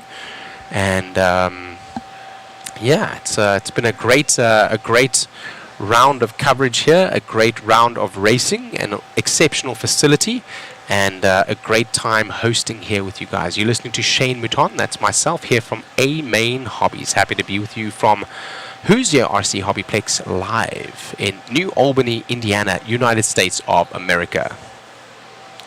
Charlotte is nice, says J.I. Yes, I'm currently residing in Charlotte, where I moved to the spot near the second warehouse, where A Main Hobbies has a second warehouse. We have one in California, in Chico, California, in Northern California, and we have another one in Charlotte, North Carolina.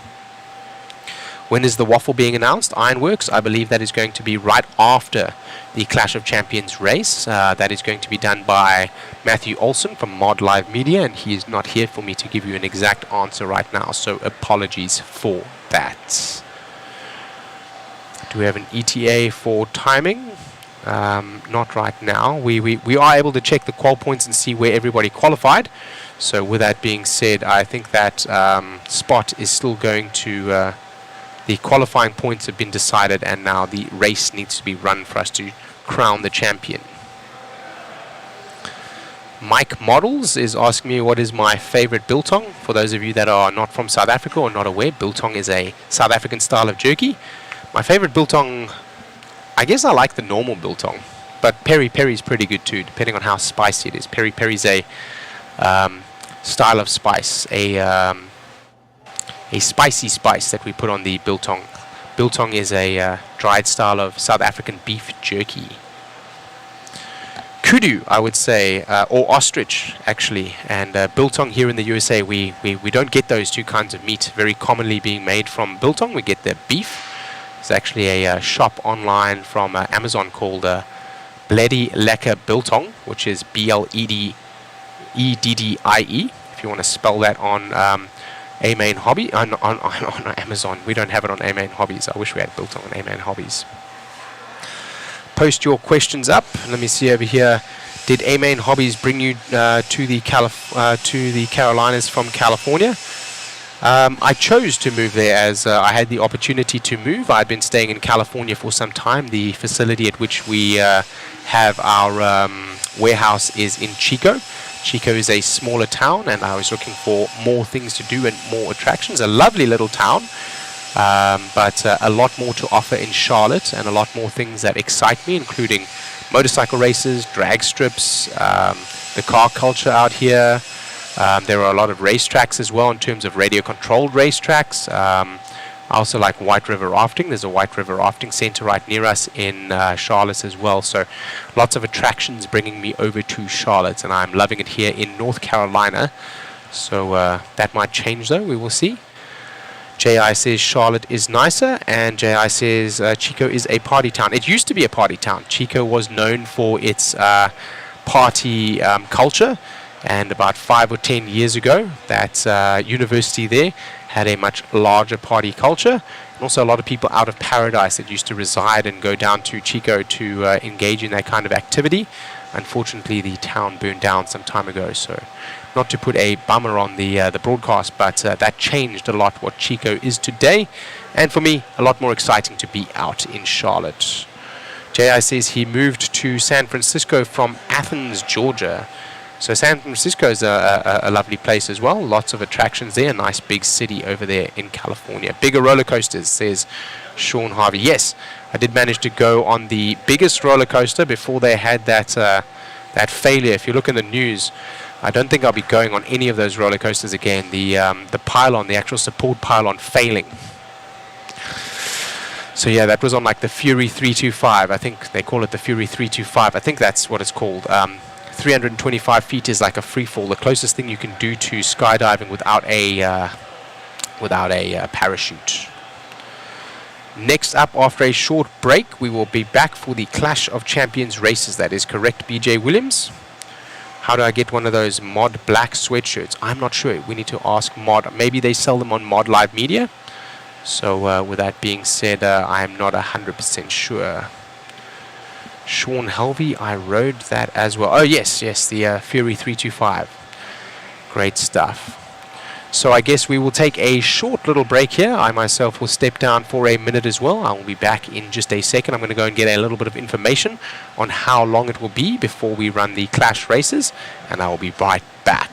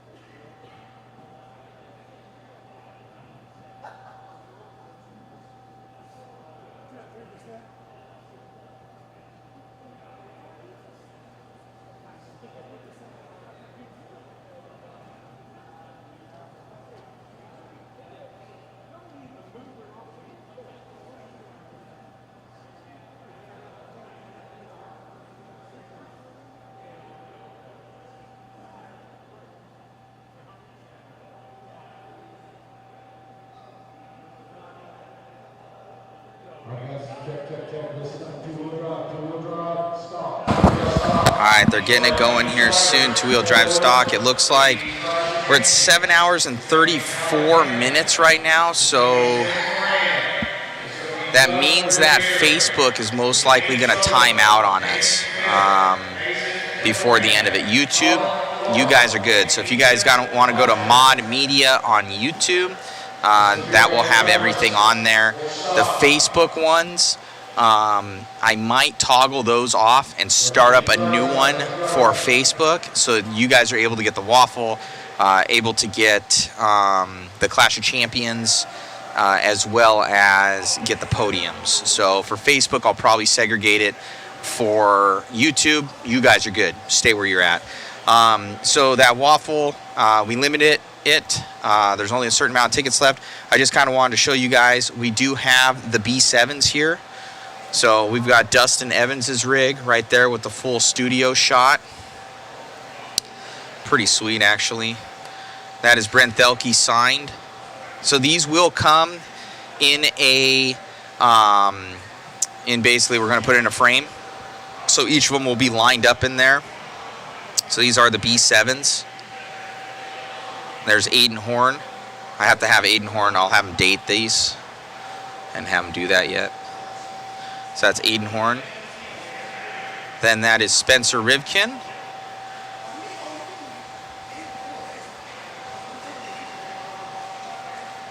That's Kurt Wanger, one of the designers.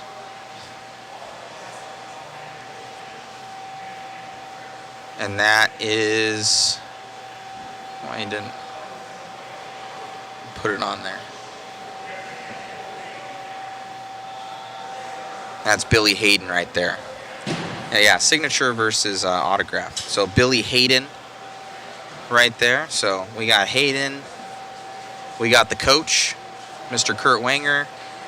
We got Spencer Rivkins right there. Aiden Horn, I'll have him update this with a date. We got Brent Thelke. And we have Dustin Evans. So this is only going to be done once, guys. This is the first time ever, the one and only time. This is the B7s, and we are missing one, Davey Bottas. So we have to get his podium shot or his studio shot soon. So you won't probably see it in this one, but it will be in the final one. So each of these, if you can imagine, we will have them be kind of cool. So they'll be lined up in a frame like so. And then it'll go all the way down and be the B7s. So let's see how this one goes, guys. It's pretty sweet. Very, very cool.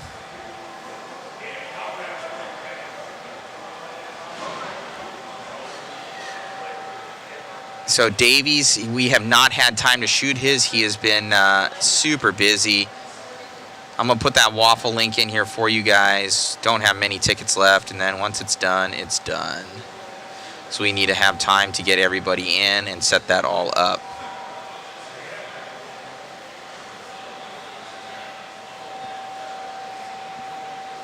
I'm going to try and answer some questions here. What's going on, Big Buck? Megan is not happy. You didn't send her food. We have not had time to go get food.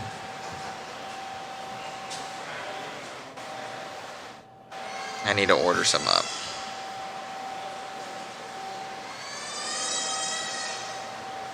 We have not drawn any names yet. That will be at the end. No Kyle Killy. We're going to draw them at the end. How many entries in the waffle? I have not seen yet, but there is a lot. So thank you for all the support, guys. There's going to be some major winners.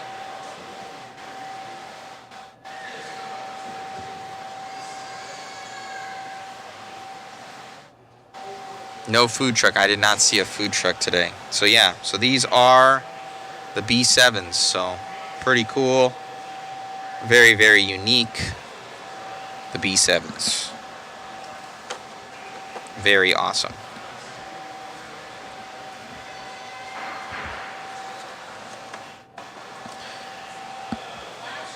So it looks like they're getting all set up. I need to set up the Best I could do is pizza. What does she want? Usually pepperoni. There's like a Domino's right here. I think that's right. That's right near here. I don't know. I need to order or something. I'll pay you. I just need somebody to order it. I haven't had time.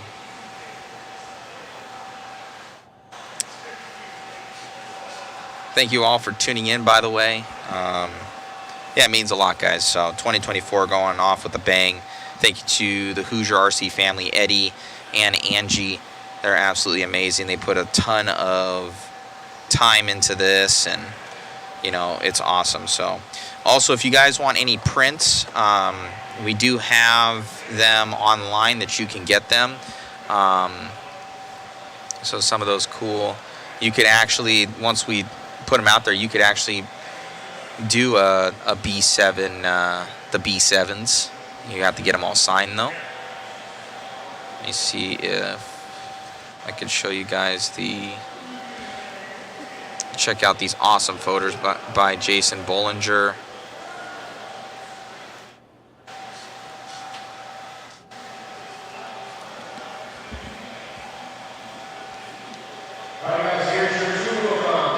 Oh, they're announcing it.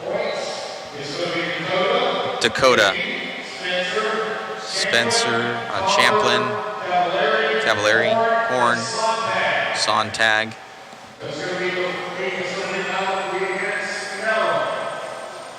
There's a couple other guys in there, I believe. Okay, I'm going to post that in the link. All right. So go check out those photos, guys. If you guys need anything printed, we can print ones just like this. They've been able to do these track signs, so pretty sweet, pretty sweet. Okay.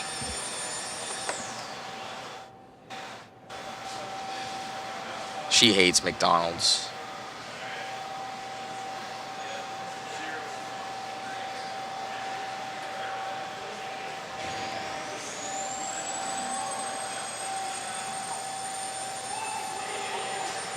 Yeah, I just sent it to you there, Jay.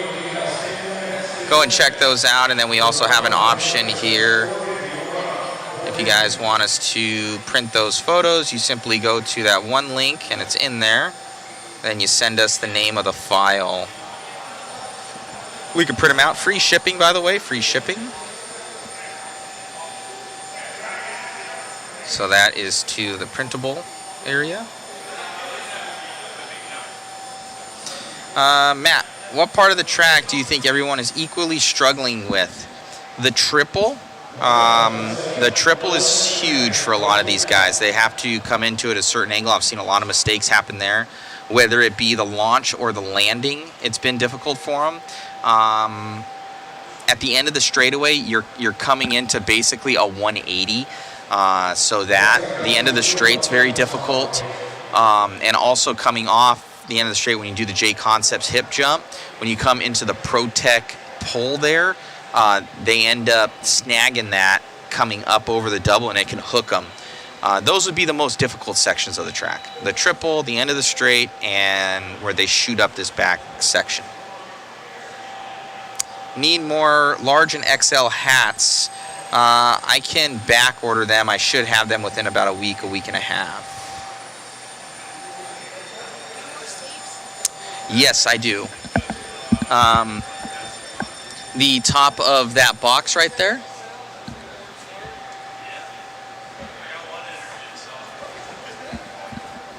Sorry about that. Also, thank you to Hobbywing. Hobbywing hooking us up. Got those couple car kits. Looks like we got 7 waffle tickets left. Oh man, it's gonna go. It'll sell out, and then we're done. Megan's gonna kill me. She has to put all these names in, so I'm gonna have to take her on a nice trip. So yeah, the B7s, guys. So check these out. It's pretty cool. I'm gonna make it up really nice. We're gonna have a nice frame for it. They'll all go in there. Need to see maybe if I can have a custom sticker made saying the B7s.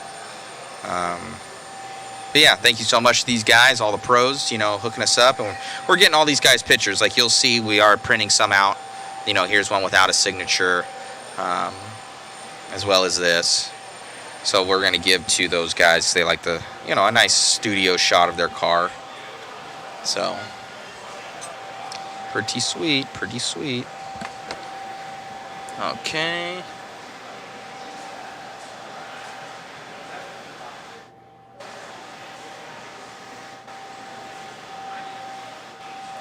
Hi, David Russell. Thank you, sir. Nice job with the broadcast from Joseph. Thank you, buddy.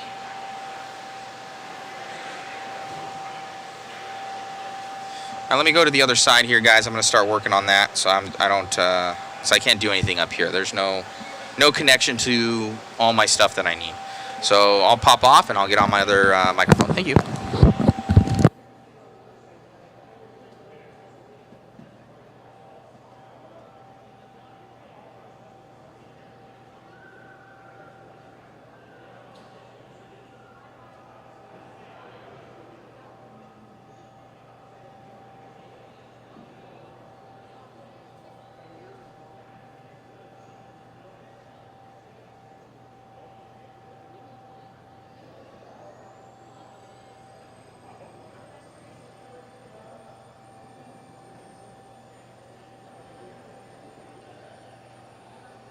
Okay, guys, sorry about that. We had to redo the math on the modified. So it is Spin, Vada, Rifkin, Brock, Cole, Rinderneck, Cavallari, Evans.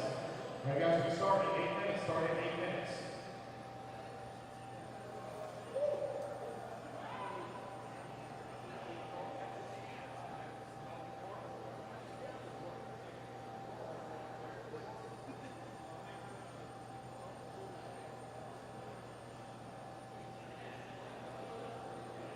Again, guys, two-wheel drive, Finn, Davey, Spencer, Brock, Cole, Rinderneck, Cavallari, and Evans.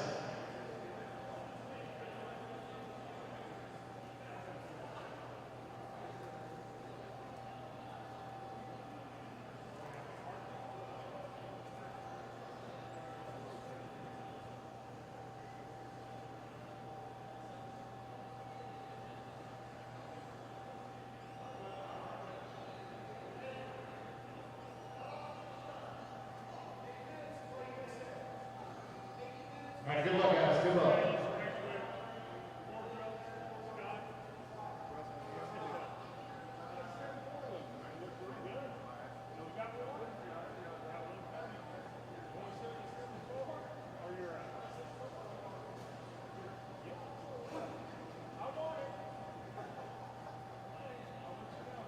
All right, stop. You're going to be up first here in 8 minutes. 7 minutes now, 7 minutes. I need marshal help, please. I need marshal help. You have a program built.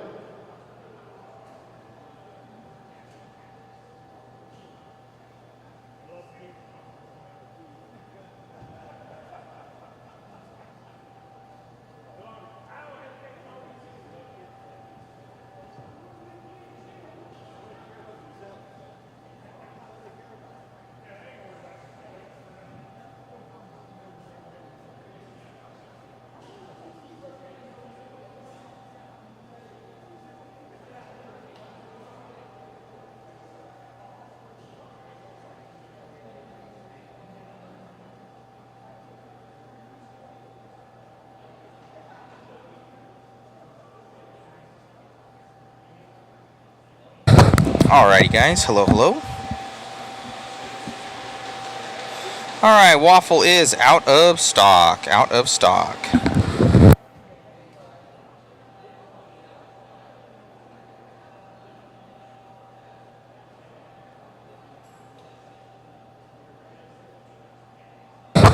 So waffle is done, guys. Waffle is done. I gotta set up the... Alright, I need to get in here. Oh no.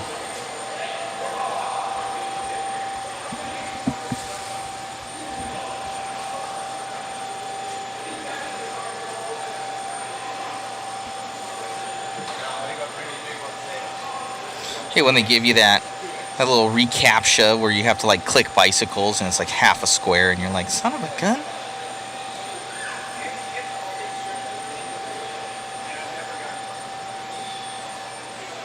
I don't know why it says live for 5:45 unless we had it drop.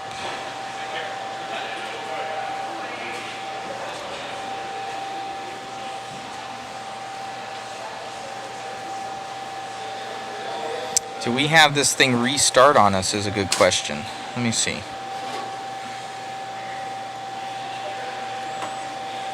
I'm going to check here, at least on the Facebooks.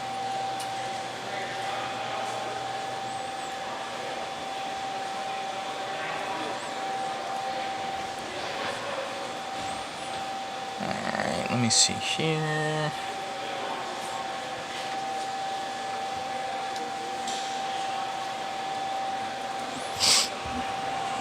Thank you all for tuning in. I still have to see. I have no clue. Lethal goalie.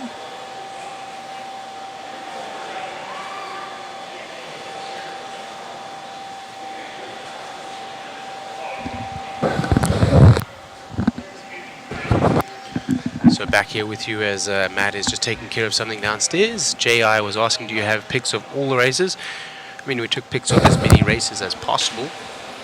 We do have all the V7s as well, the B7s, Beta 7. I know, you should have. I already resorted them back in, but I showed everybody the That's B7s. super cool, dude. The only one I was missing was Davey.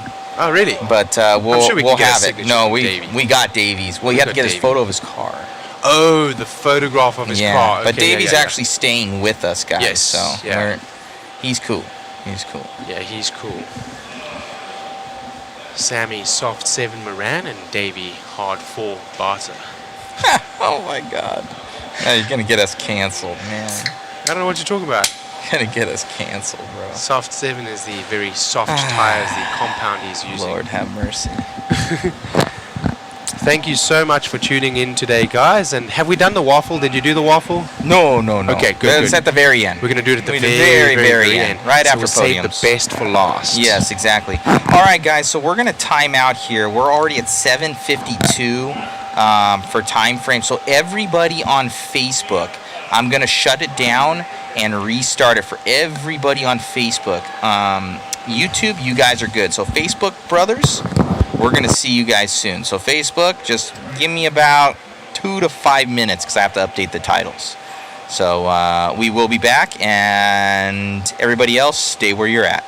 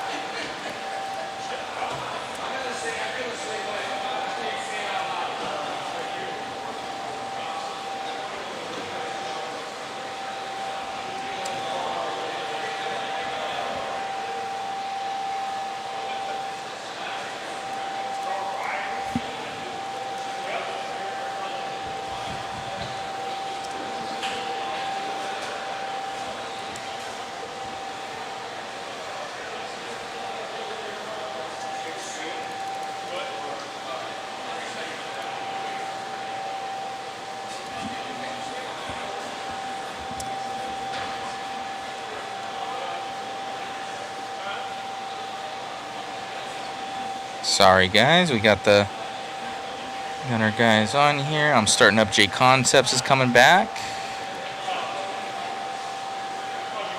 I have to edit each one of these. We're going to many different Facebook channels.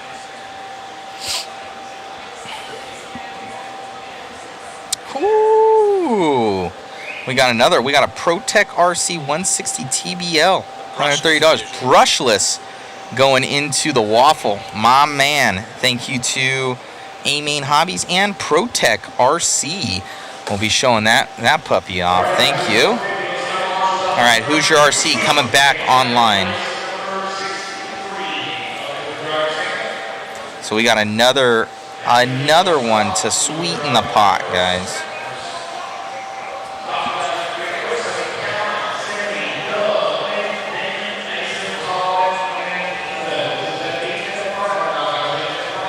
Mod Live Media, back online.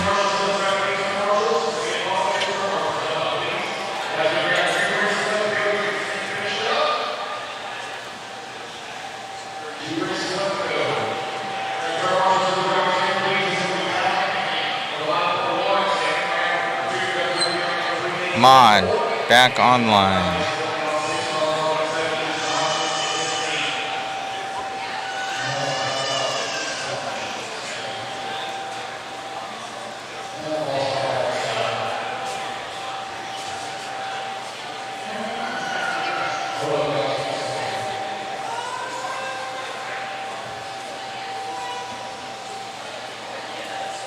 RCGtiming.com on Facebook, back online.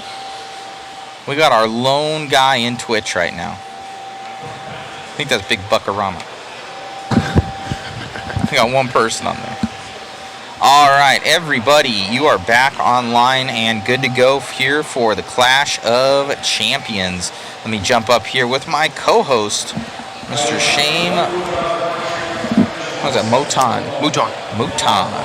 Really Mouton, but as we were talking in the chat, that's a French surname, and how I pronounce my name is as such. So hello and welcome as we get ready for the Clash of Champions race. Yeah, so guys that are just tuning in or coming back on, how this works is they take it's a points total from your finishing order. They take your best. It's who's ever, the best of the best. And I don't think it's very many. It's not even 10. I don't believe. So this is going to be a race. Our boy Sammy Moran up there, he's trying to make this happen. Our winners from last year were Dakota Fenn and Doug LeVerrier. Yeah, absolutely. So the winner of this race is the Clash of Champions champion. Yes, exactly. And they have their own individual championships that they get. And it's only two-wheel drive. So two-wheel drive is the only class that's raced for the Clash of Champions, and it looks like it's 1, 2, 3, 4, 5, 6, 7, 8. Looks like it's 8. It's going to be gnarly, guys. And thank you to Shane Protech RC and A-Main Hobbies. We're going to throw that in, guys. So Shane just hooking it up right there. So amazing, right? Thank you, sir. Absolutely. My man. So we're going to put that in there also. There'll be 17 winners, guys. 17 winners. Megan's getting everybody input. We really appreciate you guys and all your support just for everything. I think this is one of our most successful streams ever, other than the Worlds event. But that was awesome. Worlds. Yeah. Other than that, I think for sure this is up there, best ever. So, and this commentator, he's the best ever. So we're going to crown a champion right now here, Shane. Righto, yeah. I mean, this is for all the marbles right here, right? So literally you can go from the 10 to the front, or you can clip a wall from the 1 and be gone.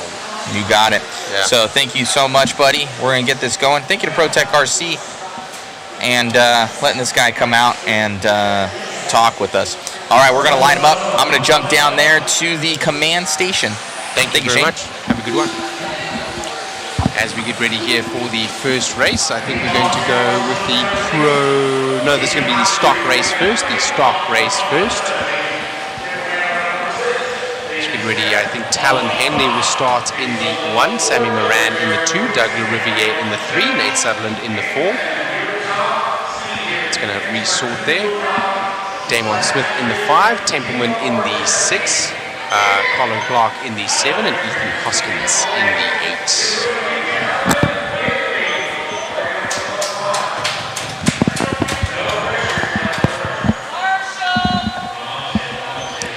Needing the marshals to come out.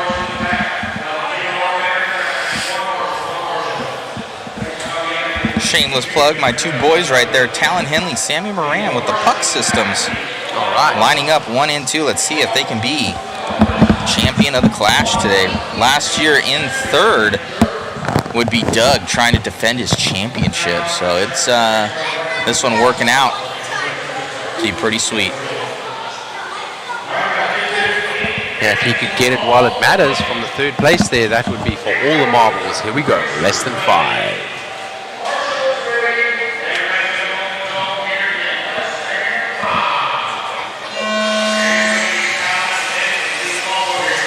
All right, and we're on. Talon Henley out front there with the green, the yellow buggy and the blue back with the white wheels. Sammy Moran in the 2. Doug Riviere, defending champion, in the white and red buggy with the white wheels in the 3. They seem to be breaking away now. Local hero Talon Henley, all eyes on him. Can he bring it home? Oh, Sammy's called the killer, man. He's always better at chasing than leading.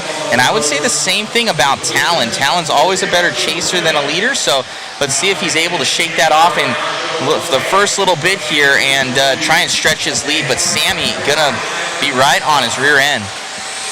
Sammy's front end looking very tight, like he's able to make a move to the front there, but Talon looking like he has the corner speed to carry through onto the straightaway, so each going to have its benefit in racing style here. Le Riviere looking to pick up the pieces from the 3 right now, still under threat.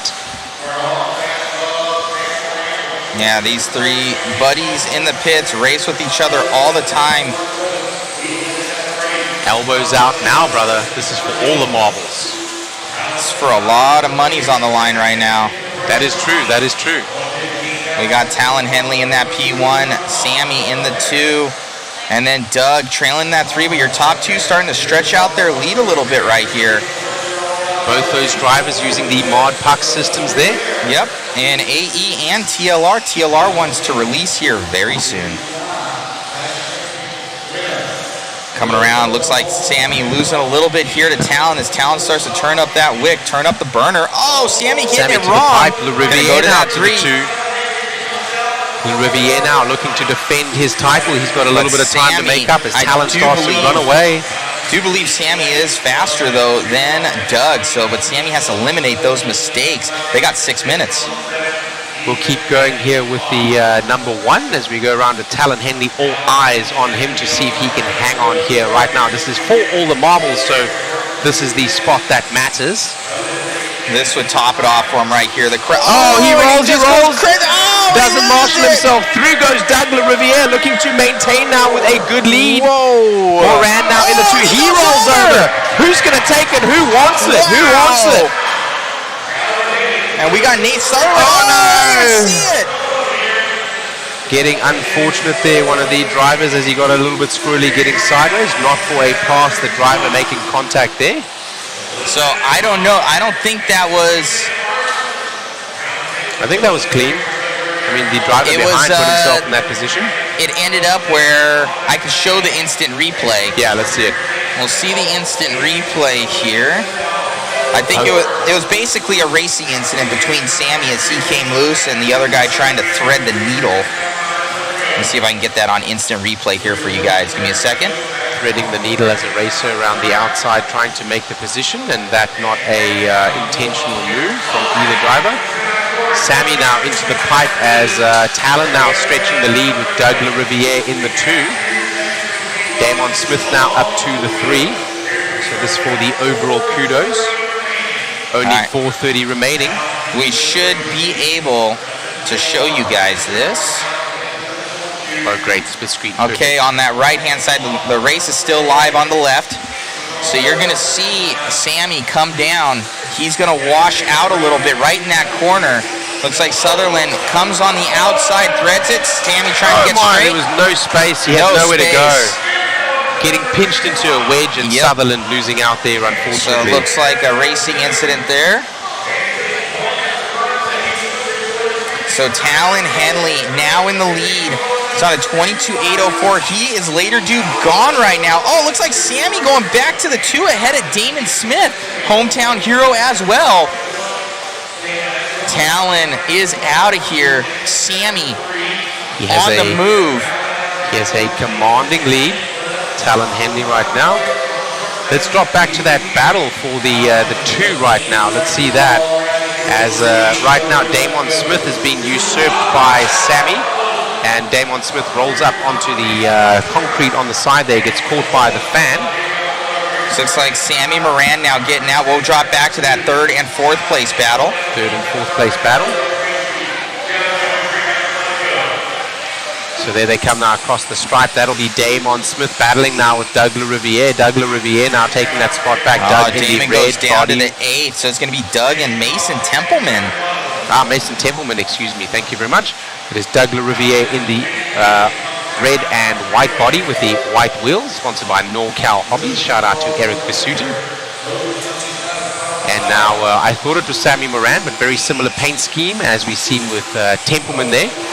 Templeman also red, white, and blue, but in a different order. Sammy has blue in the front. Mason has blue in the rear. So that battle is the closest on track right now for the highest position. It is right now Henley from Moran, from LaRiviere, from Templeman, from Hoskins, from Clark, from Damon Smith, who got unlucky there, and as did earlier Nate Sutherland.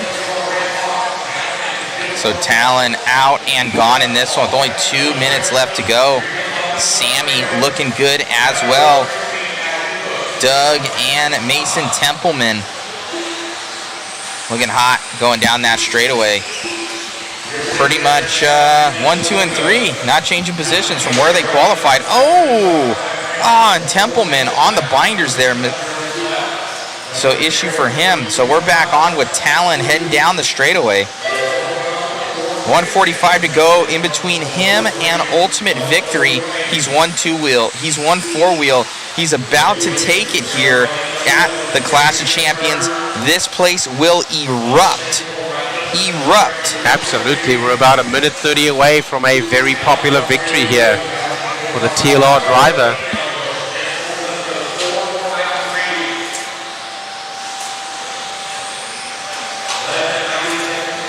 It would be $2,000 he would win. Wow. That's a good payday for a young man after Definitely. a RC race for sure. He's got about 3 laps to go here, as ahead will be some traffic, but he need not push. He can just start to retire down now and calm himself down. No real battles on the track here. A battle for, no, not even 4th anymore. So Talon about to start lapping people. Templeman tapping out of this one. So right now, Talon Henley out front thinking about what he is going to go and buy in the shop. Maybe some more RC goodies here at the Hoosier RC HobbyPlex. Templeman decides better to unlap himself there. He knows there is nothing in it for him to do so. 22 seconds. He may get by for a final lap, even one more after that, as there's a back marker ahead, but will be inconsequential unless if Talon breaks. So Talon now just needs to take it easy and get home and collect that paycheck. Listen to this, guys. What a race, guys. What a race. Incredible. Talon does bring home in the end and takes the title of the Clash of Champions, and he is the stock champion. Sammy Moran comes home in the 2, Doug LaRiviere in the 3, our previous defending champion. Hoskins in the 4, Clark in the 5, Templeman in the 6, in the 7, Damon Smith, and Nate Sutherland in the 8. Unfortunately, Smith and Sutherland both getting a bit of a tough break in this one. Very unfortunate, out of their control. Sutherland making a move, and he was threading the needle. A racing incident causing him to roll over. And Sutherland, the other driver that I mentioned getting stuck on the concrete turnpike on the side. These guys are happy down here, guys off screen. They're hugging. What a race. Hugs between father-son combo. Oh, man. Oh, that's awesome. I knew you had it in you. Oh, damn. I can see the tears. I'm almost tearing up right now. Dude. Hold on. We're good. Very sketchy. Was not prepared for that. Got pushed a little bit harder than I was anticipating. And I'm so fortunate for all the incidents that happened in there, because I'm scared that I would have folded there. I'm scared. But I'm very happy that I got away with it. 2-wheel, four-wheel. Now the Clash of Champion here. Emotions running high. I got a tear in my eye, dude. Amazing run out there, my friend. You deserve every bit of it. You had a good, clean lead, good, clean racing the entire time. And everything's paid off. Congrats on starting a perfect 2024 for you. And congratulations to yourself, your family. It doesn't get any sweeter than that. I appreciate everything you do, Matt. Great job, buddy. Great job. Have you next year. We will be here. Great job, my friend. Great job, Talon. Sammy. Oh, my man right here. Like little protege. Sammy, you were driving so well out there. You just had one or two too many mistakes there. It looked like you were strong behind Talon. It looked like you had the pace. You did have the pace. It was just... Yeah, just a few little mistakes. I tried to push it a little too hard, and the car diffed out in a few spots coming out of the corner, but yeah, it's a good run. It looked great out there, man. Running the mod goodies as well. Dude, it's not too bad. You got the truck win. You got second at the Clash of Champions here. You're going home with some coin. I think it's a pretty successful weekend. Definitely. Been loving the new Team Associated 1-Up rides, and yeah, I want to thank everybody for all the support, and yeah. Great job, my friend. Thank you.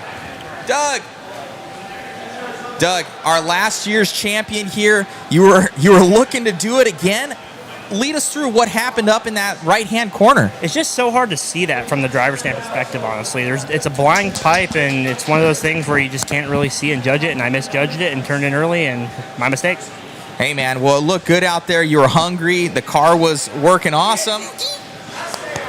The car was working awesome, man, and, dude, nothing to be ashamed about finishing in that P3 position with a bunch of other podiums in the rest of the class. Yeah, it was a good weekend. I mean, it definitely started off a bit rough, so turning it around a bit is good, but definitely a little bummed that we couldn't defend the title, but we'll be back. There's next year. Yeah. Congratulations, my friend. Great job, and who would you like to thank? All my sponsors, Team Associated, JConcepts, Team Powers USA, Ultimate Racing, NorCal Hobbies, Auburn RC, Cheater Racing. I'm sure I'm forgetting someone. You're so funny. Bradley Fineland Designs, and sure, we'll shout Matt out. Matthew Gonzalez, you know, Team Glitch, and then also Russ Johnson for all the motor help as well. Great job, my friend. Thank you. Back to you in the booth, Shane. Very cool, very cool. Talon Henley, local hero, son of the owner and operator here of the track at Hoosier RC HobbyPlex in New Albany, Indiana, winning that one, the stock Clash of Champions champion. Race number 64 of 64, mod two-wheel drive Clash A main. We're coming up now with the final race.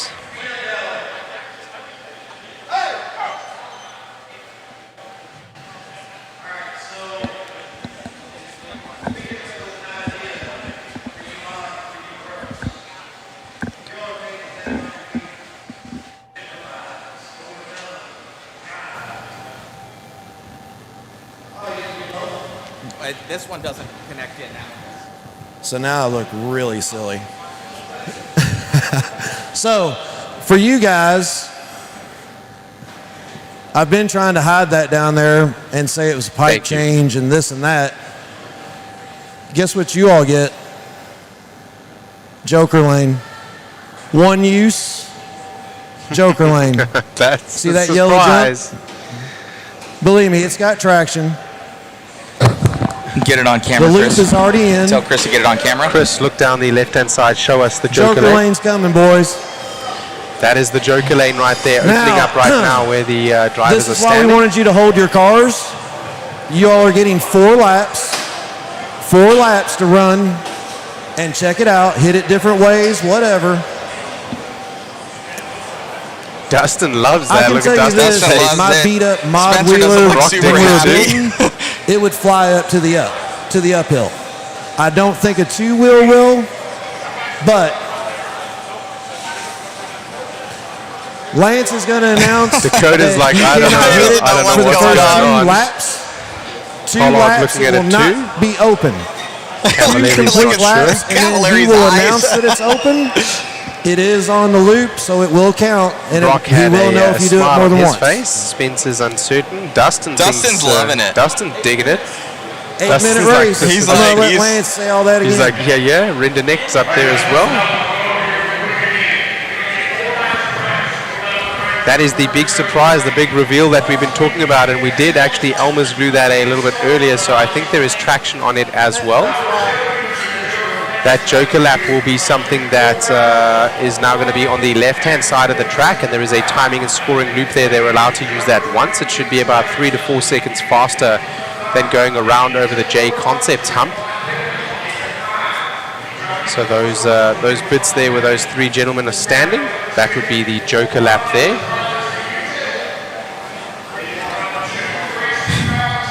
No one has been on it, so myself, if I were in this race, I'd want to take that one early, try to extend a lead or beat out over my rivals just to get it out of the way. I wouldn't want to leave that towards the end of my lap or the end of my race. This will be an 8-minute main. Clash of Champions Mod 2-wheel drive buggy race A main.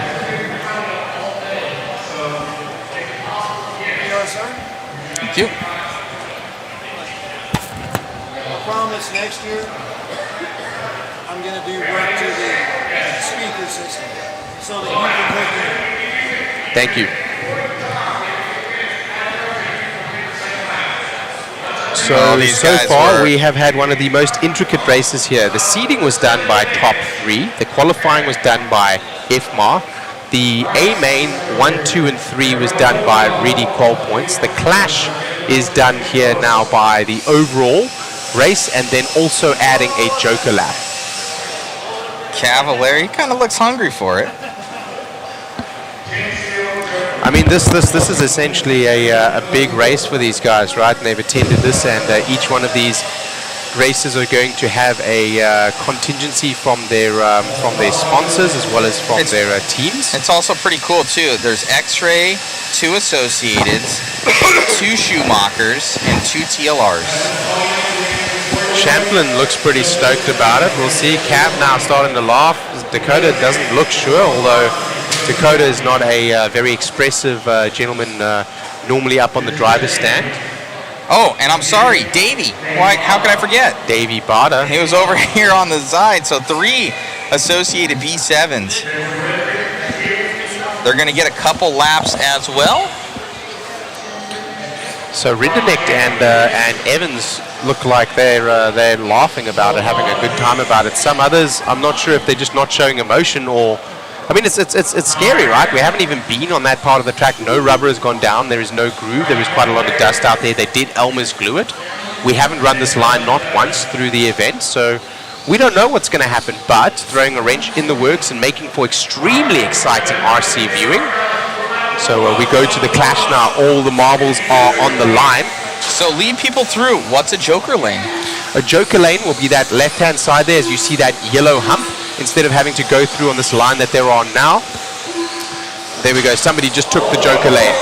I wonder if you can triple that right up onto the top there. We're going to watch it. We're going to watch it. We'll do a side profile shot here.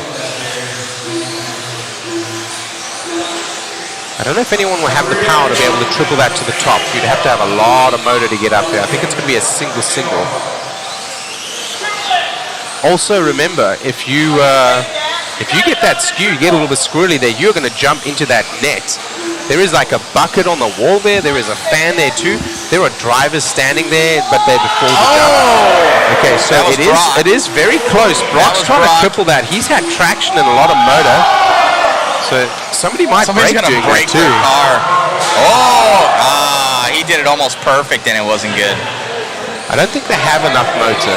That was a little bit closer. Is that nobody lands in that center section, so it probably has a bunch of marbles. Yeah. So I doubt they're going to be able to. I think it's going to be a single, but they're testing it.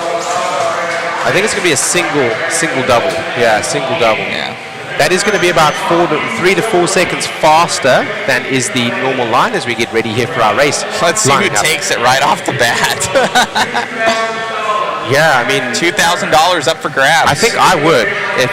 If this was me up there, I would want to take that Joker lap right off the get-go and just take the pressure off myself and try to run away. Complete anarchy. Let's see if Fenn does it. And then it freaks everybody else out. They're like, oh. I predict Fenn will go right off the bat or do it in the second lap. some of the other drivers behind, if Finn doesn't take it, Barter and Spencer and Champlin might do it in order just to get track position. Everybody in the house is around this track. Yeah, everyone's here. Not a seat in the pits is taken right now. Here we go. Nobody takes it so far. I'm surprised. Everybody trying that banker lap as they go right out from the get-go. Oh, they said they have to do 2 laps first. I guess you can't do it off the bat. Okay. But I think then lap 3, I think what the first 2 have the chance to do. To the front, Davey Barter! To the inside, Barter!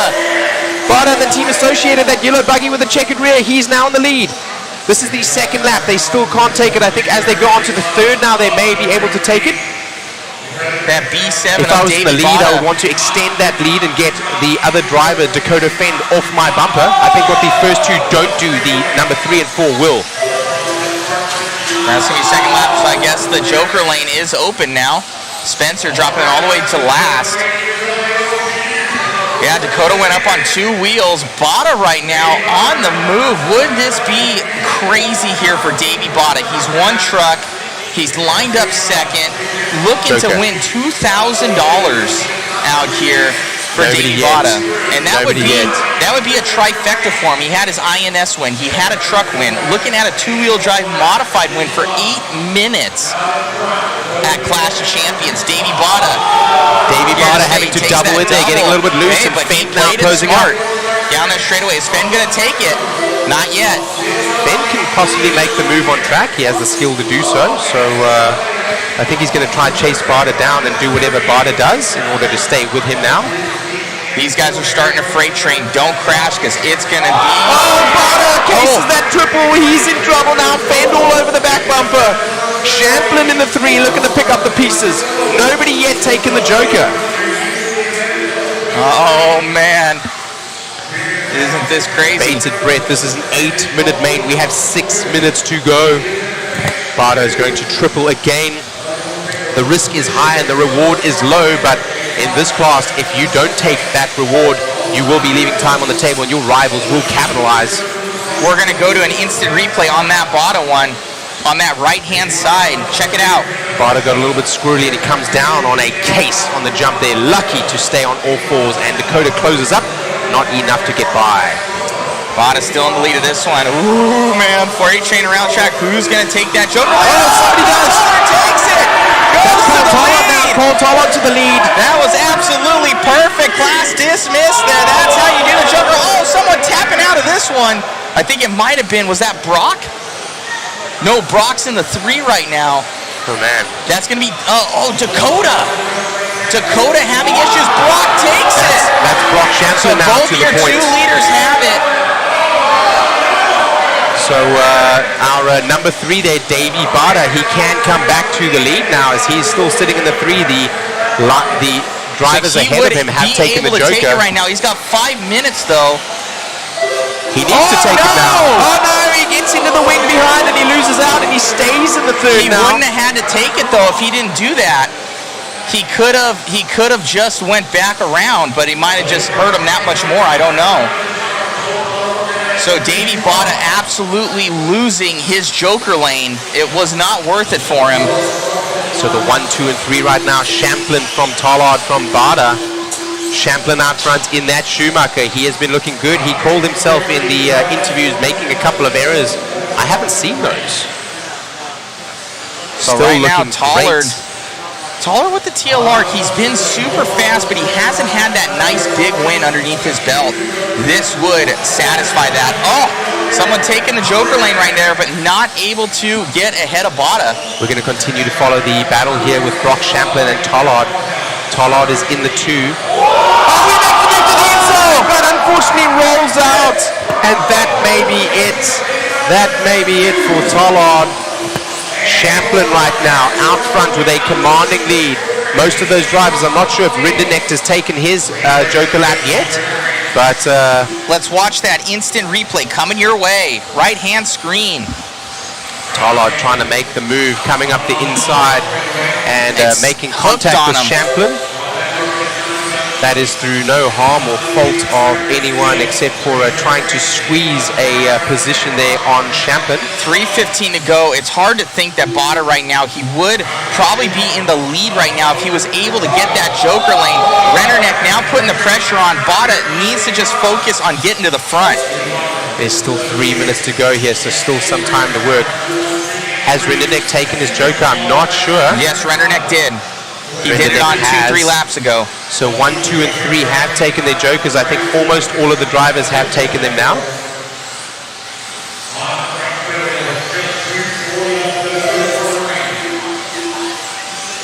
Over the JConcepts roller. In the DRC kicker onto the Protect tabletop go the 2 and 3. In the lead still Brock Champlin in the Schumacher right now. Bada's looking hungry, man. I'm telling you, one little snap hook here from Brock Champlin, Bada's going to be there. Bada looks to be pushing everything that he has. He is giving it all to him all the while. Rennerneck right on his tail. So it's Schumacher from Associated from X-Ray 1, 2, and 3 with TLR in the 4. TLR also in the 5, the two teammates Fend and Tala.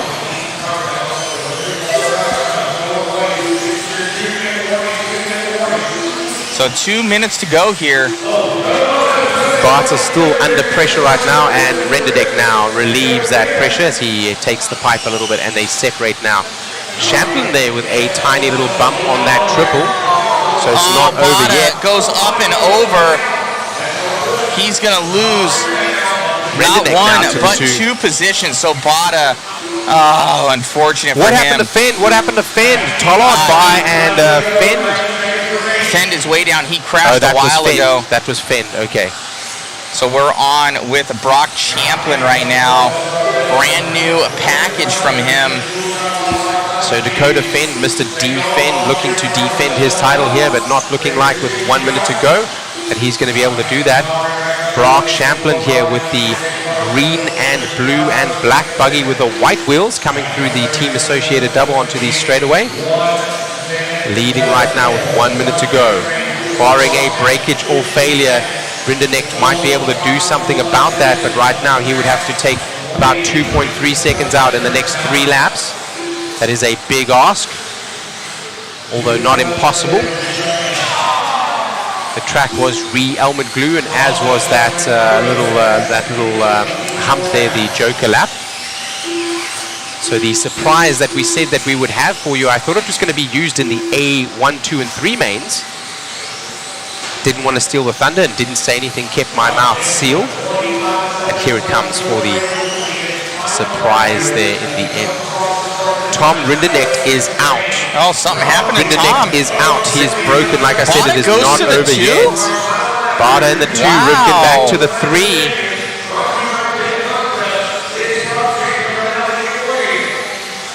We're going to see Brock absolutely light up when he goes by the line right now.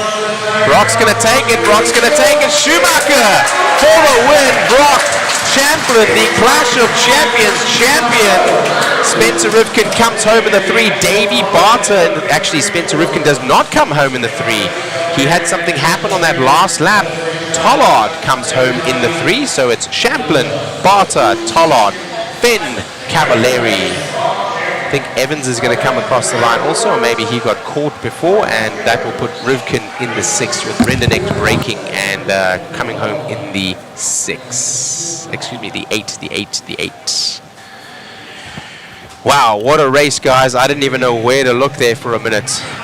That was crazy.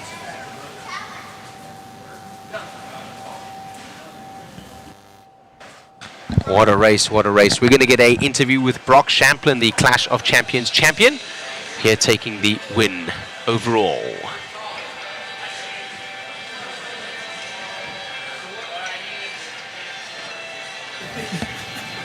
Amazing run, man. $2,000 richer, man. Honestly, dude, I mean, it makes it all worth it. It makes the day worth it. So I guess I just kept learning, and then I just wholesaled a couple of things. Like I changed my shocks completely. I changed some electronic stuff, and then I went out there, and that was probably the easiest car I've ever had to drive. So it looked good out there. Davey also running super well. You know, we would have almost liked to see the battle. He totally messed up on his Joker lap. You totally killed it on your Joker lap. That, I think, was the deciding factor. yeah, I didn't know when Davey would go for it. I think I just once Cole went for it and got out front, I was like, well, once I get past go for it again, I'll pass Cole back, and then Cole was going to hold up Davey because Davey was moving, and so I was like, all right, here we go. I guess I'll just go for it. I took it easy. I went through it. What's up, buddy? It worked out. So, yeah, stoked. Congratulations on the win, man. Hey, I think drinks are on you tonight. Congratulations, buddy. Thanks. You got it. All right, Davey. Davey Bada. Mr. Bada.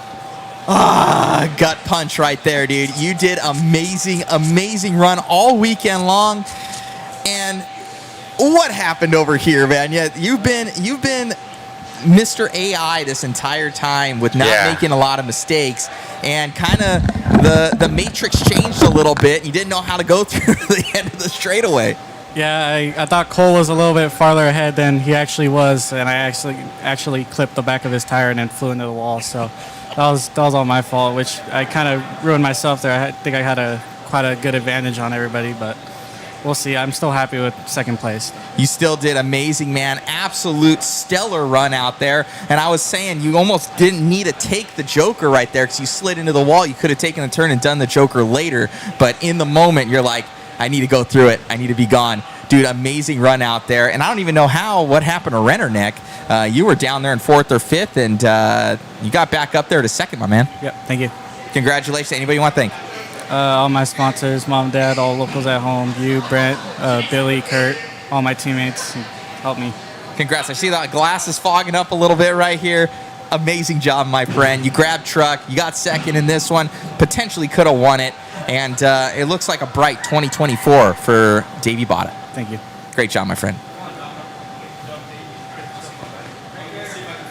All right. I think Cole is in the back, probably. See, I don't know if he wants to talk. He might be okay. He's okay. We're good. So, Rona's giving me a smirk. Anyways, guys, thank you for tuning in. We're going to be checking out the podiums right now. Our camera's set up over there. We're going to get the waffle going. Thank you, everybody, for your support. We'll talk to you soon.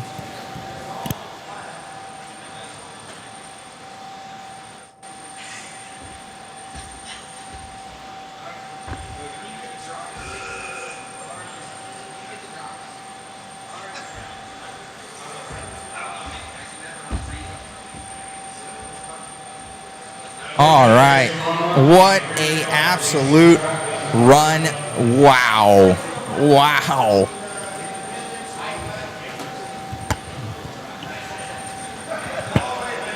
Absolutely crazy, guys. Crazy. All right. Looks. Oh, man. Our photographer, Jason, absolutely killing it. The pole is right in the way for the podium. Perfect. And our PTZ won't do it. I mean, how's PTZ work here?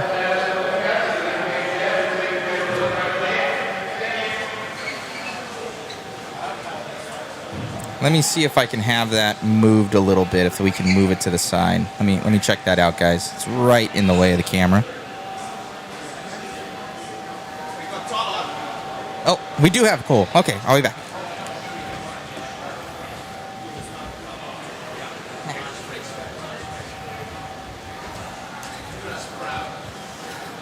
You left me with the swiftness over there, man.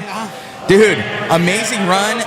You have got these TLR cars kind of back on track, dude. I've noticed last year you were just like, go, you had some health things going on. This year, I think it's going to be a bright future for Cole Tollard. Yeah, hopefully I've been getting closer with the guys and just keep on working on stuff. There's a lot of guys back at home, Matt Miller, Andy Krivitz, the guys at trackside that let me come and run, Dakota, Tater, all those guys, Frank. The whole team's really been working together, I feel like. I think we're just getting stronger, and Yeah, I think it's just going to be a good year, hopefully. Congratulations, my man. Amazing runs, and all your sponsors should be very proud of your performance today. Great job. Thank you. You got it. All right, guys, we'll get the podiums going. Thanks.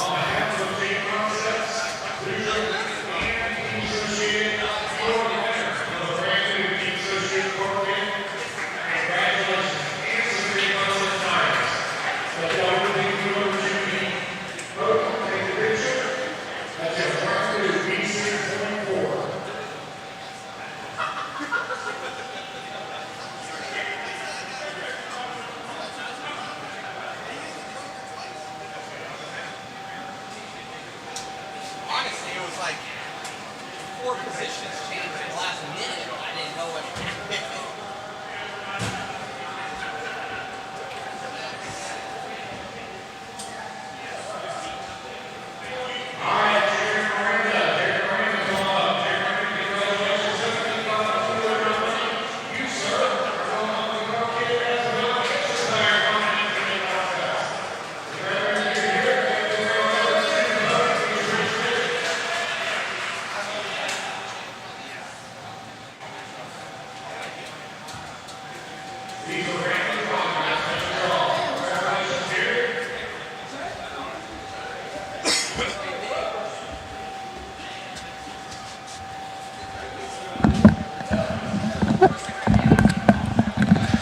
Man, oh man, what a race as we do the prize giving here. Thank you very much for joining us. Are we still live on the stream, Matt? Yes. Okay, perfecto. Still live on the stream.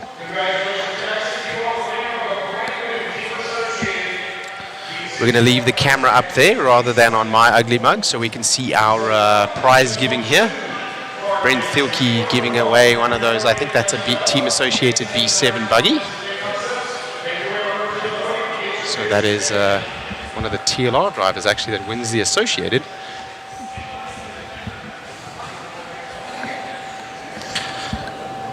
How did you guys enjoy that race? Did you guys think that that was fun? Did you think it was... get this jersey over here. It's cold again. A lot of people have been going in and out of the doors. So our seeding heat done by top 3 consecutive. Our mains then sorted by IFMAR style. Our A1, A2, and A3 then sorted by qual points, and then the overall then decided by a race all on its own, like a dash for cash style. It was a great race. Thrust upon the pros for their clash race there. Right in the end, a surprise joker lap as well, which nobody was expecting or knew about.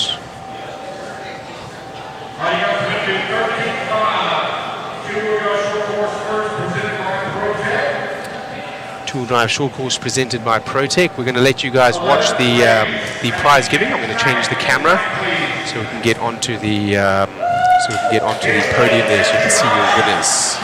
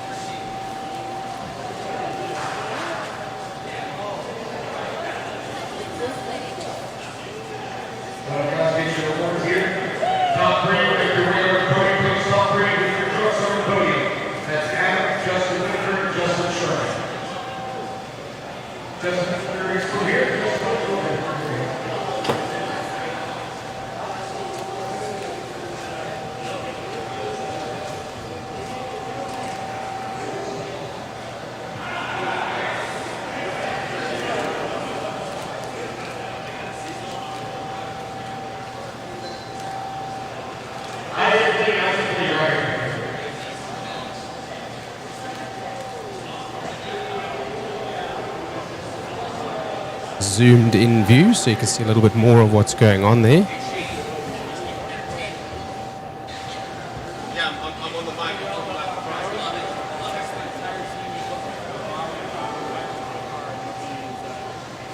View. Don't know if that's better or that's better. I think that might be better, the number. All right, we'll leave it on that one there. You can see a little bit more of what's going on. Sorry about the Protec pole in the way there. That is a structural pole. We need that.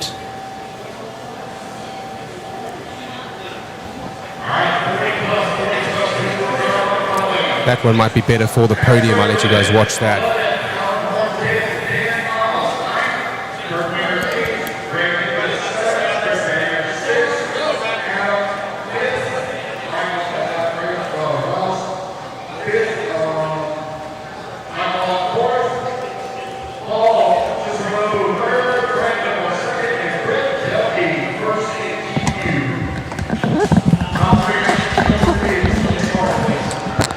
So keep hanging with us, guys, as we're going to do the waffle after this. If you're wondering who the gentleman is in the shirt right there,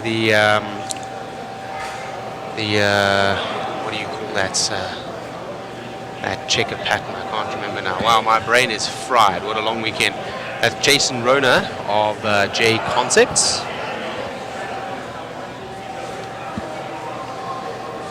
On the left there is Charlie of HobbyPlex. That is Alan and Aidan Horn on the right-hand side there. Flannel, thank you very much. Yes, the flannel plaid, yes. Flannel plaid. Yes. Thanks, guys. My brain is fried-ish. Thank you very much to you all for watching here with us, and we will do the waffle after the prize giving, just keeping everyone a little entertained now so we can get through the prize giving and get to the waffle.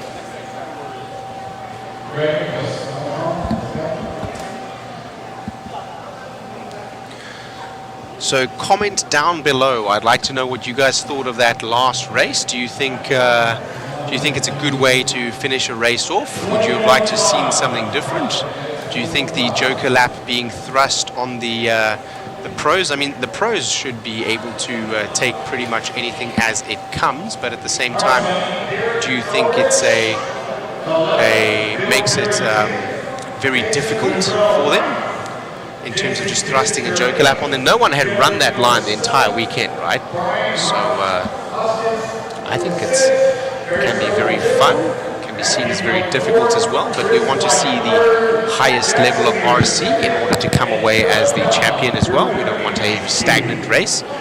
So definitely not a once and done here with 3 A mains and a Clash of Champions race as well, and lots of different formats. First you have to be fast over a short period of laps, then you have to be consistent as well as you are sorted in FMAR, and then you have to have good racecraft as you work with qual points against your rivals, and then even after all of that, everything is still on the line as you race for all the marbles at the end.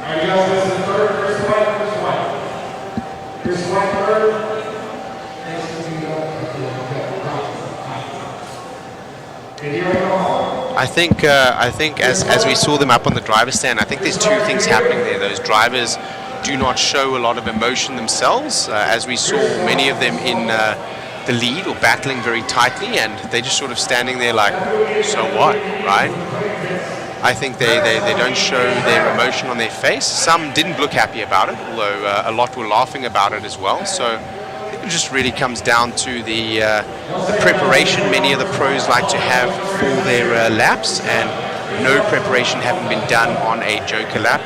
So throwing a wrench into the works, so to speak, in order to get some excitement here. Eddie Henley and Angie Henley coming up with some awesome ideas. We had, like I said, seeding done by the top 3 consecutive, qualifying done by IFMAR, races A main 1, 2, and 3 done by qual points, and then a clash race that all of a sudden had a Joker lap thrown in.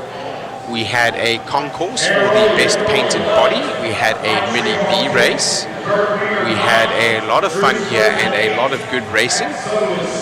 So thank you very much for joining us here on the Mod Live Media broadcast, brought to you by JConcepts. Scoring and timing brought to you by RCGT, rcgarage.info. Claim your profile today. Let's take a minute to thank our sponsors. Team Associated, ProTech, SXT, DRC, TDK, Exalt, TLR, Phantom Racing, Hobbywing, Motif, One Up Racing, DVR, R1 Works, Vision Racing, Factory Tracks Racing, and K&K Hobbies, Mod Live Media, Boom Graphics, and ProLine.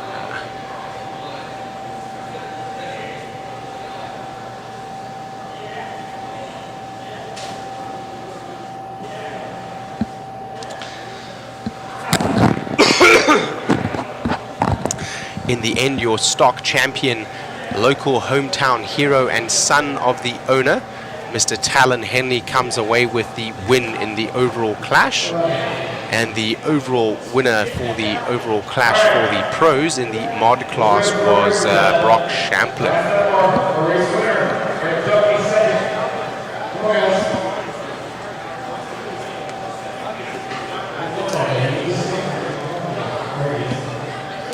Let's have a look at our chat here.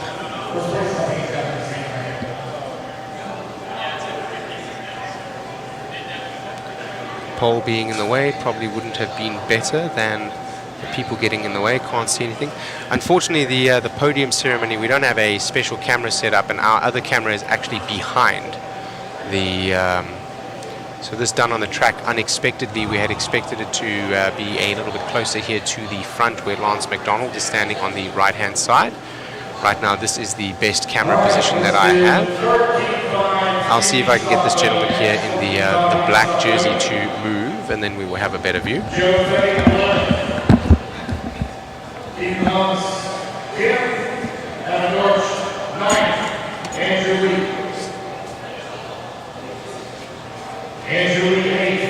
They also want to see the prize giving.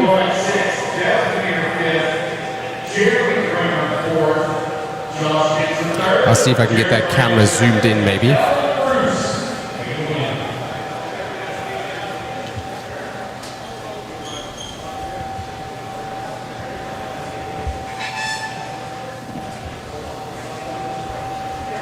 No, it's actually zip tied in here, so nothing I can do about the camera. Still a better view there, I guess, than the people we have in front. On the other view.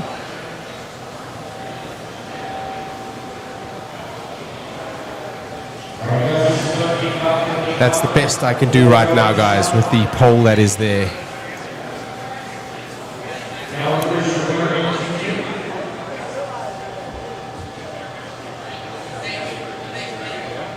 To give you a feeling of what's happening.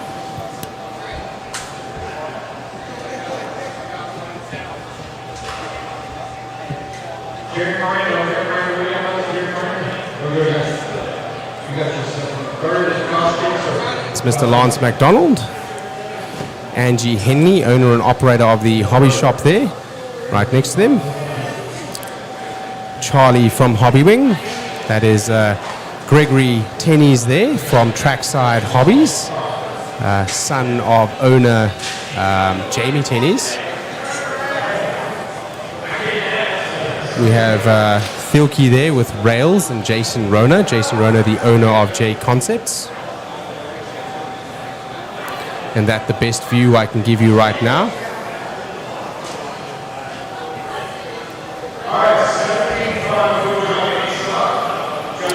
Local hero here, Talon Henley.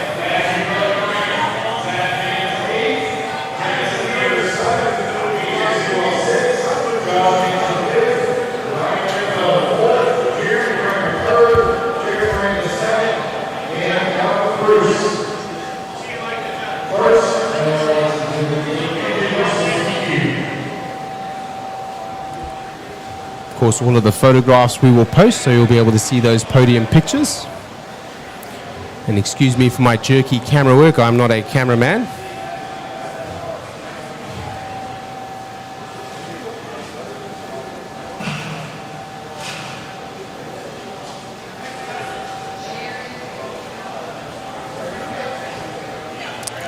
Trying to keep you guys entertained with the best camera views I possibly have.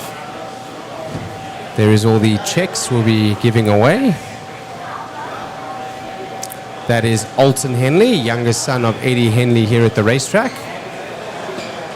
Lance McDonald there, Lance the Machine McDonald.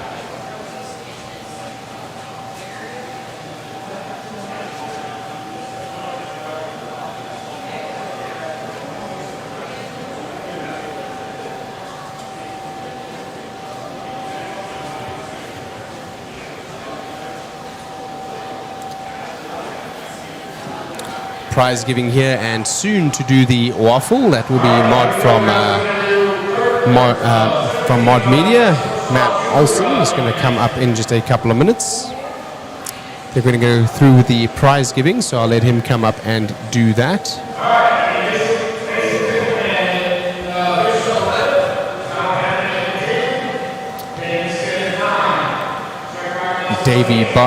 Sammy Moran there, Sammy the Killer Moran.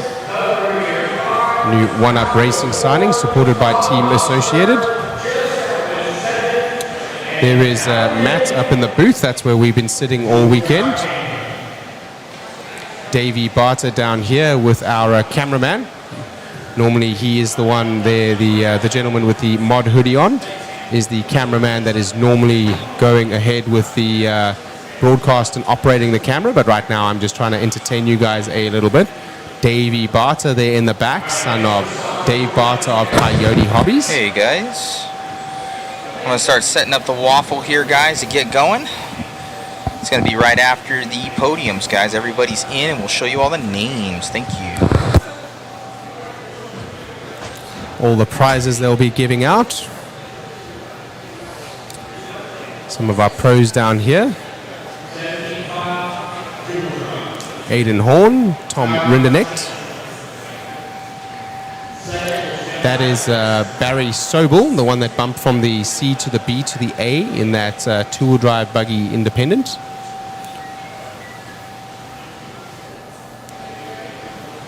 Some more prizes being given away here.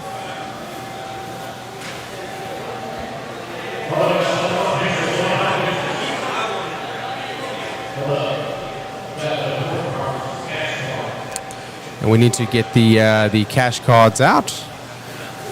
So that's going to be the checks over here.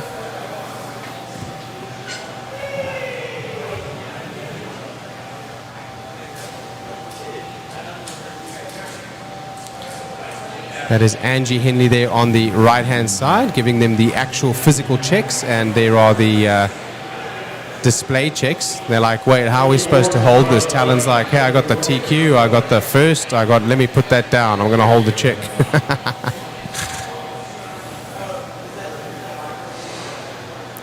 There is Jason Bullinger in the blue and red shirt there. That is our photographer that you can see there, Jason Shuey Bullinger.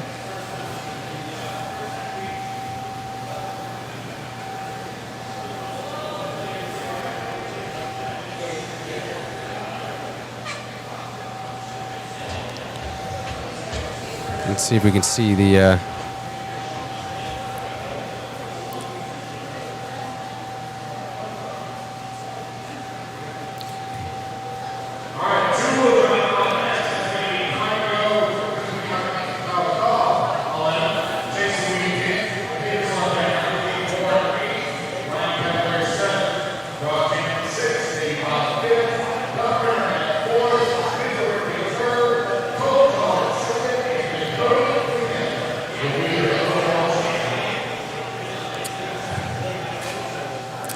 Chase Lemieux, X-Ray driver from Trackside Hobbies.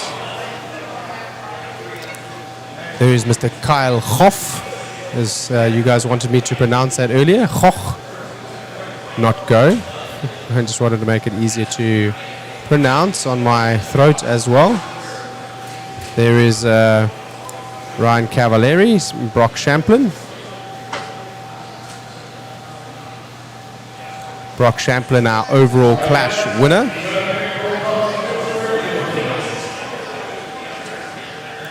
Spencer Rivkin is in the pits somewhere.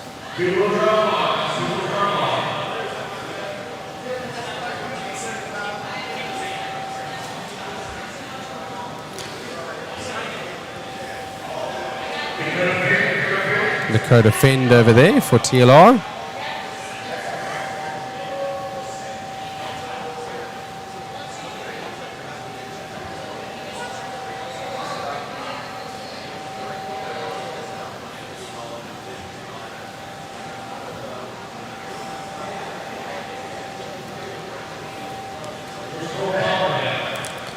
Cole Tollard. Looking for Cole Tollard. I think he's in the pits.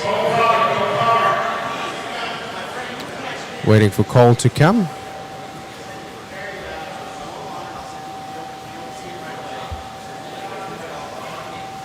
Here comes Cole now.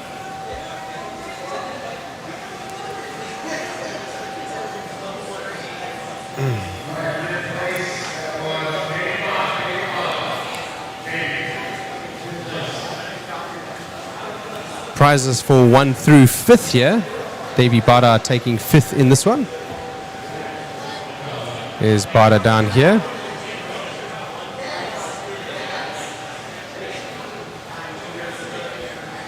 I'm operating the camera here with one hand and the microphone with another.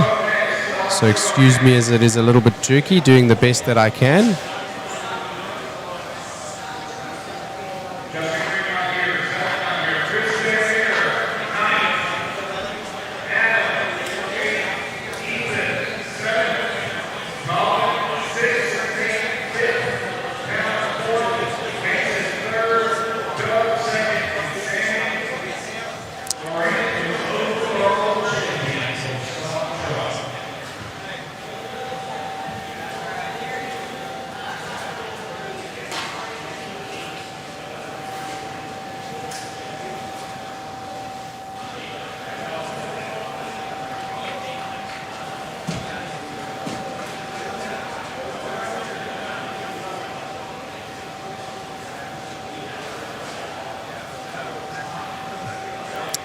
Brent Thielke with a little bit of a yawn there. Long race days and a lot of energy gone into this, not only in the broadcast but also from all of your races.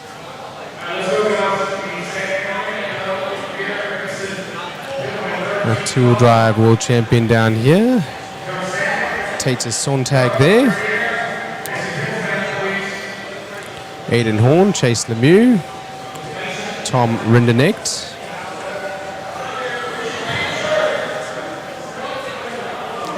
There's Sammy Moran, Doug LaRiviere. Sammy Moran's on the right there. I think that's Damon Smith. No, that's, excuse me, that's Mason Templeman. Mason Templeman.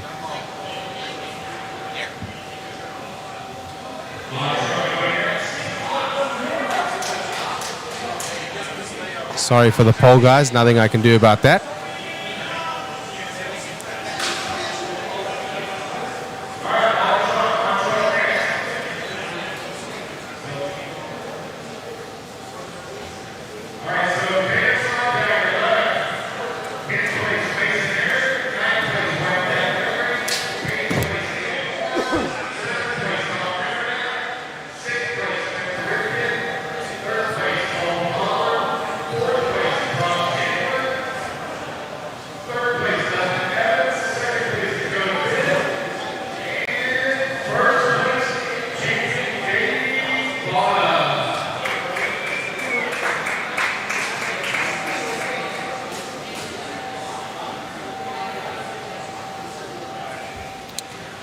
Alrighty.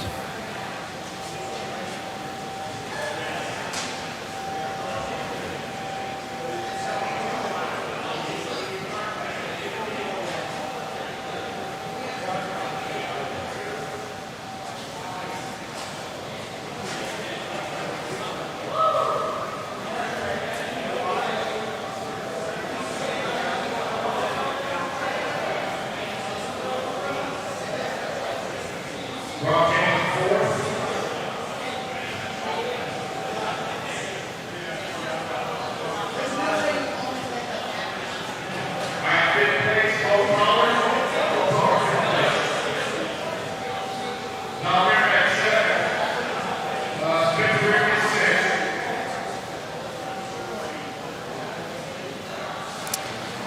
Bada in the center there. You cannot see Dustin Evans as he leans in from behind the pole there. Now you can see him.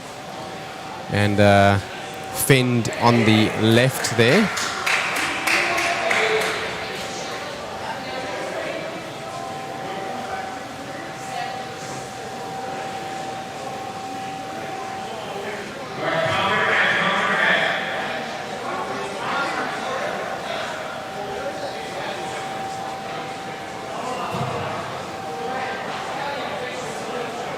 There's Aiden Horn on the right-hand side.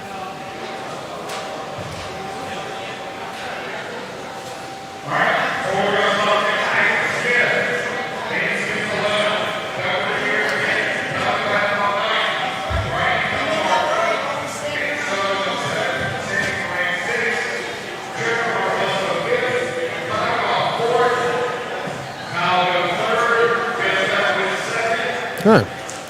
Lance McDonald pronouncing it Kyle Go also.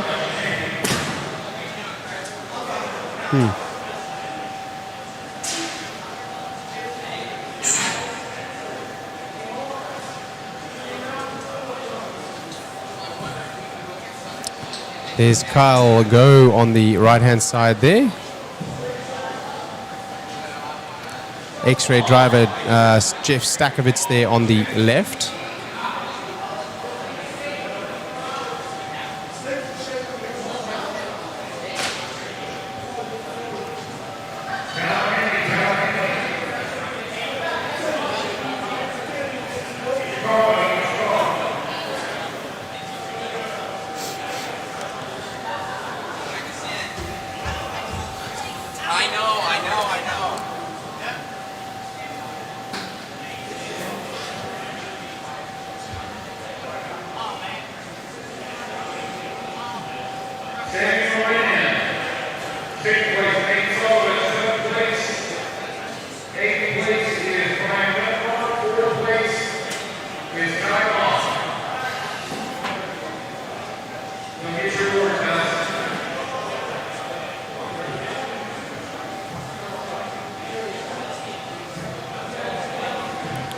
So great day of racing here. Thank you so much to all of you for joining us.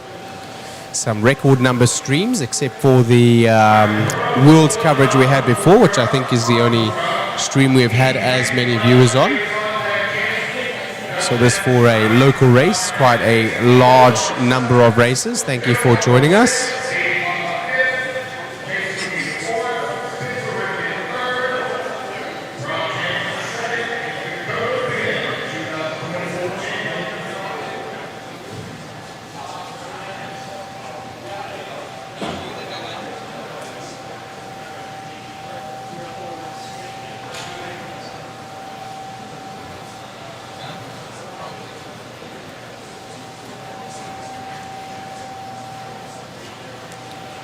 All right, so just waiting for Dakota Finn to come up there. Here he comes.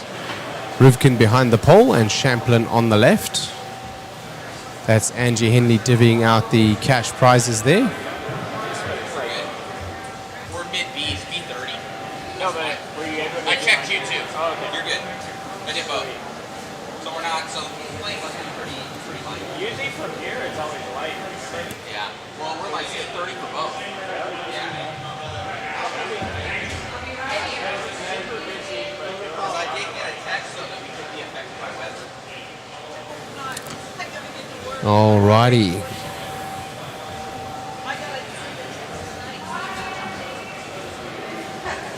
Sponsors coming up to take pictures also.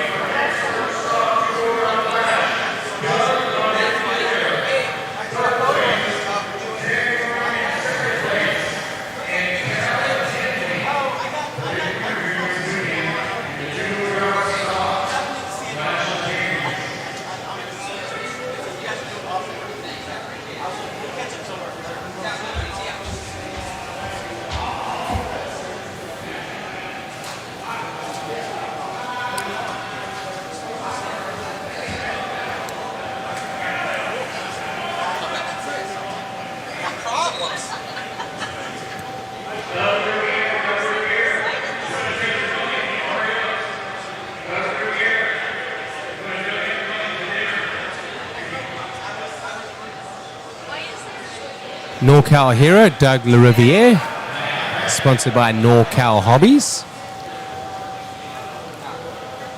Eric Vesutin over there, the owner and operator of that track. Or should I say track and facility, hobby shop, world-class hobby shop.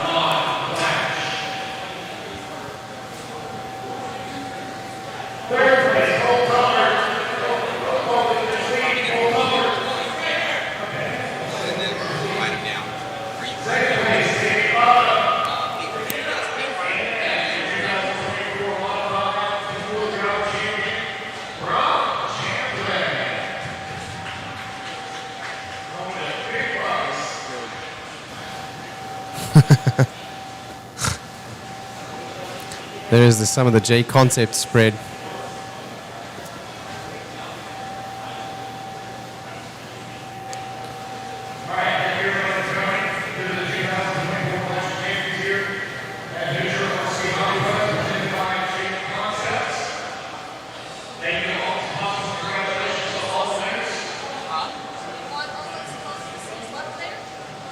Yeah, those are waffle ones. Yeah, those photos that are flipped upside down, those are special. Oh yeah, I'm gonna make a collage with just Being taken by Jason Shuey Bullinger, be shared.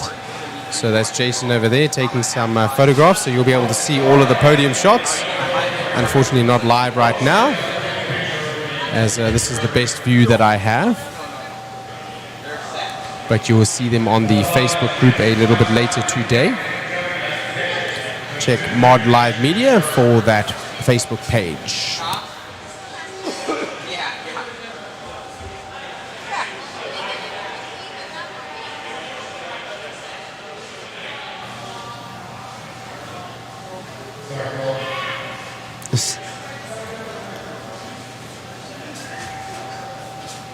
Cole looks like he had fun. Had a great race here. Lots of fun being had today. My brain is a little bit fried, so I search for words now as not much inspiration in front of me. I can't see the chat, unfortunately. I'm up on the driver's stand here trying to video for you guys.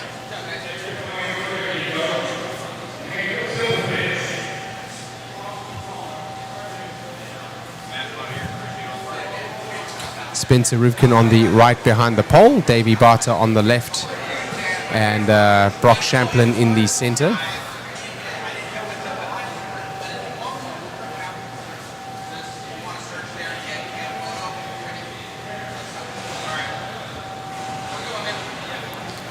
Brock Champlin announcing some new sponsors, his new electronic sponsor moving away, I believe, from LRP to Hobbywing. And driving that Schumacher car still as before. It's waffle time. Oh yeah. Oh yeah. Dun dun dun dun dun dun dun dun dun dun dun dun dun dun dun. So all those prizes being given away to all of the pros makes me hungry to give away the prizes. The prizes to you guys. Waffle time. So there is Matt. He's going to get up right now onto the broadcast. Waffle time. And he's going to take the screen over. Megan behind him. Waffle time, waffle time. Waffle time. I don't know where... Jason Rona he's still arranging some of the JConcepts cars to show their spread. Oh, let me see. See, we're checking that out. Waffle time. It's waffle time. Pretty sweet. Waffle time. First. It's a first here for JConcepts rubber. This broadcast sponsored by JConcepts and also Clash of Champions brought to you by JConcepts. Thank you very much for joining us today. I think Matt's doing the waffle, so I'm going to mute myself. You can come over here too. We'll have you do the waffle. Oh, he can't hear me. I'm trying to talk to him. There we go. Come on over. It's waffle time. Waffle time. Oh, that camera's gonna fall. He didn't put on the lock. What's up, brother? All right, so we're gonna get Shane in the booth here. I'm gonna jump up in the booth there soon, but once he gets on his headset. I'm on my headset. Okay. Shane up here. Okay, Shane. Let me see here. We got the waffle time. It's waffle time. Waffle, waffle, waffle. Well, I think this is the most successful, if not, it's one of the most successful. It rivaled Worlds. Let me fix this. For entry count. I don't know exactly what Worlds was, but it was around that. Let me, Shane's getting on his headset. Yes, indeed. All right, let me turn on waffle. There is the waffle. It is packed, guys. Absolutely amazing. Thank you guys for the support. Let me crop this in a little bit. Yeah, thank you. 419 entries, Shane. 419? Yeah. Can you read the names on that? Oh, I can. We're gonna get this. I don't know how to not block Shane. I like that. Yeah, that's better. My logo is better than my face. Let me see ProTech here. RC, a higher level of performance, available at your local hobby shop. All right, guys. So we're going to. Yeah, there you go, Shane. Scoot over a little bit for me. All right, guys. So we're gonna go through every entry here. Just so you guys can see, we went through it and double, triple checked. But we're gonna go and you're gonna be able to see, and we're gonna scroll so you can see your guys' name. Slow scroll. Nice. I think these prizes are better than the World's Waffle. Easily better than the World's Waffle. Joshua Bevins goes down to the Waffle House every day. James Elliott, quite a lot. James Patterson, thanks for joining us.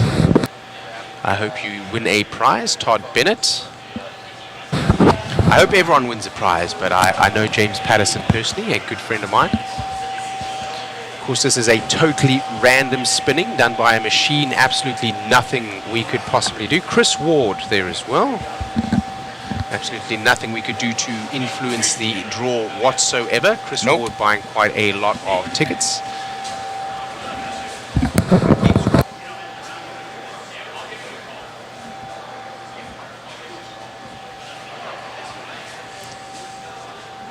ProTech RC, a higher level of performance. Alright, sorry guys, doing some background stuff, kind of going to show you guys final. Michael Thornton, thank you for cool your support. winnings. Quite a lot of waffles as well. These are better waffles, I think. Oh yeah. Easily. How many entries? 419. 419, is that the most we've ever had? Worlds was in the 400s, I would have to check. It was low 400s. Chris Ward, some more down there. So he bought some, and then he bought some, and then he bought some. Casey Eldridge. I wonder if he's related to Eldridge in the races here. Wesley Napier, thank you. He was in the stream and local here as well. Thank you for buying those. Sorry, I went up a little bit. Are you good? You're good. And this is live, guys. That we went through it. We had a designated amount. Everything was checked off. You should have seen a fulfillment in your emails for it. I think that was that's supposed to be a 3. So I'll edit that real quick. How does that change? No, I'm changing. Oh, I see. That's it the just waffle number. Okay, yeah, it's a waffle number. Yeah. So we know each one. So your name is essentially your ticket, but also that is the number of entries. So we've just entered that there, so you can see. You know how many is exactly in there. See? So 419. 419 waffle tickets. Okay. All right, guys. So I'll just have Shane right there. It makes it easy, and he can read it off and everything, and then it won't block my noggin. What are we giving away first? Well, how it works, Shane, you haven't done one of these with us before, is the winners actually get to choose their prizes. Oh. So have them check this out. So what if they're not in the chat right now? Doesn't matter. I contact them personally. Okay. Personally with how they are drawn. Can show that off. That is the B7s. How cool is that? So the B7s, we're going to show that. I'm going to show you on the side. Yeah, so those are the B7s. Aiden Horn. Let me move these off to the side a little bit. Yeah, you're good. This one is Brent Thielke. So the B7s, guys, is going to be a set of 7. We don't have Davies in here yet, but we're going to get it done. This one is Dustin Evans. And we're going to go out and purchase a nice frame for this, so it'll come in a framed. It'll come in a framed thing that will have the B7s all in it. Spencer Rivkin. It'll be 1 of 1. Adrastos, I didn't see my name, but I'll trust you. Please, Adrastos, write your name down, and we will scroll through. Who is this? That is Coach. That's Kurt Wenger, one of the designers. Kurt Wenger. Thank you very much. I couldn't read his signature, so there we go. Coach. You get all of them. That's an all-in-one package, guys. It will be framed. That's Billy Blake, I think, right? Billy Blake? It is Billy. Yes. All right. That's really cool. So, and then the only one missing is Bada. We just didn't have time, but we will be shooting that tonight. And but he's staying with us, so that's no big deal. Okay, and that will be that'll be a set. Yeah. It'll be a set.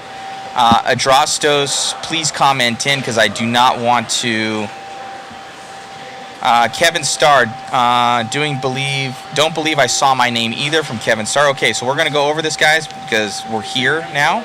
Watch carefully, guys. We're going to go to the top again. We'll go all the way to the top and then Justin scroll Eaton, down. write that down. Justin Eaton, and also Kevin Starr. So we're going to find Kevin Starr and Justin Eaton.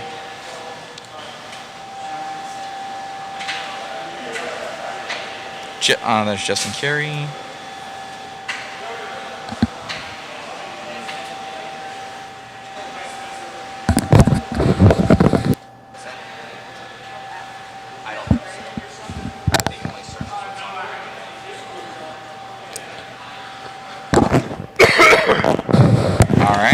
Press Control F. Maybe you can search. Oh, there's Justin Eaton right there. Justin Eaton, 325. And what was the other one? Kevin Starr. I haven't seen him yet. All right, we're going to go through it. Mike Forsyth bought quite a number of tickets. Good luck to you, Mike Forsyth. What did you say, hon? Sorry, I'm just reading the chat. Oh, got it. That name specifically. Brett Miller. We're looking for that as well. Of course, this is a live feed as well, so we are able to, not only is this recorded and then streamed, it is broadcast and saved. There's Greg Palfrey. He was one of the relatives to a racer here, I believe.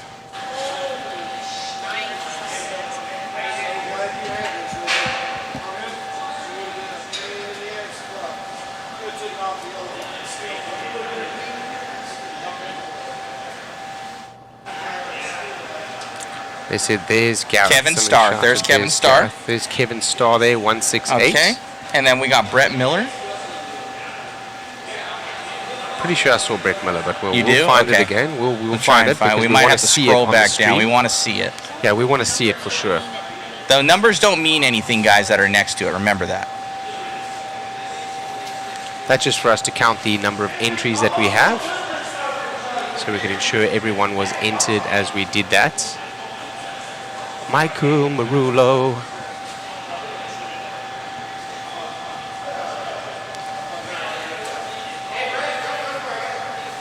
All right.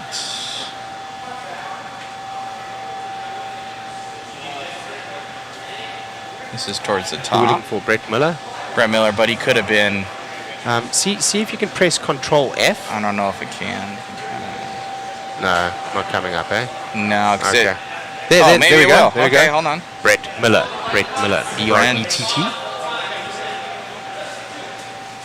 Yeah, we're just looking JI to make sure it's just fair. It's just searching in itself. It's searching all Bs. Oh, that'll.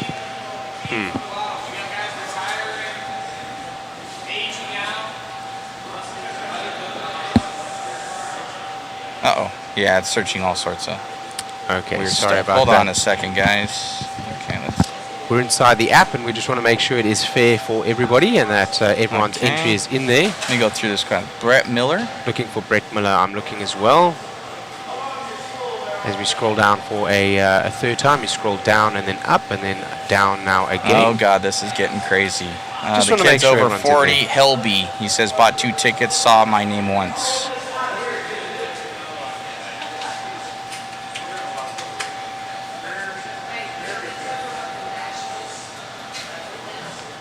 Remember, if you bought tickets, multiple tickets at a time, your name will probably be concurrent. And if you didn't, and if you bought one now and one a little bit later, you know, you'll be in 2 different parts there. So not sorted alphabetically, unfortunately.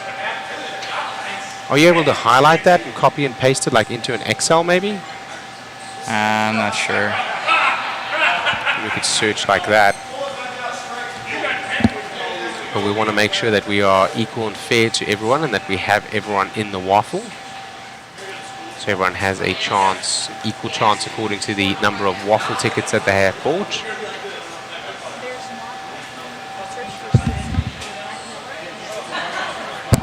Okay, so I've got no Brent Miller that's even purchased one in my system. Hold on, guys. I'm going to open up another tab here. So Brent Miller. Let me go over here. Is it Geoffrey Miller? Have that. Geoffrey Miller? It says it should be under Tina Miller. I don't He see said Miller at Tina all. Miller. Oh, man. Guys. You guys are killing me. Tina Miller's in there twice. Oh, you're killing me. Sorry, guys. Yeah, we just want to make sure. Oh, it was underneath Brett Miller. Okay, so Tina Miller is in there twice. Because we're not watching the chat, guys. We're trying to, like, look at. Oh, man. Yep, J.I., better safe than So sorry. she's for sure. in. Okay, there's There we Tina go. Miller. Bam! All right, cool. Oh, man, you guys are killing me, guys. You guys are killing me. No worries. Brett no Miller, worries. thumbs up. Okay, what was there? Well, there was one more, and then we're going to stop this madness. I think we're good. Helvey. I saw Helvey, but we'll You did? find it to make sure. Is it Anthony Helvey?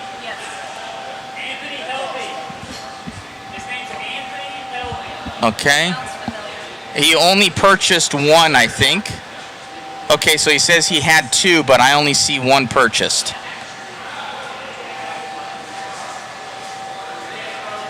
Let me look up Anthony Helvey, unless he did it multiple times. Hold on.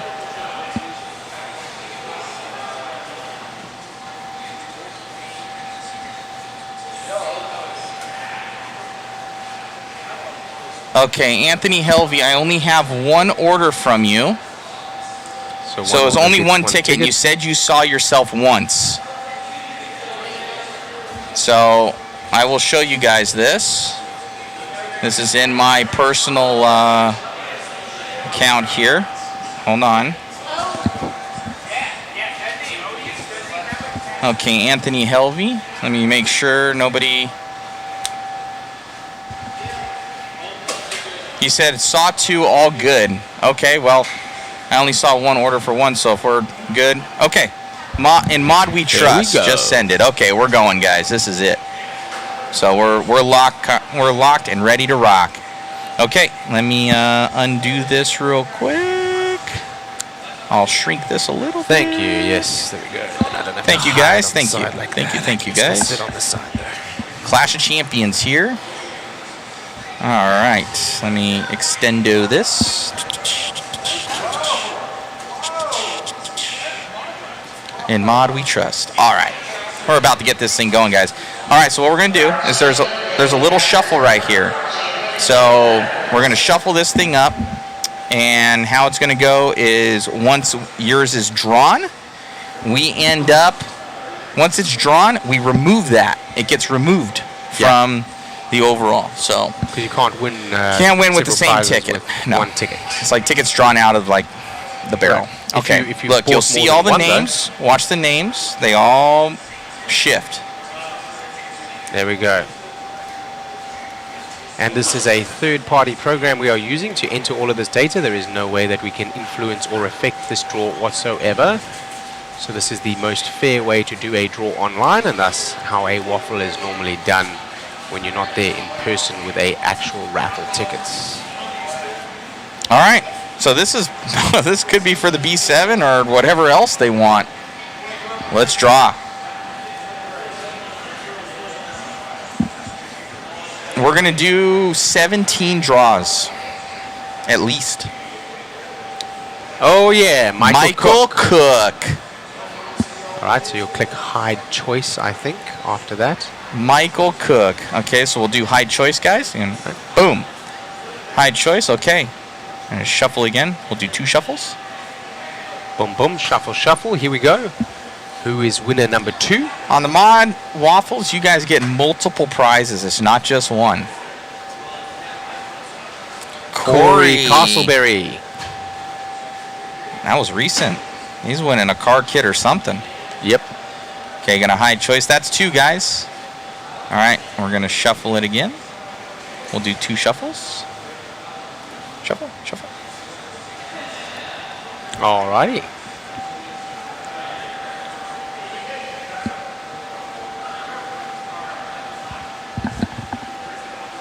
Josh Knight. Knight. Right on. Hide that choice. Shuffle, shuffle. All right, is this spin number 4? Yes. Oh. Excuse me, guys. Andrew. Andrew Daig, I think is how you say that. Yes. Hide that choice. Shuffle, shuffle. Oh, man. Let's go. Greg Pelfrey. I think Isn't that one of the ones that asked? I think he's one of the guys. He's one of the racers, I think. He's either that's his second name that he uses when he races, or related to one of the races. Yeah, I'm pretty sure. Something like that. Yeah. Greg Pelfrey. Hide choice. Number 5. Ooh. And a hide choice. And guys, we've got mod goodies, puck systems. We should have gone through all the prizes, actually.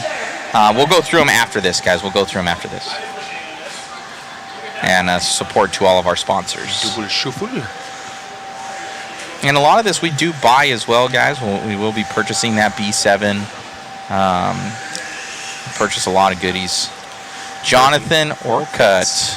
And we also have some awesome sponsors like Hoosier and JConcepts and ProTech hooking us up. Mod, hide choice. Jonathan Orcutt. All right. Shuffle those up. J.I.'s, he's on it, man. Boom. Drew Boyd, number 7. There we go. He bought early. He did. Hide choice.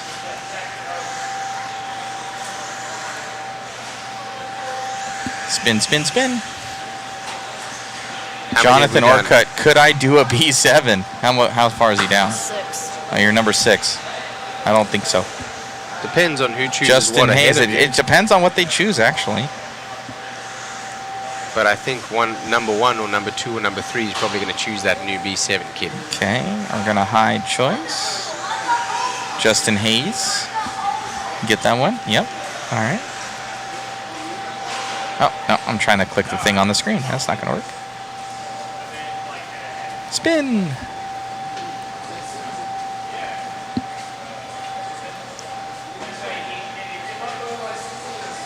Yeah, guys, we contact you in order of what you win, so you're able to pick the prize that you want. And that way you also don't have to be here to win. So Correct. if you hear your name, just we will reach out and contact you according to the details you put on the website.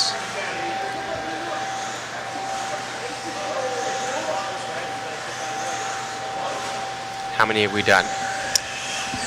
We are on number 10. Number 10. Any double winners so far? Anthony Ramirez, no double winners. No double winners so far. Anthony Ramirez. Hide that next choice. best, so that is 11. 6 more.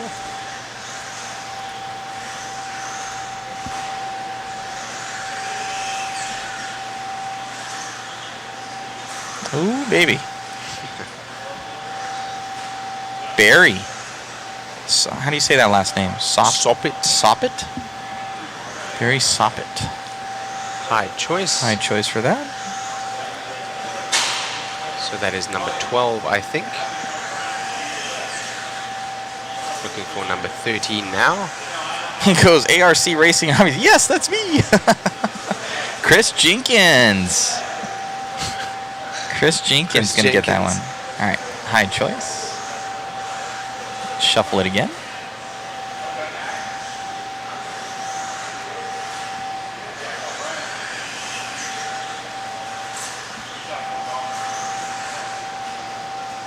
Juan Gonzalez, 179. Juan is number 13, I think. So 4 more to go, I believe.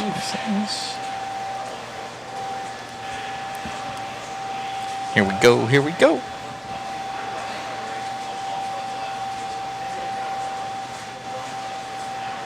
Chris Ward, is that a double? Nope. No. It's not a double, but he bought a couple of tickets, so we did see him in a couple of places. All right. Gonna hide that choice. Alrighty. Shuffle it again. Rob. Here we go. Teddy Maxwell, one of our more recent ones. Hide that choice. Shuffle those up.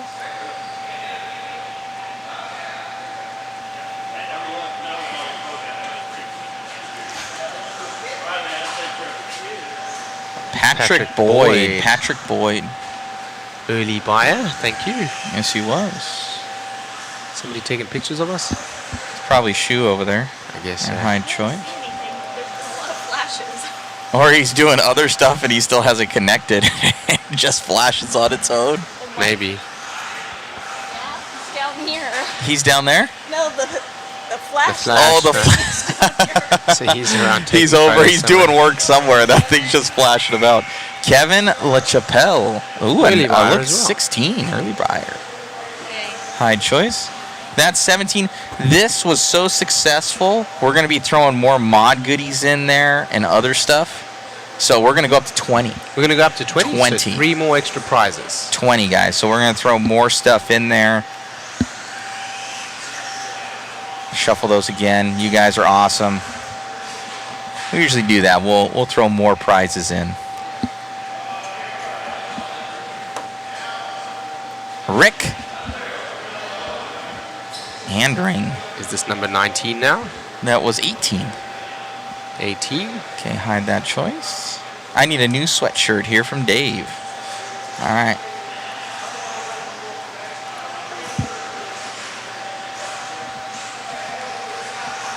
Surprise 21st prize. Matt's speeding ticket. That's what you get for the 21st prize. That he just gets sent in the mail. Michael Forsyth is 19, Forsyth. and before we go to number 20, and whilst we still have a captive audience, let's take a moment to thank our sponsors: Team Associated, ProTech RC, SXT, DRC, TDK, Exalt, TLR, Phantom Racing, Hobbywing, Motif, One Up Racing, DBR, R1 Works, Vision Racing, Factory Tracks Racing, K&K Hobbies, Mod Live Media, Boom Graphics, and Proline, with your broadcast brought to you by JConcepts and Hoosier RC, and your timing and scoring brought to you by RCGT, rcgarage.info. Claim your profile today. My man, he's on it. Hired. Okay, we're going to hide this choice. All right. For those putting into the stream and into the hobby, we want to thank them. Those, of course, being our sponsors for this event. Last winner, number 20, is Justin Eaton. That's one we looked for. Justin And Eaton. you know what? Just because who was the wire guy? Surprise 21st prize. It's not going to be my speeding ticket, but it's going to be another mod goodie. We're going to draw one more time. I just want to give more stuff away. Okay. Last one, guys. Shuffle, shuffle, shuffle. Boom. 21. 21st century. Let's go. Bernard Hobart. All right. All right, so I will get up with Shane right now. We'll go over some stuff, and thank you guys so much. Look at how cool these came out as we wait for them to come up. Hold on, there. let me shut that down. Okay. There we go. Thank you to Megan. Amazing. This ain't my handwriting. It's too nice. Oh. Watch out for this chocolate milk here. I know. Chocolate milks. The power of champions.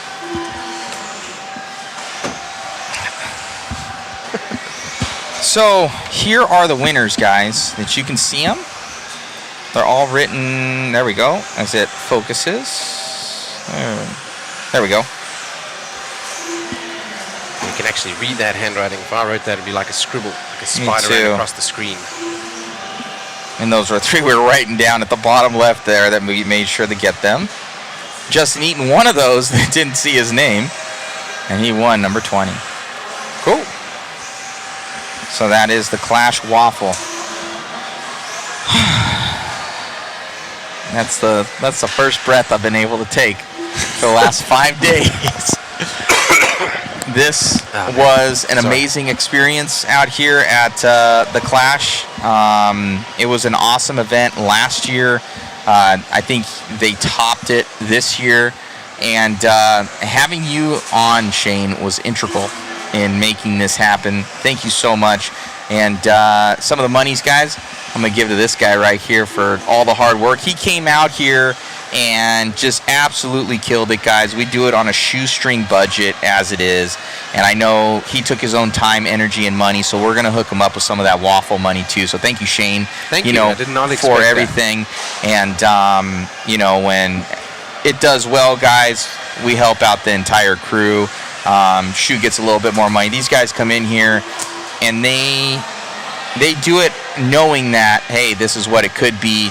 And then if it gets better, it's like, hey, we got some more that you can help invest in. Right. And that is that was the best. So honestly, I'm just super happy here to be a part of the stream and get to talk to all of you from South Africa, Sweden, UK, United States, everywhere. Local races, international races, new races, seasoned races. Thank you to all those of you helping us in the stream. I can't call out all of the names now. So many of you helping me with information as we go through. Mod from Live Media here for the great broadcast, bringing this essentially to the television for all of you to help to grow the hobby. So very excited to be here. Thanks for having me. No, you're amazing, man. This guy's a talent. I'm sure you're going to get way more gigs. If it ain't with us, it's going to be with somebody, but we'll bring you out as much as we can. Thank you so much, my friend, and really made this happen. For anybody, we got all the winners here. It's going to take me at least 48 hours because we got to pack up tonight. To start reaching out to the first start one, reaching right? out. Yeah. So we got to reach out to everybody. And I got to go one by one and get them. So it could take a while if you're further down the list. So don't worry. I will be in contact with you, and we will make it happen that we get you your prize. Should we continue to flash us up here? I know. Let me see. Hello, chat? Yes, hello, chat. Shane's going to be expensive. I know, man. I know. Shane's going to get expensive. Thanks for doing this. You guys are the best. Thank you so much, guys. They contact you, how do you collect? Andrew Parson asks. So what will happen is over the next 48 hours, we will pack up and get back to our home bases. And Matthew Olson right here from Mod Live Media will start contacting in order the winners. So you could win anything, although I will say probably those top ticket prizes that we mentioned right from the beginning, being the B7, being the B7 4.2D, being the YZ2 DTM3, being the Nano Sport, being the ProTech 160 TBL servo, that tuned motor from Maddie Gonzalez and Team Glitch and Hobbywing. We've got these great, this is a pretty unique memento, right? Like, it is. You cannot buy this. So I'll be surprised if that doesn't go maybe in the top 5. Somebody might even leave a kid on the table if they're a real fan, because these are going to be 7 of the B7s. This will be a part of history. No one else has and this. It'll be framed. We do have another set. There is another set that'll probably go. I might make it a present for like Team Associated or something really like that. cool. And That'll be really cool, something man. like that. Yeah. So they support the industry a lot and have a lot of racers out here. And I know it's a lot of money to get these guys out here. So we greatly appreciate them and keep bringing cool race kits out. So I'm thinking we might do that. So we appreciate you guys. Thank you so much for everything. Thank you to my entire crew. Shane, new part of the Mod Live Media family. Hope he's out next year. Probably for sure will be. And then we got Shu. He's been awesome. Just taking all those photos. The photos are amazing. He's so good. Yeah, he's brilliant, man. we've got, and he works so hard. I think he works harder than I do when it comes to stuff. He's up just as late as I am. So we were up, what, Shane? Till 2 in the morning every night? You were already out. No idea, dude. I'm normally not able to sleep if there's like a creak in the house. I can tell you I was knocked out within 10 seconds of hitting my pillow yesterday. You guys were up for a while. I woke up, like I drink some water always before I go to bed, so I wake up after about an hour, and you guys are still awake. We were grinding till 2 a.m. every day, waking up at 7 to shower, and we have like one shower at our Airbnb, so everybody's like brushing your teeth in the kitchen and everything, like shower, go. Shout out to Eddie and Diana Henley, the father and mother to Eddie Henley. So not of the actual. So thank you very much for letting us stay at your Airbnb. Yes, thank you so much. It greatly. What a lovely place. And it was awesome. Thank you to Megan. She's a catch-all for everything, helping with the waffle, helping with camera work, helping with packing up, helping with carting around things, putting up with me. Yeah, getting the turbo for your announcer. Going, keeping you going. Keeping us going, and she's amazing. So thank you to my girlfriend, Megan. I love you, babe, and you're awesome. Thank you to Chris, Absolute Iron Man, on the camera. Yeah. So Absolute Iron Man. That dude did like 1 billion races this weekend. Also, with a great situational awareness, does he have like timing and scoring up there or something? How is he able to find the driver? He looks down here as well as he knows the tones. So when it goes, he knows who's coming by the line, and he's directing, and he knows he's like a connoisseur of RC content. So he knows everybody's bodies.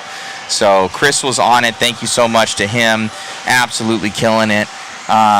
What is your next event? Where are you going to be next? So the next big event, guys, that you will want to tune into that has this type of crew, just in a different variation, but this type of content will be TNR A-Main Challenge out in California at the Chris Dirt Raceway. Nelson's event, Chris Nelson's event, Shout yes, sir. out to Mr. Chris. So in we will be there with bells on and full crew, and I have a scissor lift. I might be carting that thing out there. We invest in everything.